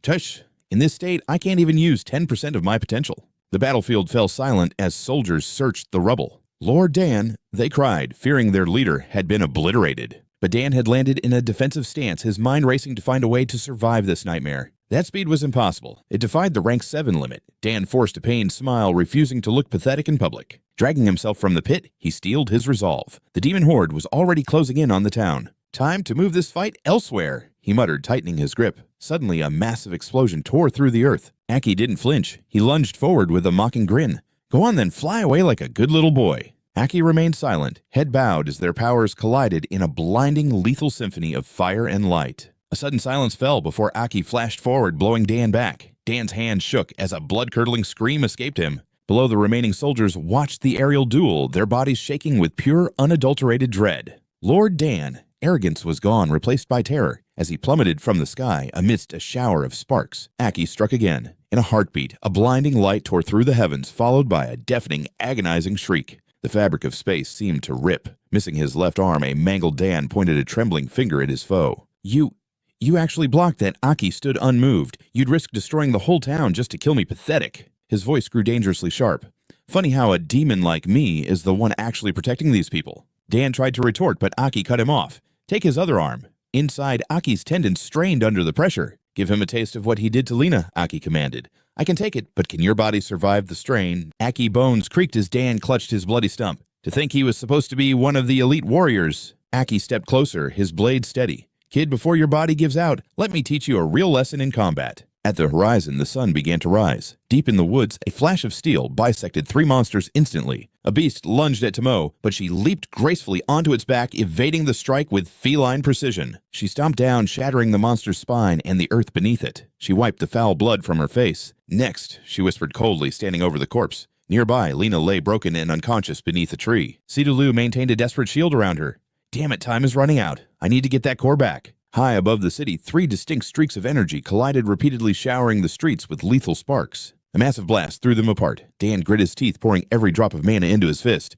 Just die already. Dozens of emerald shockwaves surged toward the Crimson King Chi, who simply swatted them aside like annoying insects. The reflected attacks turned jagged and spiked, tearing through Dan's defenses and leaving him battered and bleeding. He poured everything into one final devastating strike. The impact shook the very foundations of the earth, carving a massive fissure into the ground. Dan's expression paled as the Crimson Sovereign vanished, reappearing instantly behind him. Before he could react, a cold blade was driven ruthlessly into his gut. He stared down at the jagged steel buried in his stomach, blood spraying everywhere. Gritting his teeth, he forced himself to endure the agonizing shock. This monster's power was far beyond the 7th stage. He could even extend his attack range with pure sword. Chi Dan's subordinates watched in absolute horror. Lord Dan is being overwhelmed. We have to back him up, the red-haired warrior screamed, his face twisted with desperation. A battered Shino grabbed their legs, stalling them. Don't interfere. Enraged by the hindrance, the old man plunged his sword into Shino, leaving him screaming in agony. Pain flared through his body as the world began to dim. In the darkness, the crushing weight of failure started to take hold. Was this the wall of the 7th stage, his absolute limit? As his back began to crack, Shino reached for a forbidden power he had long forsaken, demonic awakening. Suddenly, a titanic surge of raw energy descended from the heavens like a divine judgment. The onlookers were paralyzed with awe at such a monstrous display of will. He's evolving, the redhead gasped. A 5th wing is sprouting. Pushing himself off the blood-soaked dirt, Shino stood tall. His gaze was icy and resolute, fueled by a singular vow to protect those he loved. On the other side of the battlefield, Dan was a broken mess. The Crimson Sovereign's relentless assault had left him missing an entire arm. Gritting his teeth, he used his remaining strength to stabilize his mana, conjuring a void-rending shockwave. Go, he roared, unleashing the blast. The projectile screamed toward the Sovereign, but a single counterblow sent Dan spiraling away. A thunderous crash echoed as a massive crater swallowed his shattered frame. Bathed in blood and completely armless, Dan gasped for air in the center of the pit. You actually took both my arms, he wheezed. He let out a twisted, manic laugh. Mocking me for what I did to that old hag, amusing. Inside, Aki spat blood urgently, warning him, time's up, kill him and seize the core now. The Crimson Sovereign's golden eyes remained cold and indifferent. He raised his blade high, swirling a vortex of lethal red energy into the steel. Kill me! You're underestimating me, Dan barked. Suddenly, an eerie emerald radiance began to envelop his broken body. From his jagged shoulders, 2 new arms erupted with a wet thud. Regenerated by pure demonic power, he slammed his fists into the earth. As his wounds vanished, Dan rose to his feet with a terrifying grin. I promised my king I'd never use this form, but you leave me no choice. 2 massive green wings unfurled from his back, casting a dark shadow. Now I'm going to make sure you stay dead. Both Aki and the Sovereign froze in disbelief. Demonic transmutation. Dan looked up, his face twisted into a mask of pure murderous intent. The Crimson Sovereign stared him down, a small, intrigued smirk playing on his lips. So you've been hiding quite the meticulous plan. Luring me away from Dawn City just so you could unleash this form undetected, the Sovereign analyzed. Dan laughed loudly. That's why I respect you. He shrugged his shoulders, a hint of nostalgia in his voice. How long has it been? No enemy has forced me into this state for ages. I despise this look, but the power, it's absolute. In a heartbeat, Dan vanished, leaving nothing but a lingering afterimage behind. He reappeared instantly before the Crimson Sovereign, vowing to crush him with a condescending smirk and a barrage of mocking strikes. The heavy blow sent the Sovereign crashing into the dirt. Dan didn't stop binding him with black threads before unleashing another devastating wave of power. I'm not done with you, he roared. The earth groaned and shattered under a sequence of lethal bone-crushing slashes. From above, Dan glared down at the destruction, his aura boiling with murderous intent. He watched the dust cloud, intently refusing to lower his guard. As the smoke cleared, the Crimson Sovereign stood tall, his blade parrying the brunt of the assault. His gaze remained as cold as a winter storm. This demonic power, it exceeds all my expectations, the Sovereign thought. Dan sneered from above, though he couldn't hide a flicker of genuine praise. For a humanoid demon, you fought well, but you'll never overcome me. He laughed maniacally, his voice dripping with arrogance. Unfazed, the Sovereign countered with a dry, mocking chuckle. Oh, that's a first. No one has dared to say that to me in centuries. His grip tightened on his hilt. A massive pillar of crimson energy doused him from the sky, warping the very landscape with its sheer pressure. The overwhelming surge of energy left Dan paralyzed with shock. Impossible. What stage of power is this? Let me show you the true gap between us, the Sovereign growled. But suddenly he faltered, blood spraying from his pores as he gritted his teeth in pain. Damn it. This boy's vessel couldn't handle his true power any longer. He was rapidly approaching his absolute breaking point. Cracks spiderwebbed across the sovereign's skin. If he didn't withdraw now, the boy's body would shatter and his own spirit would vanish forever. He looked up at Dan one last time, sighing inwardly. To think I actually found this insect interesting. How pathetic of me. He exhaled a long breath. Perhaps I've been asleep for too long. With a bitter, weary smile, he finally conceded to the inevitable. Fine then. Suddenly the crushing aura vanished. Dan's eyes widened in confusion. His pressure, it's completely gone. The sovereign plunged his sword into the ground, fuming at his own limitation. Why now? Why must this body fail me at the final moment? He regained his composure, his voice echoing in Aki mind as the red bindings fell away. Aki body drifted finally free from the sovereign's direct control. If I hadn't withdrawn, your body would have exploded. If you die, I cease to exist. Our time is up. Chi Vuong's voice shook with dread. He's fully demonized. My current power can't stop him. He trembled violently, his face pale as his allies waited for the core. He calculated his odds frantically. The Crimson Dynasty holds my ancient power, you just haven't awakened it yet. Focus your consciousness into the blade. Chi Vuong gripped the hilt tightly, feeling the weapon's indomitable will beginning to guide him. It can talk. A blood-red blade manifested in his mind. The Crimson Dynasty was once his most loyal and powerful general. It has survived legendary wars beyond your imagination. Wake it up, boy. Facing Aki Chi Vuong, spat, if you can't even kill this trash, you're worthless. I chose the wrong successor. Vandla laughed mockingly at the sight of the kneeling Aki. I see. That previous form wasn't your own. Vandla sneered.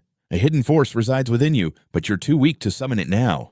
Vandla raised his hand, his face twisted with arrogant triumph. Now perish! Aki's eyes grew heavy as his spirit faded. He shut them, whispering into the void. If you can hear me, then answer me. Suddenly, Aki's eyes snapped open with a lethal icy glare. Crimson Dynasty. Deep in the forest, Tomo moved like a lightning bolt, leaving a trail of slaughtered monsters in her wake. She skidded to a halt, gasping for breath amidst the gore. She frowned, biting her lip in frustration. They're just low-level demons, but their numbers are endless. A thunderous boom shook the trees as a massive horde emerged. A colossal foot stepped forward, terrifying the smaller beasts into clearing a path. 2 rank 6 demons and a rank 5 stepped into the light. Human blood. It smells delicious tonight. Terror gripped Tomo's heart. Behind her, Situ-Lu sensed her fear. Tomo forced a painful smile, sweat dripping down her face. Iuru focus on protecting Lena. Don't worry about me. Things are about to get violent. A rank 6 demon licked its claws with sinister glee. She's a humanoid demon. Let's keep her alive for a little experiment. Tomoe stood her ground against the swarm. None of you are leaving this forest alive. She lunged forward, refusing to lose the initiative. She became a blur of steel, slamming into a rank 6 demon and driving her blade straight through its vitals. One down, she thought coldly. Suddenly, the remaining 2 demons pounced from her blind spot, their faces twisted with bloodlust. You're fast, but not fast enough. Claws tore into her back. She grunted in pain and leaped into the air. Mid-air, Tomoe unleashed her fury. She spun like a lethal hurricane, her whirlwind dance forcing the demons back. They skidded across the dirt, stunned by her counter. The red rank 6 demon cackled, charging a massive orb of pure energy. If you're going for the kill, then I won't show any mercy either. Before it could fire, Tomo dropped from the sky like a meteor. The red demon barely blocked her devastating strike with a surge of power. Her body screamed in pain. Damn it. I'm hitting my limit. Her face paled as the first demon she killed slowly stood back up. Its heart wound, healed instantly. It glared at Tomo with a mocking sneer. Did you really think I was dead? I'll kill the weakling first. The demon lunged at Situ-Lu and Lena. Lu braced for the impact in total horror. Like a lightning strike, Tomoe intercepted, smashing the demon into the earth. It coughed up a spray of vile green ichor. Don't you touch them, Tomo roared. Lu felt a moment of relief, but a sudden backstab sent Tomo flying with a scream of agony. Blood splattered the trees as Situ-Lu watched in horror. Tomoe's scream echoed through the woods as she lay there, coughing up crimson. She stared at the beast, her jaw locked in defiance. Damn it, my body's falling apart. But you subhuman scum. She swung a desperate heavy blow, crushing a rank 5 demon's skull. You're all going to die. Using every last ounce of mana, she unleashed her blade mirage, decapitating and bisecting her foes. She stood there shaking, letting out a terrifying roar. Next, who wants to die? Next. The monsters trembled, paralyzed by her overwhelming killing intent. They slunk back into the darkness. Liu cheered. They're retreating, Tomo. You did it. Wait. Tomo. She stood frozen, her armor dissolving into mist before she collapsed into total darkness. That night, she slew 2 rank 6, 1 rank 5, 6 rank 416, rank 320 rank 2, and 45 rank 1 demons to save her team. Back with Aki, a voice echoed in his mind alongside blood-red eyes. You aren't Chi Vuong. How did a brat like you awaken me? Even in his battle form, Aki was stunned. He touched the blade, realizing the truth. The Crimson Dynasty, it's a sentient life force. Nearby, Vanla watched with his poisoned vines, his face twisted in confusion at Aki's strange state. What kind of trick is he pulling? Vanla didn't hesitate. He launched a full-scale assault while Aki was distracted. Poison vines whipped forward. Without that temporary power, you're nothing but a corpse. As the poisonous storm closed in, Aki raised his blade. His eyes burned with a new, unshakable resolve. Aki growled at the blood-red eye on his blade. "Listen, Red King's dynasty. We need to kill this bastard first." But the crimson eye remained cold. "No." The blade replied, flatly rejecting its master's plea. Aki froze in shock at the sword's defiance. In that split second, Vanan's toxic vines shrieked through the air, lunging toward him like hungry vipers. Crash! The venomous vines slammed into the earth, shattering the ground into a jagged, broken wasteland. Debris exploded in every direction. The sheer violence of the impact turned the battlefield into a scene of absolute ruin. Deep craters scarred the earth where the vines struck. Through the thick dust, the devastating power of Vanan's strike was terrifyingly clear. Caught between a lethal assault and his sword's betrayal, Aki lost his opening. He was forced into a desperate defensive struggle. The toxic vines coiled around him in a crushing grip. Aki's face twisted in agony as the thorns dug deep into his flesh. His limbs trembled as his strength ebbed away, yet he refused to let go. Faint red wisps began to bleed from his arm. The vines were thirsty. They were draining Aki's life force, drinking his very essence right before his eyes. Pain surged through him like wildfire. It's absorbing my energy, he realized through gritted teeth. Seeing his prey trapped, Vanan let out a twisted laugh. "Savor the pain. Once my vines take hold, you'll melt into a puddle of blood." Vanan looked down with cold contempt. With a flick of his wrist, the vines hoisted Aki's battered body high into the air. His vision blurred from the torture. "I'm losing everything." But as the vines closed in, Aki's eyes burned with resolve. He reached out mentally once more. "Answer me," he roared. "Red King's dynasty. Why do you refuse to fight by my side?" A crimson mist billowed from the sword, thicker and more ominous than before. Then a chilling voice echoed in his soul. "Only the Red King's banner is worthy of my blade." "Who are you?" Suddenly a violent surge of power erupted from Aki's core. The vine cocoon tightened, but then Vanan's eyes widened. A blinding crimson glow was tearing through the center of his trap. Kaboom! A massive shockwave detonated. The vines were shredded into splinters as Aki's raw power leveled everything in sight. A pillar of pure energy roared toward the sky, crackling with erratic bolts of lightning from its core. As the dust settled, Aki emerged from the haze. He stood tall, the blood-red sword still clutched firmly in his hand. Red lightning danced around him like a storm. His eyes glowed with lethal intensity, and a trail of white vapor escaped his lips. "Even if I fall, I'll fight until the end," Aki declared. Vanan immediately flared his green aura, forced into a defensive stance. For the first time, a flicker of genuine worry crossed the villain's face. That lightning! It's not normal, Vanan thought frantically. How can he possess the lightning element? His gaze turned murderous, masking his dread. I have to end him. Now suddenly the Red King's dynasty pulsed. The blade let out a booming laugh, as if it finally understood. Electric sparks surged through the steel. Aki looked down, stunned by the sudden overwhelming weight of the weapon. "So that's the truth," the sword whispered. "You are indeed worthy." Aki's grip tightened, his resolve hardening like iron. "Good," he shouted, thrusting the blade high. Crimson light and jagged lightning spiraled around the divine steel. "Then let's show them. Let's fight together. Red King's dynasty." Suddenly the sword shattered into a million glowing shards. Aki's eyes widened in total shock. But the shards didn't fall. They swirled around his arm in a violent crimson vortex. The fragments fused together, forging a heavy armored gauntlet that radiated the same lethal aura as the original blade. As the armor locked into place, the red eye reappeared on his forearm. "Listen up, brat," it growled. "I'll show you the Red King's true power." The shock vanished, replaced by a fierce, confident smirk on Aki's face. He admired the new armor pulsing on his arm. "Incredible. You really are a monster." Meanwhile, Vanan's patience snapped, green cracks appearing on his skin. "What the hell is he?" Vanan hissed, his mind spiraling in confusion and growing rage. His green aura exploded outward, manifesting into a colossal slithering serpent. "I'm killing you right here, right now." The energy snake bared its fangs and lunged toward Aki with world-ending force. "My ultimate skill," Vanan thought. "Perish." Vanan's eyes went bloodshot as his very form began to crumble. He threw everything into this one final desperate strike. The massive serpent lunged for the kill. But Aki didn't flinch. He stood his ground against the otherworldly serpent array, calm as a god. Suddenly, Aki moved. He kicked off the ground with bone-shattering force, launching himself straight into the jaws of the beast. Like a red comet, he streaked through the air, heading for a head-on collision with the emerald snake. Aki pulled back his fist, his eyes ablaze with light. "Bring it on!" he roared, shattering the air around him. Impact! The crimson light tore through the serpent's head, triggering a massive explosion. Van Dillen stared in horror. My ultimate move, destroyed.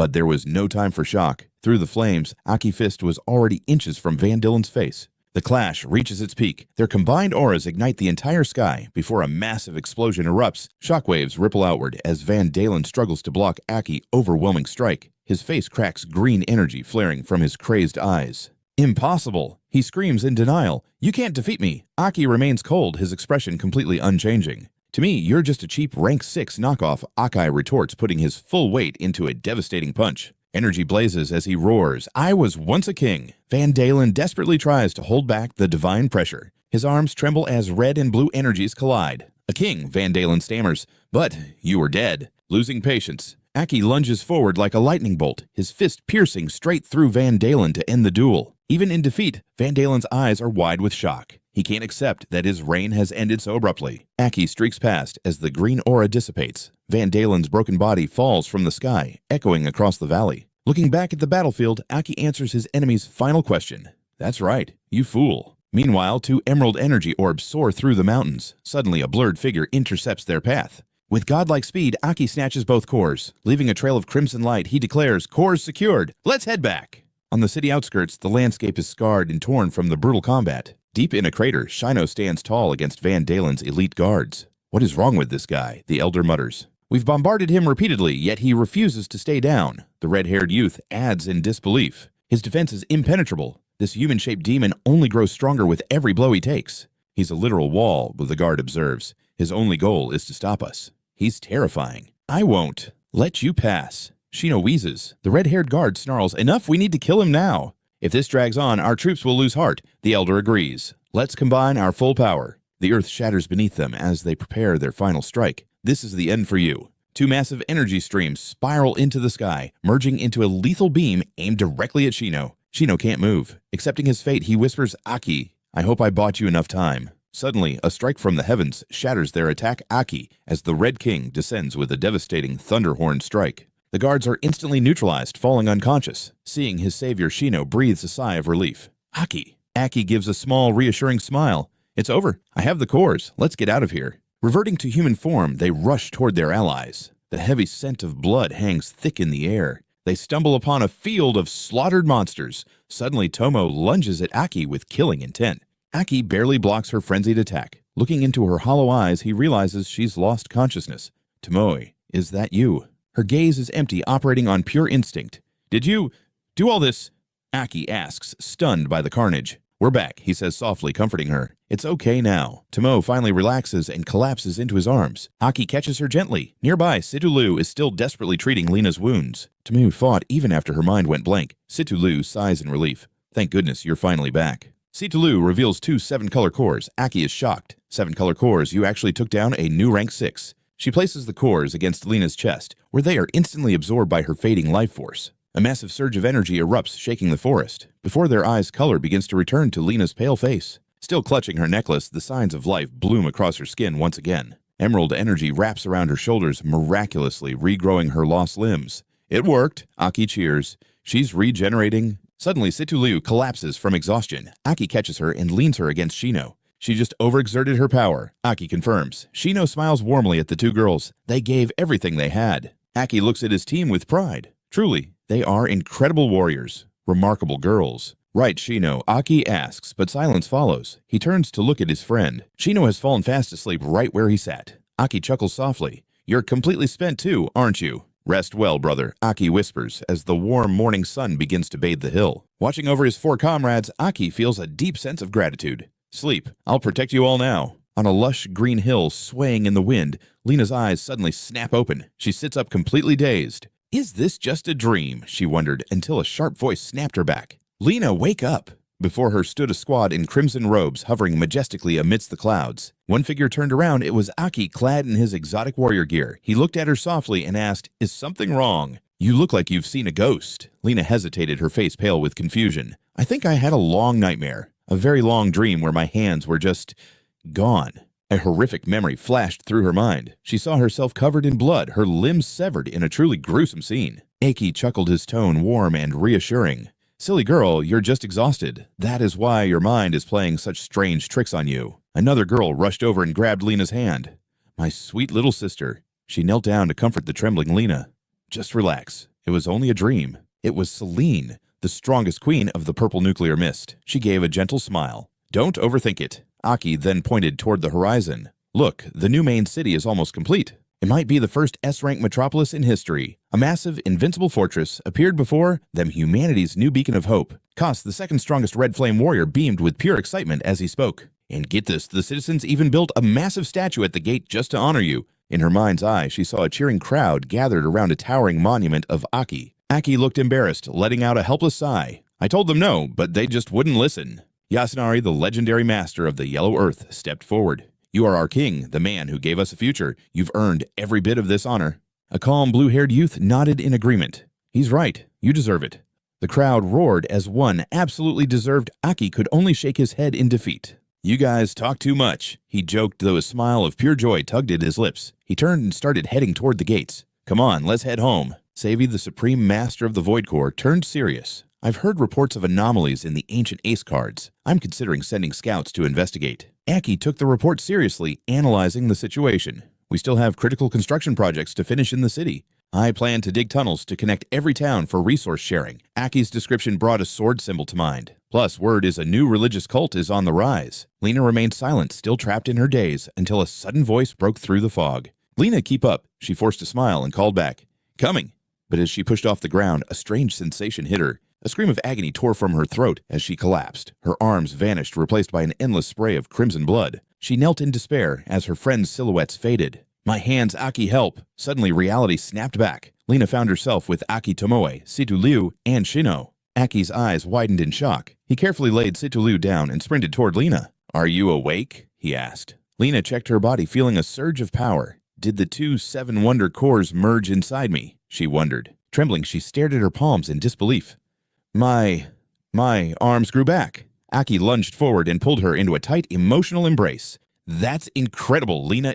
Dazed, she looked past him at the battlefield, a graveyard of fallen monsters. Tears welled in her eyes as her voice broke into sobs. Did you all do this? I'm so sorry. I've been such a burden. I almost got everyone killed. Aki held her tighter, his voice a soothing whisper. Don't apologize, Lena. We would do it all again for you. Once a comrade, always a comrade. We would lay down our lives without hesitation. As Aki recounted the battle, Lena gasped. Van is dead. This is bad. Once the new king and the 6 hexagrams find out, they will move against us immediately. She furrowed her brows in deep concern. We must leave. Recovery is our top priority. Aki agreed. Yes, everyone is at their limit. Aki thought of Yasunari. Though 3 of the old hexagrams were gone and Desa was jailed, one still remained. Yasunari, the yellow core wielder, had abandoned his title and vanished into a secret town. A faint memory showed him walking alone into a sandstorm. We should head there. Aki pondered. It's safe. Suddenly his face lit up with excitement. Trusting his old brother in arms, he stood up. All right, let's move out. Lena agreed instantly. I'll heal the others first. Lena channeled her power, creating a protective barrier around her 3 wounded allies to begin their treatment. Van's core energy is terrifying, she noted. It's so potent my arms regenerated, and healing the others feels effortless. She looked at the sleeping Situ Liu with gratitude. This was Liu's plan all along. Now she was essentially a high-tier green core. Lena smiled, a sense of peace finally washing over her. Aki, you've gained a very powerful ally, she whispered. Aki asked, is the journey far? Distance isn't the problem, she replied, not stopping her work. The real issue is whether Yasunari will even agree to help us. After your death, Yasunari fell into despair, and that turned into resentment. Aki's eyes clouded with sorrow. He hates me for leaving them behind. But his gloom didn't last. Determination flared in his gaze once more. I have to see him. I'll explain everything to him myself. Deep in a barren valley, the earth was cracked and lifeless. There sat a massive, ominous cavern. Lee stood inside, clad in crimson armor, clutching a mysterious bag. Shh, he sneered. What a bunch of disgusting, stinking rats. Suddenly, his watch began to chime. A look of pure shock crossed his face. An emergency call. It's been ages since I've received one of these. Inside a dark cavern lit by hovering orbs of raw energy, a communicator chirped. A cold voice crackled through the man's watch, asking if the target item had been secured. Visibly annoyed, he snapped back. It's done. Did you really use an emergency frequency just to ask such a brainless question? He barked at the caller, demanding to know why they doubted him after so many successful missions. A heavy silence followed before the voice finally spoke. Don is dead. The news hit Lie like a physical blow, leaving him ghostly pale. On the other end, the voice formally addressed the new 6-pillar Red Lion Lie as 7-star Dual-Core Awakener. Reports from the survivors claimed 2 powerful humanoid demons ambushed them. Trembling with rage, Lie demanded that the investigation be handed over to him the moment he returned. The caller tried to deflect, but Lie's eyes turned bloodshot, radiating pure killing intent. "I wasn't asking for permission," he growled. "I'm telling you, that investigation is mine." Silence stretched between them as the caller weighed the risks. On the other side, Lie stared intensely at his watch, waiting for the final word. After a few tense minutes, his voice cracked with desperation as he pleaded, "Please." Finally, the person on the line relented, their tone softening. "Fine. I'll inform the other three and send you the current files. They should help." The caller added with a heavy sigh, "Lie, you must keep your head clear. We know you and Don grew up together. We share your grief." With a final click, the line went dead, leaving the cave in a crushing silence. In the stillness, memories of their childhood flashed through Lie's mind. Overcome with agonizing grief, he let out a desperate, soul-shattered cry. "Don, why did it have to be you?" Unleashing his suppressed fury, he screamed into the void, "I swear on my life, I will avenge you." His explosive power shattered the cavern, a pillar of energy erupting into the sky, alongside a roar of absolute hatred. Elsewhere, two streaks of light cut through the clouds. Aki led the way, carrying Lena, while Shino followed with Tomo and Situ Liu. Aki checked in on everyone, suggesting a brief rest, but Situ Liu politely declined. "Tomo and I are fine," she replied softly. "But Shino is carrying both of us. He's the one doing the heavy lifting." Shino remained stoic, urging them to keep moving. Lena cheered them on from Aki's arms, reminding them that killing Van Dillen was an earth-shattering event. The remaining 5 pillars were surely already hunting them down.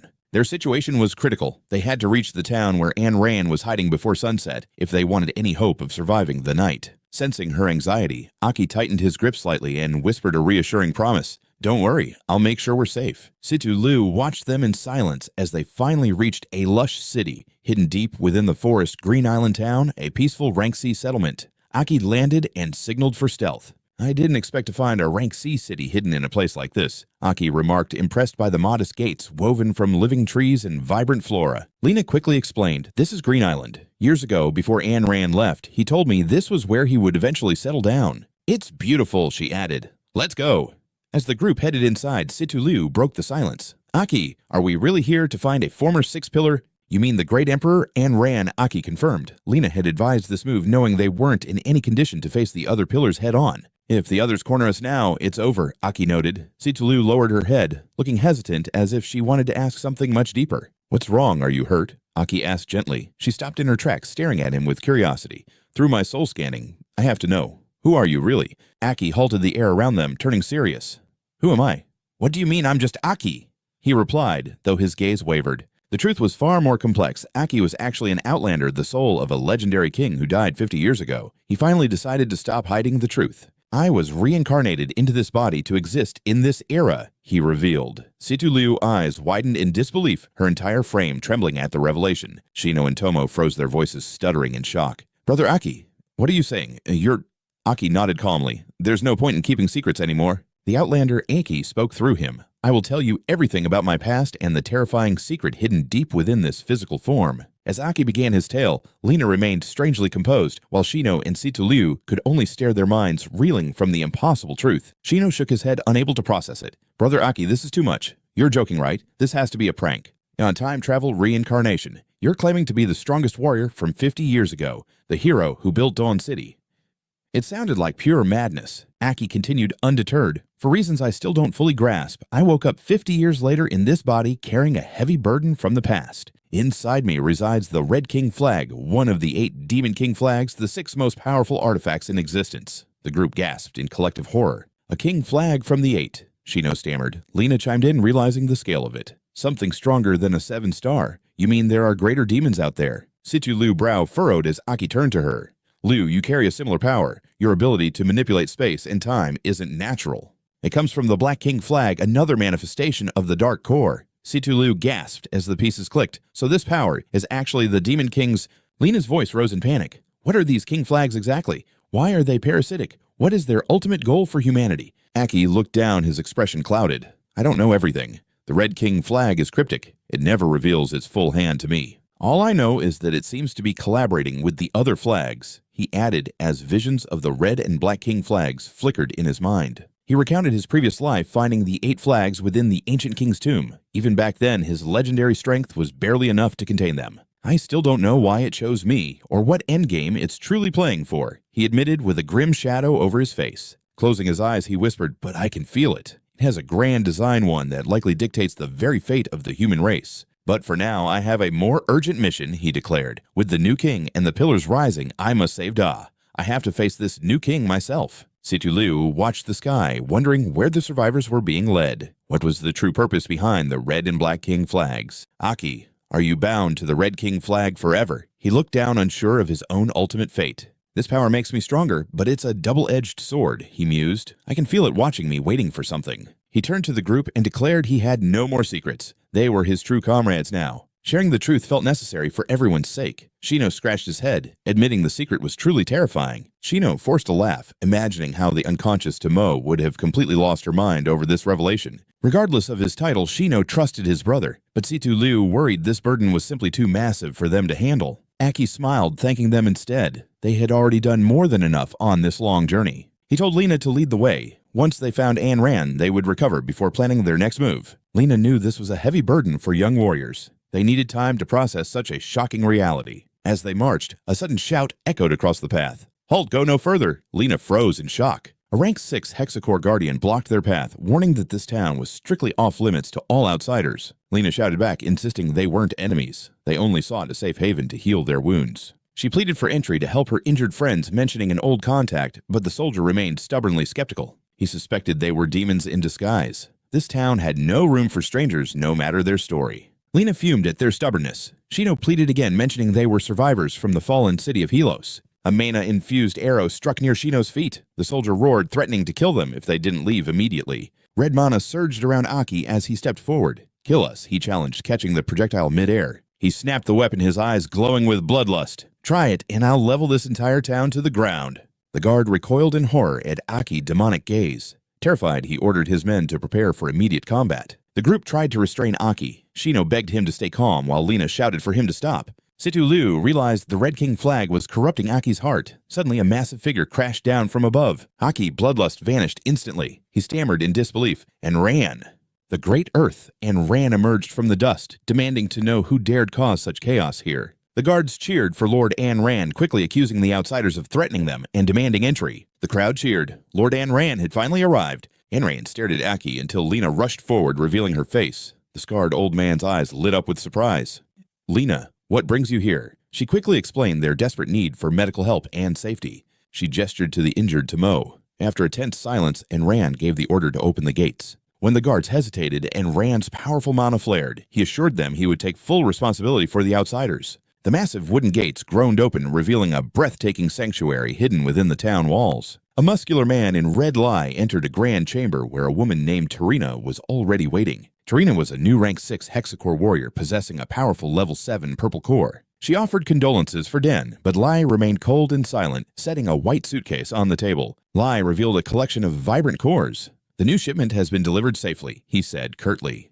His hand hovered over a green stone before he reconsidered his choice. He grabbed a red core and demanded Den's battle records, determined to hunt down whatever killed his comrade. Tarina stopped him. Lai paused, asking her to speak in a low, heavy voice. She revealed he would have a partner per higher orders. She sighed, knowing Li would despise the arrangement. Lai was stunned. He wondered if this command came directly from the king himself. A mysterious voice interrupted, noting this would be their first time working together with a human. The voice filled Lai with immediate irritation. His expression darkened as his anger began to simmer. Chi Diao, a handsome demon in a robe, approached with a playful smirk and a suspiciously enthusiastic greeting. The two then set out together. Lai stormed ahead, refusing to wait. Chi Diao followed, closely teasing his new partner with a mocking grin. "Not thrilled I'm tagging along," Leet growled, spinning around. "If not for direct orders, a rank 5 demon like you wouldn't even earn a glance. Just stay out of my way. I've got zero respect for your kind demon, remember that." Shidio ignored the insult, his expression darkening. Leet sneered, "A rank 5 piece of trash. I could crush you with one hand if I wanted to." Suddenly, a massive scythe tore through Leet's chest. Had the demon lost his mind and turned on his own ally in a fit of rage? Leet roared in agony, veins bulging as his eyes went white with fury.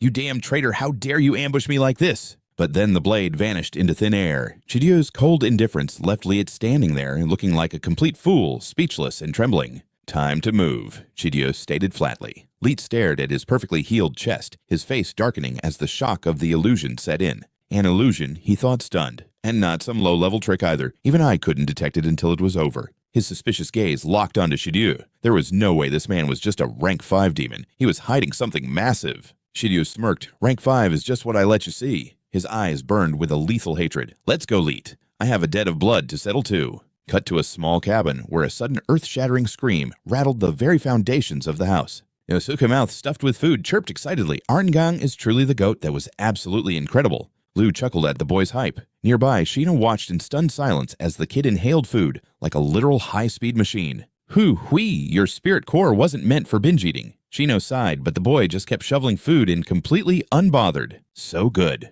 While they laughed inside, a much heavier and more tense conversation was unfolding out in the garden. The atmosphere was thick with unspoken weight. After laying it all out, Aki spoke softly. That's the whole truth of it, Aaron. Lena piped up. Bottom line, our goal is to rescue Da and Ngang's squad. With their power and our coordination, we actually stand a chance. Suddenly, Aaron stepped forward. Without a single word, he leveled a devastating punch straight into Aki's face, sending him reeling.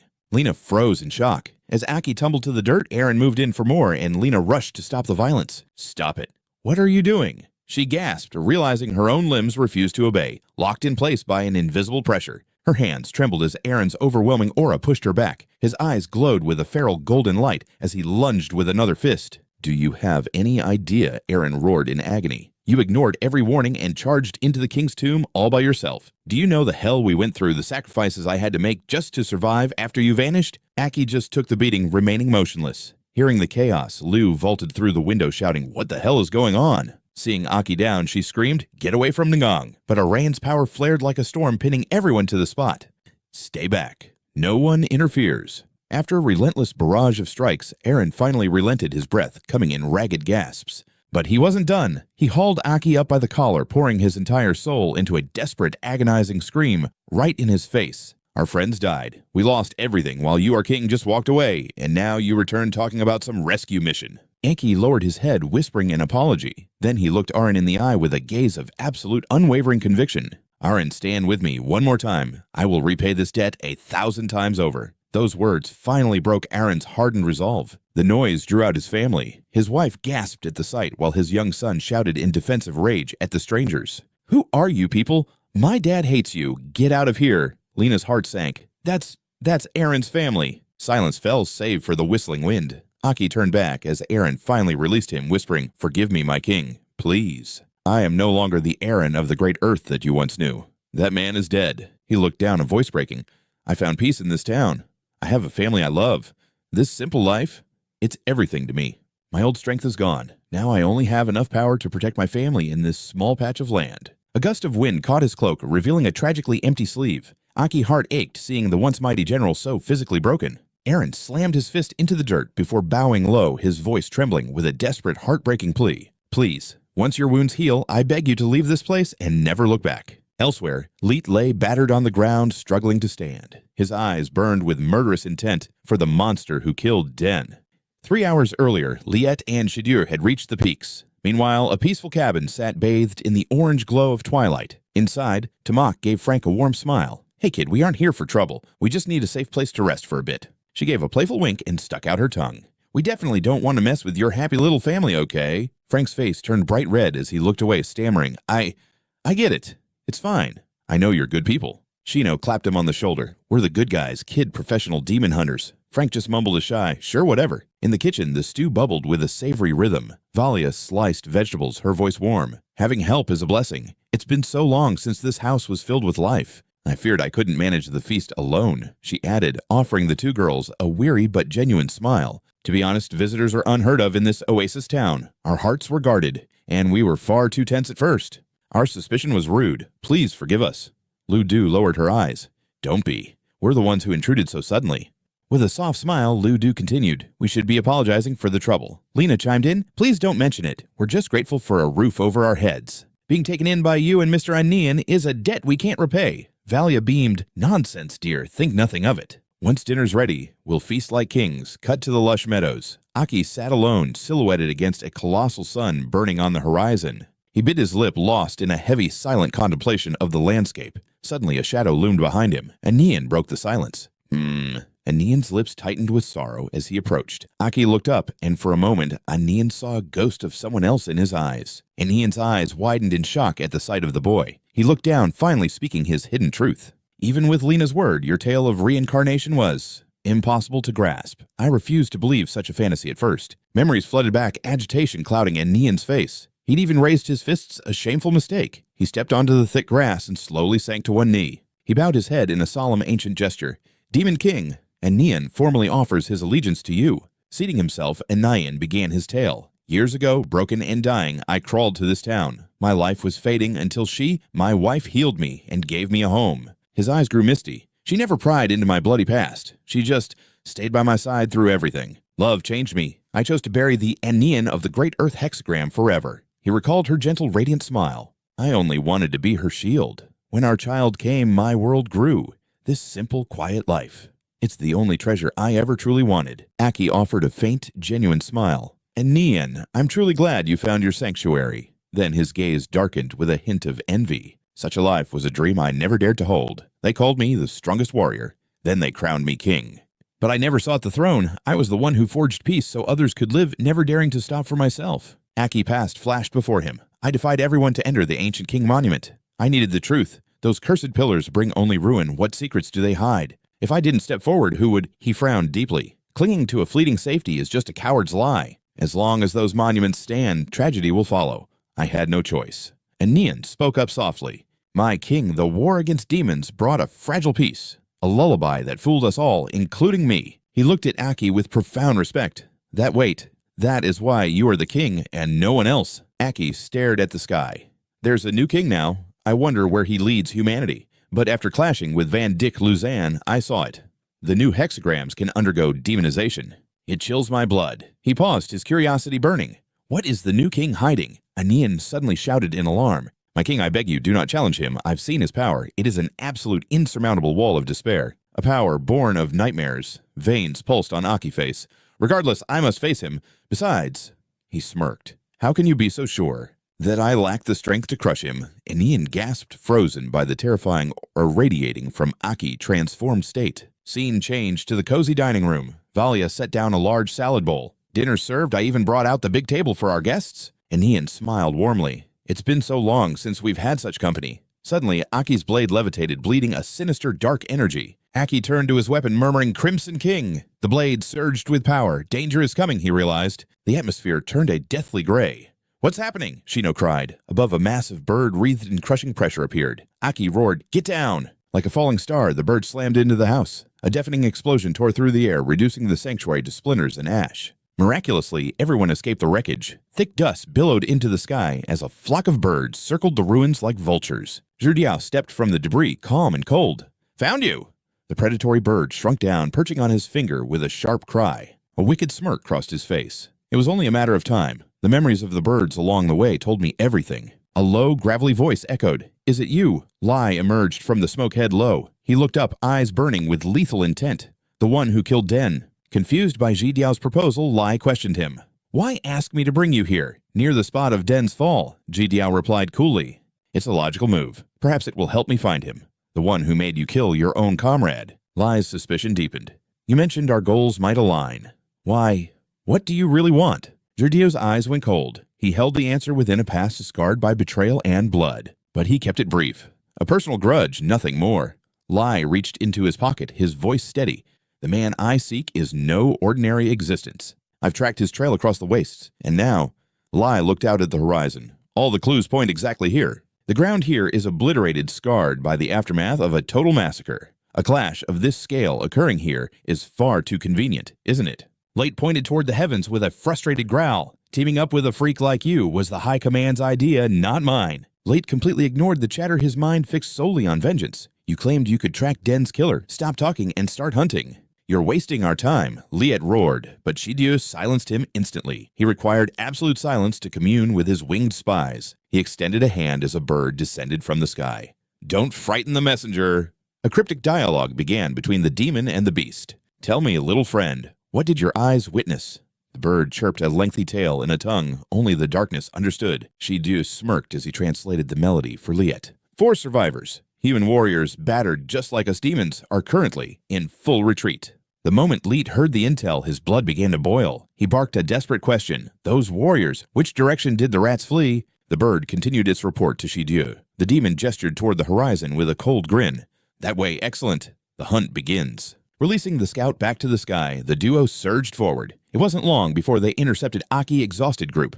Liet's face contorted, veins bulging in a fit of pure rage. A mere human actually killed Den.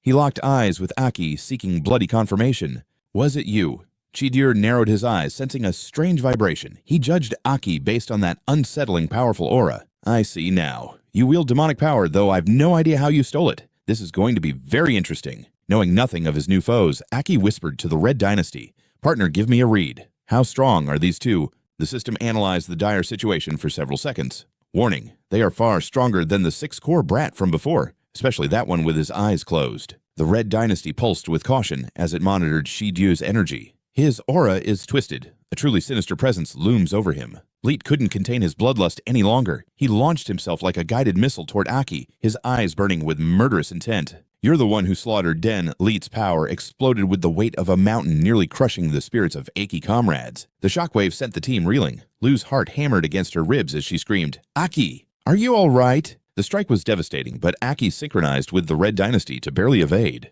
Liet's eyes widened in genuine shock at the maneuver. You actually withstood my Lion King blast. Aki didn't just block, he redirected the force, showcasing a terrifying level of martial resilience. Trembling with rage, Liet bared his fangs at the boy. That technique, there's no doubt now. You are definitely the monster who killed Den. Liet lunged with a lethal direct strike, and crimson sprayed across the dirt. Seeing Aki wounded, the team rushed forward in a panic. Aki. Liet's energy continued to swell into an overwhelming tide of darkness. I'll ensure there isn't enough of you left for a grave. Aki gritted his teeth, analyzing the beast before him. He's just like Den. That demonic pressure means he's about to undergo a full transformation. Lu stared in horror at the approaching monsters. Who are these people? Lena's reply was short, but it turned everyone's blood into ice. That is the Red Lion Liet. Lena's voice trembled with hatred. He was a legendary titan of the new 6 cores. Frank and Valia huddled in terror. Anayan's mind raced, desperate to find a way to help. Why now? Why did they find us so soon? With my current level, how can I even assist? But the team refused to break. Tomo and Shino instantly ignited their combat arts. A colossal wave of power erupted from Shino. Lu stood firm, her spirit bound to Aki as they faced the nightmare together. With everyone prepared, Lu took the lead, her command echoing through the ruins. Move out, we strike now. I'm in too, Lena shouted, but Aki's voice cut through the chaos. Lena, no escort and Nian's family out of here immediately. She tried to argue, her voice desperate. But Aki, that's the Red Lion. He's the most terrifying power within the new 6 cores. Aki's gaze remained fixed on the true threat. The other one is a high-level demon. Have you already forgotten my warning, Lena? High-ranking demons never hunt alone. Where there is one, an entire legion usually follows in the shadows. Reality finally set in for Lena. She turned to Nian with a sharp final command.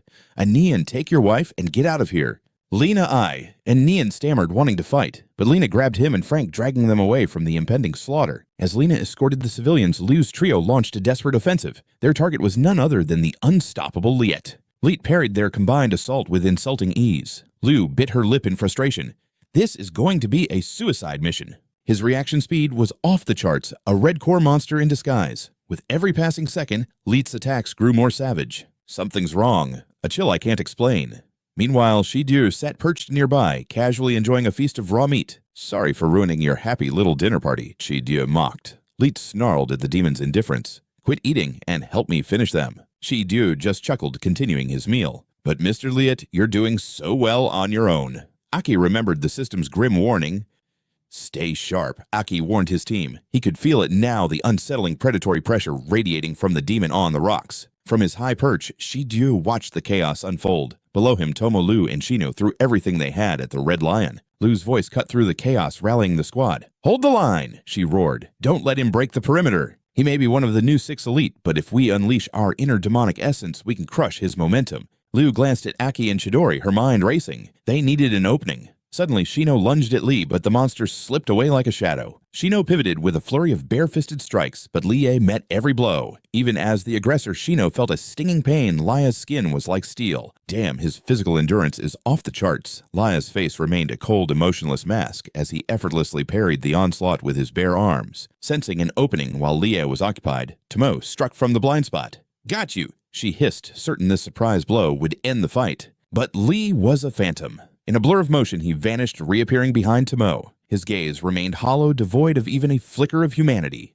Tomoe's heart sank. Her ultimate strike had hit nothing but air. From the distance, Liu watched intently, dissecting the enemy's every move. Something wasn't right. He possessed a red core rank, yet his agility matched a blue core and his defense was strictly yellow core level. This was the true power of the new 6 elite, the Crimson Lion Lie. But Liu's squad wasn't done yet. They surged forward for another assault. Still, a cold dread gripped Liu. This felt wrong. The three of them struck in unison, but their combined might barely scratched the surface. Across the battlefield, the standoff between Chidori and Aki remained frozen. Finally, Aki's patience snapped like a frayed wire. Aki dropped into a low stance, his aura surging. "Fine, if you won't move, I'll bring the fight to you." The earth shattered beneath his heels. Aki's fist whistled through the air, aimed straight for Chidori's throat. But as he lunged past, he realized he had struck nothing but empty space. And after image, Aki unleashed a barrage of strikes, yet Chidori danced through them, effortlessly, casually chewing on a reed as if bored. "Honestly, I've always been terrible at dealing with meatheads like you,"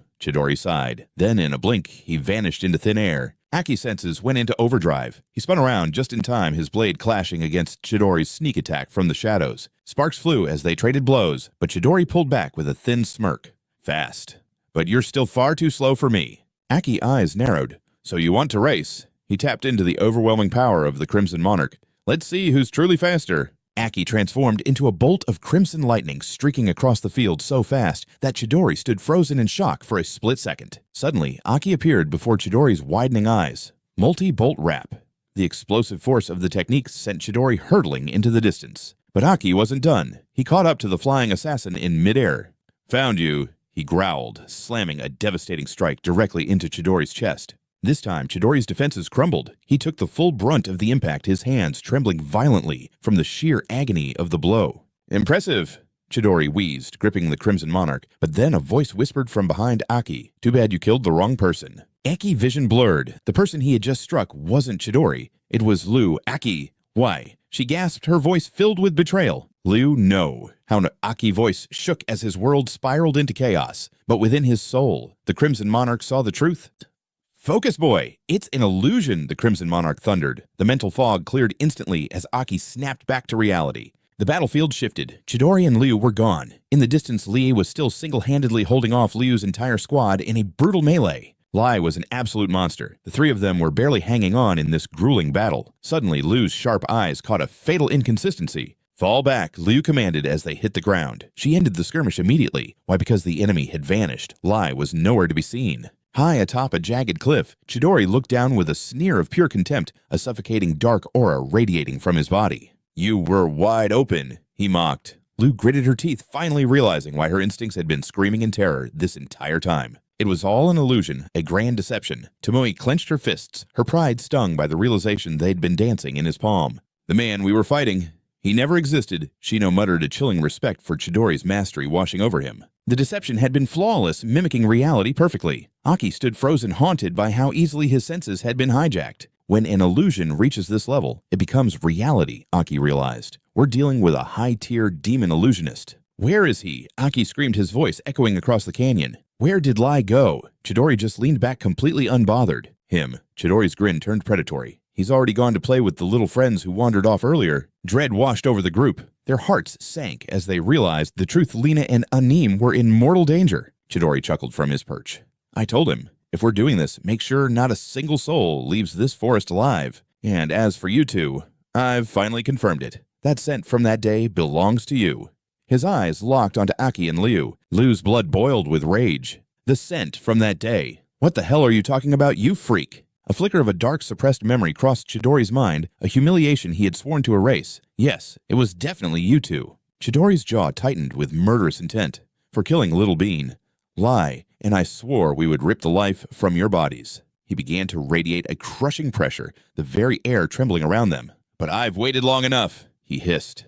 "I'm ending this now." Suddenly, a deafening roar erupted as the earth began to shake violently. The very atmosphere trembled, and a panicked voice screamed, "What the hell is happening?" As the ground fractured, someone gasped, "Is this an earthquake?" Another shouted, "Stay calm." Everyone moved to an open area in an orderly fashion. Anne ran, and Lena pushed forward through the surging crowd. Voices cried out, "Hey, watch it!" while others snapped, "Stop pulling me! The sign is falling!" A man yelled, "Watch out! Make way!" And Rand turned to Valia and Frank commanding, "Stay right here. Do not move from this spot." Someone spotted him and gasped, "Wait, is that Lord Enran?" Valia clenched her fists, her voice trembling with sheer terror. "Please be careful," she whispered. Frank's brow furrowed with resolve. "Father, I'll protect Mother. I promise." With a nod, Ayn Rand sprinted toward the chaos. He called out, "Lena with me to the city walls. This sound, it is not natural." High atop the ramparts, soldiers gathered in a frenzy. A wave of demonic energy choked the air. Wei Ying stared into the distance, his voice shaking. "What is that? No, it cannot be. We have never faced anything like this," Wei Ying stammered. Suddenly, Ayn Rand and Lena landed right beside him, and Rand looked up, his voice cold. "Why are you just standing there?" "Status report now," Ayn Rand demanded. Wei Ying pointed a trembling finger. "Lord Ayn Rand, look." As Ayn Rand focused, his eyes widened in absolute shock. A massive demon tide was surging forward, their glowing eyes shimmering like a blood-red sunset on the horizon. The demonic horde roared in unison, a sound of pure malice. Lena looked down, her face pale with dread. "A demon tide! It is actually happening." Ayn Rand frowned. At minimum, these were Stage 3 demons. A map flashed in his mind. "Green Jade Town is isolated. We are too far from the demon source for this to be random." "This is not a natural migration," he muttered. "Someone summoned this tide on purpose." Lena narrowed her eyes, piecing it together. It had to be those two from before. Images of Li and Ji Diao flashed through her mind. Suddenly, a crimson blur streaked across the sky. Ayn Rand and Lena looked up in shock as a figure leaped over the wall, plummeting toward the ground. "What the—" Something just flew out of the city. It was Lai. He slammed into the earth with such force the ground shattered, kicking up a massive cloud of dust. And Rand's eyes narrowed in recognition. It is him. Red Lion Lai. Lai knelt amidst the rubble, then slowly looked up, his gaze locking onto Enran's group. The demon tide swarmed behind him, snarling and baring their fangs. They stood like a dark army at Li's back, waiting for his command. Lena gritted her teeth. So the new 6 Hao are in league with demons. That new king is not even hiding it anymore. He has made his choice to betray humanity. Lai strolled forward, hands behind his back. "Dead men tell no tales," he sneered. Enran tilted his head. "We will see if Green Jade Town falls today. Or if you do." On command, the demonic horde surged forward like a black wave, closing in on the city's final defenses. From a distance, Liu felt the chilling pressure. This energy, the demon tide, is here. Aki remained calm. "Go," he ordered. "Support Lena and Anran immediately." "Aki, you cannot face him alone," Liu protested. "This guy's illusionist aura is high tier." Aki's voice was sharp. "Go now." Liu bit her lip in frustration. After a tense moment of silence, she realized he would not budge. Turning to the others, she shouted, "Fine, let us move out." Zhu Diao blocked their path with a sinister smirk. "I do not think so," he whispered. Aki shifted his weight, and the ground beneath him instantly shattered. Like a lightning bolt, Aki lunged at Zhu Diao. "Leave him to me," he barked, throwing a devastating strike aimed straight at the demon's heart. For a second, it looked like Zhu Diao's body was torn apart, but even as the blow landed, a haunting smile played on the demon's lips. Suddenly, Zhu Diao vanished, and a suffocating darkness swallowed everything. Aki froze, his senses failing him as he stared into the void. A void of nothingness. An illusion domain, Aki realized. Then 3 faint glimmers of light appeared in the distance. The lights accelerated toward him. Within the first glow, the image of Liu flickered into view like a ghost. Everything has changed. Where is everyone? Liu cried out, her eyes darting around in panic. "Aki, can you hear me?" Then Tomo appeared, looking equally lost. "What is this place?" she muttered, her voice trembling. "Is this another high-level illusion?" Shino stared at the cracked ground beneath his feet, utterly bewildered. Watching them from the shadows, Aki's mind raced. They are all trapped. Aki cursed. This domain is too powerful. This demon is easily beyond Stage 7. As I was saying... Zhu Diao's voice drifted from behind. Aki's face paled as demonic armor began to fuse onto the monster's legs. Zhu Diao stopped his transformation, completing. "I am going to enjoy this," he hissed, "watching you witness their deaths, one by one." Shimmering armor encased him entirely as the system revealed his rank. Super Stage 7 Demon Zhu Diao. "I love playing with strong humans like you," he sneered. "It is no fun if you break too easily. Seeing your despair is my greatest pleasure." Suddenly, a spark of electricity danced across his finger. Zit! Aki swung his arm, summoning a violent lightning strike. "Flash thunder!" he roared. But when the smoke cleared, the demon was gone. Impressive power. The demon mocked, reappearing elsewhere. But no matter how hard you strike, you are only cutting shadows.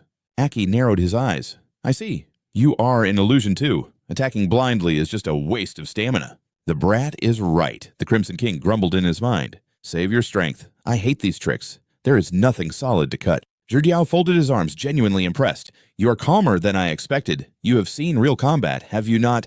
Wasting your energy against me is pure idiocy. After all, this entire illusion is my domain, Chidiao sneered. In here, even the flow of time obeys my command. Raising a hand, Chidiao stepped toward Aki with a chilling warning. Don't you dare ruin the magnificent stage I've prepared for you. Oh, you're going to love this. Just look at your 3 teammates. Only moments have passed here, but for them, they've been trapped for 2 grueling days. Aki spun around his heart, sinking as he gazed at the spectral reflections. There was Liu, her entire body ensnared by grotesque demonic vines. The constricting vines tightened their grip around Liu, but she refused to yield, her fingers twitching with defiant intent. With a fierce roar, Liu unleashed a flash of blades, shredding the restraints.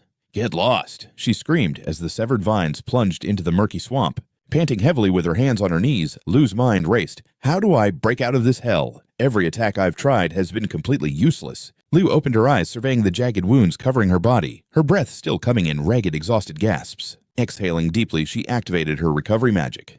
Heal. Suddenly, a haunting voice made her flinch. Your regenerative powers are truly unrivaled, aren't they? Massive vines erupted from the mire as Chidiao manifested before her. However, this swamp will slowly devour every drop of your life force. Elsewhere, under a scorching sun, Shino sprinted across a barren, cracked wasteland. Where is the exit to this damn nightmare? He cursed. How do I shatter this illusion and escape this death trap? Suddenly, 2 massive tornadoes roared across the horizon, charging straight for Shino. Shino thrust his hands forward, colliding head-on with the swirling tempests. But as he crushed them, dozens more spiraled toward him relentlessly. Caught off guard, the sheer force of the gales sent Shino reeling. A flash of intense pain crossed his face as he struggled to maintain his footing. Chidiao materialized, observing Shino's struggle with a cold smirk. Your defense is like a mountain, yet this desert shall erode your very soul. It's been 2 days, Shino. Are your friends even alive? As Shino collapsed, Chidiao whispered, just give up and die alongside them. Meanwhile, Tumo was fighting a lonely war. Standing in an infinite void, she watched as identical clones began emerging from the shadows. In a flash, the clones lunged forward with blinding speed. Tumo pivoted desperately, barely parrying the relentless barrage of her own lethal techniques. Tumo gritted her teeth in frustration. Damn it, these shadows just keep coming.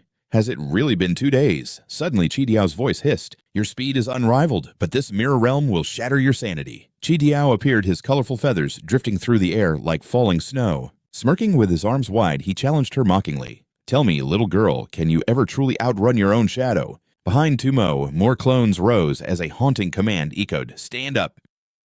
Back in the void, Aki watched his friends suffering in silence. They felt 2 whole days of torment, Aki realized. If I don't shatter this illusion soon, their spirits will break, and they'll die from exhaustion. Aki's mind raced for a solution, but his own attacks were futile. His comrades were trapped in a cycle of despair, unable to strike back. His fists trembled with a sense of utter helplessness. There's no way to break this illusion from the inside, he whispered under his breath. Suddenly, a spark of hope ignited in Aki's eyes. Wait, if it can't be broken from within, then what if I strike it from the outside? Back at the fortress, Lena's voice was urgent. We must stop him and the demon horde. Ayn Rand looked ahead. Lena, prepare for battle. Lena hesitated, glancing at Ayn Rand, but his resolve was unshakable. Regardless of the cost, I will protect this land until my final breath. Besides, Ayn Rand shouted with burning determination, we are still the 6 heroes. Hearing this, Lena smirked, her blood boiling with excitement. They leaped from the ramparts, the stone shattering beneath their feet, their eyes locked onto the surging demonic tide advancing from below. Ayn Rand and Lena plummeted like twin meteors, leaving trails of light in the sky as they slammed into the earth with devastating force. They instantly obliterated the surrounding demons. Standing tall amidst the carnage, they faced the enemy, ready for a legendary clash. In the distance, Lai signaled the horde to halt.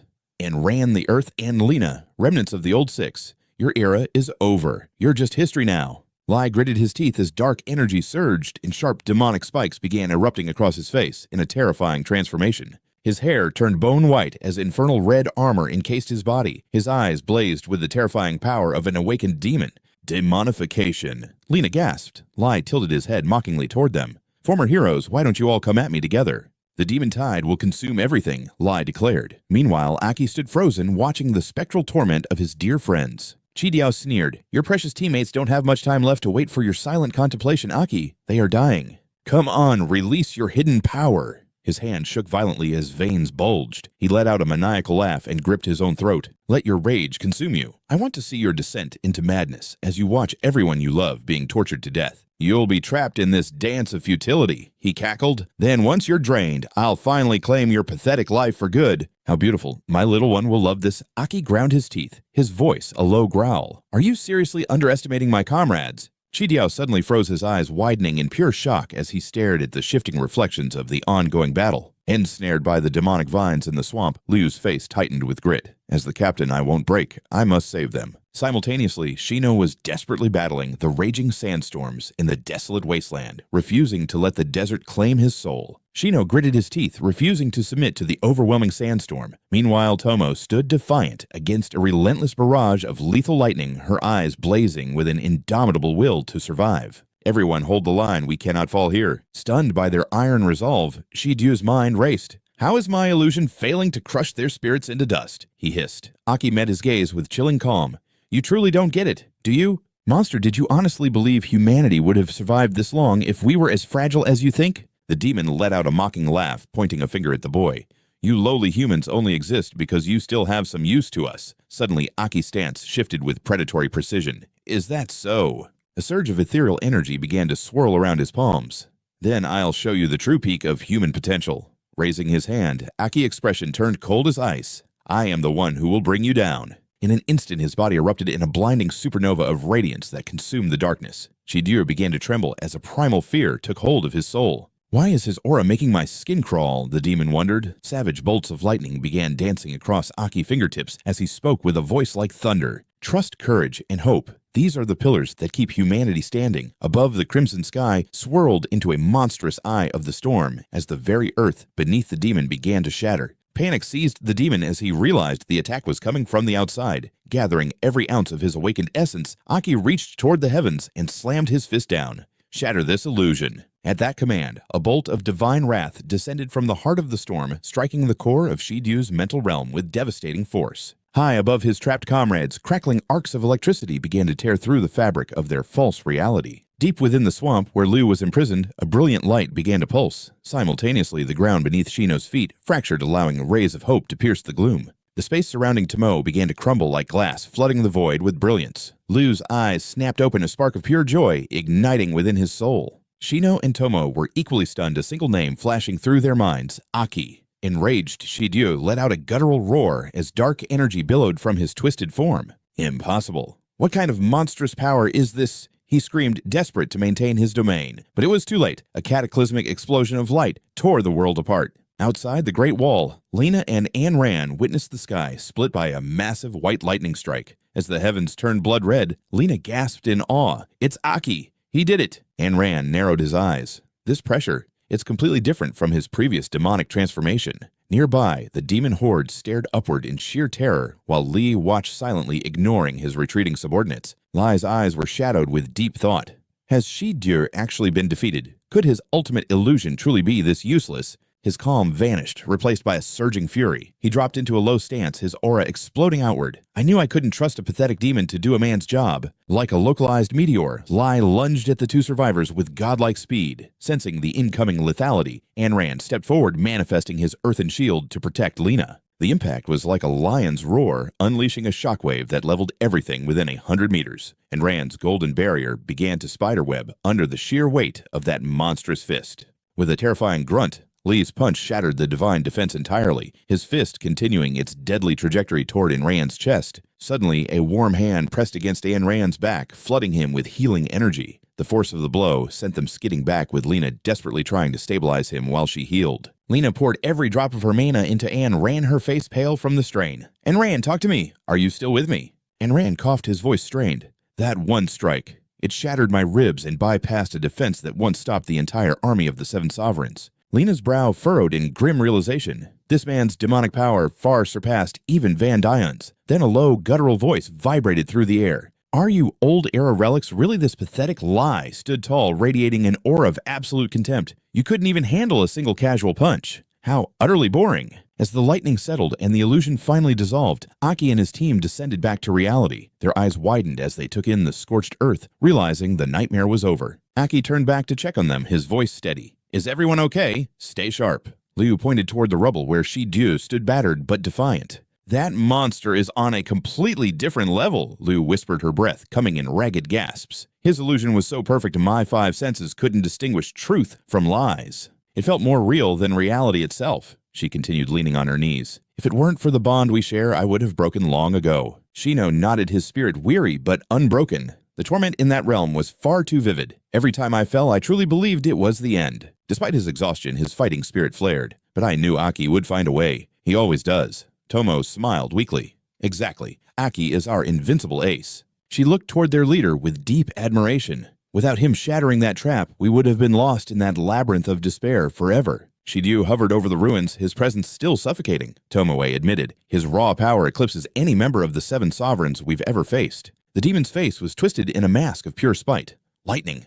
That's supposed to be my divine right, he hissed, channeling chaotic energy into his palms, a power meant to strike fear into the hearts of men. He unleashed a concentrated wave of destruction directly at Aki Squad. I'll use this very power to erase you from existence, brat. Aki didn't flinch. He focused every spark of his silver lightning into a single concentrated fist. The collision of their powers sent a devastating shockwave rippling through the battlefield. Watching the clash, Liu cried out in concern. Aki, you can't seriously mean to take him on all by yourself. Trust me, Aki replied, his voice a calm anchor in the chaos.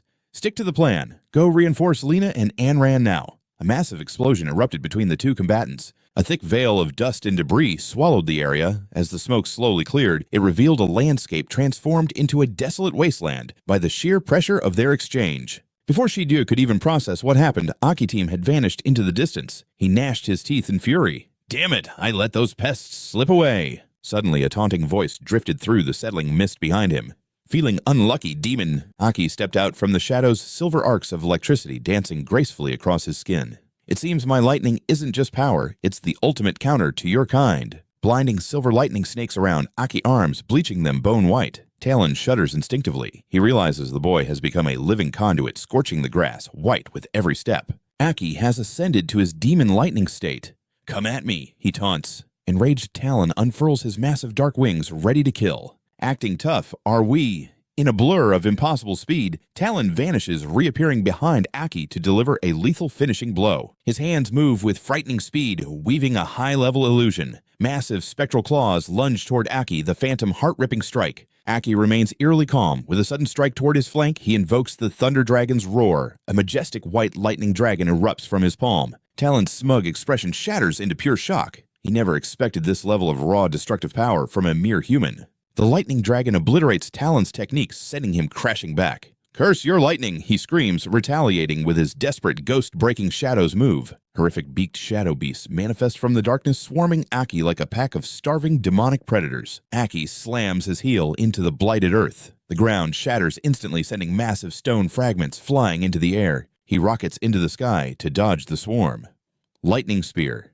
A massive electrical pulse detonates, vaporizing the shadow beasts into nothingness. Talon stands frozen in disbelief. He desperately weaves through the air, trying to evade the relentless barrage of silver bolts trailing from Aki body. Snapping into a frenzy, Talon dives through the electrical storm. He ignores the searing pain, closing the distance at a terrifying velocity. A brutal aerial dogfight ignites the blood-red sky. Aki's strikes are overwhelming, battering Talon and launching him hundreds of meters through the air. Talon writhes in agonizing pain. His demonic form is a mangled wreck, barely holding together after Aki's devastating physical assault. Aki gazes down with icy eyes. Your illusions are broken. Your skills are countered by my lightning. Give up, you can't win. Talon snarls his teeth, gnashing in fury. Surrender, I was saving my true strength to slaughter your pathetic teammates. A demonic eye opens on his forehead, bleeding dark energy. A massive void gate manifests behind Aki, the soul-crushing black hole. Talon sneers. Ready for a painful death. Aki doesn't flinch. A savage, bloodthirsty grin spreads across his face as his eyes burn with a cold, predatory light. A black hole manifesting directly on my coordinates, Aki thinks. Is this the true power of a peak illusionist? Talon channels the void, his hands wreathed in world-eating energy. This singularity anchors to your soul, compressing all damage to its absolute limit. There is no escape. Aki's expression turns grave. This is the pinnacle of demonic magic, an unavoidable strike from a master of illusions. As his body is pulled into the abyss, Aki growls in frustration. Damn it! It's even interfering with my mana circulation and energy charging. Talon flashes a sinister smirk and vanishes into the void. Enjoy eternity! Aki is swallowed whole by the infinite dark abyss. The dark singularity collapses inward, sealing Aki inside. Talon utters the command with chilling arrogance. Devour him.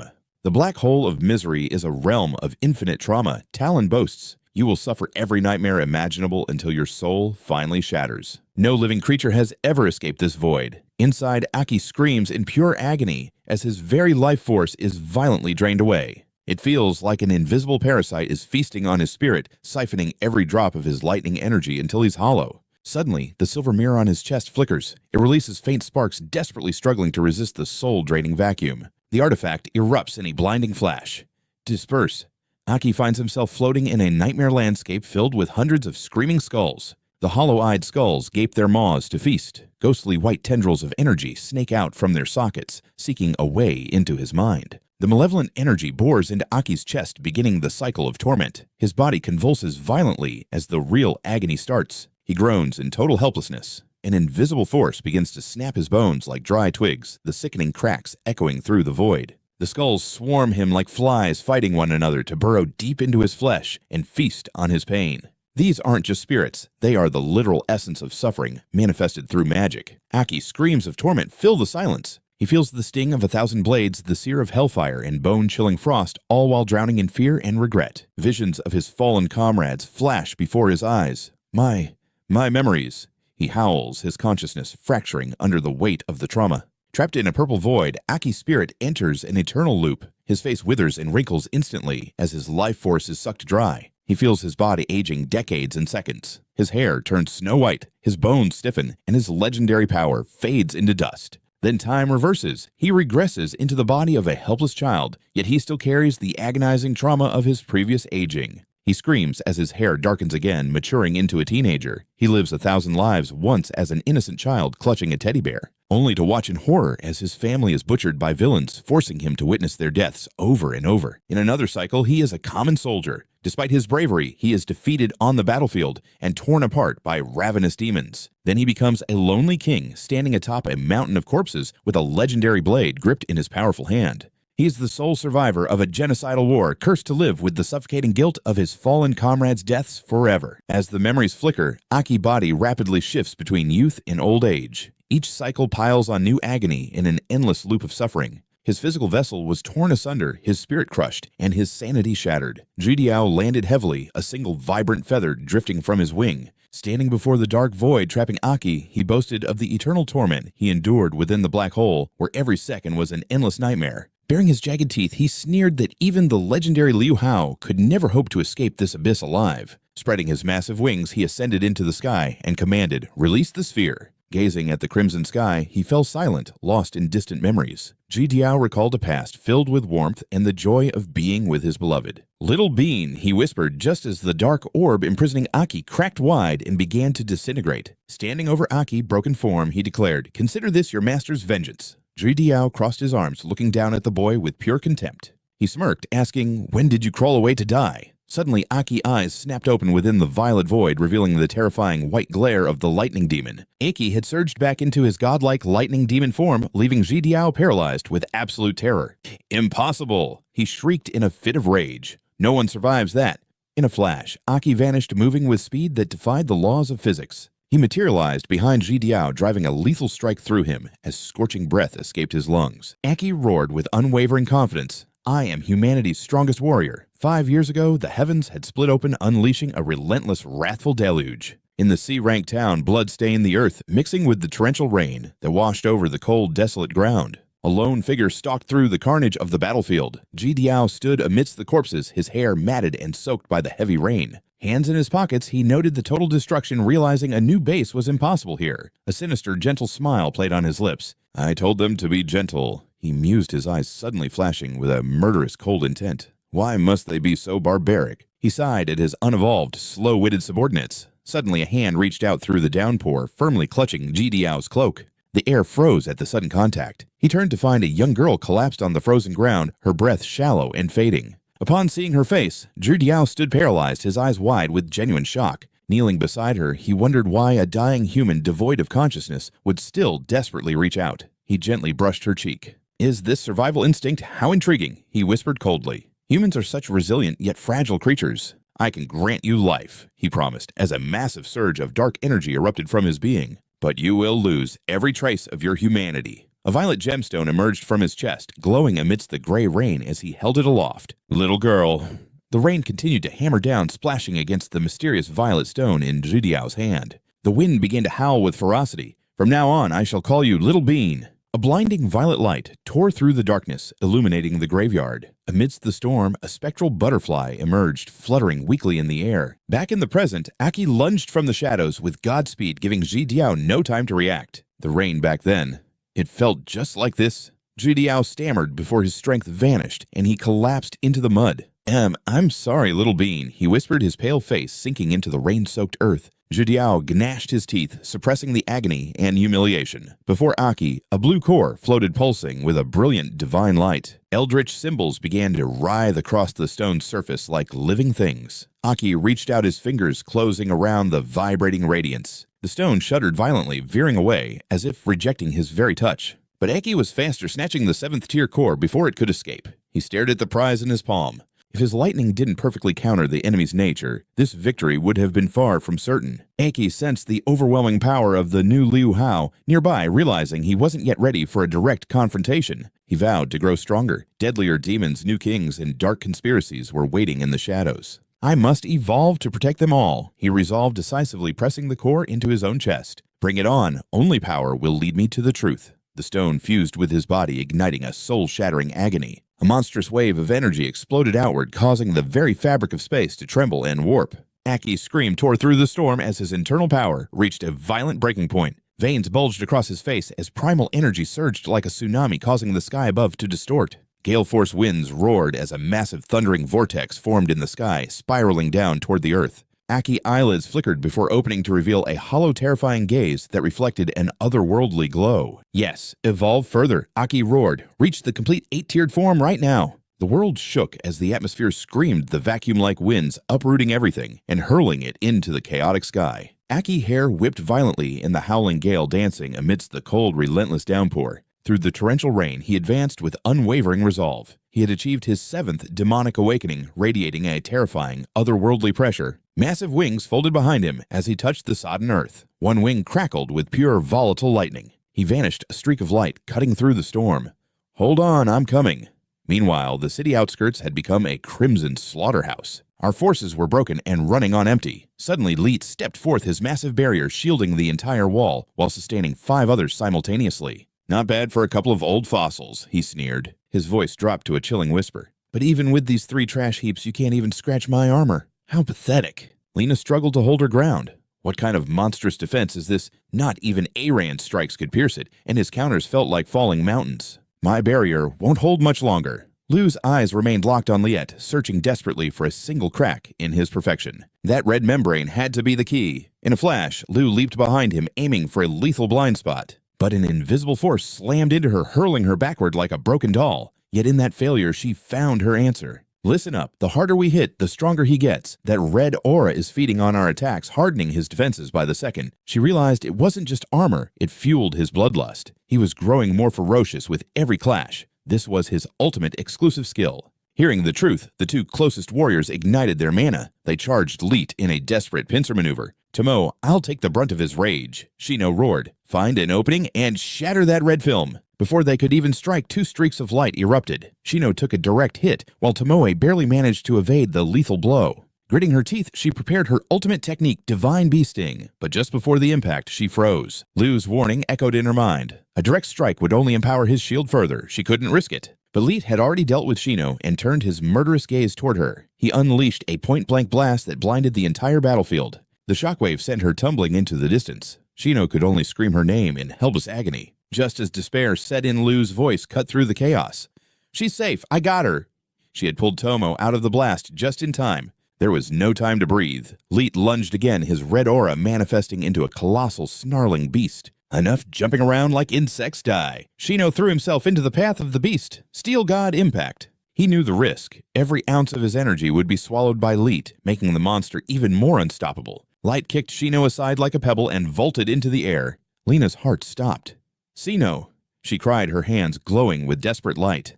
Ultimate recovery.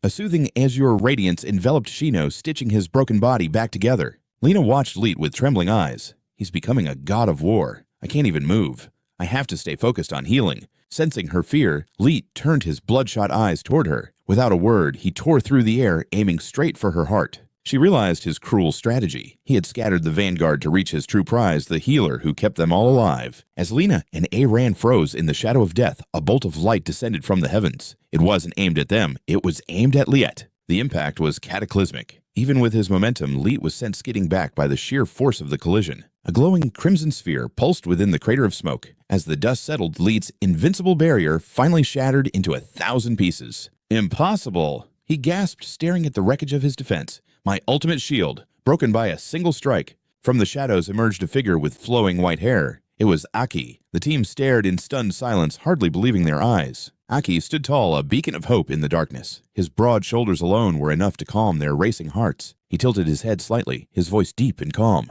I'll take it from here. Leet narrowed his eyes, still oblivious to the monster standing before him. In a heartbeat, Aki vanished, transforming into a terrifying scarlet cyclone. Before Leet could react, golden claws clamped onto his face. With overwhelming savagery, Aki slammed him into the dirt. Using explosive strength, Aki dragged the villain across the earth, carving a deep, jagged trench through the battlefield. Leet was powerless in his grip. How is he this strong? Why can't I tap into my red core energy? The world blurred into a streak of red. Aki launched them both into the sky, treating the former tyrant like a discarded toy. From the clouds, Aki hurled him back toward the frozen earth. The impact triggered a seismic explosion that seemed to rattle the very foundations of the world. He's evolved again, Liu whispered awestruck. His power is off the charts. Tomoe shouted, we have to support him now. Aki floated silently in the heavens, looking down like a judge. Below, Liet Phoenix crawled from the wreckage, blood dripping from his chin. His face twisted in a mask of pure hatred. You evolved by killing the Vandalian, didn't you? Suddenly a dark primal power began to surge within him.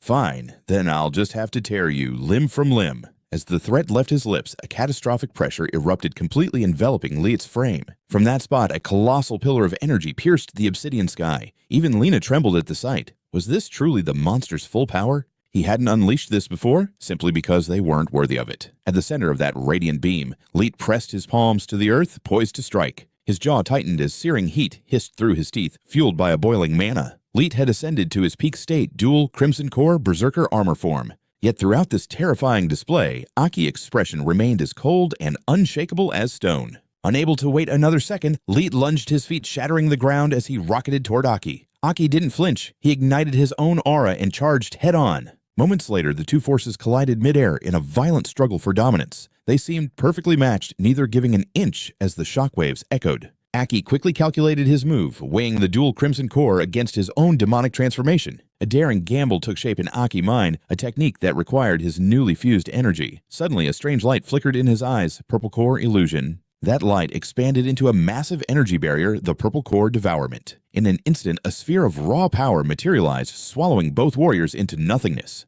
Liet found himself dragged into a bizarre dimension, a void filled with the jagged shards of his own fractured memories. Caught completely off guard, Liet instinctively gasped a name he thought he'd forgotten, Van Dai Lan. Simultaneously, cracks began spiderwebbing across the giant energy sphere. With a heaven-shaking roar, Liet shattered the orb from within. His pupils dilated wildly as a murderous berserk killing intent poured out of him. Standing within a blinding white void, Liet gnashed his teeth in fury, his snowy hair whipping violently in the chaotic wind. Seizing the moment, Aki delivered a bone-shattering kick that caught Liet by surprise. Despite the impact, Liet's gaze remained chillingly detached and empty. Aki spun gracefully in midair, following up with a secondary strike. A streak of light plummeted from the sky, slamming Liet straight into the dirt below. The force of Liet's fall actually breached the corner of the magical barrier nearby. Lying amidst the rubble, Liet's mind raced. Didn't Aki only possess the Crimson Core? Where did this sudden Purple Core energy come from? Before he could process the shock, Aki drifted slowly down to face him. Then something impossible happened. Aki's form shifted into the likeness of Van Dai Lan.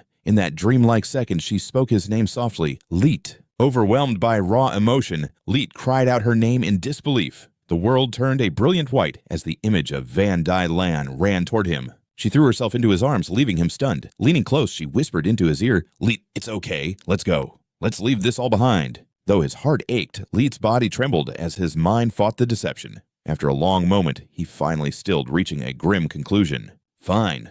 As the word escaped him, Liet's body jolted, and a spray of blue blood erupted from his mouth. It wasn't Van Dai Lan, it was Aki. Aki had delivered the finishing blow. Feeling the cold embrace of death, Leet reached for where his friend had been, only to find a blade. As the freezing steel was pulled from his chest, Leet collapsed, his blood staining the earth. He finally saw the truth. It was all a cruel illusion. As his life faded into the dark, he cursed his final breath. This is exactly why I hate illusions. With that final thought, Leet's body grew limp on the cold ground. Aki stood over the cooling corpse until the glowing red cores manifested from the remains. The 7-colored crimson cores floated into the air, vibrating as if responding to a hidden call. To everyone's shock, Aki didn't claim them for himself. He simply turned to leave. "Aki!" they shouted as he telekinetically moved the cores aside. "Liu, keep these safe."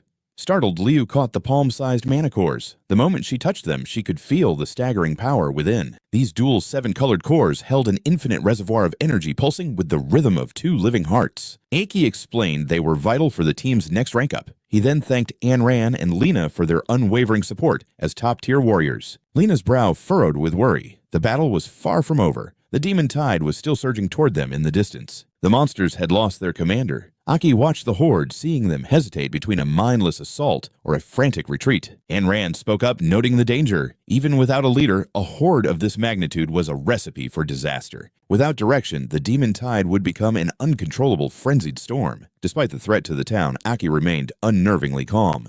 "Don't worry," he told the group. Shino tried to stop him, pointing out that the sheer number of demons was overwhelming. "We'll fight with you," Yi added, while Liu suggested they at least form a tactical plan first. Aki glanced back, his mind already set. He was facing an entire army alone, yet his voice was steady. "Just leave it to me." After a brief silence, Aki channeled an immense surge of power into his stance. Jagged rocks began to levitate around him, answering his silent command. They spun into a violent vortex, shielding Aki as the energy expanded into a massive pillar that touched the clouds. The gloom of the sky was suddenly incinerated by a brilliant crimson light. Below, the demon army began to shiver in primal fear. The radiance from Aki Vortex forced the horde back. Then a titanic beam of light descended from the heavens, obliterating the front lines. When the dust cleared, a majestic white dragon spiraled around Aki. His eyes had shifted into 2 distinct colors, radiating an ancient celestial pressure. The sheer force of his presence seemed to drown the entire world. As Aki bared his teeth, he looked less like a man and more like a divine predator.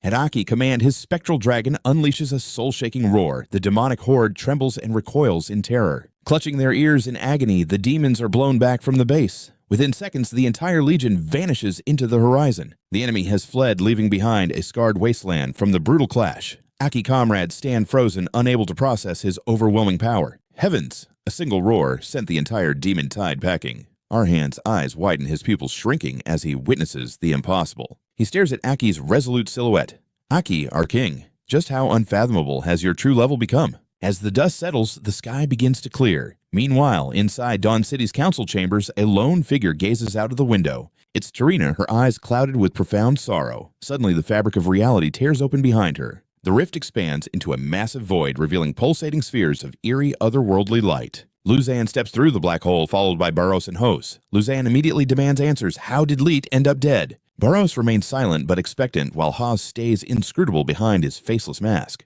Sensing their presence, Tarina turns slowly. "It seems the 4 of us must finally unite our strengths," she declares solemnly. Back at the camp, Arhan speaks up. "Are you really leaving already? I hoped you'd stay for a few more days." "Time is a luxury we don't have," Aki explains. "Staying here only brings the front lines to this town." His gaze is steady and sincere. "Thank you for the armored transport." Turning to Lena, he asks any leads on Deha's current location. Lena presents a small device. The new king has locked down all data on the former Hexad. Pinpointing her exact coordinates is impossible. But Lena continues, "This compass will react once you're close. Deha is being held in a place known as the Twilight Tower." The name strikes Liu like a physical blow. "The Twilight Tower," she whispers, her voice trembling. Lena's expression darkens. Rumor has it a mysterious and terrifying entity stands guard there. Its presence has turned the surrounding miles into a dead zone that even demons fear. Shino and Tomo gasp in unison. If even the Abyss fears it, then that creature must be why they've imprisoned a powerhouse like Deha. And I suspect Deha isn't the only one trapped in that godforsaken place. Unknown entities, friend or foe. Aki reaches for the compass, but Lena pulls her hand back. "It's okay, Aki. I'll carry it." She rolls up her sleeves. "My Dual-Core and Demonization stats are higher than I expected. I need to analyze Vandal and Leet's combat data to find a weakness in the new Hexad style. I want to be your shield in the battles to come, but Aki mind is already made up. Lena, you're staying here. Seeing her shock, Aki explains softly, I need you to protect this fortress and Arhan. Only then can I move forward without worry. Arhan watches in silence as Lena stands perfectly still, her world coming to a sudden halt. After a long silence, she finally nods. I understand. I'll follow your orders, Aki. As they stand by the gate, a suffocating tension lingers. Only Lena knows the storm raging in her heart. She's being left behind. I can't keep up with their growth anymore. Against monsters like the new Hexad, I'd only be a liability. Just as the weight of her helplessness becomes unbearable, Aki reaches out. Thank you. He gently pats her head, his voice filled with genuine warmth. Truly thank you, Lena. Then the team boards the vehicle and departs. Once they're alone, Arhan asks, Are you okay with this? I thought you'd follow the king to the ends of the earth. Lena looks up at the moon, her heart heavy. Aki! He carries a destiny and a burden far beyond our comprehension. I'm not a child who can just act on her whims anymore. Bathed in moonlight, she sighs. Arhan, this era no longer belongs to our generation. True love means supporting him with everything I have and not becoming his weakness. She watches their vehicle fade into the distance. Shaking off the sadness, Lena turns back. Let's go. There's work to be done in the city. Meanwhile, Liu checks the compass. The road ahead is long. We'll pass 3 A-rank settlements. There's one nearby where we can rest. Tomoe's eyes sparkle with excitement. A real A-rank city finally. She holds up her camera. My gear is desperate for some professional maintenance. I can't wait. Only Gino seems miserable. His stomach growls loudly as he scratches his head. I'm starving. The battle started before I could touch the meal your sister made. Remembering the feast makes his hunger worse. That battle drained every ounce of his stamina and power. I'm so hungry I could eat an entire ox. No, make that 2. Tomoe bursts into laughter. I believe you. You've definitely got the stomach for it. Gino grins. Thanks. I might even share a steak with you. Aki, focused on the road, suddenly broke the silence. Liu, what about you? Liu's cheeks flushed pink as she confessed, I just want a hot bath. Tomoe, appearing out of nowhere, lunged to hug Liu. Great idea. I'll help scrub your back. Liu blushed harder, refusing instantly. No thanks. Shino, however, looked thrilled.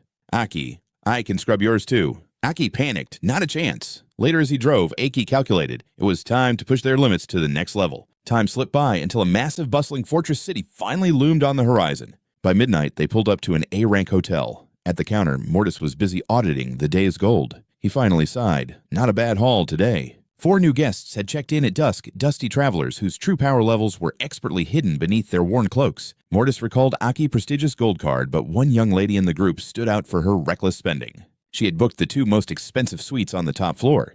Likely just a rich heiress and her bodyguards, Mortis mused. Just then, Cass hurried over. Boss isn't the captain of the 2nd Division staying on the 3rd floor with his thugs. Being so close to those newcomers, won't there be trouble? Just mentioning that man made Cass visibly tremble with anxiety. That captain was a formidable rank 5 core warrior, but his reputation for being a lecherous predator was even more famous. Mortis applied eye drops and sighed, hoping the outsiders were smart enough to avoid the monsters lurking in the hallways. The scene shifted to room 308. Inside, Aki and the others sat cross-legged, their mana swirling in deep meditation. Liu gripped the core Aki had gifted her. Slowly, hairline fractures began to spiderweb across the glowing gem surface. As Liu fully absorbed the energy, the core dissolved into dust. Aki finally let out a long, relieved breath. His expression remained stoic, his voice cold and steady. It's finished. Opposite him, Tomo opened her eyes, radiating new power. Aki spoke, We secured 3 rank 7 cores. I've funneled that raw energy to skyrocket everyone's mana capacity. He cautioned that while their foundations might feel shaky, they would soon master this overwhelming surge of power. From this moment on, you are all rank 7 warriors. Shino stared at his palms, trembling with disbelief. To jump so many ranks in a single heartbeat, it felt like he had touched the realm of gods. Aki's gaze turned serious. You are my most precious comrades. While this shortcut gave you power, the path ahead is treacherous. Vast challenges and lethal trials are waiting for us in the shadows of this world. He emphasized his point. This power-up is the only way I can ensure your survival. Liu cut him off. Don't say that, Aki. We are warriors. Protecting humanity is our purpose. Without you, we'd never reach these heights. Shino added, I can't thank you enough, man. Back in Hero City, I thought rank 2 was my limit, but look at us now. Tomo nodded. Exactly, we're a team. She grabbed her camera. Enough drama. Let's capture this legendary rank 7 breakthrough forever. Liu was pushed next to Aki, her face glowing with shyness. She leaned toward him as the camera flashed, capturing their bond. Later in the girls' room, a sudden shriek erupted. Tomoe looked completely disgusted. I can't stand it. Everything is so sticky and sweaty. Liu was busy sniffing her own battle-worn gloves. Days of non-stop combat. We really need a wash. I heard this hotel has exclusive natural hot springs for warriors. Liu's eyes sparkled with anticipation. And clean clothes, too. Tomo's face lit up instantly. Hot springs. I've only read about them in ancient history books back home. To actually soak in one, It'll be heaven.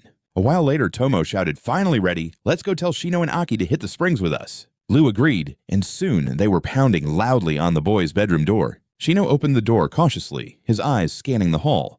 "Who is it?" Suddenly, his pupils dilated in total shock. He stood frozen, mesmerized by Lu and Tomo's fresh appearance. Inside, Aki noticed the silence and walked over. "Lu, it's late. Where are you two going?" They stammered, "To the hot springs. They're free for guests." Tomoe beamed. "Aki, Shino want to come." Both boys rejected the offer in a panicked unison. Lu turned bright red. "Wait, Tomoe." The girl pouted, "But I thought underwater combat training in demon form would be fun." They eventually reached the springs, but Tomoe was confused. Why is there a wall separating men and women? The book said everyone soaks together. Lu reached the limit of her patience and gave Tomoe a sharp flick. "Stop playing around.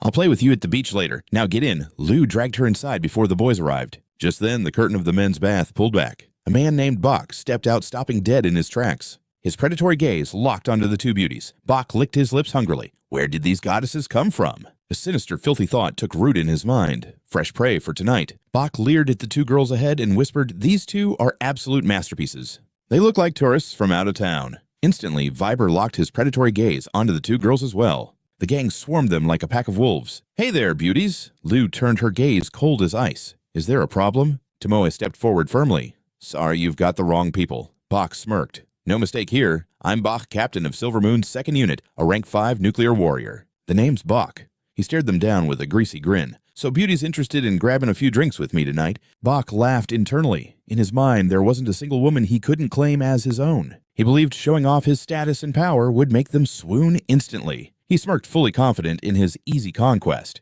It was always this simple. Lu's voice was frigid.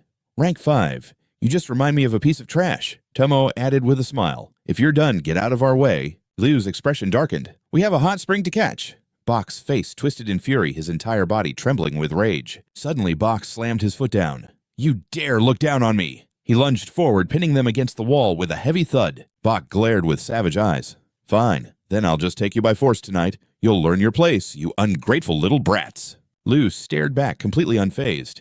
"And if we refuse," Bach licked his lips like a predator, "then I guess we'll have to do this the hard way." Suddenly, two figures emerged from the shadows. 3 seconds, get lost." It was Aki and Shino. Aki's gaze was razor sharp as he stared them down. The girls' faces lit up instantly. "Aki, Shino." Shino glared, barely containing his explosive fury. Bach roared in anger. "Do you know who I am? How dare you talk to me like that?" Aki ignored the bark, starting the countdown. 3. Viber screamed, "Hey, you show some respect to the captain of this city." Ignoring the noise, Aki continued his cold count. 2. Bach cursed. "To hell with your counting. What happens at 0, I'll finish it for you." 3. But as he finished, a massive power surged. Bach froze, eyes wide in disbelief. In less than a second, Aki's fist connected. The overwhelming impact sent Bach flying, smashing violently into the stone wall. Veins popped on Aki's face as he uttered the final number. 1. Bach's henchmen watched in absolute terror, paralyzed by Aki's godlike strength. The gang scrambled toward their fallen leader. Captain, Bach crawled out from the rubble, coughing blood his face, a mangled crimson mess.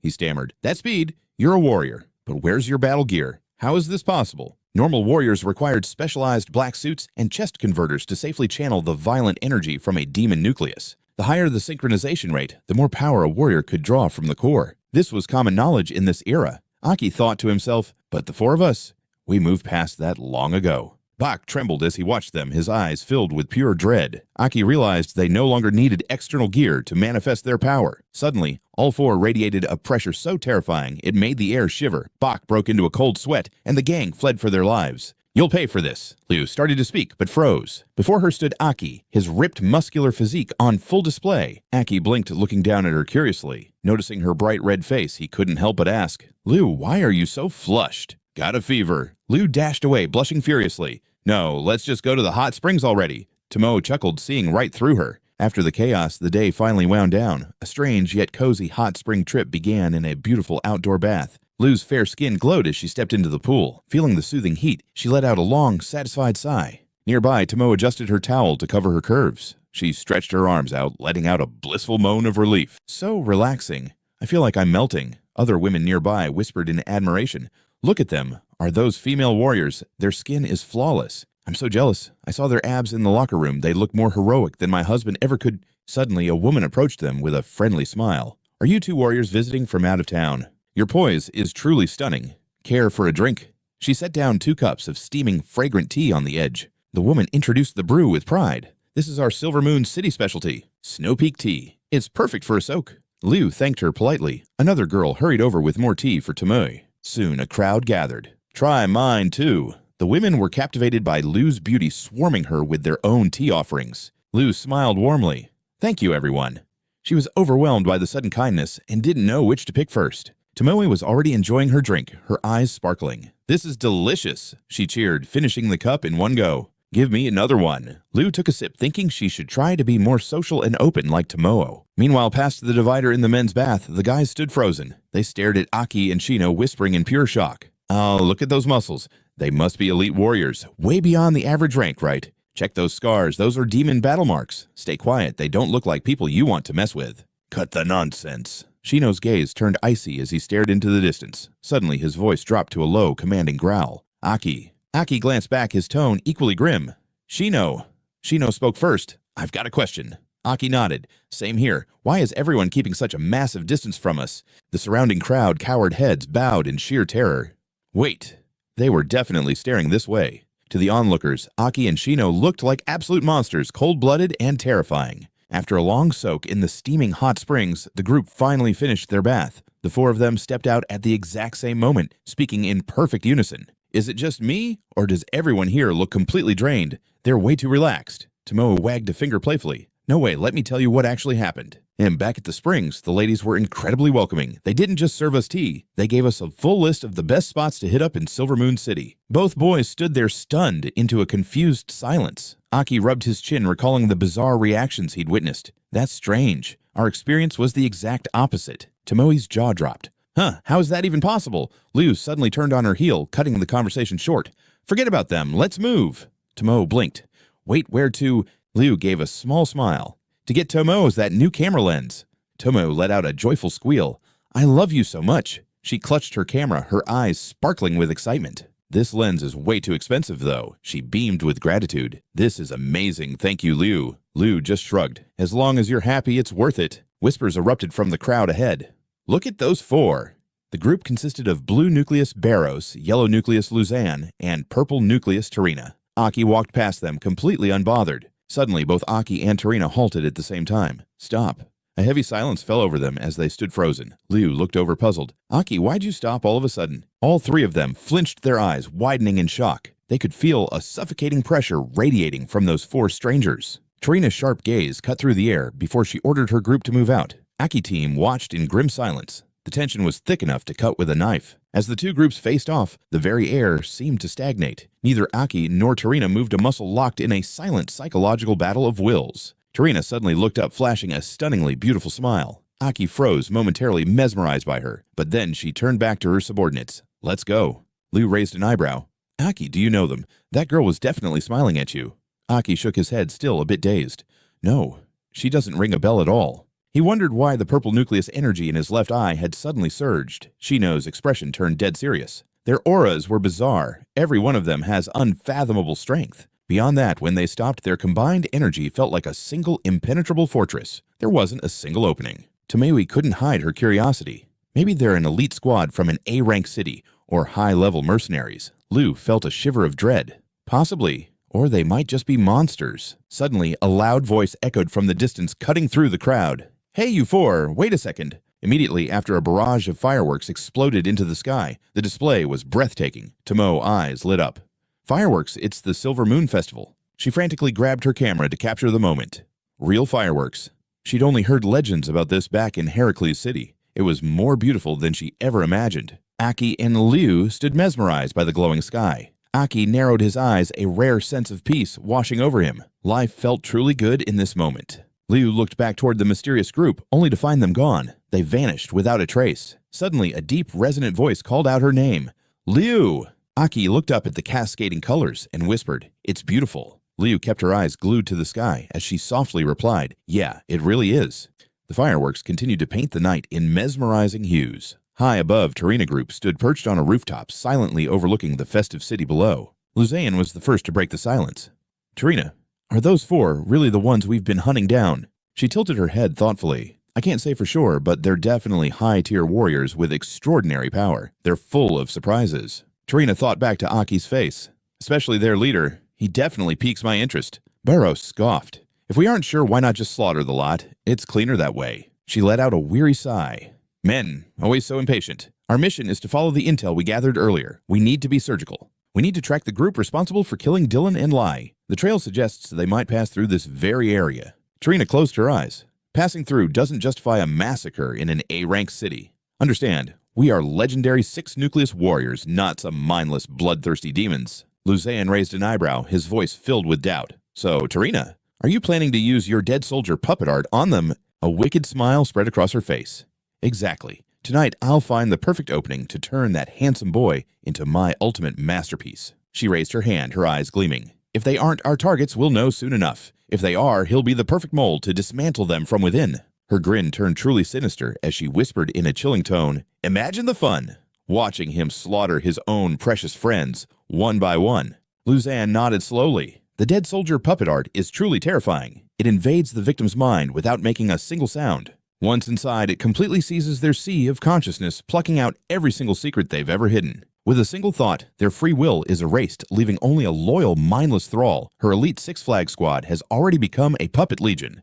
He spoke with a chilling coldness. With the overwhelming power they showed during the last Demon Tide, and their absolute lack of fear, taking down a 7-nucleus warrior would be child's play. Boros glanced at her, his curiosity piqued. "Your purple nucleus ability is quite the cheat code," he remarked. Tarina let out a melodic laugh. "You flatter me." He growled, "We will avenge Lai and Dylan." Tarina pressed a hand to her chest, her eyes dark with anticipation. "Just wait a little longer, handsome. Tonight, I'm going to strip away every one of your secrets." The festival's vibrant energy finally flooded every corner of the bustling city. During the silver moon rite, the streets were packed with people celebrating. Tomoe grinned.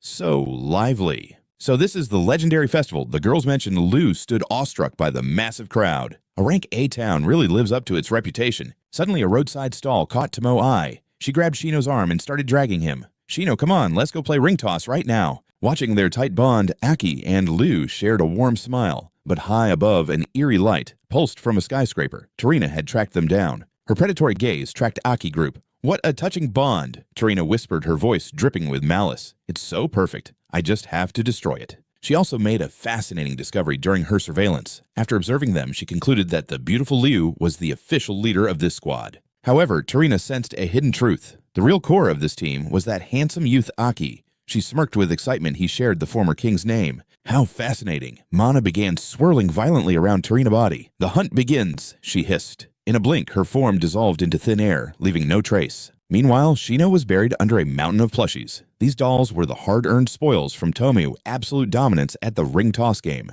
He couldn't stop praising Tomo's hidden talent, but suddenly Aki froze his instincts, screaming. Standing directly in his path, blocking his way, was Tarina herself. She intentionally leaked her dark mana to lure Aki in. Tarina's face radiated supreme confidence, her posture in open provocation to the young warrior. Tarina's pupils flared with an ominous light, her gaze turning lethal. Sensing the immediate threat, Aki halted instantly while his friends continued their carefree laughter. Tomoe noticed his sudden hesitation first. "Aki, why'd you stop?" she asked, tilting her head in confusion as she looked at him. Aki whispered cautiously, "I saw a female warrior. Her aura just shifted near that tree." Instantly, the group circled Aki, their faces hardening with killing intent. However, unlike Aki, the others saw only empty shadows. "There's no one there." "Aki!" They said, their eyes searching the festival darkness in vain. Not wanting to worry them, Aki brushed it off. "Must be seeing things." He lied. He didn't realize a ghostly hand was already reaching for him. Sensing her presence, Aki spun around violently, but Tarina was already there, bold enough to make direct contact. "I finally touched you," she whispered playfully. Her eyes narrowed as she chanted a forbidden incantation, "Undead puppet art activate." Instantly, a glowing magic circle erupted beneath Aki and his startled comrades. In a flash, Aki was dragged into a mental abyss where Tarina held sway. In the physical world, he merely seemed dazed for a split second. She gloated, "Trapped in my snare in this void of the soul, only you and I exist." Tarina began condensing dark energy into her palm. "From this moment on, you'll have no secrets from me. I'm dying to see your value." Her curiosity toward Aki was reaching its absolute peak. "I've never seen a spirit key this massive before," she remarked. With a cruel grin, she tightened her grip on her glowing ethereal weapon. Tarina lunged forward, aiming straight for Aki core. "Surrender your will, become my loyal puppet." She was absolutely certain of her victory in this realm. Her ultimate technique never failed. Once she forcibly shattered a target's mental chains, their soul and consciousness would belong to her, forever, completely under her control. But as she reveled in her triumph, a colossal hand manifested behind Aki. It seized the chains binding him and ripped them apart with monstrous strength. Tarina's confidence shattered instantly. She stood frozen, paralyzed by the impossible. Before her eyes, Aki form shifted into a terrifying, primordial, demon-like entity. At that moment, the Crimson King himself manifested, donned in blood-red armor with his silver hair flowing like a banner of war. Shadow swallowed Tarina's face as pure terror filled her eyes. The Crimson King looked down at her with icy disdain. "Little girl, you've targeted the wrong prey." Within the pitch-black mental domain, the Crimson King now held absolute authority. Tarina trembled. What is this? Is this his innate mental defense skill? A mental defense this terrifying shouldn't exist. She was spiraling, unable to grasp the level of power manifesting from his very soul. Impossible. No human willpower could ever create something this ancient. This isn't his own soul. Just what kind of monster is inhabiting his body as a parasite? Desperation set in as she realized she didn't know who Aki really was. The Crimson King's voice boomed. A mere insect dares to peer inside. As Tarina trembled before him, the Crimson King let out a mocking laugh. "What pathetic parlor tricks! Is this the best you can do? Truly laughable." He unsheathed a massive blade, his roar echoing through the void. "Be gone!" A devastating shockwave from his sword struck Tarina with absolute crushing force. Back in the crowded streets, Aki's consciousness was still drifting. His friends quickly noticed his hollow gaze. "Aki, hey, are you okay?" they asked repeatedly. Tarina's physical form dissolved into the shadows. Aki snapped back to reality, his eyes darting around frantically. "Nothing. Was it just a hallucination?" Aki wondered. The memory of her face was still vivid in his mind. Shaking off the dread, he forced a smile. "It's nothing. Let's keep going." Tomo nodded. Though she was gone, a seed of doubt remained. An elite warrior like that wouldn't just appear for no reason. Something was definitely wrong. My own illusion mastery confirms I wasn't being tricked. Yet I saw her. He narrowed his eyes. Whatever the case, I have to be extremely careful. Aki tried to focus on the festival, unaware that a terrified Tarina was currently cowering behind a nearby stall, her heart pounding against her ribs. Paralyzed by fear, she didn't dare move. What was that monster?" she gasped, remembering how easily it shattered her strongest mental prison. Her hands wouldn't stop shaking. If she hadn't retreated instantly, her head would have been severed. Just then, the stall owner returned looking confused. "I only stepped away for a moment," he muttered, spotting Tarina. "Hey, lady, why are you lurking back there? You look like you've seen a ghost." "Damn it, my mana is in total disarray." Tarina hurriedly cast a suggestion spell. "Forget you saw me." The owner blinked and walked away immediately. She desperately checked her status. Even her passive erasure skill was malfunctioning. Her entire rhythm had been completely demolished by that single encounter. It was all because of that demonic presence lurking inside Aki. She couldn't believe it. Her ultimate puppet art had been treated like a pathetic joke. Failure wasn't an option. She pulled herself together and stepped out from behind the counter. This time, Tarina swore an oath. One failure was enough. Now she would dismantle their squad from the inside out. Shifting her sights, she targeted Liu, the white-haired girl. Meanwhile, Aki and Tomi remained lost in the street festivities. Only Tomo seemed truly carefree. Liu giggled softly, unaware that Tarina's predator-like gaze was locked onto her. Without warning, a surge of dark mana streaked toward Aki's unsuspecting party. Tarina aimed to keep Aki out of the equation. Operating at such a distance drained her mana, but it was necessary. A sudden icy shiver raced down Liu's spine. Instantly, a bizarre spectral lock manifested upon her body. Breaking the captain would shatter the team's foundation. Tarina finally emerged, brandishing her powerful secret key. Gripping her glowing weapon, Tarina's voice dropped as she began the forbidden incantation. "Surrender your secrets and become my puppet." She plunged the key into Liu's spirit without resistance. Mana pulsed through the cracks of the seal. As chains rattled, a triumphant smirk twisted Tarina's face. "Total success, I never lose twice." Suddenly, an eerie azure glow illuminated her features. The dark mindscape was consumed by a blinding brilliance. Behind her, the towering shadow of the Black Monarch loomed. "What is this power?" Tarina froze as the monarch approached, radiating a soul-crushing coldness. "You dare use mental interference on my darling?" The monarch's silhouette glided past her gown, fluttering like dark wings. She gazed at the shackled Liu with a weary sigh. "You really are a handful, my precious little treasure." Liu stood hollow-eyed and lifeless, bound by Tarina's seal. The monarch reached out toward the glowing key. With a contemptuous flick, she extracted and crushed the seal. Then she leaned in close to Liu's face. "I bestowed my power upon you to transcend mortality," the monarch whispered into her ear. "Your only purpose is to protect the Red King's vessel. Do not let me down again." Turning her cold gaze toward the paralyzed Tarina, she muttered, "I wonder what this insect intended." "Surely nothing beneficial." The monarch raised a finger, condensing a terrifying orb of pure destruction. "I'm not in a good mood." In a flash, a beam of energy obliterated Tarina's mental form. Tarina's spirit screamed in agony. "Consider your debt settled," the monarch told Lu softly. She gently stroked Lu's cheek and kissed her forehead. "Guard the Red King's vessel with your life." Pressing a finger to Lu's lips, she added, "I trust you'll give it your absolute best. Sincerity alone won't suffice. That boy Aki is the linchpin of our entire grand design." As her form began to dissipate into the void, she whispered her final command. "Never let another intruder violate our home." The mindscape shattered into a million sparkling fragments. The roar of collapsing reality filled the air. A blinding light erupted between the two motionless girls. Reality snapped back into focus. Liu gasped as she jolted awake from the harrowing vision. "Is everything okay?" Aki asked. Liu clutched her head dazed. Nearby, Shino turned with a bright smile. Hey, why the long faces?" Tomoe waved excitedly. "Come on, there's so much more to see." Aki looked at Liu and smiled. "Let's go, Captain." Liu's face flushed as she nodded softly. The group vanished into the bustling crowd, leaving Tarina standing like a stone statue. Paralyzed and hidden by her stealth skill, Tarina remained invisible to the passing merrymakers. Suddenly her eyes flared. As her mana failed, the concealment spell flickered and died. Pedestrians stopped in their tracks. "System alert, stealth deactivated," someone shouted in confusion. "Look at her. Is this some kind of weird street performance?" A man joked. Blood suddenly erupted from Tarina's ears. She doubled over, coughing up crimson splatters. Her strength vanished as she collapsed to the pavement. Panicked onlookers scrambled away from the gruesome sight. Clutching her throat, she wheezed in horror. A direct mental backlash. This is impossible. Who was hiding inside her mind? A magic circle ignited beneath her, spiriting her away instantly. The crowd gasped at the empty space. Where did she go?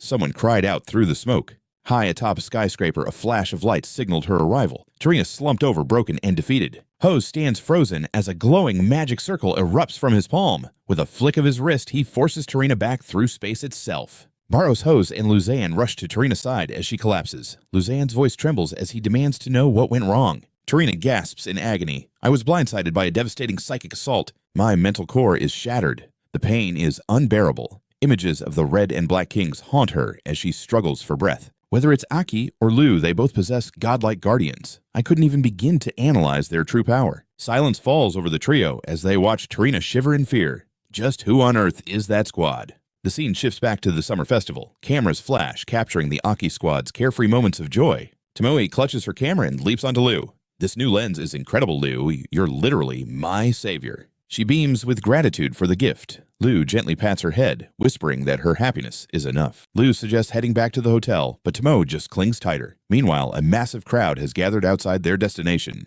Location: Dream Traveler, Hot Spring Hotel. A furious roar echoes from the main entrance, shattering the peace. "Drag them out here. No woman escapes my grasp." Bach appears, his body encased in shimmering high-tech armor. He snarls about his past failures. With a brand new core and upgraded gear, he's out for blood today. "I'll teach those punks a lesson they'll never forget." Bystanders whisper in fear, recognizing the infamous Captain Bach. They pity the girl he's targeted this time. After all, his reputation for slaying demons is no joke. Mortis rubs his hands together, forcing a nervous smile. "Captain Bach, to what do we owe this unexpected visit? Did we somehow offend you? Please, for my sake, lower your voice and let's settle this calmly." Bach barks at him to shut up. "Hand over the bastards who insulted me or face the consequences. Or perhaps you'd like me to redesign this hotel into a pile of rubble." Mortis frantically tries to de-escalate the situation. He explains the guests are out for the fireworks. Suddenly, Viber leans in and whispers, "Captain, look, they're here." Bach freezes his eyes, narrowing like a predator waiting for its prey. Aki group approaches, laughing and talking. Bach blocks their path with a wicked grin. "Found you, you little shits!" Guards swarm the group in an instant. Aki stops a look of mild surprise crossing his face. Bach looms over Aki, his murderous intent heavy enough to crush the air. His core ignites as he brags about being a 5-star captain of Silver Moon City. Bach seizes Aki by the throat with utter contempt. "You trash don't even have combat gear, yet you dared to cross me. Do you regret your stupidity now? Kneel down and beg for my forgiveness." Aki remains eerily calm, not moving a single muscle. After a long silence, Aki tilts his head. "Sorry, but who exactly are you?" The crowd erupts in muffled laughter. Bach's jaw tightens in pure rage. Mortis rushes in again, pleading for the captain to stay calm. "They're just kids. I've got your favorite vintage wine waiting inside. Let's just move this party indoors, shall we?" Bach shoves him aside. Mortis winces, remembering how Bach leveled a building last time. "Stop playing dumb. You're the punks from the hot springs." Bach screams. Lushino and Tome gear up for battle, but Aki just smiles. "Ah, I thought you were someone important. Now I remember." Memories of the encounter at the springs flash before him. "You're those rude bastards who tried to harass my friends." Aki steps forward, his eyes turning cold.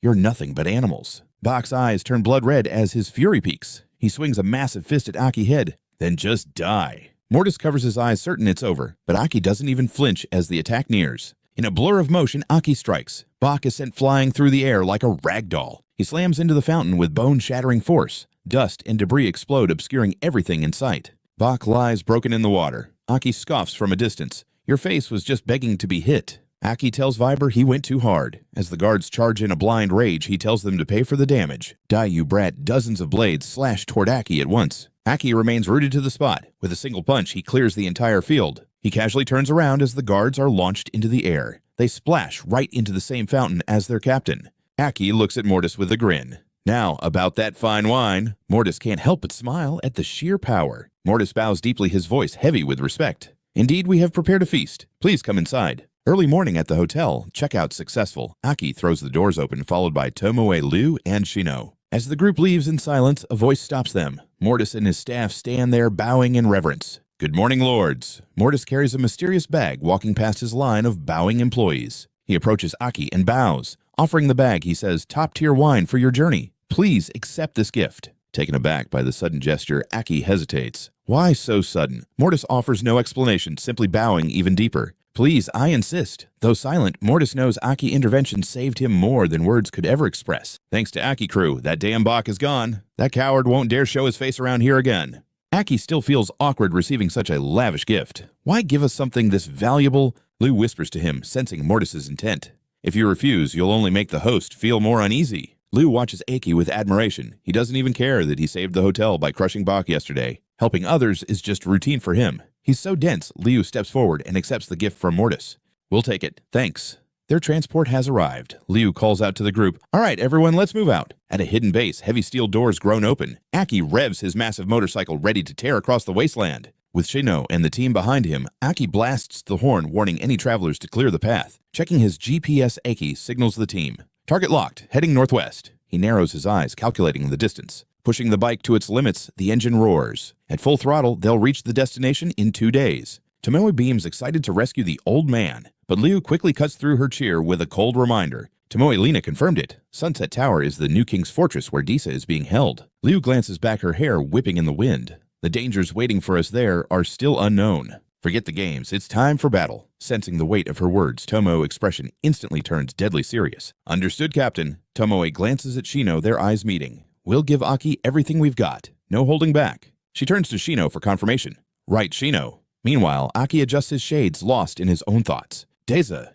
The bike thunders across the desolate wasteland. Aki grips the handles tight. Hang on, old friend. I'm coming. Rewind 30 minutes. In the heart of the desert, a massive spire pierces the sky above the group's path. Near the Silver Moon City Signal Tower, Luzan's squad regroups. Luzan supports a weakened Tarina as they watch. Tarina stares toward Sunset Tower. No doubt about it. Only those monsters could have left me in this state. Pure rage consumes Tarina as she remembers Leet and Den. Those bastards! I'll kill them for what they did! Suddenly, Haas senses a shift in the air. He surges into the sky, pointing ahead. There they are. Barros grits his teeth, his blood boiling for a fight. Then let's go. I'm tired of waiting. Hose warp us there now. But Luzan stops them, his voice calm. Patience. Look at Tarina condition. Tarina is battered, but her eyes burn with resolve. I need 2 days for my spirit to fully recover. She reassures them, a cold smirk forming. Don't worry, my space coordinates are already locked onto their path. They are bound by roads, but we own space itself. Hose nods, seeing the logic in the trap. We strike once Tarina is healed. Luzan sneers, knowing they hold all the cards in this deadly game. Besides, those fools have no idea what's actually waiting for them inside Sunset Tower. Luzan's face darkens with malice. What horror awaits them? The wasteland gives way to ruins as Aki team continues their relentless high-speed push. The sun dips below the horizon, bathing the world in blood-red light before the cold grip of night takes over. Through dense forests and across rocky coastlines, 2 days pass in a blur of motion and dust. They've arrived. Aki checks the bike's console, a look of annoyance crossing his face as the engine sputters. Great, the energy crystal is dead. Since the bike is useless, they decide to finish the journey on foot. Just ahead, a massive structure looms out of the haze. The legendary Sunset Tower finally stands before them. A heavy silence falls over the team. Aki senses a terrifying pressure. This aura, it's overflowing with pure malice. Liu agrees, her eyes filled with a strange, haunting sorrow. It feels like a graveyard of blood and shadows. The ancient tower stands desolate. Sensing the impending carnage, Liu erupts with a crimson battle-ready aura. Liu's hair shifted into a striking monochrome blend as a cold blue aura erupted around her. Tomoe tensed her weapon at the ready. With her power fully unleashed and Shino following suit, the team braced for the overwhelming malice lurking in the shadows. Aki's squad formed a tight defensive circle guarding every flank against a sneak attack. This vibe, it's beyond eerie. Shino muttered, his voice tight. Tomoe nodded grimly, her senses screaming. I feel it too. A suffocating wave of pure, unadulterated bloodlust is closing in. Liu sensed the same stagnant horror. It has no clear target, she added, like an ancient curse that's haunted this place for eons. But Aki felt it deepest of all. His eyes darkened with intensity. It's pure madness, a chaotic will seeking only to destroy. Wordlessly, Aki knelt, pressing his palm against the parched earth as if searching for a hidden pulse beneath the dust. While the group stood guard, Aki peered past the rage to find a buried sorrow. Even with Tarina Team invisible, their suffocating aura remained. It felt like they'd stepped into a high-tier demon realm. Confused by the void, Tomo turned to Aki for answers. Why can't we see them? Where are the demons hiding? She pressed. Aki, eyes widening in realization, finally spoke to the group. Don't you see, it's not just demons. Look around, have we seen a single living thing since we stepped into this zone? The group scanned the horizon. High above, strange birds circled while a mutated lizard clung to the jagged, lifeless cliffs. Aki's voice dropped an octave, driving the point home. Look closer, is there even a single blade of living grass in this wasteland? He dropped the bombshell. They were being hunted from above. In this desolate void, absolutely nothing was as it seemed. Shock washed over Liu and the others as the truth hit home. Aki stared into the abyss. Here, only a deadly silence remains. Suddenly, the earth fractured. Pebbles began to levitate as a seismic tremor shook the zone. From Aki, a legendary power began to surge. Aki's jaw tightened. He sensed the shift in the atmosphere, but the realization came a split second too late. A violent energy erupted from every direction like a titan awakening. Amidst the chaos, Shino's sharp eyes spotted the anomaly. Watch your feet! Shino roared. A heartbeat later, a geyser of crimson energy blasted through the cracked earth. With godlike reflexes, Shino shoved Liu and Tomo back. Aki moved like a blur, narrowly escaping the lethal eruption. The energy flickered before intensifying. From the depths, a guttural groan echoed, and the crimson tide surged with renewed fury. Aki watched the spectacle unfold, his battle-hardened mind quickly calculating the threat level of this unknown entity. This power, it rivals Lai, the hexagram god we fought. Aki whispered, his face paling as the pressure mounted. No, the purity of this mana is even higher. A soul-piercing scream tore through the air, staining the gray desert in blood-red light. Tomoe watched in awe and terror. What kind of monster is hidden inside that pillar of light? She gasped. It was Disa. As the crimson aura dissipated, he emerged, his agonizing screams suggesting he'd endured an eternity of torture. The screaming stopped. Disa stood there, his face a horrifying mosaic of stitched flesh, a literal patchwork of nightmares. Shino froze, a cold sweat breaking. This monster... He thought, his mind racing through every grim possibility for their future. Liu felt the shift. Disa was a game-changer. Tomoe's eyes trembled in fear as she realized the sheer scale of his power. Aki, stay back, Liu shouted to the front. That humanoid demon is on a completely different level. Don't underestimate him. We have to team up to stand a chance. But Aki didn't listen. Like a man possessed, he walked straight toward Disa. Shino and Tomo lunged to stop him. Aki, snap out of it, Tomo's voice cracked as she screamed his name in desperation. Disa let out a chilling, satisfied laugh. He threw his head back before winding up a devastating strike aimed right at Aki. The impact sent a shockwave ripping through the group. Liu shielded her eyes, but when she looked up, her heart nearly stopped. Disa prowled closer, a predator eyeing its prey. Yet Aki kept moving forward, showing absolutely zero fear toward the monster. What is he doing? Liu breathed. Just feet away from certain death, Aki finally opened his mouth to call out. Aki reached out his arms wide as if to embrace an old friend. His eyes were filled with recognition. Disa, brother. The pieces finally clicked for the group. The reason for Aki's recklessness was clear. This monster was once someone they knew. He's the hexagram we came to save. But before they could react, Disa's fist connected, sending Aki flying across the wasteland. The earth shattered under the impact. Aki crumpled into the dirt, coughing blood. Aki! Shino screamed, his heart sinking. Disa wasn't finished. He blurred across the ground, his razor-sharp claws aimed for Aki's throat. Aki lay motionless, completely spent. In a flash of speed, Shino intervened. He threw his own arm up to block the strike, the ground groaning under Disa's power. The earth buckled as Shino's bracers began to shatter. This raw power. Shino gritted his teeth, struggling to hold the line. Suddenly, Liu and Tomo struck from the flanks, blasting Disa back to rescue Shino. Liu immediately dropped into a lethal combat stance. We've got your back, Liu declared with resolve. Tomo's eyes blazed with fury. Shino nodded, retreating to regroup with his team. He makes his move. It's now 3 against 1. They launch a unified strike, but Disa's power is overwhelming. Liu moves with lethal grace, dancing through the air to evade his strikes. But Tomoe is struggling, her defenses reaching their limit. Blood spatters across Shino's face. He grits his teeth, unable to counter. Liu senses the danger and screams, "Stop hesitating. That thing isn't Disa anymore." Liu turns toward the motionless Aki, her voice desperate. "Aki, get a hold of yourself." He's just a hollow killing machine now, a shell driven by a demonic core. Liu's words cut through the chaos, trying to wake them up. "Look at this place. Not a single insect, not a blade of grass. Why is it so deathly silent?" It's because every spark of life has been devoured. This monster has consumed everything. Aki hears her, but remains paralyzed. Suddenly, Disa lunges at Liu from her blind spot. A quick warning saves her just in time as she retreats. Disa has gone full berserk, carving through the air in a mindless frenzy. Suddenly, he stops, his blood-red eyes scanning for a target. He locks onto Aki, who is slowly rising, shrouded in a dark, lifeless aura. The predator has found its prey. Disa pivots his massive frame, thundering toward Aki. Ignoring everyone else, he puts everything into one devastating charge. A massive explosion rocks the battlefield. Shino, Liu, and Tomoe rush forward, their voices echoing in a panicked chorus. Aki. Disa lets out a primal roar, determined to end him. Liu winces in pain, her expression twisted as she holds back. Disa's jagged claw is inches from Aki's throat, yet Aki doesn't move. Then, in a flash, Aki blurs. He slips the strike and drives a heavy fist into Disa's gut. Liu's eyes widen, the counterattack has begun. Disa is launched into the sky by the sheer force of the blow. One punch changed everything. Shino and Tomo let out a sigh of relief. They call out to him, but Aki just grits his teeth. "I knew it," he says quietly. "The moment I saw his eyes, I knew." Tears stream down Aki's face. "How can I accept this? The man who swore to be the strongest demon hunter, reduced to this." Aki clenches his fists until they bleed. There's only one way left. He has to put this monster down for good. The others fall silent, respecting his grim resolve, but the battle isn't over. Disa recovers instantly, appearing like a ghost right behind Aki. The trio moves like lightning to intercept screaming Aki's name. Aki closes his eyes, his heart shattering at what he must do. "Forgive me, Disa." Aki turns, facing his former friend one last time. "I'm sorry." Together, the four of them unleash a combined assault to end the nightmare. As the dust settles, Liu lands, her voice trembling with disbelief. "Is it finally over?" Tomoe and Shino look toward Aki with concern. "Senior," Tomoe whispers. Aki stands there, haunted by the weight of his own strike. "Rest in peace." But the ground suddenly heaves. A terrifying explosion erupts from where Disa fell. Aki stares in horror as the nightmare evolves. A massive silhouette rises from the smoke, glowing with three ominous jewels, red, yellow, and blue. Disa is still standing. He has resurrected, empowered by all three cores. The team realizes the impossible truth. He's become a triple-core entity. Liu trembles, her mind racing. Even for a demonic transformation, this level of evolution defies all logic. This isn't just a power boost, it's an exponential surge. Liu gasps as she senses his aura.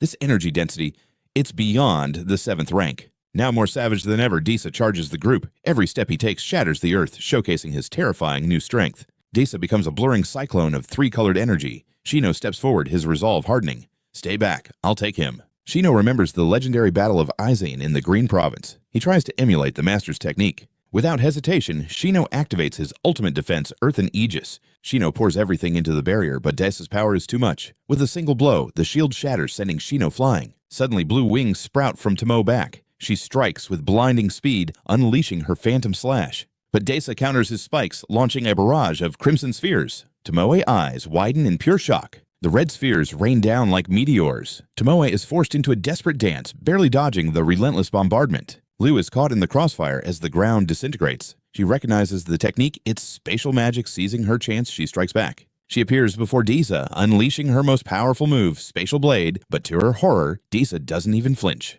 She stares at the behemoth in awe. He tanked a direct hit from the yellow core, and didn't take a scratch. Another figure blurs toward Disa. It's Tomoe again, her eyes glowing white with a fierce, unbreakable determination. Disa spots her instantly. Gritting his teeth, he manifests a glowing red orb in his maw and launches it directly at her. A cataclysmic explosion consumes the area. Did she make it out? Disa's power is reaching godlike levels. Disa spins in a violent frenzy, triggering chain explosions everywhere. The battlefield is swallowed by thick smoke, blinding everyone. Tomoe, look out! Liu screams, her heart racing. Tomoe tumbles through the air, using every ounce of her agility to survive. Sliding to a halt, Tomoe pants, "I'm okay." But this guy is a monster. Shino finally realizes the terrifying truth. The assault wasn't just monstrously powerful, it was a suffocating, relentless storm. He completely ignored the crushing pressure on his frame. Muscles shredded and bled from the sheer force. Bones shrieked and snapped, yet his onslaught didn't falter for a single breath.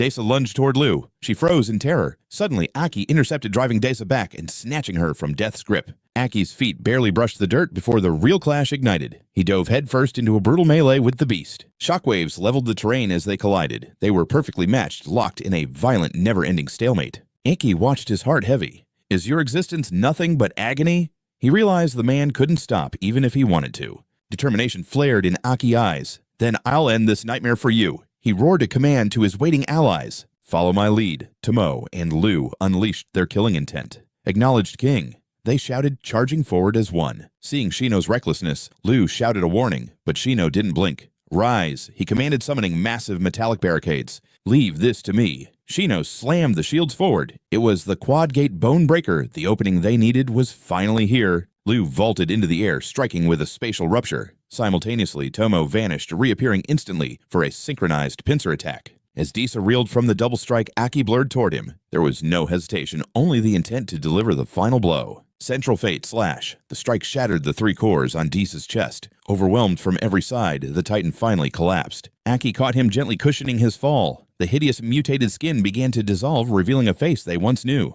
With fading vision, Disa looked up. My king, he whispered. His scarred, sewn face was a mask of tragic relief. You came for me, he wheezed. In that instant, cracks spread across his skull like a shattering porcelain doll. Desa's body crumbled into ash, scattering into the wind. The sky turned gray, erasing every trace of his tragic existence. Aki slumped to the earth. His arms shook uncontrollably as dark blood dripped onto the cold soil, marking his silent grief. The team rushed forward in a panic. Stay back. Aki barked, his voice trembling as he fought to maintain his composure. He clenched his teeth, gasping for air. Just let me breathe. I need to get a grip on myself. Liu watched him, her eyes brimming with worry, yet she held her ground. Shino stood stiff, his fists white-knuckled in the silence. Tomoe bit her lip, the heavy atmosphere suffocating them all. No words were spoken. They could only watch their leader suffer. Hundreds of miles away in a remote region, a terrifying rift suddenly tore through the once peaceful sky. It felt as if an invisible god was ripping a hole from the other side of the world. Orbs of blinding light poured from the abyss, screaming through the air like fallen stars destined for destruction. A stray bird was vaporized instantly. From the light, Trina, Luzan, and Barros descended, their presence warping the air itself. The earth groaned under their weight. Are you certain the squad that killed Leet and DN is here? Luzan asked coldly. Doubt my intuition again and see what happens. Barros replied. They're close. They've already crushed that watchdog we left. Trina frowned. That modified triple-core beast was a nightmare even for us. It seems we underestimated these little rats. Luzan let out a dark laugh. Isn't that perfect? If they could kill that thing, they might actually be worthy opponents for me. I haven't had a decent fight in ages. Trina snapped. Control your bloodlust. We wait for the king to finish his seclusion. She lowered her voice. If the killers are still breathing when he emerges, you know how his wrath feels, don't you? Silence fell over the group, cold and heavy. Fine, Trina commanded. We'll use their heads to appease our king's fury. At Desa's lonely grave, the wind howled. Aki stood tall, his voice now cold and filled with an iron resolve. Move out. Liu hesitated. King Desa is gone. Why must we still march toward that tower? What's left to find? Aki narrowed his eyes. We thought this corruption came from Desa, but don't you feel it? It's not fading. The aura had actually purified, becoming sharper and more suffocating. Now that Desa was gone, the true source was exposed. The team froze. Remember Lena's warning? Aki asked. About a king in seclusion. Liu began to tremble as she realized. The new king. He's at the tower's peak. They all looked up at the monolithic spire looming like a tombstone under the clouds. Suddenly, 4 massive stars pierced the night sky. They slammed into the wasteland, erupting in blinding pillars of light. As the dust cleared, Tarina Elite Squad blocked their path. So you're the ones who wanted to disturb our king. Luzan hurled his cloak aside, his eyes burning. You filth murdered Leet and the core guardians. Prepare to pay in blood. Liu and the others recoiled. The energy was familiar. These were the 4 elites from the border town, but far stronger. They stood frozen in shock. Those were hexacore levels. In his mounting fury, Aki's usual composure finally began to crumble. His face went stone cold. You showed up right on time. Liu reached out, desperate to hold back the coming storm. My king, they aren't your concern, she whispered. Tomo's voice grew sharp. Exactly, Aki. These 4 are nothing but guard dogs. Keep moving, hunt down that bastard new king and drag him off his throne. Shino urged. Go, my king. Handle the real threat. They charged forward, roaring, leave these 4 to us. Aki's silhouette twisted as a silent scream erupted, his very essence warping into something primal. Massive obsidian wings shredded the air behind him. In a heartbeat, Aki vanished, a streak of darkness surging toward the colossal spire. Liu Jian's face contorted with rage. Get back down here. He thrust his hand upward, condensing a localized storm of energy. Meteor cannon. But before the blast could launch, the fabric of reality began to warp. A spatial barrier materialized, blocking the attack. Liu stepped forward, her gaze frigid and predatory as she locked onto Liu Jian's squad. "We are your opponents now." Nearby, Tomo slammed her foot down, shattering the earth. "Today, I'm breaking past every limit I've ever known." Transformation. She became a blur of lethal speed, lunging straight for Tarina, but inches from impact, she slammed into an invisible wall of force. Tarina tilted her head with chilling indifference. "Be gone." A shockwave of raw power erupted, sending Tomo hurtling backward across the fractured ground.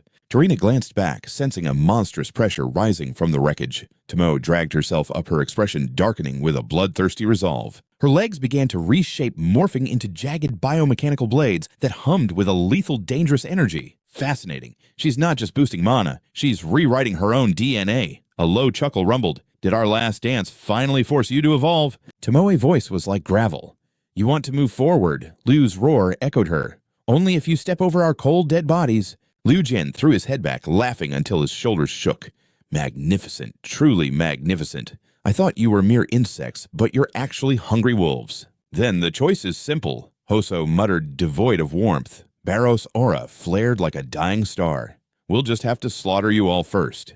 In a flash of synchronized violence, all four enemies slammed their feet down, unleashing a tidal wave of destructive force. Chaos erupted beneath the spire as the battlefield became a symphony of screams. Even the ancient stone walls began to crumble under the pressure. "Give me a break," Aki hissed. The entire tower was plated in a high-grade enchanted alloy that defied destruction. He braced himself, realizing the summit was impenetrable. "Fine then, I'll find a way through the foundation." A devastating strike hammered into the tower's base, kicking up a massive shroud of debris. But as the smoke cleared, the spire remained unyielding. Aki's grip tightened on his hilt as frustration boiled over. "Not even a dent." Suddenly, an ancient voice resonated from the blade itself. "This is the absolute law of power," the sword whispered. "A chaotic, primordial energy is swirling deep within this fortress. This gate is reinforced by that very essence. It's a perfect seal." The blade's voice grew sharper. "But in this world, nothing is truly unbreakable." Aki stared at the barrier, his eyes burning with cold determination. "There isn't a single lock in existence that can stand in our way," he muttered. The sentient blade let out a bloodthirsty howl in response. Aki hoisted his weapon high, his roar sending physical shockwaves through the air. Shatter. With a titanic strike, the tower finally groaned. Tarina's face paled. "They're forcing the gate fools. That's the king's personal seal." As the dust settled, Aki stood tall amidst a storm of black lightning. And there, in the center of the unbreakable gate, was a tiny crack. Obsidian bolts spiderwebbed across the surface as the gate's crimson runes flared. A crackling magical barrier flickered, trying to repel the intruder. Aki channeled every ounce of his soul into his next stance. The gate groaned as massive fissures spread, leaking an unbearable pressure from within. "He's actually breaking the seal," Tarina stammered. Liu parried a blow, a mocking smirk on her lips. "Seems your king isn't so untouchable." Her voice rang out sharper than a blade. "Don't get complacent now. The path is finally opening. We won't let a single one of you interfere with him." Liu lunged. Barros gritted his teeth as the pressure rose. "These pests are strong. Kill them now." She ground her teeth together, her gaze turning into shards of ice that seemed to freeze the very air. "I won't let anyone queen near the king," Tarina screamed. Meanwhile, Aki stepped into the abyss of the inner sanctum, his eyes widening in shock. The interior was an impossibly vast void lined with glowing ancient glyphs that pulsed like a heartbeat. The ceiling disappeared into the clouds. This was advanced spatial folding. The interior was easily dozens of times larger than the tower's external dimensions. "Watch your step, kid," the sword warned. "This atmosphere is foul. Even I'm starting to feel a bit nauseous." It's as if someone forcibly fused conflicting powers into one chaotic mess. Aki stared into the gloom as razor-sharp talons emerged from the shadows. A sea of demonic shadows swarmed from the darkness, boxing him in. Aki scanned the horde. At least 40 of them. The weakest are stage 4. And there are even stage 6 monsters here. As they bared their fangs, Aki blood began to boil with rage. So, this is the new king, the supposed savior of humanity. A hero should be the demon's worst nightmare, purging every last one of them. And yet you keep these monsters in your own lair, Aki growled, just to guard your precious meditation. His eyes ignited with a terrifying crimson glow. Sensing the sudden shift in power, the demonic horde actually began to shrink back in fear. Aki dropped into a low stance, his hand slamming the floor. Black armor massacre. The demons lunged, but a thunderous voice commanded, "Stop!" Razor-sharp claws closed in on him from every side. Aki let out a mocking sneer. "Does every floor in this tower have the same boring greeting?" He slammed his foot down, shattering the stone floor instantly. Aki lunged toward the demon horde. Fine, I'll take every last one of you. Cut to another battlefield. Bolts of lightning tore through the sky as pure energy devastated the land. The scene was pure desolation. Shino, are you still with us? Tomo cried out in a panic. He had absorbed all the damage to protect the team. Liu rushed forward. Shino, let me heal those wounds. But Shino remained steadfast. I'm not done yet. He glared up with pure fury. I don't care if they're new elites. I'll tear them limb from limb. Tarina watched with cold admiration.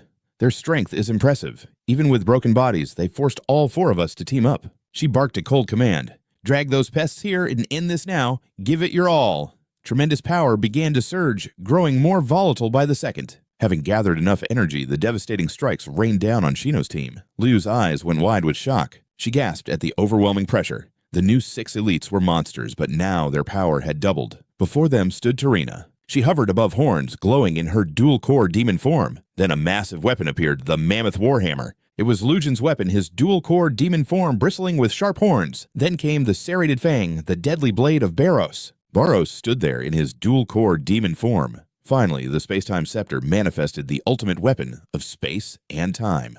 Liu trembled at the density of their dual-core demon forms. Aki, we can only take you this far, she whispered, prepared for the end. Aki's squad launched one final desperate charge. The clash was brutal blood staining the floor. Triple overlapping light cannon.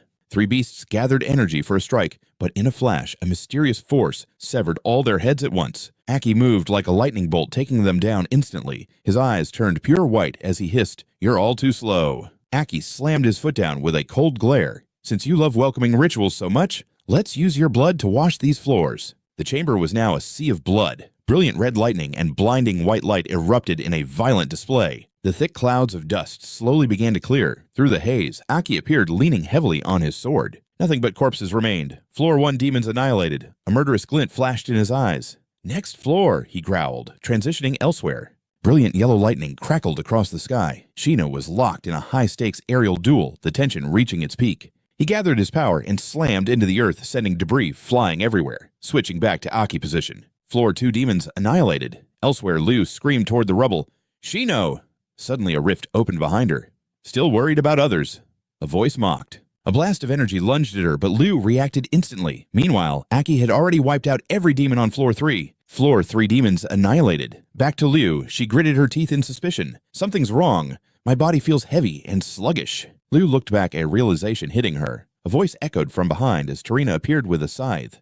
"You finally noticed." "Ah, sun poison hallucinations." Tarina sneered. "Stop struggling. No one can move freely inside this magic array." Aki was now tearing through demons on floor N. Elsewhere, energy exploded as blinding lightning swirled around a small figure in the chaos. Tomo was blown back by the violent force. She panted heavily, struggling against her opponent's overwhelming pressure. He pointed his weapon at her mockingly. "Hey, little sister, you're slowing down." On the final floor, Aki drove his blade through a demon. The final guardian was a 7-tailed black dual-core demon. Aki raised his hand, channeling a massive surge of dark energy. Sigil stones suddenly fell from the demon's body. They hit the ground before flying straight toward Aki's hand. Red is power. Yellow is defense, blue is speed. Green is recovery, and purple represents illusion. He held the stones tight, realizing black represented space. Red, yellow, blue, green, purple, and black, all the elements were gathered. Aki crushed the stone, the sound of cracking echoing out. He absorbed it, and a violent surge of dark energy exploded around him. Aki closed his eyes, mastering the power of space. He snapped them open, revealing 2 terrifying, mismatched eyes. Aki looked at his hand. So this is all attribute power. He thrust his finger forward and literally tore a hole in space. He ripped space open to reveal another dimension. He looked toward the door.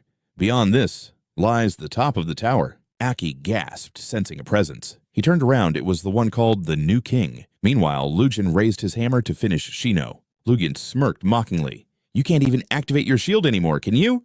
Lugin slammed his hammer down, shouting, "Die!" But the world turned gray as time froze. In the darkness, green circles appeared in the sky. Aki closed his eyes and whispered, "Sorry to keep you waiting." He sent a telepathic message to all his teammates. "I've collected every core to break the barrier, and I've fused them all into one."